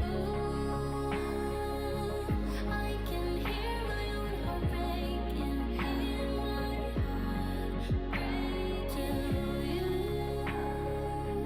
Hear the sound of my heart breaking over you. Oh, I can hear my own heart breaking to you. Hear the sound of my heart breaking over you. The sound of my heart breaking. If only I could make you change your mind. I'm losing myself in the city songs. It's over. Is it over now? If only I could make you change your mind. I'm losing myself in the city songs. It's over. I can hear my own heart breaking to you. Hear the sound of my heart breaking over you.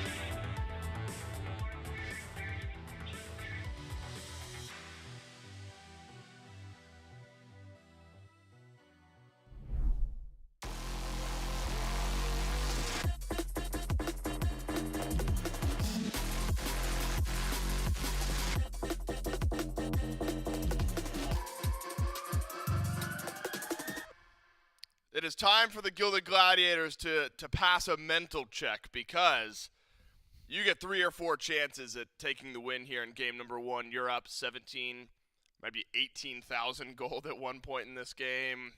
A few Fire Giant chances to push things in. And time again, the siege of the Gilded Gladiators stuffed by the Eldritch Hounds.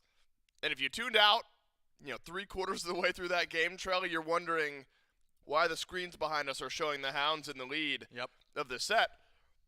Because there's no way that you lose a game from a spot like that. That was a crazy turnaround. In the last 2 fights, it was a little iffy. That last siege was like a pretty convincing defense from the Hounds, and they carried that into the next fight and ended up winning the game. Yeah, I got to give props here to the entirety of the Eldritch Hounds. There's a couple fights where it seemed like Oath was just kind of off on doing his own thing, split pushing, getting farm. And if his team can't hold for him while he's doing that, he doesn't get to hit level 20, he doesn't get to get full build, and he doesn't get to completely win that last fight for his squad. Because, you can't just leave your team to fight 4v5 for that many times in the early game unless your whole team is holding their ground. So I think Coast staying undying, staying so far back, staying safe on this Jingwei. Ducky was finding some good engages. At this point, Quig was dying very quickly, but still getting off multi-man pulls. And more specifically, we can talk about what the Hounds did right. I think it's more important to talk about how poorly the sieges were actually played here by the Gladiators. Getting a little bit too overzealous, a little bit too overconfident, just stepping up. Not waiting for minions sometimes. They had multiple chances, and they just did not have enough damage. Which, is odd in this case because they have the double assassin with a magical ADC. I know it's hard to actually get to those birds, but the Gilded Gladiators right now are definitely thinking like they dropped that one. Yeah, I think just about everyone is thinking that game got turned around. The KDAs, for Vaporous Coast it got there, for Oath it eventually got there, but Benny Q was, 2-4, 2-5 at one point in that game. Ducky was really pushed back and didn't get much done early on the Thor. Quig impressed me a few times on the Maui, as you mentioned, on the defense. The ability to delay out that game, miraculous. Oath ended up getting there damage-wise as well, top damage in the game.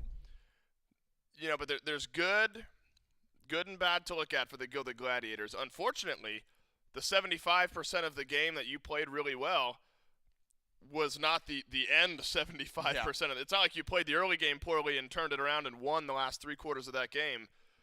You played the early game well, you built up a big lead, you played the objectives wonderfully, and just simply could not siege. Opposite for the Hounds. They defended wonderfully and flip around a nearly 17,000 gold lead. Again, mental check, because if you're the Gladiators, you're thinking, all right, our first siege doesn't go wonderfully. Don't worry, we got another chance. All right, second siege doesn't get there. A little frustrating, but we're still like 10K ahead. Third siege doesn't go in. You know, we're all right, guys, come on, let's stop messing around. And then like it's shoved back again. And so, you know, I don't love the long faces that I'm seeing in the Gilded Gladiators. I am seeing some long faces. And I can't blame them. I mean, that's a mental crushing loss, right? But I mean, at the end of the day, there's got to be conversations and guys, we did this, and this well. Let's try to do that again, and we'll win this game. And that's the thing. The conversation can't be, you know, man, we got outplayed. They beat themselves, so it's a quick. Okay. Which is sometimes more frustrating. It is, but that's what I'm saying. It's a quick, you know, woe is me, we goofed, and then it's got to be an immediate reset and bounce back. And in this time, I think the Hounds should feel good about getting that win, but now they have a lot they need to correct as well. You don't just go down 20K gold and take nothing away from that. You know, you got the win. That's all well and good, but how are you going to stop that gold lead from climbing? How are you going to keep Oath in the game this time around so he doesn't have to split push away and get that gold online? In this case, I think Ducky on the Thor was great, but there was some massive Thorolds that I think could have been a little bit differently if he had more damage in the build or, you know, with a different build entirely. So I think there's some changes to be made to both of these squads. Starting it off, it's going to be the Gladiators' first pick in that Maui. They don't want to give that one over to Quig. Probably a smart call. You know, Chuck walks into that player booth after the win and, like, a little, like, disappointed coach energy. Like, of course, thrilled that they won. We saw Chuck walking down the hall and how he gave us a woo, but then also man. Right. And I imagine that's exactly the energy you bring to the team booth. Like, guys, I'm thrilled we won, and congrats, and the way you stifled on defense was great. But maybe let's not get down 20K gold here in Game 2.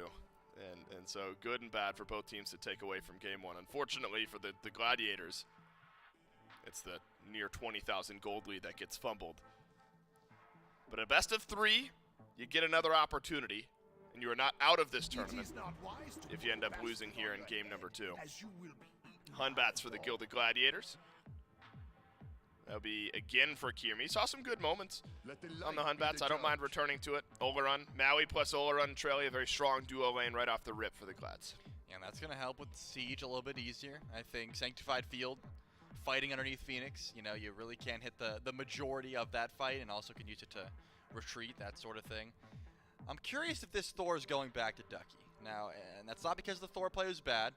I think that, you know, just from what we've seen so far this tournament, if those massive Thorolds that we saw good in the jungle in that last game, were a full damage Thor, the game might have ended a little bit earlier. So maybe the Hounds saw that as well and want to pivot and give it back to Oath.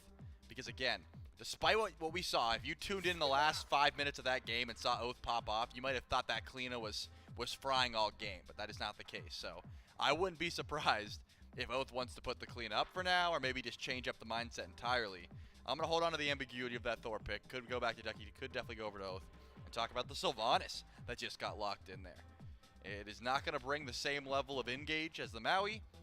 You can certainly get a blink ult if you want to, but more often than not, it's stay back, heal the team, look for pulls. And more specifically, you can get focused out pretty easily here on the Vanish. You don't have that level of safety that the Maui can bring of just leaping over a wall. Sylvanas he's either in or he's out. I wonder the directions that this game can go. Like, I wonder if this is the type of game. you got some level-headed players on the Gladiators, and they'll be fine. But you wonder if after a loss like that in Game 1, it's the type of mental where if things kind of start going wrong early in Game 2, you lose a couple early ganks, like it might get out of control somewhat quickly. Because you got to have a short memory. Yep. You got to have a ridiculously short memory for now. You go back and VOD review it later, but for now, you got to just take this as its own individual game. Yeah, I've had situations like this where you just you say, guys, we were absolutely frying them. They cannot compete with us. We threw that one. They didn't beat us. We beat ourselves. Right. Let's just run it back and do it again. And if it's anything other than that, you're probably just hurting your own mental. So I imagine that's the call. Like, guys, let's be honest. We were up 20K, give or take. We had that in the bag. We dropped it. Now just do it again. That sort of thing. Cernos is going to get picked up here. A lot less safe than the Jing way of the previous game, but also comes online a bit earlier. You can fight in lane. I think the ultimate, a little bit better team fight-wise. Love to see if Coast is able to be just as effective in the backline with this Cern. I see plenty of damage to be had here for the Hounds. They are holding on to that last pick, though, to let us see if it is going to be another jungler or a solo laner in that slot. Still smiles for Coach Chuck in the back. Saw one from Oath there just a moment ago. Benny beaming after a Game 1 win. Excited to run back the Merlin that started 1-4. Luckily, ended it with a win, but I mean, getting ganked and run out that many times, even in a win, gotta be exhausting at some point. Gladiators thinking pretty hard about their last couple of picks. We assume mid. Yes, Agni will end up being the pick. Not glowing stats for the Agni, Trelly. 4 games played, 0% win rate across the weekend. One of those was an Agni duo lane, so maybe we'll call it 3 games played and 0% win rate. And then a Kokulin to finalize the draft. Great CC between Maui, Hunbats, and Kokulin, it feels like. Some big pulls, fears, knockups, sanctified field. I like the team fight the Gladiators are bringing to Game 1. Yeah, Agni is definitely that number 3 in the mage slot right now, from what we've seen. Even though 4 games and not a good win rate, I think that he has just crazy damage. But with that being said, if you look at the other side, there's still great dive, and that's one of the things that, Merlin and Tiamat have that Agni really doesn't, is that safety to get over walls and actually use immunity frames in the sense of flicker and the leap. Agni's got a dash, which still works the same way. You can get away, but a Thor wall could really end that escape. You can't dash to the wall, that sort of thing. So you have to watch your positioning. I love the team fight of the Gilded Gladiators, but looking on the other side, the Hounds have this double assassin comp, and I've talked a bunch about how this Loki always has the potential to just play jungle diff, right? Look around in the jungle, say, hey, I'm not making ganks, I'm not looking to kill any of these other lanes, I'm trying to find a Hunbats in the jungle and Hunter to zero him. If he's starting Blink, I want to fight him whenever I can. Late game, if I catch him in the jungle from stealth, I'm just winning that trade, and Oath has been known to do that a lot in the SEC. Putting a lot of eggs in the circular basket here if you're the Ultra Chance. You're hoping that an Anvil of Dawn is followed up well by Merwin. You're hoping that Wrath of Terra from Sylvanas can do the same. Cern can then drop the Wild Hunt on top of it. Similar things for the Gladiators. And Trelly, that leads me to start thinking, if the early to mid game is somewhat even, you start to get the later on jungle fights, poke damage from Agni, that space control that provides, poke and space control from a Merlin. The positioning battle might be a bit more important now than it has in other games. For sure. The backline's going to have to pay attention. I mean, you're looking up to the sky from the Thor, but you're also like, did I hear a Loki go invis? Is he going to be here behind me? The Gladiators going to have to watch out for that on the other side. Are your beads up? If no, where's Kiermi? Where is this Hunbats? I'm not sure if I can fight this, that sort of thing. So it's going to be difficult in a matchup like this where there's a lot on the line, and especially when you're the Gladiators, you just had essentially everything in your hands and it was all taken away from you. I would not be surprised if we saw a much, much slower start to this game. Sure. If they don't go for any hard ganks early on and they just sit back. But there also is the argument to be made that the Gladiators should be confident. They won the early game hard. They had such a gold lead. Maybe they'll just try to roll through. Charlie, so often we talk about Sanctified Field and how game-breaking it can be for the opposing squad. There are some counter picks in Smite to that style of ultimate. Do you think the Hounds can play around such a pivotal ultimate effectively in this game? Yeah, they're going to need some beads. I would not be surprised if Ducky got one as well. You're going to have to just watch that CC immunity. The Wargs await the winner of this best of 3. Is it going to be the Hounds after game number 2, or do we go on to a game 3? We'll find out after game number 2. Yeah, will we see our first game 3 of the day be in our final set? Well, it's going to come down to the Gilded Gladiators closing out this game in order to get us to that point. It's J-Mac, Mifflin, and Doug back for game number 2 between 2 of our top-seeded teams. As highlighted by Dave there. Winner goes on to face the Niflheim Wargs, our supposed number 1 seed coming into this event, for a best-of-5 chance to play into the SPL. Loser of that set still has another opportunity, same with this game here. Over and down in the lower bracket, they'll have to play against some of the lower-seeded teams, and those are some should-win matchups if you're sitting at some of these higher-seeded positions for these players out here. And not the easiest of wins for the Elder Towns in game number 1, Mifflin. That was probably the least fun that they have probably had for about 35 minutes of play, and probably the best play that they've had in the last 5. I don't know even about maybe the last 45 seconds of game 1, the Eldritch Hounds are feeling even remotely okay about themselves. But for the first 38 minutes of that game, the Gilded Gladiators were just the better team. Gotta think now, with a little bit more emphasis on team fight and the composition, if they're able to play as objective-minded as they were in the previous match, you feel pretty good about it. But speaking from experience, and your boy got plenty experience losing games, a loss like that does not feel good. It has got to be at the back of their mind right now, thinking about how close they were to moving on to the next phase. Now, got to start all over again, this time at a disadvantage in the set count. The Eldritch Hounds, on the other hand, they've got data on how the Gilded Gladiators want to play. They got data on the pace of game the Gladiators were trying to set. Maybe you can punish them. There's a combo on a Vaporish Coast, almost similar to what we saw last game. That was honestly against the opposition. sick. Yeah, pulls them right back into the Ola-Run autos, or it's the Ola-Run orbs that were firing out afterwards to You know the name of that ability? I don't. Something Enlightened? Enlightened something, I believe? Enlightened auto attacks. We're going to call them Enlightened. We're going to get a nice little help from Doug. Overflowing Divinity. I was completely wrong. You made me look like a clown up here on the cast. You asked me what it was, put me on the spot too. We both look like clowns. It's okay. You know all the abilities, I Look, thought. we're a whole circus, man. No, don't. We're a minute in, all right? We're not a circus. We're Smite casters. We are. We are a Smite circus. casters. Oh, God, we're a circus. But hey, that just means we know how to have fun. When it comes up to these broadcasts, we know how to put on a good show for the fans out there. It's not us. It's these guys. I mean, the games, they're doing all the talking for us. No, they're doing the heavy lifting. We're just saying the words that everybody else might already be thinking at that point. But for the Gilded Gladiators, a great starting game number 1. As said, first 30, 35 minutes felt great for them. 17 to 20,000 gold up. It's just those last couple of team fights where it all started to fall apart for the Gilded Gladiators. So I think maybe kind of going back to something that Charlie highlighted right at the end before it got thrown over towards us was, do the Gladiators take this game much slower, or do they come back with that same confidence they had at the beginning of game 1 and just kind of continue running it down at them? So far, it seems the answer is just play a little bit safer. I mean, you've got a really strong scaling composition on the Gladiators. Anytime Ola runs on your team, you feel okay taking the game a bit later, but considering how dominant the pace we had seen from the Gilded Gladiators, I'd love to see them try and reprise it. You've got a lot of the same tools, a lot of the same pieces that you can work with here.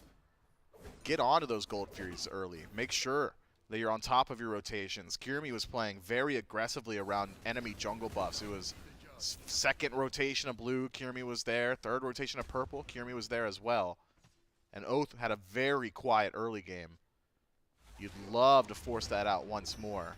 Especially considering Loki, not exactly the strongest in the early. He really does need 2, maybe 3 items before he feels confident in his ability to actually push in and start taking some of these fights. Whereas Kirimi, on Hunbots, we call him the god of ultimate, just ultimate bot.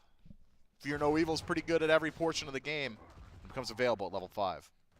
Man, it's hard to say no to a giant AoE fear that keeps consistently pulsing out that CC. Does a ton of damage in too. Such a massive area. I mean, that's one of the larger AoE circular ultimates in the game. I think it goes even about the size of Odin Cage, if I'm not mistaken there. Just so much area that you can cover with it. Cuts off what feels like an entire section of a lane as well.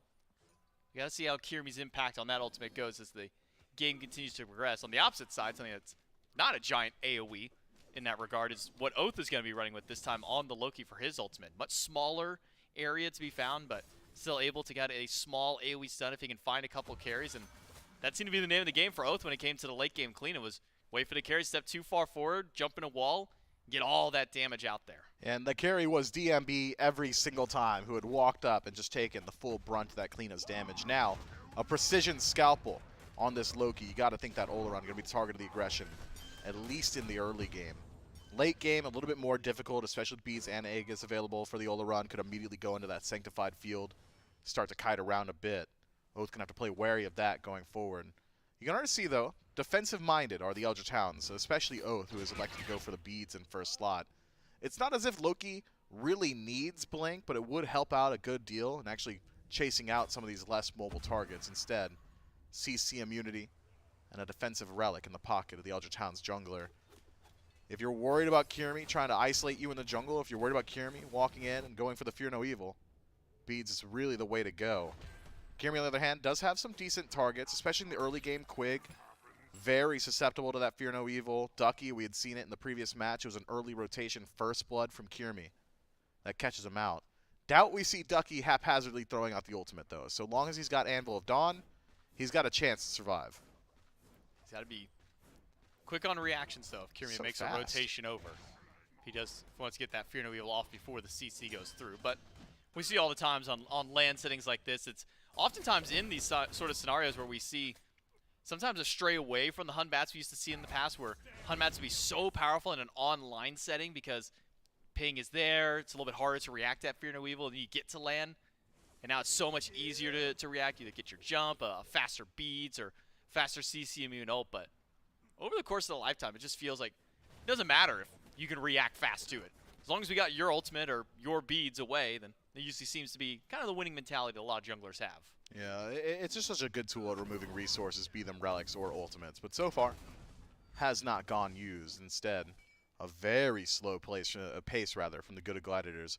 Still has net them a lead. Somehow the Good Gladiators, they just got a better grasp on the early game, how they want to farm, the opportunities to start looking towards those invades. A lot of the lead coming from the dual lane, DMB, and inbound, winning out not only in the poke war, not only in their 1v1s, but also in just controlling farm on the left side of the map. You can see the strength of the Magical Hunters, the reason they're all the buzz right now. That Telkine's in first slot, just such a massive power spike so early on. It's nearly impossible for Coast to box in.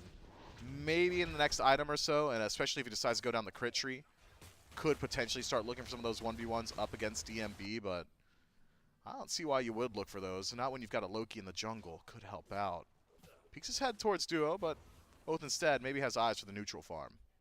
Kirmi spot on a ward rotating over, and I mean, you want to talk about being able to zone out from farm. DMB with the help of inbound actually kept Coast away from, I believe, at least a full wave and a half of experience before anything finally kicked off.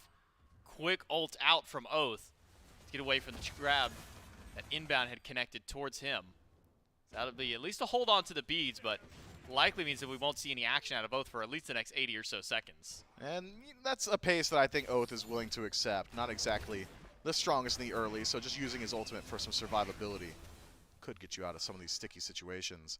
Surprised DMB holds on to the Sanctified Fields there. Quig so far out of position. I think maybe a missed opportunity to get a bit aggressive, but can you blame him? Over-aggression cost him game one, so played a bit safe here.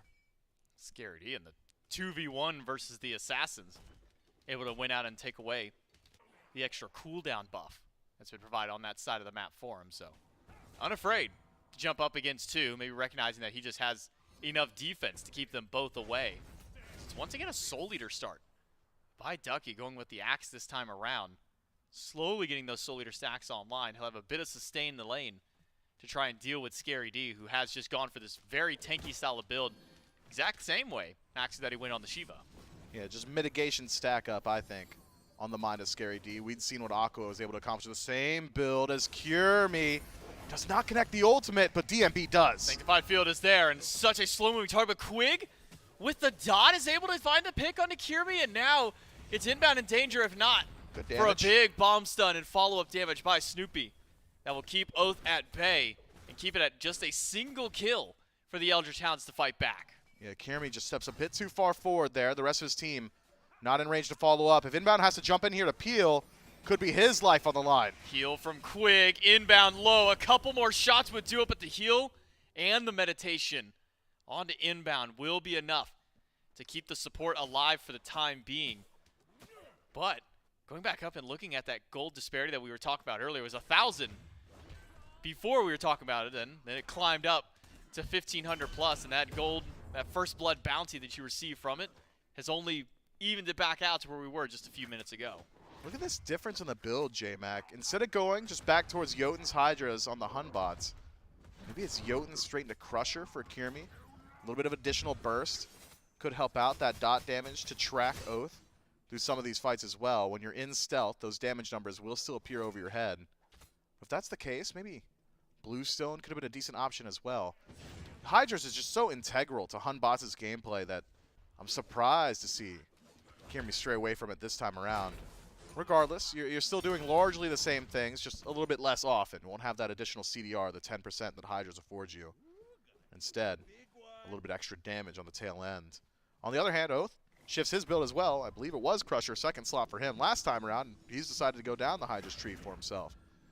So a little bit of additional CDR, giving over that Assassinate a bit more often.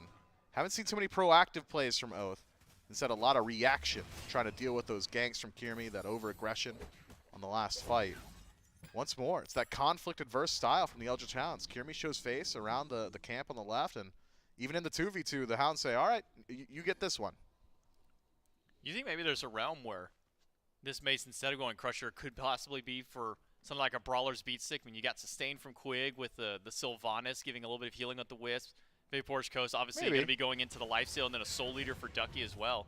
So maybe an avenue there.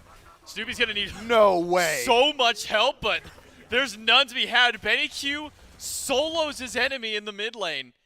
And on a pick, when we talk about Benny Q going to a traditional style of mage, this was what he would always go to. When everyone else is playing the stranger stuff in mid, he would go to this Merlin time and time again, and all that practice is now paying off for him and for his team, because the Gold Fury, even without Benny Q's assistance, will go down. And it's 2 kills up and a Fury to even out this game for the Hounds. Talk about a criminal play there. Benny dashing it aggressively. I mean, that's just disrespectful on the Merlin. But also, Snoopy's full stacked relics, man. I mean, you got both of them, Beads and Aegis, still available there. Beads doesn't help out a lot, but Aegis prevents damage from happening. Got to think that would have been useful at some point. Instead, holds on to it. Now it's Benny Q with a pretty significant lead. Fortunately for the Gilded Gladiators, they had played so well in the early. They haven't fallen behind just yet. Ultimate off the mark from Quig. Good reaction jump from Kiermy.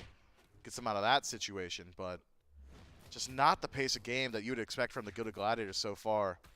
Hasn't been for lack of trying, but haven't been able to put one on the kill column just yet. Now the Eldritch Hounds, they get to lean back, relax, and just farm up a bit. Coast still falling slightly behind to DMB on the left side of the map, but that's just due to all the aggression, all the denial of farm that came the way of Coast at the beginning of the game. Quig wrapping back around to Snoopy. Does at least get a little bit of poke towards him, but Snoopy going to hold on to his relics, recognizing that he's the only one around. Quig has the lone Sylvanas, no damage in his build. Probably not going to do too much to him just yet. DMB has itemized to deal with not only his lane opponent, but also the jungler.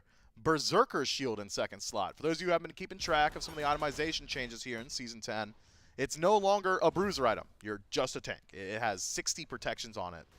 I don't think Vaporish Coast exactly wants to fight up against him just yet. Neither will Oath. Need to stack up a bit more penetration first. It's ridiculous. You also get damage mitigation when you're below 50%. And yeah, it's 50% now. Berserker Shield. And extra attacks. One of the best items in the game, I think. Just absolutely crazy. Synergizes well with the Yola run. Should be able to stack up some of that attack speed early. Ducky playing with fire. I don't think he dies there, even if his back stopped. He's got ultimate, but still, it would have been nice to at least get the ultimate off of him instead. Ducky just makes his way back to base. That's one of those moments where Ducky knows where one opponent is inside the lane, walking back towards him, and then he hears the jump on the other side, and his eyes split to look both ways to see if any of them are going to be able to grab him. But think Ducky can do that? I don't Independent control of each eyeball? I don't know if he can. I've seen He's some a Smite pro. He can do it. I've seen some people who can. It's a little.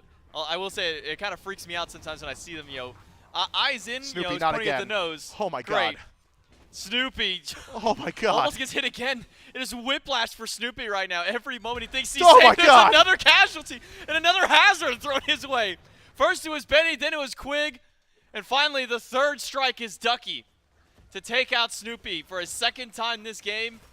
And again, though, Snoopy holding on to Relic. Scary D goes in, not able to steal the Pyromancer. Inbound tries to get a play going of his own, but with Oath wrapping around and the Eldritch Hounds finding their pick and a Pyro, it's another push for themselves and another small lead bump. Man, the Big Differ living up to his name this time around. Benny Q just getting the better end of Snoopy on the center of the map. Dropped down to 20% before the fight even starts.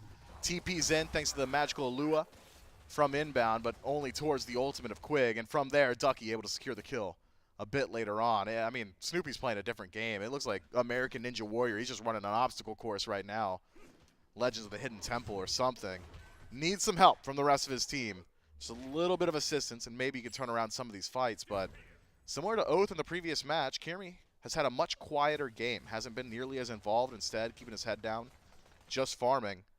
Has done so well. Actually a level lead, an entire level lead at that, over the Loki on the other side. But the Eldritch Hounds, they're benefiting from superior map play at this point. Hasn't net them much of a lead, in fact, just even. Not again, Snoopy. You got to be careful, man. You cannot disrespect the damage that a 2-level up Merlin, specifically the Big Differ's Merlin, has been doing all game long so far. 1-0-2. He's been to start this game out. It's a real pull. And now to the Oni Fury. Quig will circle it around the pit. Gilded Gladiators have got to answer. Inbound does not have ult, at least for a few more seconds. This Fury's not going down very quickly. It's giving Kirmi and Snoopy 50%. a lot of time to rotate in. 30. Down to a quarter for the Oni Fury. The Fear No Evil is not quite enough to take it out. The Eldritch Hounds get the Fury with a Sanctified Field through. It's a lot of damage from TMB, but he gets stopped by Quig in place. Now Quig is in danger. Scary D has made it to the back line. Ducky has got to make an impact. Finds a triple stun. Scary D cannot find the final shot to Quig until he's finally able to chase it out. But now he's boxing against Faye Porsche Coast, who's winning the battle initially, but a transformation will now put Coast in danger as a Fury. For so far, just one. The bomb is there, and the follow-up damage from Kirmi is good. 2 for the Gilded Gladiators. Benny on the chase. Wall's good. Takes down Snoopy once more. DMB stuck in no man's land. Pulled out by inbound. Should be able to retreat from here. Clean play. So long as the Eldritch Hounds can't keep up this chase, and they're doing exactly that. Just preventing these backs. Could allow Oath to push in towards the tier 2 with his enhanced minion wave. 4 controlled on the left. Scary D finally now starting to channel that back. Has TP available. Likely won't have to use it. Oath already on the retreat. Talk about a wild turn of events on that Gold Fury. It does go over to the Eldritch Hounds. Couldn't tell you exactly what does secure it. I thought maybe that Fear No Evil would have been enough to steal it away. But the Gilded Gladiators come up empty-handed on the objective instead. Take a couple of kills for themselves. Snoopy makes an incredibly smart play, though, in that tier 1 tower, and I don't want it to go unnoticed. Throws out the Flame Wave. Traditionally, it's immediately followed by the Noxious Fumes. We saw Vapor's Coast play around it, immediately goes into the beads. Snoopy reads the future, says, I know exactly what you're going to do. Presses the beads, no Noxious Fumes, waits it out, uses it with the Rain Fire immediately afterward. Clean play. Still cost him his life at the end of the day, and it's Benny Q again, ironically. But still, showing that his head's still in the game, despite maybe not a great start for him. And Benny is really starting to build a lead, though. Off those kills, the assists, and just the farm he's been able to get, that Snoopy's been denied this game because of the fact that Snoopy's gone down to 3 times now. Benny Q 2-0-2 and level 18 on the Merlin, outpacing everybody on the map. Even his solo lane, opposing team, nobody at that same level of farm that Benny's been able to get so far for himself. 4 full items into the build as well, as Spear of the Magus was picked up during the last. That's a full item up over his opposition at this point in the game. Huge power spike for him, but now where would the Eldritch Hounds go? Pyromancer's about to respawn, and it seems the Gladiators are setting up for it. Yeah, new Spear of the Magus is just so strong. Having percent pen on that item, just so useful. A little bit of additional lifesteal, which is more survivability for Benny. Important as well. At level 18, he's got a massive target on his back. He's the one the Gilded Gladiators need to shut down. Need to shut down this Pyromancer play, but with Ducky playing so deep in the back line, how can you walk through him? Pyromancer goes to the Eldritch Hounds, puts a second Runic Bomb in their pockets. Means towers probably won't stand too long, or they could hold on to it for a little while longer. By the time we were realistically looking at Fire Giant, it's likely Pyromancer will have respawned. 3 bombs? Not sure how you out-secure that. I want to see one team get a bomb for everybody's slot of it. Not for all 10 You slots. want 10 but, bombs? No, not every. I want every person to 5 have at bombs. least one slot Okay. with a bomb. I'd like to see 5. Just to see what you could do with that. 5,000 damage, if I had to guess. That's a lot. It Now, whether that be is. to structures. But imagine a Fire Giant. Like, they walk up and say, oh, man, Fire Giant's at half HP. We got a few moments. The next thing you know, Fire Giant's just gone. Because they all just drop bomb all at one time. That'd be wild to see. Most we've seen I believe in a single team has been 3 so in far. inventory. But, I mean, that was even with Valo, like, holding 2 for, like, 20 minutes of a game at that point to get there. And they used it on, like, the final siege of the game after holding on to him for so long. It'd be fun to see, but for the time being, we'll just have to settle with the 2 that the Hounds have in pocket. There's a bit of a difference from DMB in the build. Generally, Cyclopean Ring, a luxury item that you toss in at 6th slot instead. 5th slots it after the Demonic, so penetration, attack speed, all there. A little bit of true damage on first auto attack as well. CDR, I think, probably the most important stat line on that item. Sanctified Field on such a long cooldown, but still so important to your team fight. You want it up as often as possible, and these magical ADCs, these auto-attacked mages, really haven't had too many items that they could really look towards for CDR. Generally, it's like Breastplate of Valor. You don't really want to build Chronos Pendant.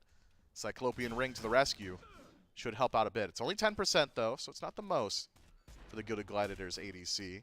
But every little bit helps, especially with the fights going as long as they have this game, or even how long the games have been going so far in this set. Primal Fury, Gold Fury rather, pulled out. Eldritch Hounds, first on the scene. Nearly gone. 2-man Bro steps up, and that's just enough time, but cooldown's gone from Benny Q. They're going to use the ultimate from inbound, but now he is stuck in place. Gold Fury pulled back, and the Gladiators of DMB grabs that one just because it was still in combat that entire time. 17 damage from, like, probably the 8th or 9th orb that flew out from it at that point. The Gilded Gladiators, they grab the Gold Fury, and it puts the gold back in their lead. Well, we see now that the Eldritch Hounds value the Runic Bombs more than they value the Gold Fury because they're holding on to them. So instead, probably have their eyes for the Fire Giant or potentially some sieges going forward. Nice play from the Gilded Gladiators. I like Quig using his ultimate to immune the pullback from inbound. If he's pulled in, he's landing in the time dilation field and likely loses his life. So forced to use his own team fight ultimate. And from there, trepidatious play from the Eldritch Hounds cost them the objective. Now it's the Gilded Gladiators still at a slight advantage as far as gold is concerned and experience, who are actually aggressing onto the Fire Giant. This is dangerous. The Hounds, they know it. Quick rotation over from Quig, Benny, and Ducky, but Coast is nowhere to be seen yet. On his way in, and now Oath moving in from mid for a potential flank. Quig by himself. Sanctified Field will only catch out the Sylvanas. That's a lot of investment to kill Quig, who still has not died yet. And now Kieran the Fear no Evil in the back. Scary D can't even get the job done up against him in the pack line. Ducky has come back through. It's 1 for him, 1 for Coast. Coast low. Snoopy there he low, goes. but Snoopy gone. He's able to trade out his life for only a single member on the opposite side. As Quig barely falls at the very end of it all, Scary D will be chased out by Benny and the double assassins of the Eldritch Hounds. The Fire Giant pull goes south for the Gilded Gladiators as Ducky puts up a killing spree in that fight. What a massive overcommitment from the Gilded Gladiators onto Quig. Everything they have, every single team fight utility they had, used to shut down the support of the Eldritch Hounds. Just too survivable. That Cloak the Ascetic, the additional movement speed, the Lotus Sickle, all the healing. Just keep them alive for long enough. Scary D, Rage Transformation, too little too late. Does eventually get credit for the kill, but drags him so far away from the rest of the team fight that he can't help his allies as things go south with Ducky dunking into the backline with Coast, sinking his own damage in as well. It's the Eldritch Hounds who regroup first, put another Runic Bomb in their pocket. They used 1 in the previous fight, so it's only 2 now, but only 2 is still 2,000 damage on the neutral objective.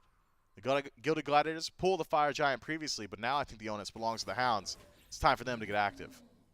Benny Q.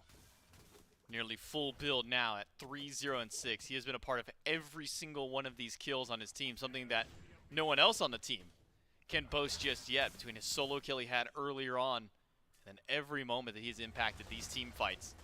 This Merlin has got to be a pick that teams are looking at in the future up against Benny Q. Remember, this is something he was playing all of Season 9. When we asked for Benny Q to go to a mage, This was the one that he was piloting when no other mids were at the time, so plenty of practice on this pick. He's been showing it off in this game. One game away from moving on to the best of 5 qualification match for the Eldritch Hounds. Inbound, pulled back in, but a quick swing away will get the Maui out of danger, but that's half HP on the support as this Fire Giant is still a potential threat. You can see the Eldritch Hounds putting a lot of respect in the Good Gladiators here, even in a small skirmish where they drop inbound to 50%. It's not an overchase. It's not an overstay. They don't back up to the Fire Giant. Instead, play it safe. Don't get out of control. They've learned from the mistakes of their opposition, the Gilded Gladiators, off from the brink, lose off their overzealous play. The Eldritch Hounds not looking to repeat that mistake. Fire Giant now regrouped. The Eldritch Hounds control the pit. Vision down. The Gilded Gladiators realize 5 members of the Hounds hovering on the right-hand side. How does the fight start? It's a pull on a Ducky, forcing him in the air. He'll go up.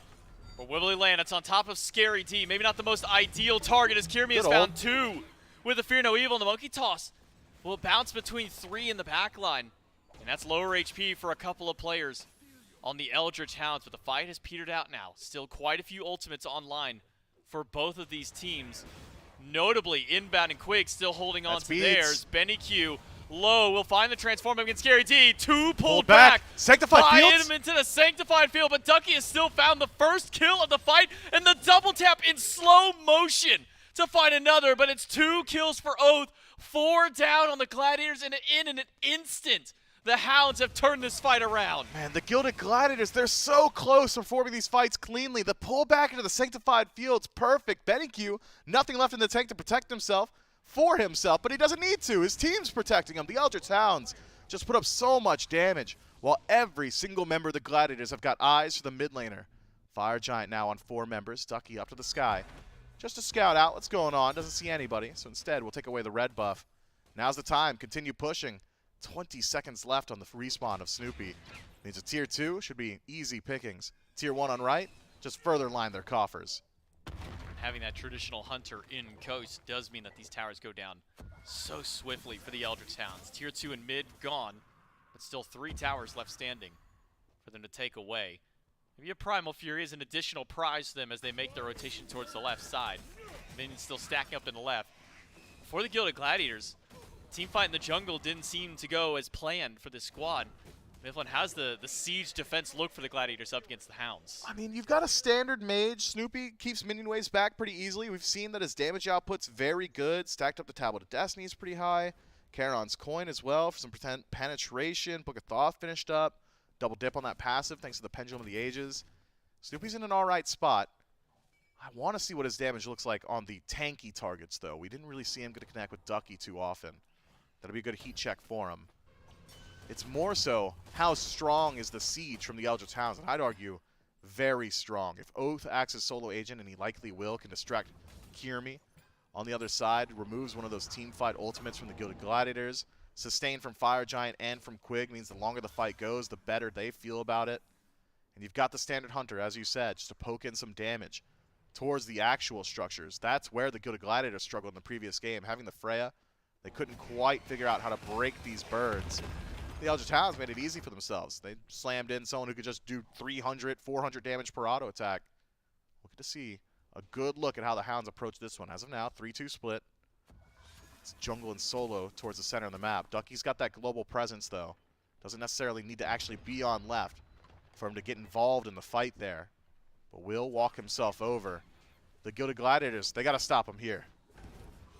Ducky was able to keep 3 people busy by the Pyromancer. Sets up for the Eldritch Hounds to take both towers in the left lane. Some quick poke onto inbound. You can see from Benny Q that Divine Ruin proccing, as well as that Soul Reaver stack too. Inbound. Gonna have to make a big pull once more. Made a great one, coupling with DMB in the last team fight, but just lacked the follow-up immediately after. Benny Q gonna transform to another stance while Oath fights against Scary D over in the mid lane.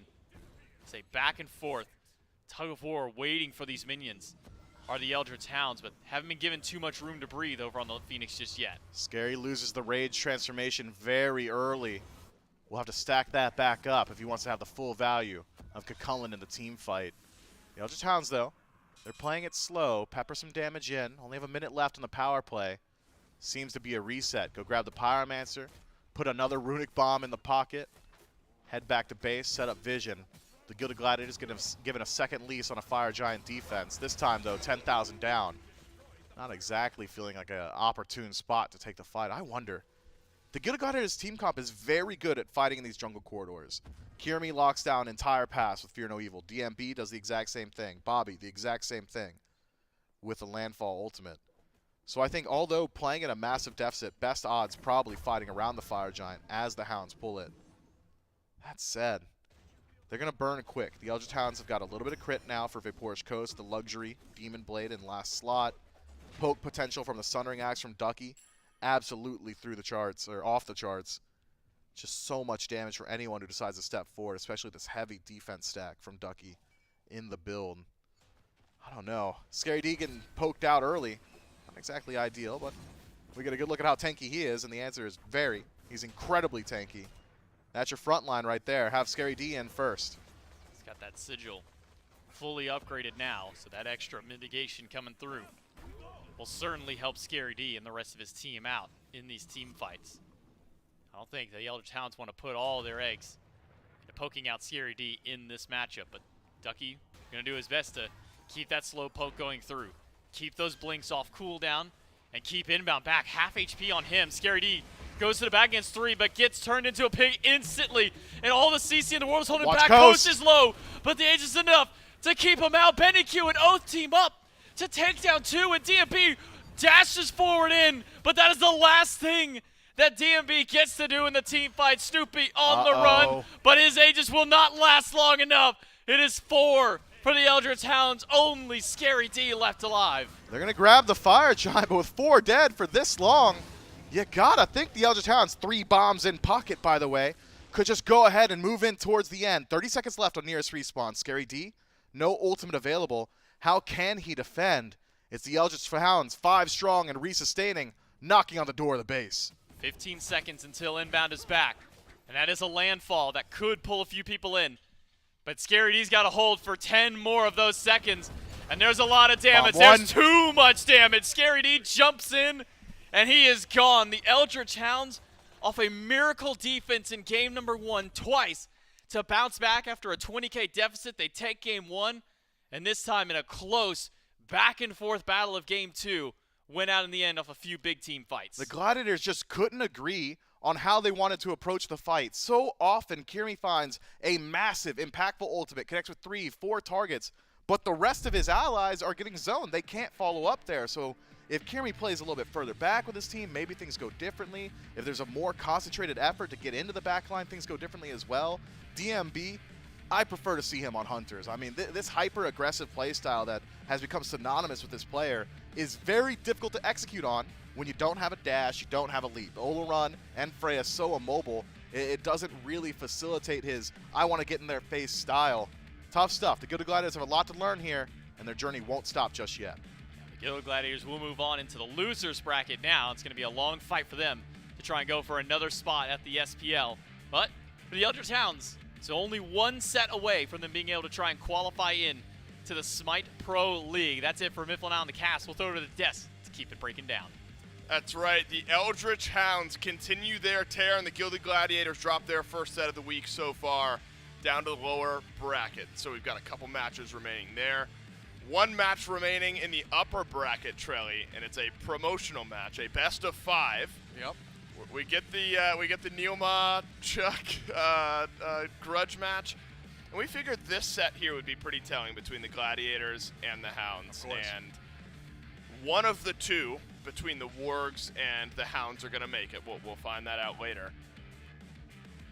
But whichever one doesn't, I don't know, feels like those two teams, after the sets we saw today, Trelly, in a bit of a world of their own. Now, a lot can happen in these tournaments. That's the beauty of Knockout Smite.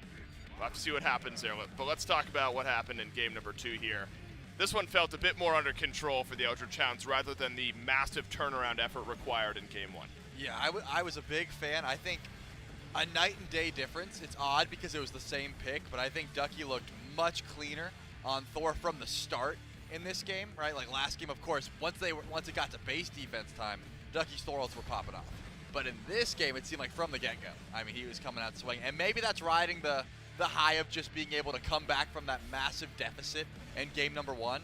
The Hounds, front to back, looked much more confident. If you told me 30 minutes into game number 1 that this would be a 2-0 in favor of the Hounds, I would assume most people would not believe you just by how that game was going. Yep. But from the get-go, it just seemed like they came out swinging. They felt like they were the better team. They got that confidence boost, and I mean, the death column should tell you everything. It was still close. There were still some kill attempts. I think good damage and decent farm throughout from the Gladiators, but I think Mifflin highlighted a bit of the struggles of the team fight of the Glads. They just were not able to really get behind. I think the front line was getting a little bit stuck too as well. It was hard to actually kill these carries. I imagine a much more immediately satisfying game for Benny Q out of mid as well. Ends the game at 4-1 with a whole mountain of assists. Close to the top of the damage charts, if not up top, but doesn't have to go through the trenches of early game deficits and ganks, and was able just to feel better right off the get-go. We learned a lot from a set like this, and the Eldritch Hounds now move themselves one set closer to the SPL, return to the SPL for some of those players. One of those players, Benny Q, who's standing by with J-Mac for the postgame. Yeah, that's right. I've got Benny Q, mid laner for the Eldritch Hounds, standing by with me. Benny, talk to me about kind of the communication of the team from game number 1, because that was a brutal game to watch from our perspective up until about those last 5-6 minutes for your team. Every single team fight's just going south. Every single objective is going to the enemy. What are the comms like going into those last couple of team fights where you guys are able to find that pushback against them? I think we had a really good scaling comp, and basically the comms were just like, stay calm, it's fine, look for opportunities when there are, and like we just played off Thor stun pretty much. Yeah, I mean, you guys look good, especially in game number 2, and especially you. I kind of want to dial in very early on in the game. You're fighting this 1v1 against Snoopy in mid. He's got both of his relics up. You look over at him, and you just kind of sold me. What was going on there? Was it just he stepped a little too far, and you just wanted to see if you could poke him out, and then you just get the first blood? I mean, talk to me about that moment. He just got hit by my 1, like, while clearing the wave, but he had like 5 tablet stacks, no Book of Thought stacks. I had my full Book of Thought and Divine, so I'm always winning the damage trade. Yeah, definitely winning out on that one, and especially when you go from, game number 1, it was a tough game for you, a lot of dives towards you. Game number 2, completely different story. I mean, at one point you're sitting 3-0-10 going into a team fight. You die, you still pick up a few more assists during that last little Fire Giant dance. Moving on for the remainder of the tournament, I mean, you got one more match potentially. It might be all you that you need to take down the Niflheim Wargs. You think your team has what it takes to make that first qualification point in? I think so. I think we're all pretty confident. The practice leading up to this event was like pretty perfect. We got better like nearly every day. And yeah, we have a game plan, and we're going to stick to it. Well, it looks good so far for you guys. Benny, congratulations on your 2-0. We'll see you tomorrow for your best of 5 match. Good luck in that. We'll throw it back to the desk. Well, what I gleaned from that is that even when things are going wrong, which is, I think, fair to say for game number 1, it's still a team that, in Benny's words, have clear lines of communication. They remain cool, calm, and collected, and know how to turn around a game like that. And so today going in, we knew we had 2 upper bracket matches that were the top 4 teams in seeding coming into this event. And the Niflheim Wargs were able to take the set win over the Aru Scorpions 2-0. The Eldritch Hounds were able to do so as well.